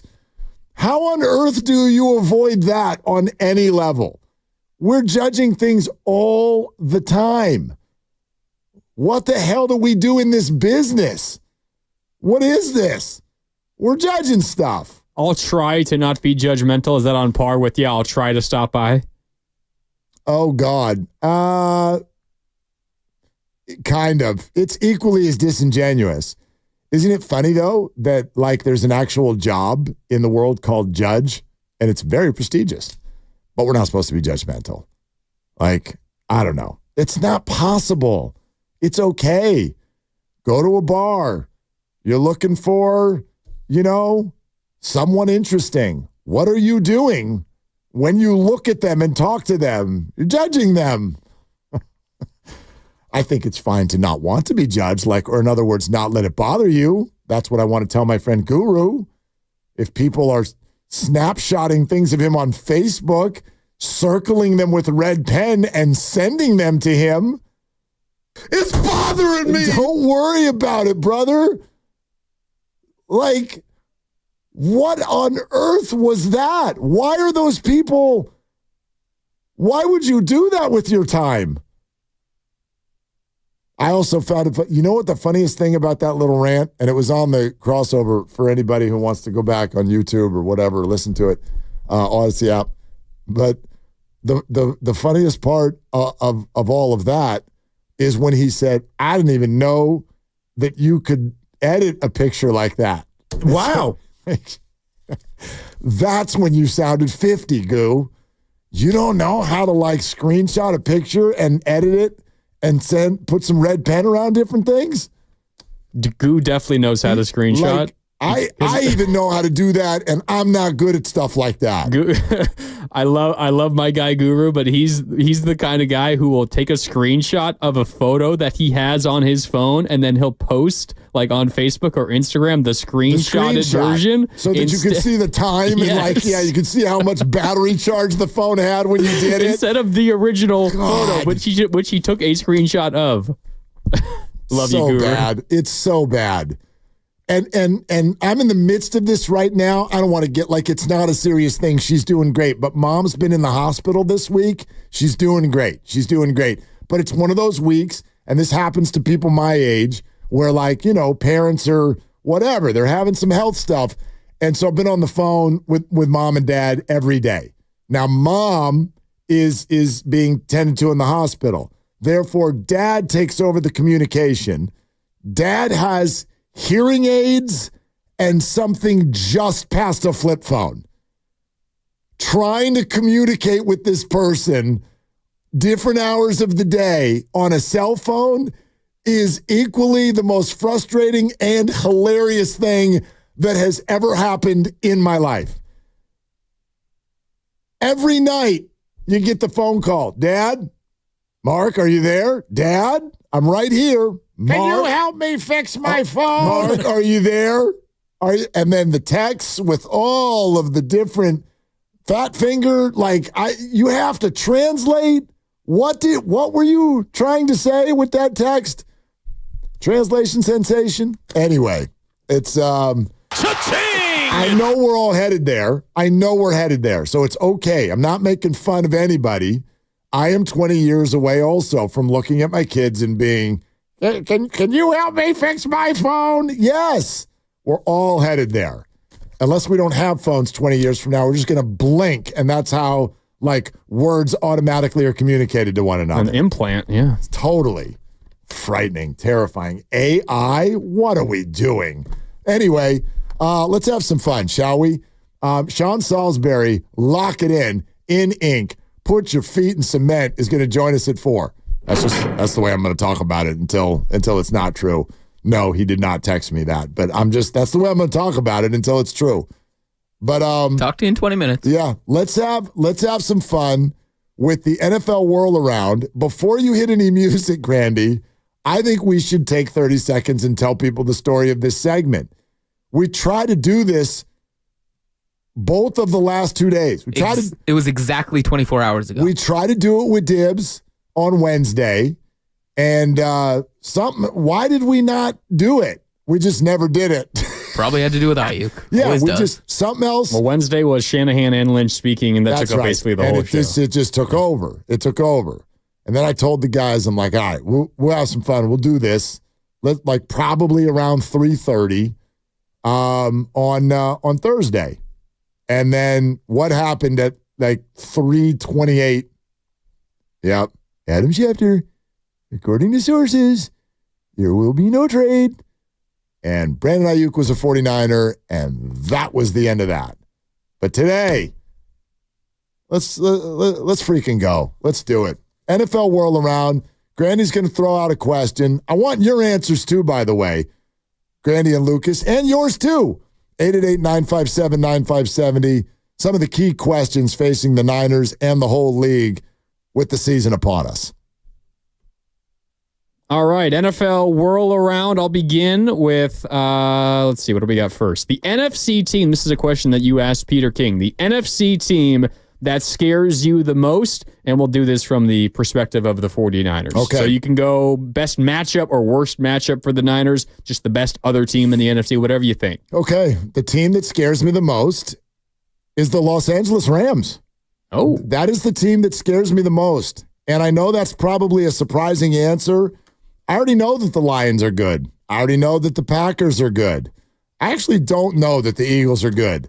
Somebody out of the NFC East will be good, and it's possible that a team or two out of the NFC South will be good this year. I know the Lions are good. I know the Packers are good. What I don't know is the landscape of the NFC West. And I do think it's going to be better than it was last year. And this is a team that has a Super Bowl winning quarterback, as good of a receiving core as anybody's got in the game, a scary running back, potentially group of running backs, an interesting defense. I know Donald is gone, but also a team that gave this 49er group a really hard time when they were at full strength early in the season. And you could also argue they should have beaten the Lions in Detroit in the playoffs. Absolutely. And by the way, isn't that the opening Sunday night game? Yep. Next week, next Sunday night, it's the Jared Goff Bowl round 2. Is it Sunday? I think so. Because they also play there's a game on Saturday night. I want to say that it is the opening Sunday night game next week. Let me look it up real quick. NFL Week 1, confirmed. Sunday night, again in Detroit, Jared Goff Bowl, Rams and Lions. Great theater. Phenomenal theater. Great fantasy game. But that team, I think there's and by the way, they're well coached. Sean McVay, great coach. I think that team can be a problem. Okay. I agree. I think they're going to be good. My team. Wait, you got caught flat-footed right there, Lucas. Well, I didn't know if Grandy was going to. How about Lucas? What do you think? Hey, Lucas, you can go next. Thank you so much, That's a little too structured for me, Lucas. Yeah, understood. Yeah, I just want this to be an extemporaneous piece. Please, just talk. The NFC team that scares me the most, if I'm the 49ers, which I am, is the Eagles. They were the best team in the NFC 2 years ago. I know they faltered down the stretch last year, but they completely reloaded in the offseason, both in the coaching staff and on paper. They added Saquon in the backfield. They don't need him. They added Jahan Dotson just a couple weeks ago. They don't need him in the wide receiver core. And then they brought in some guys to the defense. Devin White, linebacker, and then the secondary, they really improved through the draft. Cooper DeJean, one of the names. And I think the biggest addition isn't going to step foot on the field with cleats, at least. Kellen Moore, their new offensive coordinator, everywhere he's been an offensive savant. Nick Sirianni, you mentioned good coaching in LA. I'm not sure the Eagles have good coaching, but Nick Sirianni, he's now sort of like a GM almost. He gets to take a step backwards, a bit of a CEO role, let Kellen Moore run their offense. So I think they bounce back, and they're the most difficult path to get through if I'm the 49ers. I could see it. I could see it. Granny, what do you think? They're definitely better than last year, that's for sure. We're going to have three different answers to this one. I'm going the Green Bay Packers. Right. I think in these categories, oftentimes I think about matchups in the playoffs. We know the Lions gave the Niners a very good run for their money. Same thing with the Packers the week prior. And I tend to go towards teams that scare me the most are the teams with the best quarterbacks. And it's nothing against Jalen Hurts. It's nothing against Jared Goff. Matthew Stafford, I think, is a reason why I'm a little fearful of the Rams, at least their offense. Their offense is going to be awesome. I have questions about the defense. Jordan Love is awesome. As a first-year starter, I think he's only going to continue to get better. They have a young core of wide receivers. They lose their running back, Aaron Jones, but they added Josh Jacobs, who we forgot a couple of years ago was the rushing champ with the Raiders. They got an awesome offense. It's young. They beefed up on the offensive line. The Green Bay Packers, I think it's going to be the biggest threat to the Niners in the NFC. I think that, obviously, that's going to be an answer from a lot of people. And I know, it's one thing to look at the way Jordan Love played, the fantasy prospects, all of that. I continue to hear, NFL quarterback people who think the world of Jordan Love. And obviously the Packers do too. That's why they just broke off that contract. I don't know what the hell is in the water in Green Bay, but you go from Brett Favre to Aaron Rodgers and now Jordan Love. If Jordan Love continues down this road, three great quarterbacks back to back to back without any time in between, it's not fair. They're the anti-Chicago Bears. No doubt. The Bears, my entire life, have never had a great quarterback. The Packers have never not had a great quarterback. It's incredible. All right, what's the next question? All right, what's up next? We'll kind of combine a couple into one here. You threw out maybe your sleeper team of the season. I also had the idea of predicting a team that's going to go worst to first. Yep. Because in 19 of the last 21 seasons, a team the prior year that finished last in their division finished first. Hold on. Say that again for the audience. Hey, you who texting and driving. Put it down and listen to what Mark Grandy just said. This is interesting, and I didn't know this. Say that again. 19 of the last 21 NFL seasons, a team that finished last in their division the year prior finished first the following year. Can I go on a quick aside on that? Go ahead. That's why I don't want to talk about the Super Bowl in August. We're sitting here right now. There's so much that we think we know, and so much of it will get blown to smithereens once the season actually starts. But go ahead. So you can give us a couple answers here for this one. Sleeper, maybe they didn't have to finish last in the division last year, or give us the one that you want or you think could go worst to first. For worst to first, the options, these are the teams that finished last in their divisions last year. The New England Patriots, the Los Angeles Chargers, the Cincinnati Bengals, the Tennessee Titans, the Washington Commanders, the Arizona Cardinals, the Chicago Bears, and the Carolina Panthers. Worst to first prediction this year, assuming it happens. I'm not going to go with the easy answer, which is the Cincinnati Bengals. I think too highly of the Baltimore Ravens and actually think there's some problems in Cincinnati. Be careful, by the way, be careful week one with your survivor pools. You're all going to pick Cincinnati. They host the Patriots. You're all going to pick Cincinnati. Be careful. I don't know what's going on with Jamar Chase. And even though the Patriots are not great, they're not starting a rookie. They're putting a veteran quarterback in there. Might win that game. Just be careful. Anyway, I'm going to go with the Washington Commanders. And I know you think that's wild because you're like, Mark, Eagles, Cowboys. I don't buy. At least I'm not sure that the Eagles are not the team that we saw at the end of the year versus the beginning of the year. And the Cowboys are the Cowboys. I like what Washington's doing. I believe it's probably still a year away.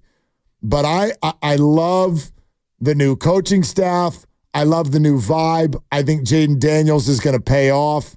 I think that they've got a stacked running back room. Very, very interesting defense. that I think is ready. I can see the Washington Commanders doing a quick turn. Their defense definitely is interesting. That's one way to put it.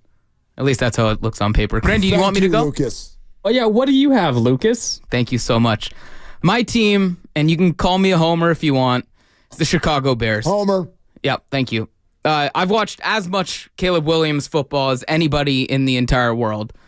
Maybe some people have watched a little bit more, but at least over the last 4 years, I've watched every snap Caleb Williams has taken. He is the truth, and no rookie quarterback in the history of football has ever come into a situation as ready for success as this year's Chicago Bears offense. The amount of playmakers around him, you can't build a better scenario for a rookie, a young player to come in. He has a great head on his shoulders. He's going to lead that offense to success. I'm very, very confident in that part of it. And the defense played really well down the stretch last year for the Bears. And lastly, for me, again, this counts for a last to first because they finished in last. But I have a bit of history. Here's a little nugget for you. I don't know if you heard this after the Bears went 4-0 in their preseason. Here's something. The Bears are the 7th team, 4-0, because they played the Hall of Fame game. Oh. Mm-hmm. The Bears are the 7th team since 2009 to finish a preseason with a point differential of plus 60 or more. Okay, so they're the 7th team to do that. Pretty much they dominated through these 4 games. And the 6 previous teams, every one of them made the playoffs, including 2 teams that went on to win the Super Bowl. Can I be totally honest with you right now? Yeah. I that went flying over my head. What the hell did you just say? The Bears were so good in the preseason that every other team that were this good in the preseason went on to minimum make the playoffs. Okay. All right. Great. They're in a hell of a division. They are in a hell of a division. But again, that's what we think, and maybe we're wrong. Maybe the Lions and Packers are both going to suck. Maybe. For worst to first, I'll take the easiest one, the one that pops off immediately. It's the Cincinnati Bengals.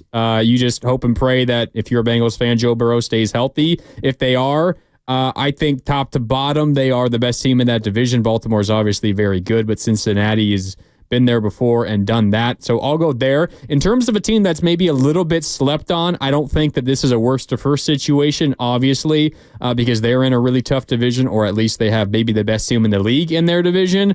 I think the Arizona Cardinals are going to be a lot better than people are thinking.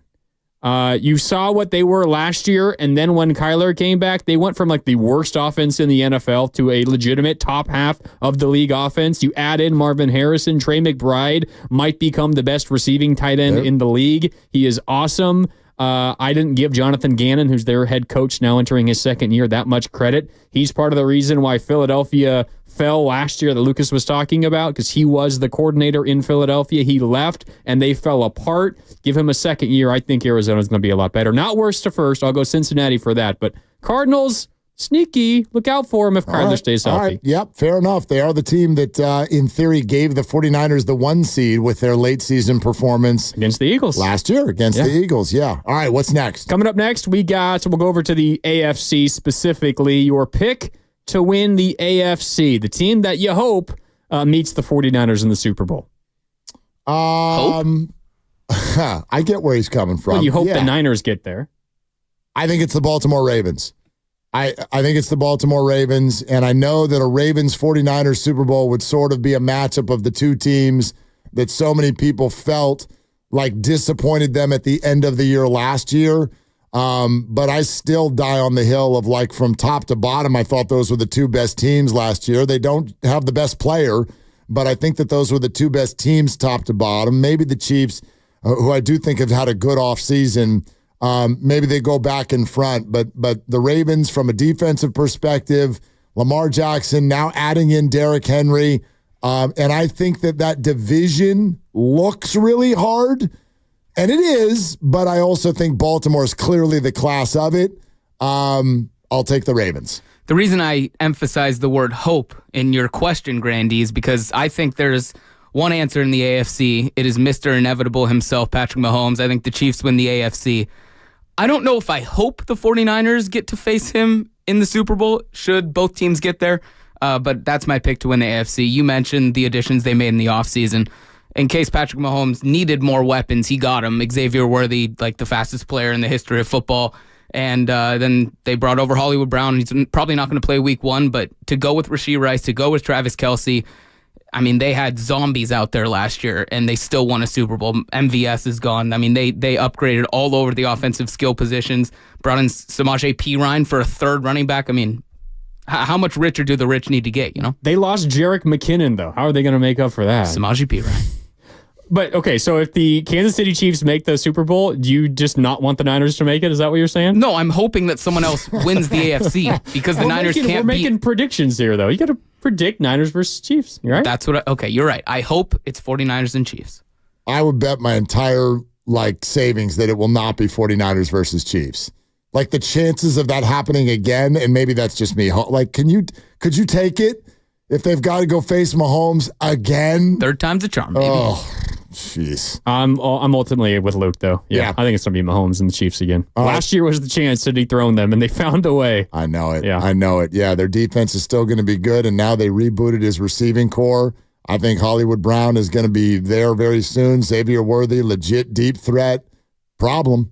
Yeah. All right, real quick. We're going to go quick through this one. It's our last one. The player you have to have on your fantasy football team this season. Maybe you got a bunch of drafts coming up this weekend, but who's the guy that you got to have? You have circled that you're targeting every draft. First of all, there are drafts in a family like mine almost every night right now. Somebody's got a draft. It's absurd. But anyway, you know what I'm going to say here? Even after he signed the contract, which may go against this, I'm going to say Deebo Samuel. Bo, I believe in number one. I believe that he came in motivated, in shape. Now his contract is the one looming. He's playing wide receiver survivor. I know he's happy for BA, but I think he's highly motivated and obviously a dual threat of catching passes and running the ball. Where you can get him in the 3rd or 4th round, I like Deebo. It's one of the greatest cliches in football. Coming into the season in the best shape of his life, that was Deebo this year, and I actually believe it. I think he was spurned by a lot of those losses, and he took it into motivation in the offseason. I have a trip set of receivers. These are my 3 guys that I have on almost all of my teams. Just so happens that you can get them later in the draft, except for the first guy, Nico Collins, true alpha receiver. In Houston, I think they're going to throw a lot. They're going to throw even more. The fact that Stephon Diggs is there now does not scare me. He is an alpha in that Kyle Shanahan scheme. He's going to play that X role. There have been some greats that have played that role in that same sort of scheme. The Andre Johnsons, the Julio Jones, the Brandon Aiyuks, and I think Nico Collins is next. Another guy I mentioned, Rashee Rice.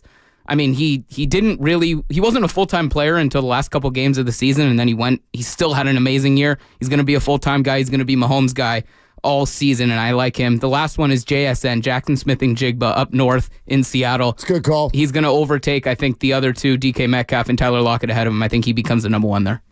I'll go quick. I always like to target the rookie wide receivers. Have been on my handful of championships that I've won in fantasy. You get the rookie that hits, and then they become a top 10 pick the following year. You got to try to find the right guy. So who's the one? Malik Neighbors, wide receiver for the Giants. I know it's risky because that quarterback play, but he is amazing. If you watched him play at LSU, I think he's going to come on the scene and just be incredible this year despite his quarterback play. He'll be a top 10 pick next year, and hopefully he leads me to another championship. We're presented by Fremont Bank, celebrating 60 years of full-service banking with no compromises. Can I bring everyone behind the curtain real quick? That whole time that we were doing all that, I've been texting with Sean Salisbury. And? Wait till you hear about this exchange coming up next. And ... we should have Sean Salisbury next on Willard and Dibs.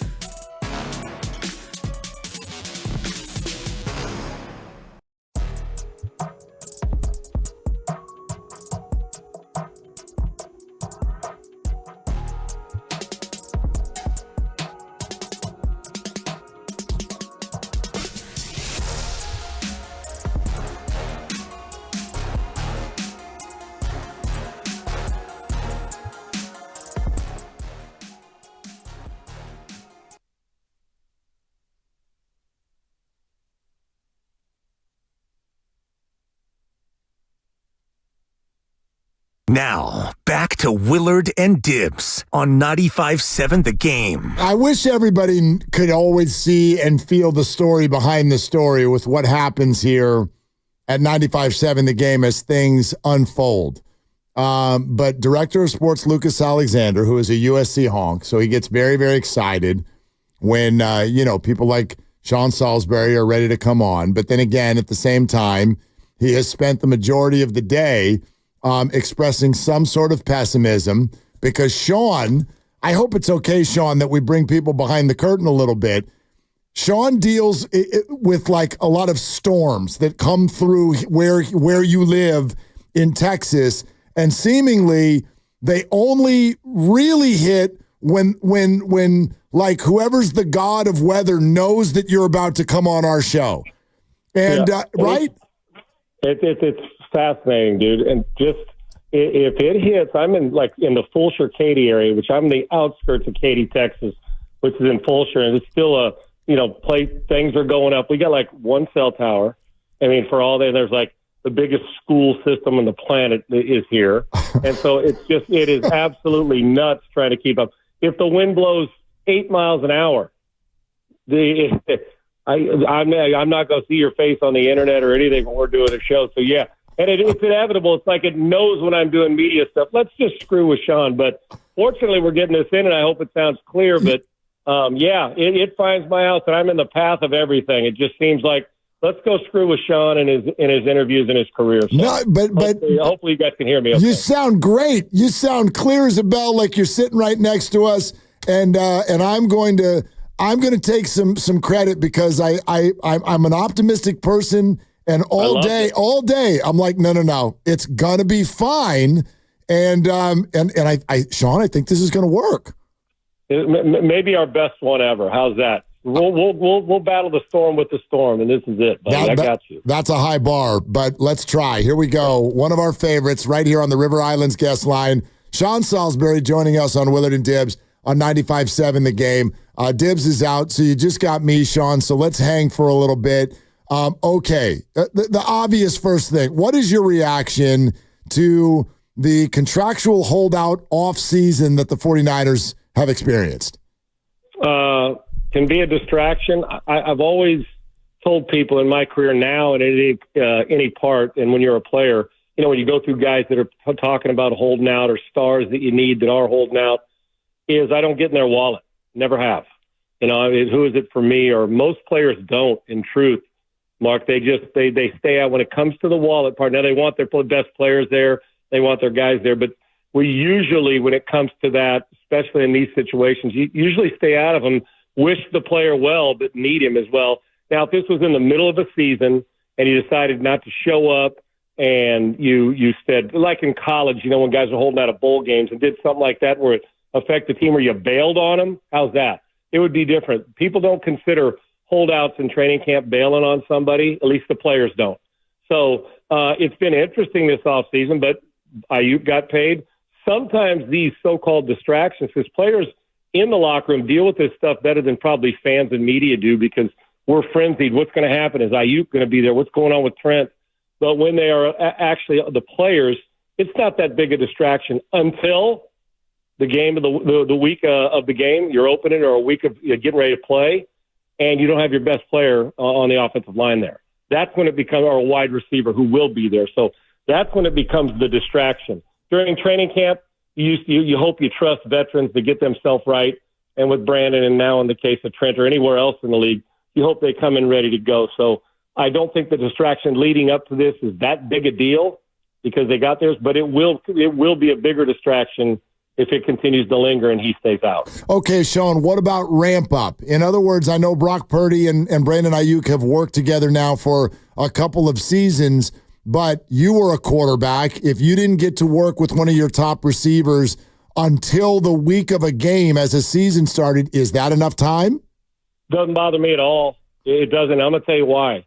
It's like if you're in the 7th grade or a 9th grader learning new guys, a curl's a curl is a curl. You know, you may miss one, but when a guy's running a curl, it's like riding that bike. You don't forget how Aiyuk ran dig routes and comebacks and shallow crossers and how Brock throws and understands the timing. It may take him a few catches during the week to get ready. I'm not concerned about their in game. Well, does he trust him running a 15-yard in cut? That's not a big deal. I'm more concerned. It's like even during the season, people say quarterback receivers, you guys got to be on the same page. Of course you do, but that curl's a curl's a curl. I'm always more concerned with the continuity of like an offensive line. If Trent holds out that with those 5 guys up front, you want so much continuity to know left talking to right guard talking with center, those things. And also with the big fellas, always what kind of condition are they in? What kind of condition? Because you're not conditioned in football conditions different than running on a track.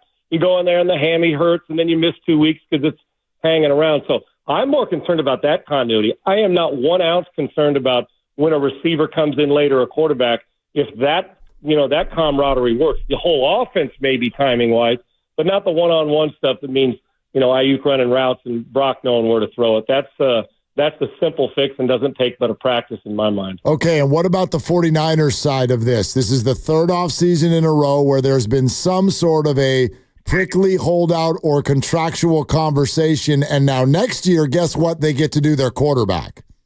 Right. So let's see. We've had Debo, Aiyuk, then Bosa. Now Aiyuk / Trent, and then and now your quarterback is due. Brock Purdy. Yeah. Well, one thing I think we would all say is, can we get out in front of this and start earlier so we don't have to deal with it? But they've had tremendous, meaning the 49ers, but they've had tremendous success getting it done and making sure those guys are happy. Listen. It's like I always laugh during like when the mediation for baseball players or when you're negotiating, everybody wants to tell you what you don't bring to the table. We're not going to pay you this. And the player wants more to tell you what he brings to the table. And, the negotiation, got the agent in the middle coming back and telling you what's going on. And everybody's mad. And they're saying too much and not enough. And then when it's over, everybody hugs and it's good to go. Got paid. So you're hoping that happens. But there is that point of breaking point where it gets to where you either got to trade them, you either got to sign them, you either got to overpay them, or they come in disgruntled. But most players I know when they come in, when they finally do get paid, they understand the ego part and playing their type of game for themselves and for the team. So I don't think that's a big issue. But, yeah, the 49ers, I don't know what's next. With Brock Purdy, that's going to be big money if he continues to play like he has the first 2 seasons. And that one you probably have to get out. Quarterbacks at some point, I believe, Mark, I think they should be salary cap separate. I do, just off the beaten path here. So at some point in time, we're going to have quarterbacks are going to have their own salary. You can pay them what you want.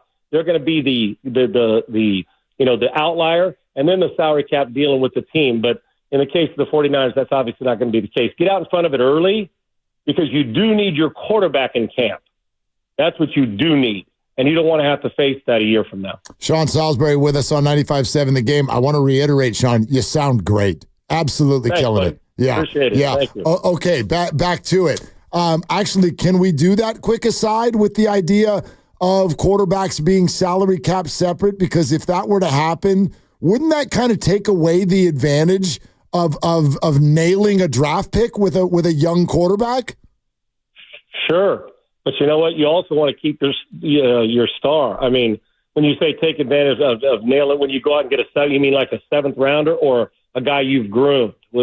What part are you talking about? Either way, like even if Caleb Williams and Jaden Daniels are awesome, those 2 teams have a little built-in advantage for 4 years, while other teams are doing $55 million per year. Well, yeah, and that's just the luck of the draw. But remember, why were they picking Caleb and Jaden? Because they didn't. Because they're terrible. They're right. So and it also helps the lower teams become better and stay better longer. So I actually think it would create more parity. And what you wouldn't see, quarterback, that's like the guarantee. If you've got your star, like the Cowboys are going to face with Prescott, the 49ers are going to face with Purdy with their contracts, and so on, is if you have your star, you're going to say, listen, that now, and you have the floor and the ceiling on what you can spend on the rest of the players. But if you have that, it gives everybody else a fighting chance where, okay, if you got a quarterback and you're battling on the salary cap, it gives everybody else a fighting chance to catch back up. And money-wise, if you got their quarterback and you're dealing with your salary cap, you can all spend the same in the cap. And if they're paying their quarterback $55 and you're not paying him yet, it is an advantage, but you got the disadvantage because you obviously lost out and we're picking too high. So I think at some point we're going to address the quarterback position and salary cap and the way to approach it. And I actually think it'll be more of a great equalizer than a bummer for the teams that aren't very good. Sean Salisbury with us on Willard and Dibs 95.7 The Game. Hey, speaking of Caleb and Jaden, you all in on both, on one, on neither? What are your thoughts? I'm in heavy on both, and for different reasons. Those were the two best players, obviously. Caleb the last 2 years, and Jaden deserved the Heisman last year, and they both incredible skill sets. I was so impressed with Jaden Daniels, Mark, and the way he, from the first year he got with Brian Kelly till last year, the transformation in his deep ball game, the intermediate, the deep, and taking shots. I watch every one of their games because I go on in New Orleans, and he was afraid almost to take deep shots the first year with Brian Kelly. Well, he transformed himself, and you saw what they did, and he played great. I love his feet. I love his ability to layer the football. So he's good, and he can play in structure as well, which is impressive and important at the next level, which he's about to face. So, yeah, I'm a big fan of his, and I like his attitude. And with Caleb, listen, regardless of how people have viewed his leadership, with the way he dresses or painting the nails, that stuff doesn't matter to me, especially if you win. But you do have to be able to deal with the fellas and some laughs in the locker room and self-deprecating. But I know this, for 2 straight years, if you combine both those years, there was no better player in college football. And when people talk about, well, I don't like him, what don't you like? The guy made every single play on a team. He'd have to score 44, and they'd give up 48. I mean, he had to literally make every play and be a hero. If he wasn't, SC wasn't winning because they don't play any defense there the last couple of years. So for me, it's how good will he be if he has to stay on schedule all the time. But you want to talk about dynamic playmaker, off schedule, on schedule, accurate, powerful arm. The guy's just got great football IQ too. So I expect big things from both, but it'll also be the guys around him. What are those guys going to elevate? Because both these guys are going to go through rookie slumps, but they're also going to have the ability with their skill set to leave you with your jaw hanging down and the wow factor and to elevate the guys around them. That's another thing. Who's going to make the other guys better? I think both did in college at times, other than the defensive side for SC. But I expect both to be good. I think Caleb's going to have to become more of a structured player and then branch out. I think Jaden's probably a little bit better structure now, but does both. I expect both of them to be stars and franchise quarterbacks in the league, but you're going to have to build around them. And I think both of these teams will be better, not only at that position, but on both sides of the ball this year. Yeah, I agree with that statement for sure. Okay, Sean, let's go back to the 49er wide receiver room because I got a couple questions, especially because you were saying as a quarterback, no big deal if a receiver comes in kind of late. What if that receiver is a rookie, though? Like Ricky Pearsall's injuries and how they've sort of stunted camp, what does that mean for his development? Now, that's big difference now because you're a guy that you've never worked with, right? Now, and it's not even just the physical part for me, Mark, that goes on. It's the mental part of just going through it when you're not out there and you're not doing those things. I understand meetings and playbooks, but I like having them around. It is a major difference from a veteran to a rookie, simply because I know nothing about him other than what you saw on tape. I'm talking about if you're Brock Purdy or if you're a member of that offensive staff. And so you go through those things in training camp, walk through them, and those are the times you're talking with each other on the field. Oh, this happened. Let's do this. So, yeah, it's a big difference. And you're coming off, you're banged up and don't get the work, so you got to do double time when you can do the work. So that is a much different than watching Aiyuk and Purdy the last 2 years do their thing. They're just getting to know each other. The mental side they are getting to know, but not enough work on the field. So that's going to be the part. That's going to be the part of playing catch up. So yes, that's much deeper. Younger players and guys who haven't been in the league longer, or new players that haven't been with you, That's where more of the stress comes in, not with a veteran who's performed and knows what Brock Purdy's all about. Okay, now what about the guy who has been all over the headlines all summer long? Like, what is your overall take? How good is Brandon Aiyuk? Oh, I think the receivers come up in your mind. Mike Evans has been doing it for so long, but Jefferson, Chase, Cooper Kupp's always doing his thing. I mean, those are the names. Tyreek Hill. He's in that. Is it fair to say, we got like our quarterbacks? I'm trying to think of the, oh my gosh, top shelf, can't do without. And then just below it, like the 7 and 8 guy, the 6 and 7 guy. I would probably put him there. I think he's probably in the second 5 if I'm looking at just the overall position.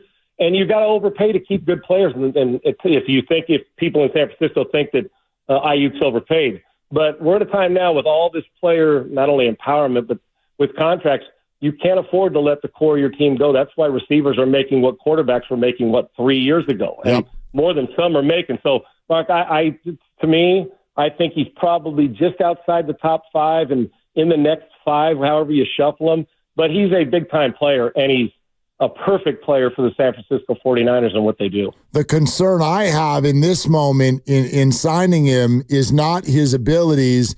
It's the fact that it may mean the end of Deebo Samuel in San Francisco. Do you think it makes sense for a football team to pay 2 receivers, north of $25 million a year? Well, if it ends up with more trophies and more contract extensions for everybody, yeah, but you're exactly right. It's hard to do. It is extremely hard to do when you say, okay, and you go through your meeting, say we got this much tied up to this position and a little leeway for the Jeffersons and Chases of the world. Realistically, probably not. Selfish, greedy reasons for me and my love for watching the 49ers offense and how much I like Deebo. I'm greedy. I want to pay them both, and if it means overpaying a little, but then you got to start to look at the rest of your roster and with salary cap and where it's going. So, yeah, and Mike, that's a great point by you that a lot of people aren't talking about of what the collateral damage is with the 49ers when this happens. And they're telling you that as a pure wide receiver that Aiyuk is going to be here, the next 4 years, and that maybe that Deebo, after they went through this, is going to have to be the one to sacrifice, takes extra punishment from running in the backfield. But I love them both, man. I'm greedy, but regardless, Deebo's going to get paid, whether it's in San Francisco or somewhere else, and that time presents itself. But I know where you're going with it. I think you like one better than the other, and the one that you like is going to be up for contract sooner than later. Yep, that's where I stand at this moment, no doubt about it. What about all of the hype in general, whether it's big-name players, expectations, the near-miss Super Bowl? Is that a problem for the 49ers this year, or do you think they're equipped to handle it? They've handled plenty of hype plenty of times before, and it doesn't matter what the hype, what part of hype, whether it's quarterback controversies, whether it's expectations, whether it's frustration, all those things that we hear. Listen, they're a lightning rod every year. There's about 5 or 6 teams that are going to get extra too much pub, too much blame, are going to get too much attention. It just happens, and 49ers are one of them every year, especially when they're good. And the expectations should be high. And they've gotten close a couple times, and they've come up short. And they're still not where they want to be when it comes to crowning themselves in these last handful of years in February. So I would imagine, judging from the character and the depth of positions on that team, and from the front office and the head coach who's been there, and they've suffered through some difficulties, and with the roster, the core, and when you get Trent back in and they're going, there's stars at every position. And I would like to think that they can handle the praise. They can handle also not only the success, but also the failure that goes with it at times when you lose, and all the not only expectations, but what's going to happen next. What if you get there again? All the what ifs that we go through on our shows and that they go through in the media and in locker rooms. So I would think they're equipped to handle quite frankly, any part of the pub and any part of the expectations. Because damn, when it comes to expectations, who people around the country don't still think 49ers, Eagles, the Detroit, Green Bay's on the rise. But when you're talking the top 5 teams, they're always going to be mentioned when it comes to expectations. And mine are no less this year. Matter of fact, I expect them to be better because if they can get their guys in, because I think Purdy, another year of experience. You've got a settled Brandon Aiyuk. I mean, you've got the Kittles. I mean, they're loaded. So expectations are always going to be there. That can't run and hide from those, my brother. You just got to deal with them. And the team feels, I think they're equipped to do it because I think they've got some moxie, and we've seen it. Amen to that. Sean Salisbury with us here on 95.7 The Game. You mentioned maybe a better Purdy. Like, what do you want to see from him that you haven't seen yet? Well, I think that the more bandwidth, the bandwidth with him, and I think they're starting to expand it. I think we get this feeling of, well, he can't make all the throws because he's not big and physical. That's wrong. He can, where he makes up with maybe not have overpowering arm strength or that superstar, when I'm talking about just freak show ability. He's underrated as a runner. We know his toughness. I just think for me, it's putting himself in more mental and emotional and that part of the game of understanding where all the conflicts are on a defense. Because a guy like him, who isn't, like I said, if we had a superstars competition, he's not going to win it, but he's going to do everything well. And I'm such a fan, and I love his. You can't question a guy who's the last pick of a draft's toughness and working through a first-round pick and finding his way there and doing his thing. So I'm not worried about that with him. I think it's situational football for me of just making sure. Because, Mark, when you're in this, people look at the big physical guy who can make all certain throws on, into a coffee can size window. When I say physically limited, it's not that Brock. I think we underrate his physical skills, but he's not that super. The howitzer arm and all those things. So he's got to stay ahead of the game with knowing where the conflict is even quicker. You listen to Brady talk about what made him great, even aside from some of the obvious tangible ones, was his ability to know the defense pre-snap. And then you execute post-snap. I tell kids that I train all the time this, listen, find the conflict, whether it's in your life or whether it's in a defense. Find the conflict. And when we're looking at defenses, once you know the conflict, the answers to the test are pretty easy if you've prepared. If I give you the SAT test 2 months before the SAT test, then it's on you to make sure doing all that, studying the answers to get yourself ready to get a perfect score on it so you can go to any college you want. Same thing here. So for me, it's just the constant development in understanding what coverages are trying to do, not only to Brock Purdy, but also to the 49ers as an offense and their offensive approach.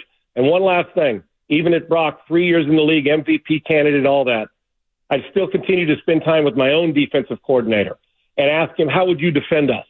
And what's the key? What do you see with me? An hour a week, not just offensive, but defense. Spend it with defensive staff, because I think there is another level to his game, and the fact that he's got great timing and understands that, it's all going to be, once he grasps even more what's going on and how they're trying to stop him and this offense, you get ahead of it and you're out in front of it, and you're having great vision. And you know what I mean by vision, but vision being out in front of the next read and the next read and the next defense, and week after week, and sustaining that. I think there's another level to Brock Purdy's game, and I already hold him in high regard, and we should have expectations for him because he's proven it, but his toughness is not in question, mental or physical. Sean, you're the best, and we literally did not miss one word. That makes me happy, my man. You know I love coming on with you, and I get fired up, and you got me. I was thinking college football all week, and I'm like, well, damn. I got these good 49ers. We're ready. So it's this college football now just got in the way of our NFL next week. Right? We'll enjoy it all. And always honored to be on with you, brother. I love it. Thank you so much, and stay safe out there, man. Appreciate you, man. Anytime. Okay, there he is. He's the best. Sean Salisbury, live from the driving storm in the middle of nowhere, Texas, sounding absolutely perfect. See? It's almost like maybe the best his connection has ever been. It's almost like a Brandon Aiyuk contract extension. Sometimes people make it a little bit more complicated than it really is. You just call and you pick up and then you talk, and we're good here. We're good. We are absolutely good. All right. Back to you. 888-957-9570. We reboot the phones. Plus, I would like to address one specific Brock Purdy related tweet that I think is representative of many things that I see as part of this quarterback's conversation right now. And I'll read that to you coming up next. Dibs is out. You're in. It's Willard and Dibs.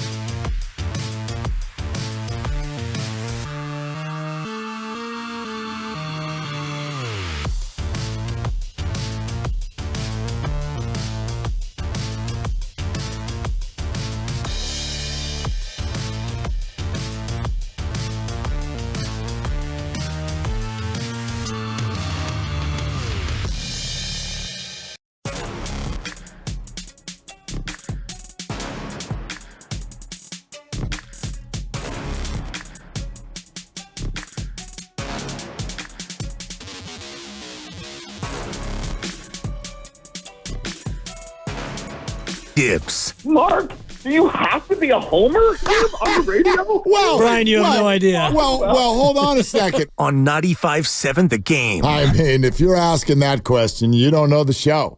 You've never been here before. I get it. I'm just an insufferable homer. I know. Thank you very much. Exactly right. Exactly right.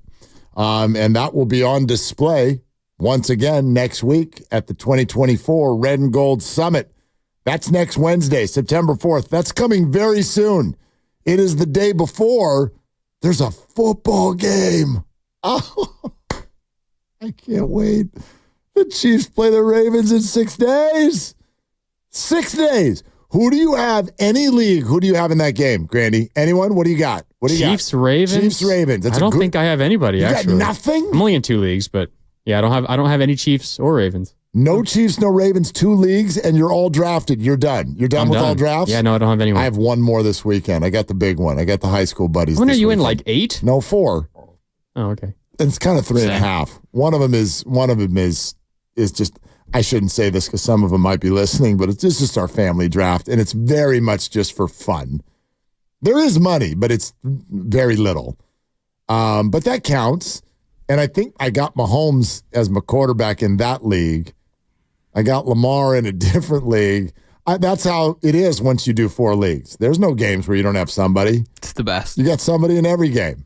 And at times you're rooting for one player, but also you're rooting against that same player. See, I always have a rule. If you have a player and you're going against that player, you root for him. Yep. You just root for him, and then whatever happens, happens. And then if that means that whoever is going against you gets a bunch of points, you got to outscore them with somebody else. I get in the trap where I'm like, all right, we can middle it right here. You could score 18 points, and I can win both my matchups. 1 touchdown, not 2. Exactly. 1 touchdown. The matchups, though, week 1, specifically the primetime matchups, we know the Thursday night game that you're just talking about, Ravens-Chiefs. They're incredible. You talked about Rams-Lions Sunday night. There's also the Friday night game. Packers-Eagles. Can I ask an out loud question here at the risk of being a big old dummy? Is this true? That game's in, is it in Brazil or something? Sao Paulo. Okay. Is it true that you're not allowed, the NFL's not allowed to play games on American soil on Friday night because of a conflict with high school football? And did they simply circumvent the rule by being like, fine, we'll go to Brazil? Like, will you look that up for me? Someone said that to me, and I was like, that's actually a rule? Like, is it a law?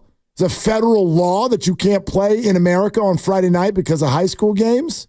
In a story from USA Today, it is actually illegal for the NFL to have games on both Fridays and Saturdays during a given week due to the Sports Broadcasting Act of 1961. Okay. Not sure if that answers the question. Well, but wait a minute, but you're saying you can't do Friday and Saturday. I read the internet before I figured if it was what we needed or not. So, but you're saying you could do one or the other. You just can't do both? Is that accurate? Is that what you're saying with From that? this fact, yes. Okay. And there's no Saturday game this week. I mean, they played on Friday last year, the day after Thanksgiving. They get that Black Friday game now. They did that. That was in America, wasn't it? Okay, here we go. Or where was This it? is from a different story. All This right. is CBSSports.com. Yeah. Under the Sports Broadcasting Act of 1961, the same act that we just cited there, yes, the NFL isn't allowed to televise any games on Friday or Saturday from the second weekend in September through the second weekend in December. Those 2 days have been earmarked for high school and college football. Wait a minute, but what about, there was a game on Black Friday, but it was streaming, wasn't it? Aha, that's not broadcast. That's streaming. Chess, not checkers. Because pretty soon, none of these games are going to be broadcast. 1961, they had no idea what streaming was. We need a new Sports Broadcasting Act. Broadcasting and Streaming Act. 1961 Sports Broadcasting Act forgot about Netflix. Whoops. Yeah. So they've just worked around all of this. But those games are going to be incredible. Wait, they're going to be incredible. I now have more. By the way, and you I know you meant this, but we didn't even get to the fact that the last primetime game is Niners-Jets. Yeah. That is 8 of the best teams in the NFL head-to-head in week 1.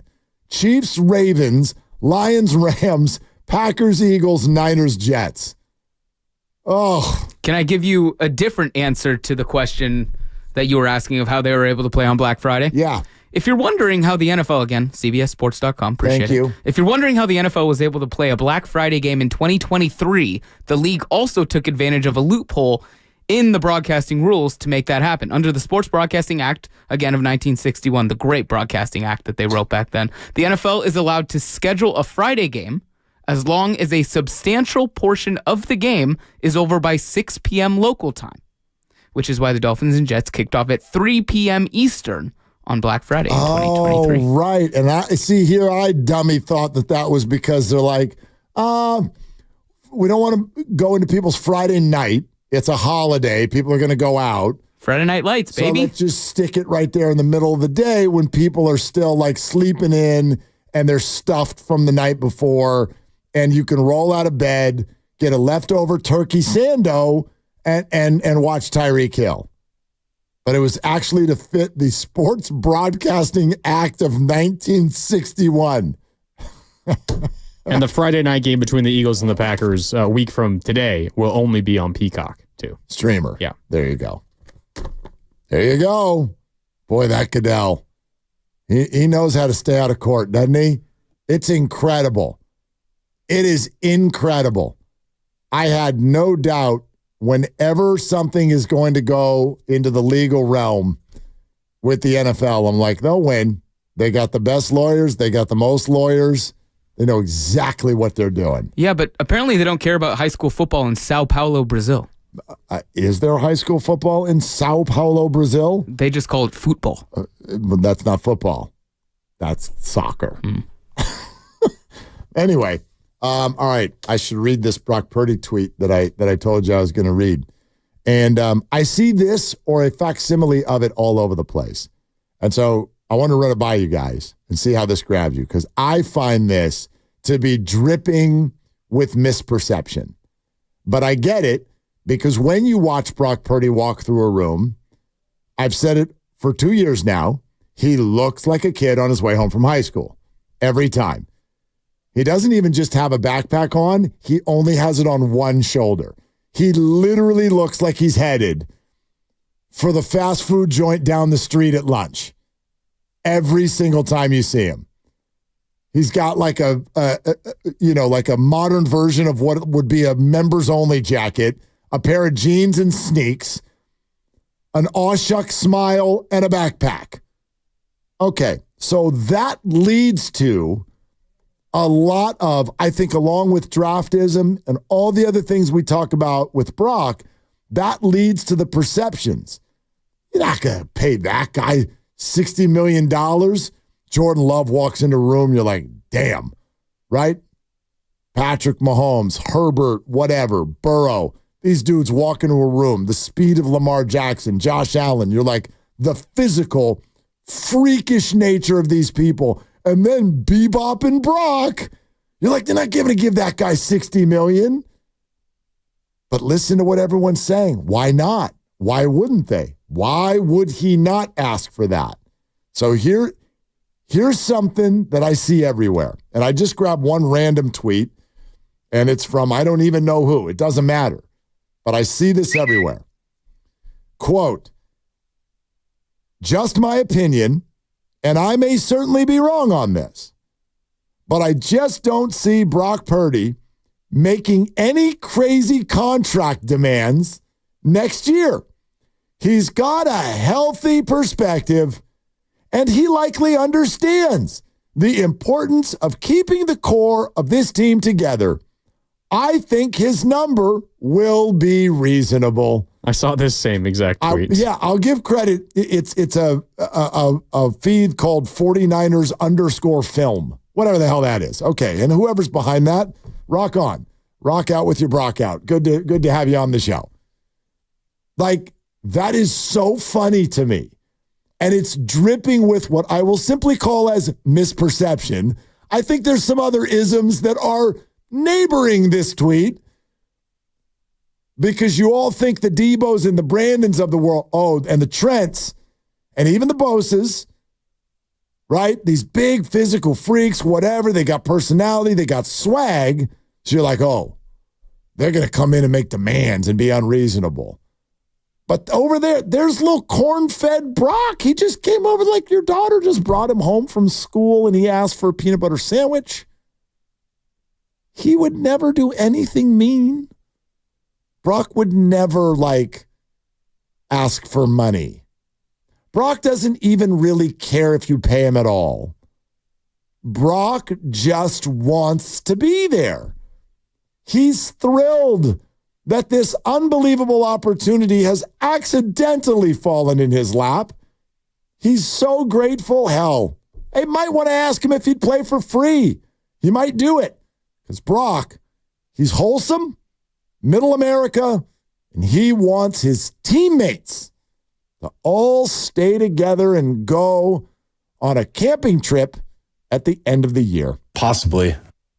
He'll bring the tents and a thermos.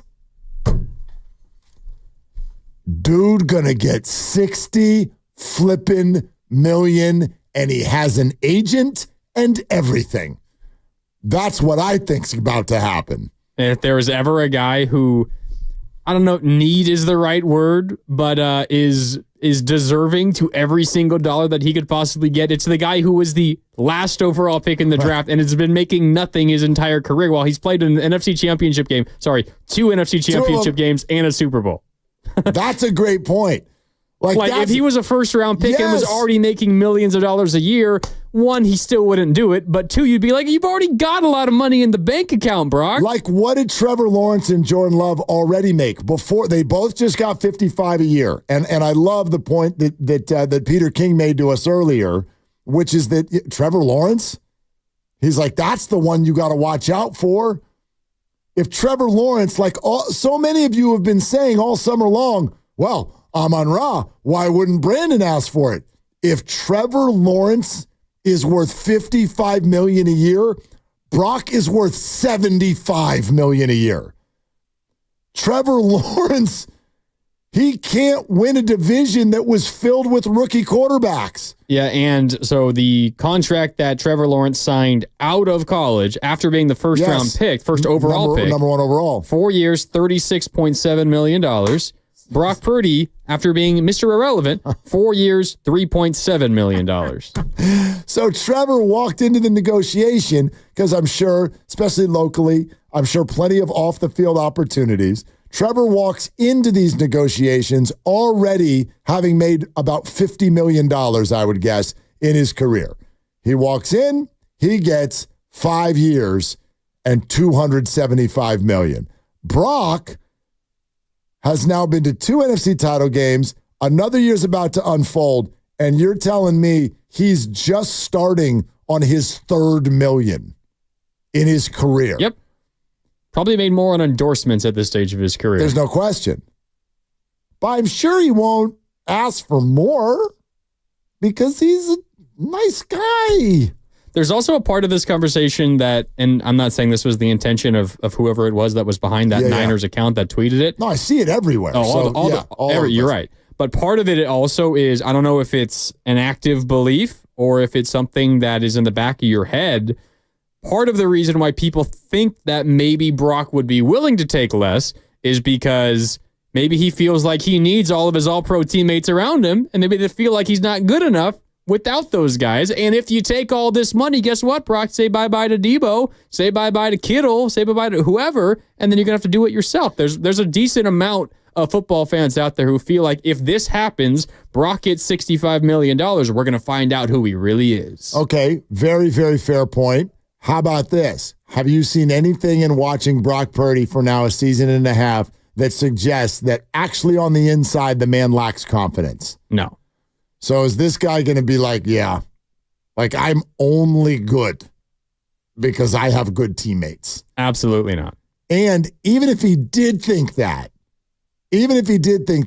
which he doesn't, the external pressures in a situation like that, from having an agent, from having a players union, from being in a locker room with tens of teammates throughout the years, Like, you really think that Brock is just going to be like, guys, I'm not worth all that. Like, that's for all of the other players in the league. Like, that's not me. And let's just pretend for a second that even if Brock did even just have an inkling of that feeling, thinking like, I'm in an awesome spot. Sure. I know I'm good enough, but, obviously everyone is better when you have great talent around you. Let's take a little bit less.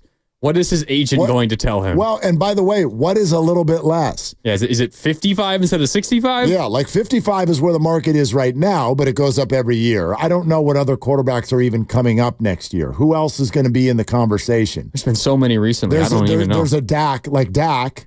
Dak is one of them. I think we went through this a couple weeks ago. I think it's just about Dak, and that's it. Is that it? I mean, like, there's Dak, and if he goes out and puts up the same numbers that he did last year, he's going to be in the well north of 50 gang easily. Jared Goff already got 52. I'm just looking through the board right now. Yeah, it's Dak. And Tua got his. Tua's up over 50. I mean, I feel like it's going to circle back to Patrick and Josh again pretty soon.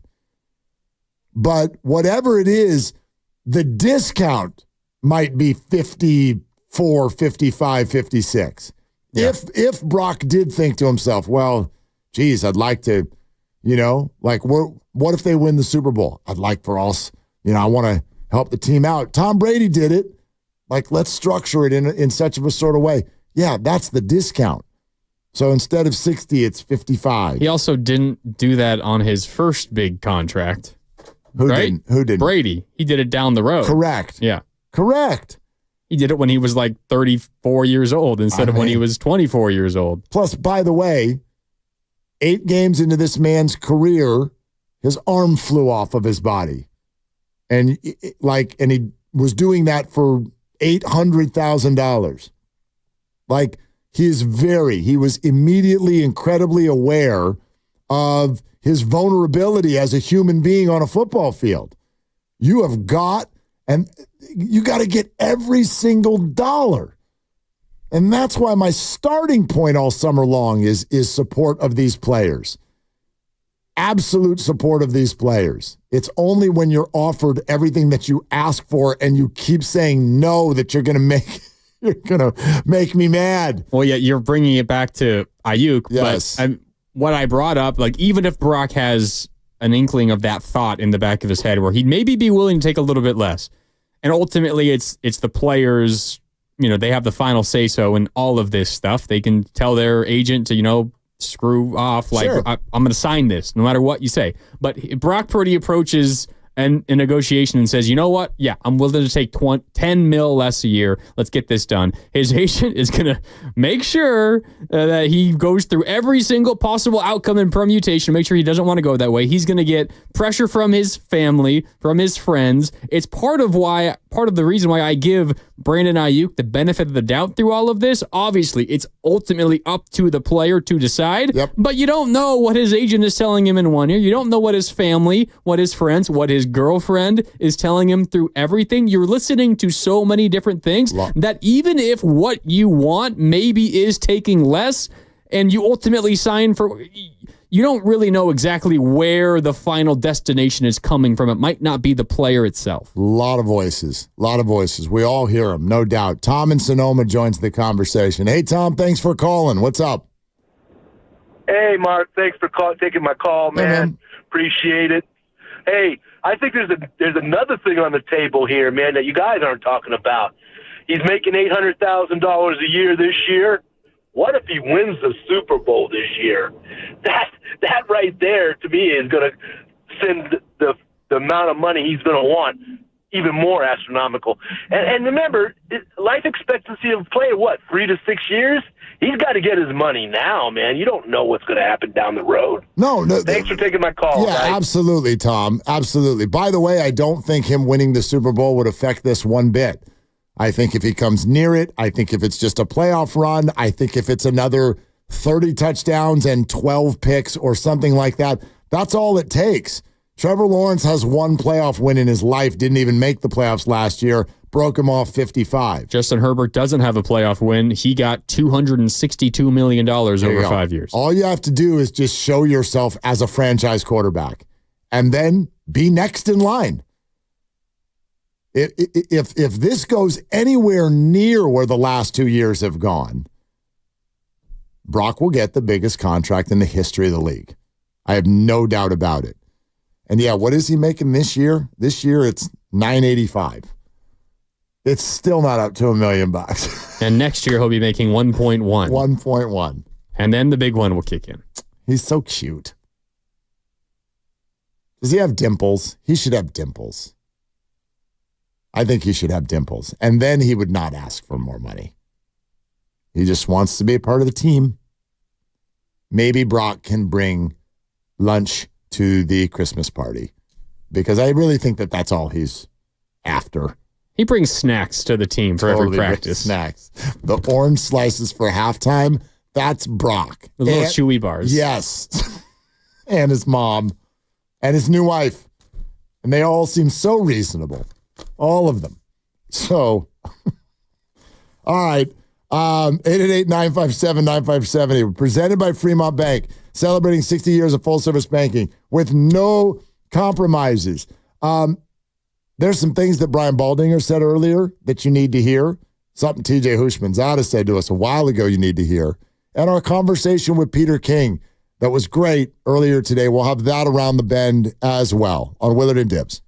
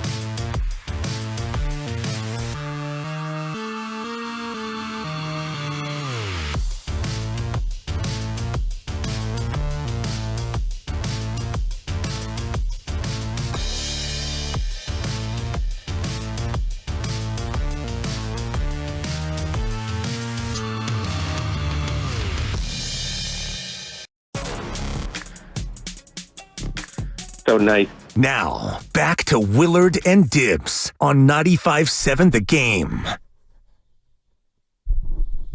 All right, glad you're with us and got all the Friday feels, man. Friday, 5 o'clock. If you have arrived at your destination, go ahead and pop one. It is about that time. And thank you. If you have a fantasy draft tonight or tomorrow or Sunday or Monday, good luck. Good luck. I swear to God, I'm not even kidding here. Over the last week and a half, if you include, me, my 2 sons, my daughter, my nephew, the lovely Christy, I think that more nights than not, somebody's had a draft. Somebody has had a draft almost every night. Let's see. Tuesday, Christy held her draft. Wednesday, we did ours. Last night, my son is in my nephew's league. Sunday afternoon, high school friends. We've got a 5th grade fantasy draft going with the dads and their sons on Monday evening. It's every night. Every night, almost, all the way up to kickoff, which is only just 6 tidy days away, almost to the hour. Oof. It's good. It's very, very good. Our conversation with Peter King's only a few minutes away. Dibs is out. Grandy's been hanging out. The director of sports, Lucas Alexander, sometimes turns his mic on and says stuff. That's fun. And then now we've got Austin in San Jose. Hi, Austin. What are you doing? Hey, man, what's going on? Happy Friday, Willard. It's Willard's World, man. Hey, listen, it is a fantasy to think that Brock Purdy's going to get $55 million. That's not happening. It's not going to happen. Why, Austin? Why wouldn't it? He's not as good. He's not as – well, a lot of reasons. He's not as good. You keep talking about the guys that are getting paid. That's not the point. He's not as good as those guys. Hold on. Stop right there. Austin, stop right there. Stop. Hold on. Let's talk about it. Are you telling me? Yep, let's talk about it. Brock Purdy right now, especially when you factor in the way that these conversations happen in a room with agents, you're telling me Brock Purdy is not as good as Trevor Lawrence? I don't think he is. Not in terms of talent. No, I don't think so. No. I don't know how you make that argument in a room. I don't think so. Austin, they've got numbers. They've got numbers. Well, so you think that on the numbers would say that Brock Purdy should make $55 million right now? Actually, I haven't seen those numbers. The numbers tell me he should make 60. If Jordan Love... No way. Yes way. Austin, he was in the top 5 in the MVP race. He was the highest rated quarterback in the league. It doesn't matter but it doesn't matter, Austin. He's playing with elite talent. Well, you have to give me that. But of course I can give you that. But that's contextual. So's Brandon Aiyuk. Okay. So's Brandon Aiyuk. You don't think Brandon Aiyuk is as good as Amon-Ra St. Brown? Why did he get the same number? Well, let me try this on you. Let's do it a little different way. If you were building a team, let's try this though. Take the 49ers out of the equation. You starting a team tomorrow. Yep. Okay. Yep. Would you start with Brock Purdy as your quarterback? No, of course not. That's the question. That's the question. That's your question. That's not the question that's going to be asked in the contract room. Answer. But you agree his talent is not as good as some of the guys that are being paid that money. You would agree with me on that, right? Well, not if it's Trevor Lawrence. If you're talking about Joe Burrow or Jordan Love, I might have a different answer. But I want you to go around the league and look at each position and tell me if everybody who's making the most money is the most talented, best player at that position. I guess I just want to end on this. I just think that I get it's a little humorous when people try to all of a sudden go to Brock's going to get paid this. I don't think any of us sitting here today can absolutely say that. I don't believe that. Yeah, that's all I'm saying. And Austin, thanks, man. I appreciate the call. We see it very, very differently. The only thing I'm going to leave open for is the super unforeseen and unfortunate possibility. You know what I mean? Like if something really bad happens this year, or even if his play declines a little bit, even that, quite frankly, won't be enough to stop him from being north of 50. North of 50 right now is not even that special. Half the league is making over 40. Half the league. I think where you and Austin maybe differ is there's a difference between thinking that Brock Purdy would deserve 60 million, 65 million, even 55 million, and the reality that he's very likely going to get something near that, because that's just how it works. Exactly right. Like, I'm not expressing an opinion here that Brock Purdy's the best player in the league. I think some of you forget that once upon a time, Jimmy Garoppolo was the highest paid quarterback in the league. Jimmy Garoppolo. Say Brock Purdy doesn't have a terrible season, has at the very worst an average NFL quarterback season. What do the 49ers do the coming offseason when they have a quarterback due for a contract extension? They sign him for something north of $50 million a year. Because otherwise, what are you left with? Without even blinking. That's why Jed York already went out and said it. It is a complete fait accompli. The only thing that needs to be answered is it 54, 58, 62? We're sitting here right now not knowing what's going to happen with Dak Prescott, who I think led the league in touchdown passes last year. It's not an opinion that any of us are expressing. It's sort of a mathematical equation is the way I look at it. There's no way an agent's going to walk into a room and be like, okay, so I know he's had back-to-back years as top 5 in the MVP. I know he led the league in quarterback rating for the second year in a row. But even though I'm his agent, we all know that was circumstantial. We'll take 38. I'm not insulting Brock Purdy, but it's just an equation. That's how I see it, at least. All right. 888-957-957. We'll get back to your calls in a little bit, but wanted to share with you our conversation from earlier today with one of our absolute favorites and just NFL royalty. And that is none other than Peter King. And I began by asking Peter, first of all, how he's doing and to tell us about this great podcast project that he has started in retirement called Let's Go. I'm doing great, guys. Good to talk to you again. Yeah. Jim Gray called and asked me if I wanted to do this Monday radio show. It's the one he did with Tom Brady for a long time, and now Brady has got his hands full with the Fox thing, so he's going to be an occasional guest, and now it'll be Bill Belichick will be the big star, and Max Crosby will be on, and I'll be on for a segment every week. So it'll be fun. Do it every Monday during the season, and it'll be on Sirius XM, and it'll be a lot of fun. Yeah, it sounds like it. Can't wait. Those are some big names and some big voices. Peter King joining us on the River Islands guest line on Willard and Dibbs. Dibbs is out today for the weekend. We're glad to have Peter. Peter, first question, obviously, is your view from 10,000 feet on the Niners offseason as a whole, which is still unfolding. What's your take on all this? Well, what happens when you have a bunch of big stars on your team and salaries start to explode is that, really good players are going to say, I want mine. And if you're Brandon Aiyuk, there's a chance that this could be his only time at really being able to hit a contractual grand slam. And so he did everything he could to do so. Now, that's not good for the 49ers as a team, really, to have a guy be totally, totally occupying everyone's time in training camp.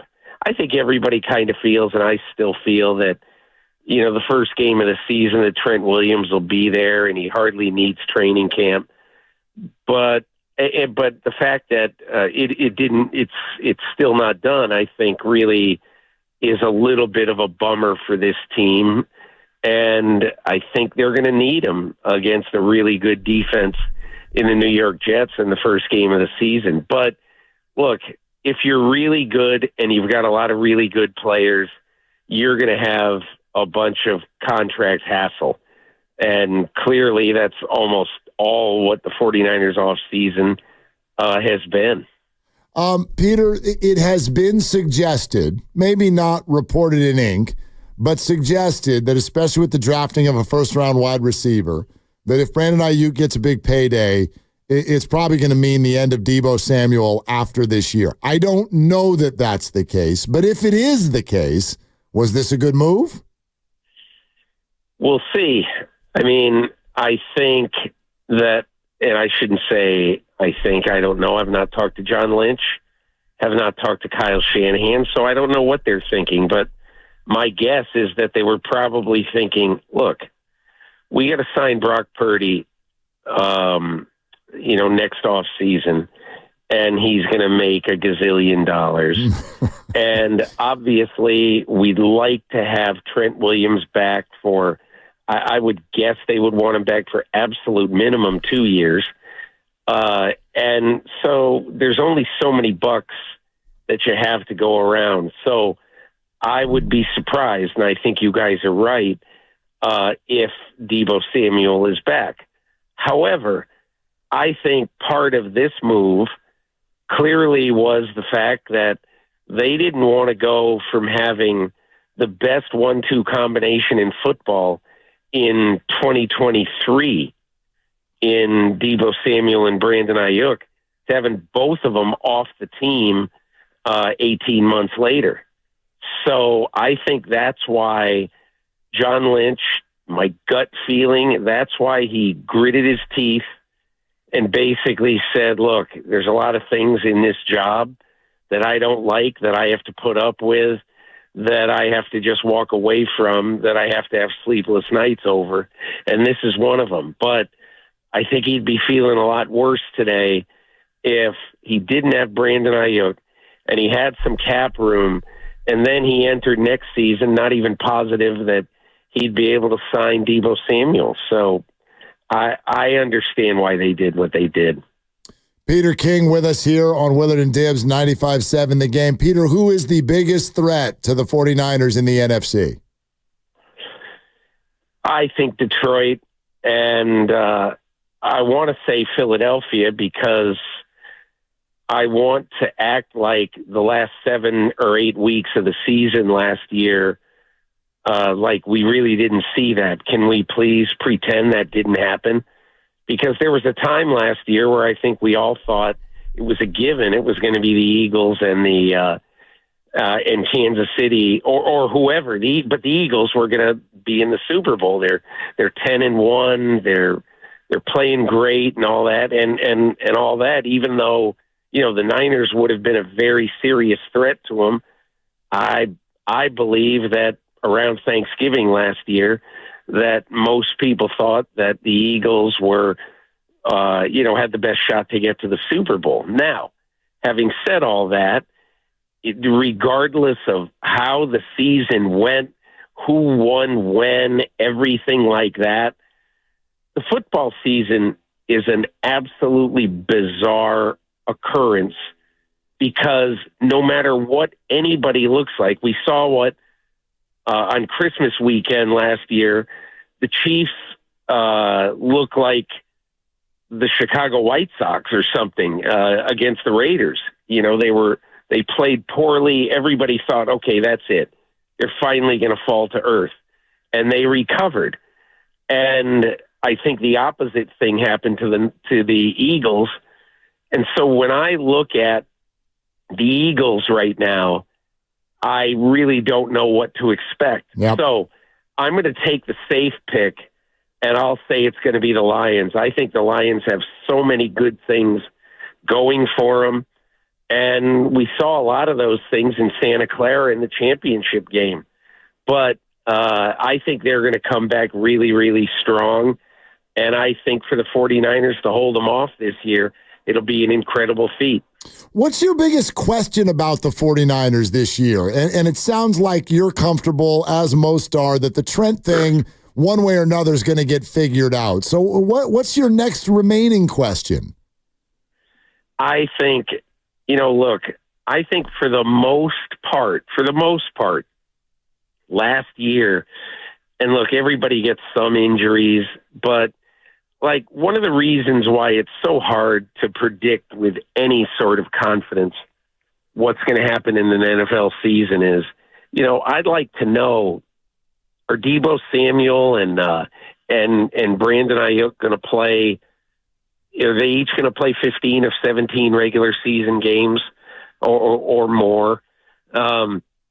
Is an old left tackle, assuming he comes in, Trent Williams, going to be able to stay healthy? Is Brock Purdy going to be able to stay upright? All of these things are questions that I think are really important because, and I think this is really a significant factor with the 49ers, the depth at the really big positions for them is not great. If they get a couple of receiver injuries, they're in trouble. They get a quarterback injury. Look, everybody's in trouble if they get a quarterback injury, but the 49ers certainly would be. And, some of the depth on defense is missing because clearly you can't pay everyone. So I don't know. I would say overall, the thing I would worry about most with the 49ers is, are my great players going to be playing on January 15th? That's what I want to know. And if they are, I really like their chances to get back again. Peter King with us here, Willard and Dibs, 95.7 The Game. I want to go back to something you said a moment ago about Brock Purdy, about how he's going to get a bucket full of money next year. And I think while that is obvious to a certain degree, I'm sure you're well aware, and we've talked about it so much, the sort of view of Brock because of being drafted in the 7th round, I think part of it is also the way he looks. I keep hearing a lot of people go, Brock's going to take less because he just seems like a nice guy. And it's like, I don't think that's how it works. He's going to have an agent. He's going to want money too. But people seem hesitant to put his salary up at the top of the quarterback chart despite his numbers. If he has another good year, how do you see this playing out? I mean, he's a human being. He's not a mascot. He's not Radar O'Reilly. I mean, this guy is an excellent NFL quarterback. And let's talk about the insanity of quarterback salaries. Yep. Okay, let's just talk about them. So, 12 years ago, there was not a single quarterback in the NFL making $20 million a year. 12 years ago, okay? Today, 16 quarterbacks average $40 million or more. And so that's happened in 12 years. That's what's happened. So I don't even get all that emotional about it because, somebody is going to say, well, geez, it's total insanity. Of course it's insanity to think about paying Brock Purdy 55, 58, 60 million. We all know that. It's crazy. However, I'm just going to say that for those who would say that maybe Brock Purdy shouldn't make that money, maybe Brock Purdy won't be crazy and maybe he'll give the team a break. Look, I have no idea. Last time I talked to him was after the championship game, and I certainly didn't talk to him about this. So I don't know what he's thinking, but I will just make one point. To me, for John Lynch, for Kyle Shanahan, for Jed York, the worst thing that happened in this offseason was the contract Jacksonville gave to Trevor Lawrence. Because Trevor Lawrence, after losing 5 of the last 6 last year in quarterbacking the Jacksonville Jaguars out of the playoffs, and Trevor Lawrence, who in his 3-year career is 10 games below 500, and who last year was the NFL's 21st rated quarterback, is now tied with Joe Burrow and whoever else. I forget who it is. Jordan Love. Love, as the with the highest average salary in NFL history. All that means is that, don't tell me that some guy doesn't deserve it. Or that Brock Purdy, he was the last pick in the draft. He's on a great team. He's got great weapons, blah, blah, blah, blah, blah. I don't care. I don't care at all. Brock Purdy deserves to make what the best quarterbacks make because he has played like the best quarterbacks. There's the sentence right there. I think that's the end-all, be-all on it. Peter King with us on 95.7 The Game. Hey, Peter, just because our fan base has spent so much time with contractual negotiations this offseason, fun question in looking back on your career, what was the most difficult contractual conversation you ever ended up in? Well, in 2013, there's a guy who's huge in the founding and development of ESPN. It was a guy named John Walsh. Yep. And John Walsh was a great guy, and he came to me and he offered me the ability to have my own football website at ESPN, hire my own people, have an office, make very significant money and all this. And so I was thinking about it, but I thought to myself, I really owe an awful lot to Sports Illustrated, more than, everybody can say whatever they want about their employer and what it meant to be with their employer for a long time. But in reality, by the time this happened, I'd been at SI for 24 years. And when I got there in 1989, covering the NFL for SI was, like being the biggest NFL person at ESPN. And so I got a lot of places in my career because of SI. And I just went back to them, and I knew how much ESPN would pay me. And I didn't ask SI for that, but I did think to myself, well, I'm not going to, be a pig at the trough here, but I'd be stupid to not take nearly as much or something like that. And so I asked them for it, and they were good enough to say, I think it's fair. And so that I never really had what I consider to be a real tough negotiation, because I think people were always really fair to me.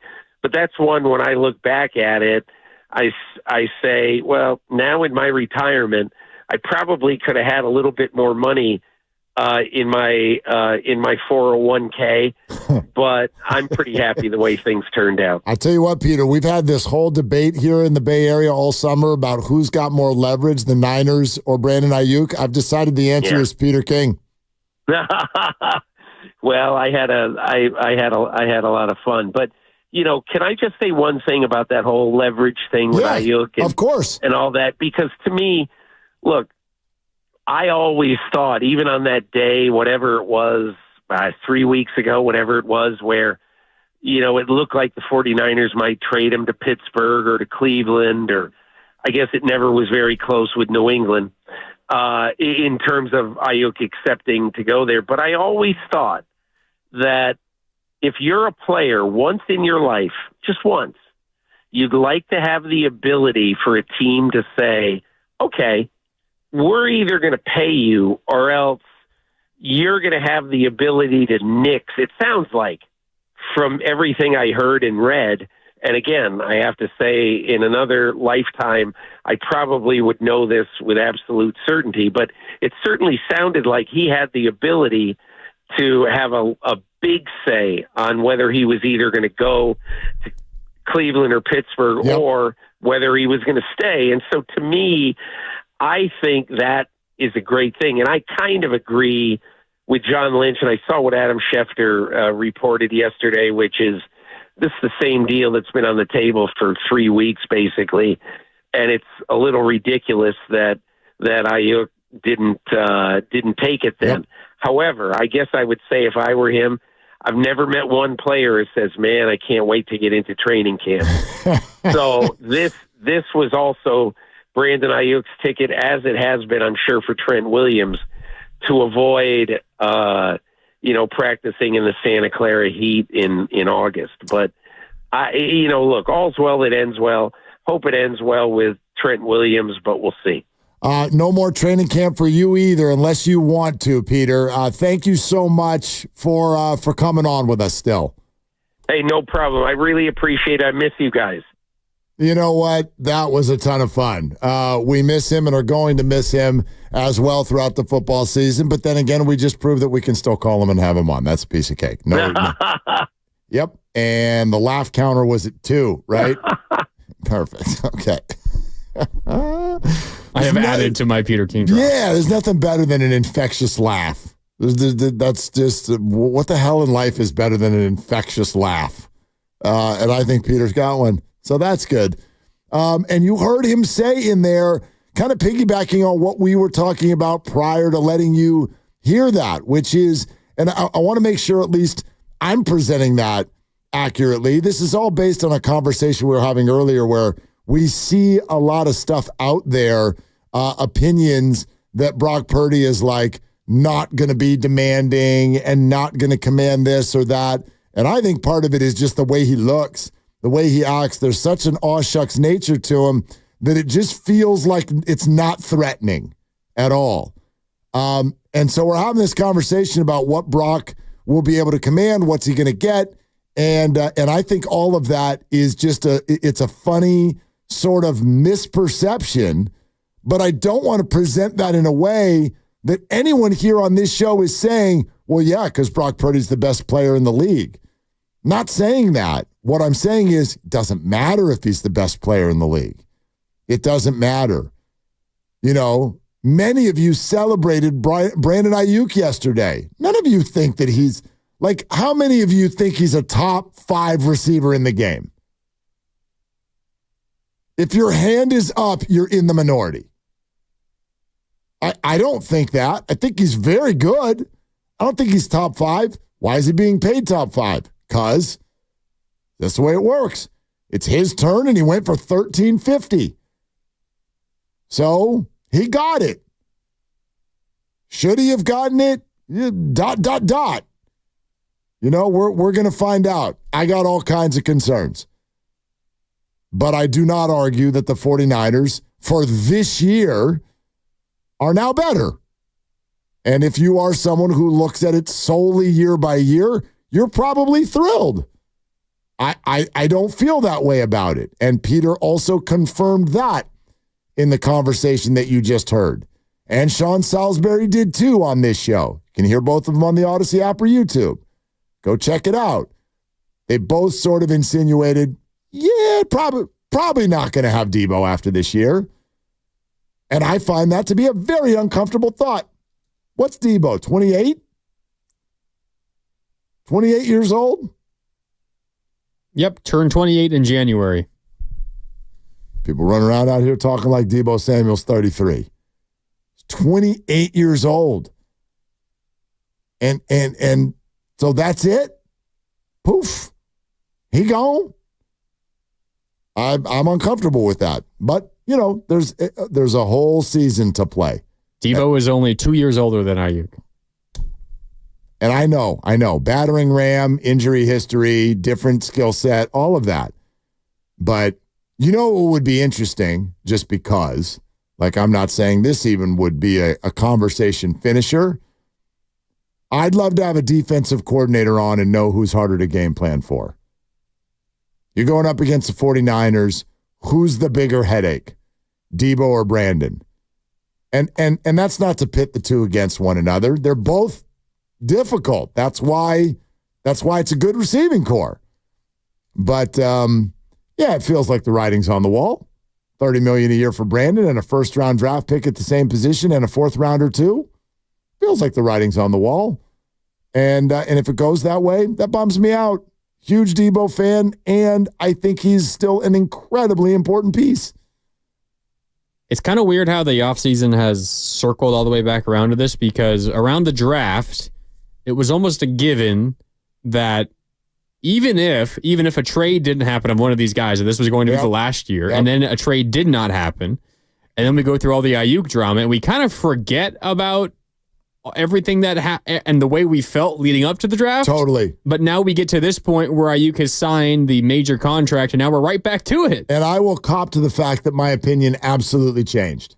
You want to call me a waffle? Do it. Is it just because of the receiver, Doc? No, it's not. The receiver, Doc, is sort of what launched me into further thought and research on it. Because I think you have more to back that up, but if it's just the receiver, Doc, that's a little iffy because Debo was included in that. If Aiyuk was included in that, we probably see a lot behind the scenes stuff that we don't quite know about Aiyuk right now. Right, and I agree with that. That'd be a very flimsy argument if it was just like, oh, I watched this and that was fun. But you watch that, and quite frankly, it reminded me of a lot of things that I had either forgotten or blocked out.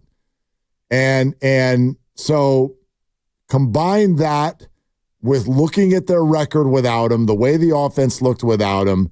There were also, I had a lot of conversations like we do all offseason long in terms of who's a part of a game plan and how do you go about attacking the 49ers and when do they go from being special to just good?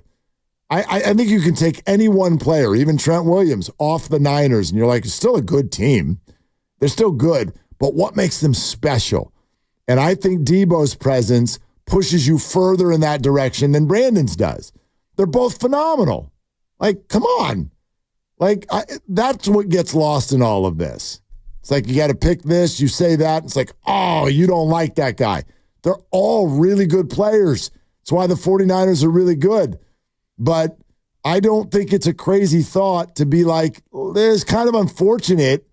The timing is part of it, but you sign Brandon long term. Does that automatically mean Debo's gone? If it does, and I'd be real hesitant. And, it's water under the bridge now. Like, contract's been signed. Yeah, Debo is really good at that, and receiver did point that out. I think we all knew that as well. He's always, he's the battering ram. He's the energizer. He's the guy on the sideline that fires him up. He comes out with Trent with the boombox on his shoulder. Totally. I think that just because Debo is so good at that, it kind of takes it away from other players. I mean, Aiyuk is similar in the regard that, he'll get in opponents' faces. He blocks linebackers to the ground, and he'll block them. They'll get right back up, and he'll get right back up in their face even after the play. There's countless highlights circulating on Twitter right now of those moments where Aiyuk is getting into it with other teams. There was the moment in Cleveland this year, you remember, pregame. Yep. Debo was also involved in that, but so was Brandon Aiyuk, where they got into a scuffle on the sideline. Like, Aiyuk has that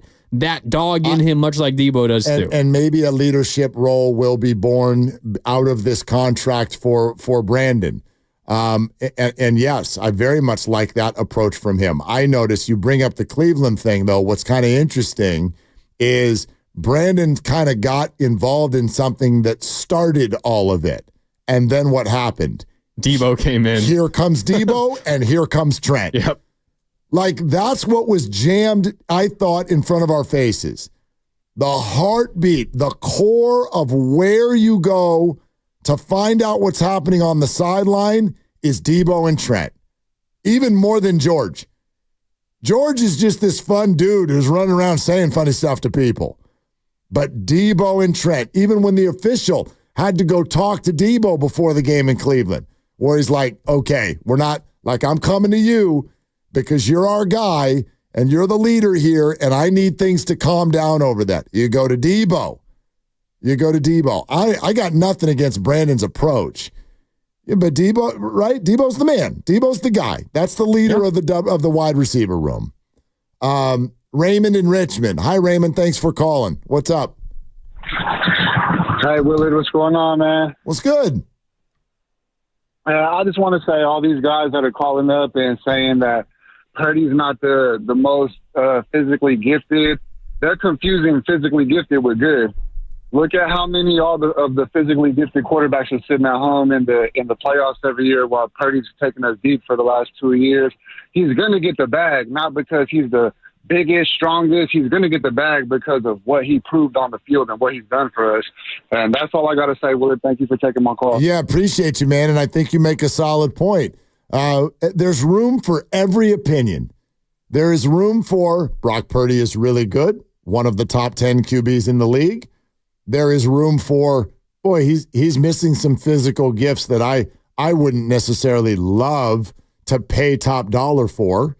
And there's room for, this is just the way contracts work. Like, we sit in a reality right now on August 30th, 2024, where Trevor Lawrence is the highest paid quarterback in the league. That's reality. I don't care who you root for or how you view the game. There is not a planet where that guy is a top 7 or 8 QB in the league, but he's the highest paid. Let me ask you a question. Yeah. Who do you think are the 5 best quarterbacks in the NFL? Patrick, Burrow, Josh Allen, Lamar Jackson, and who would I pick 5th? That's where it starts to get a little bit tough. Like, those are my 4. Those are my for sure 4. And now you start to get into,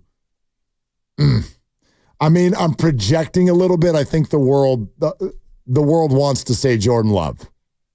Yeah, I think you have the right top 4, and then it's early for him. Like, I'm just like, he's played fewer games than Brock, but he looks really good. Don't say that, Lucas. Even off air, don't say Caleb Williams. That's so lame.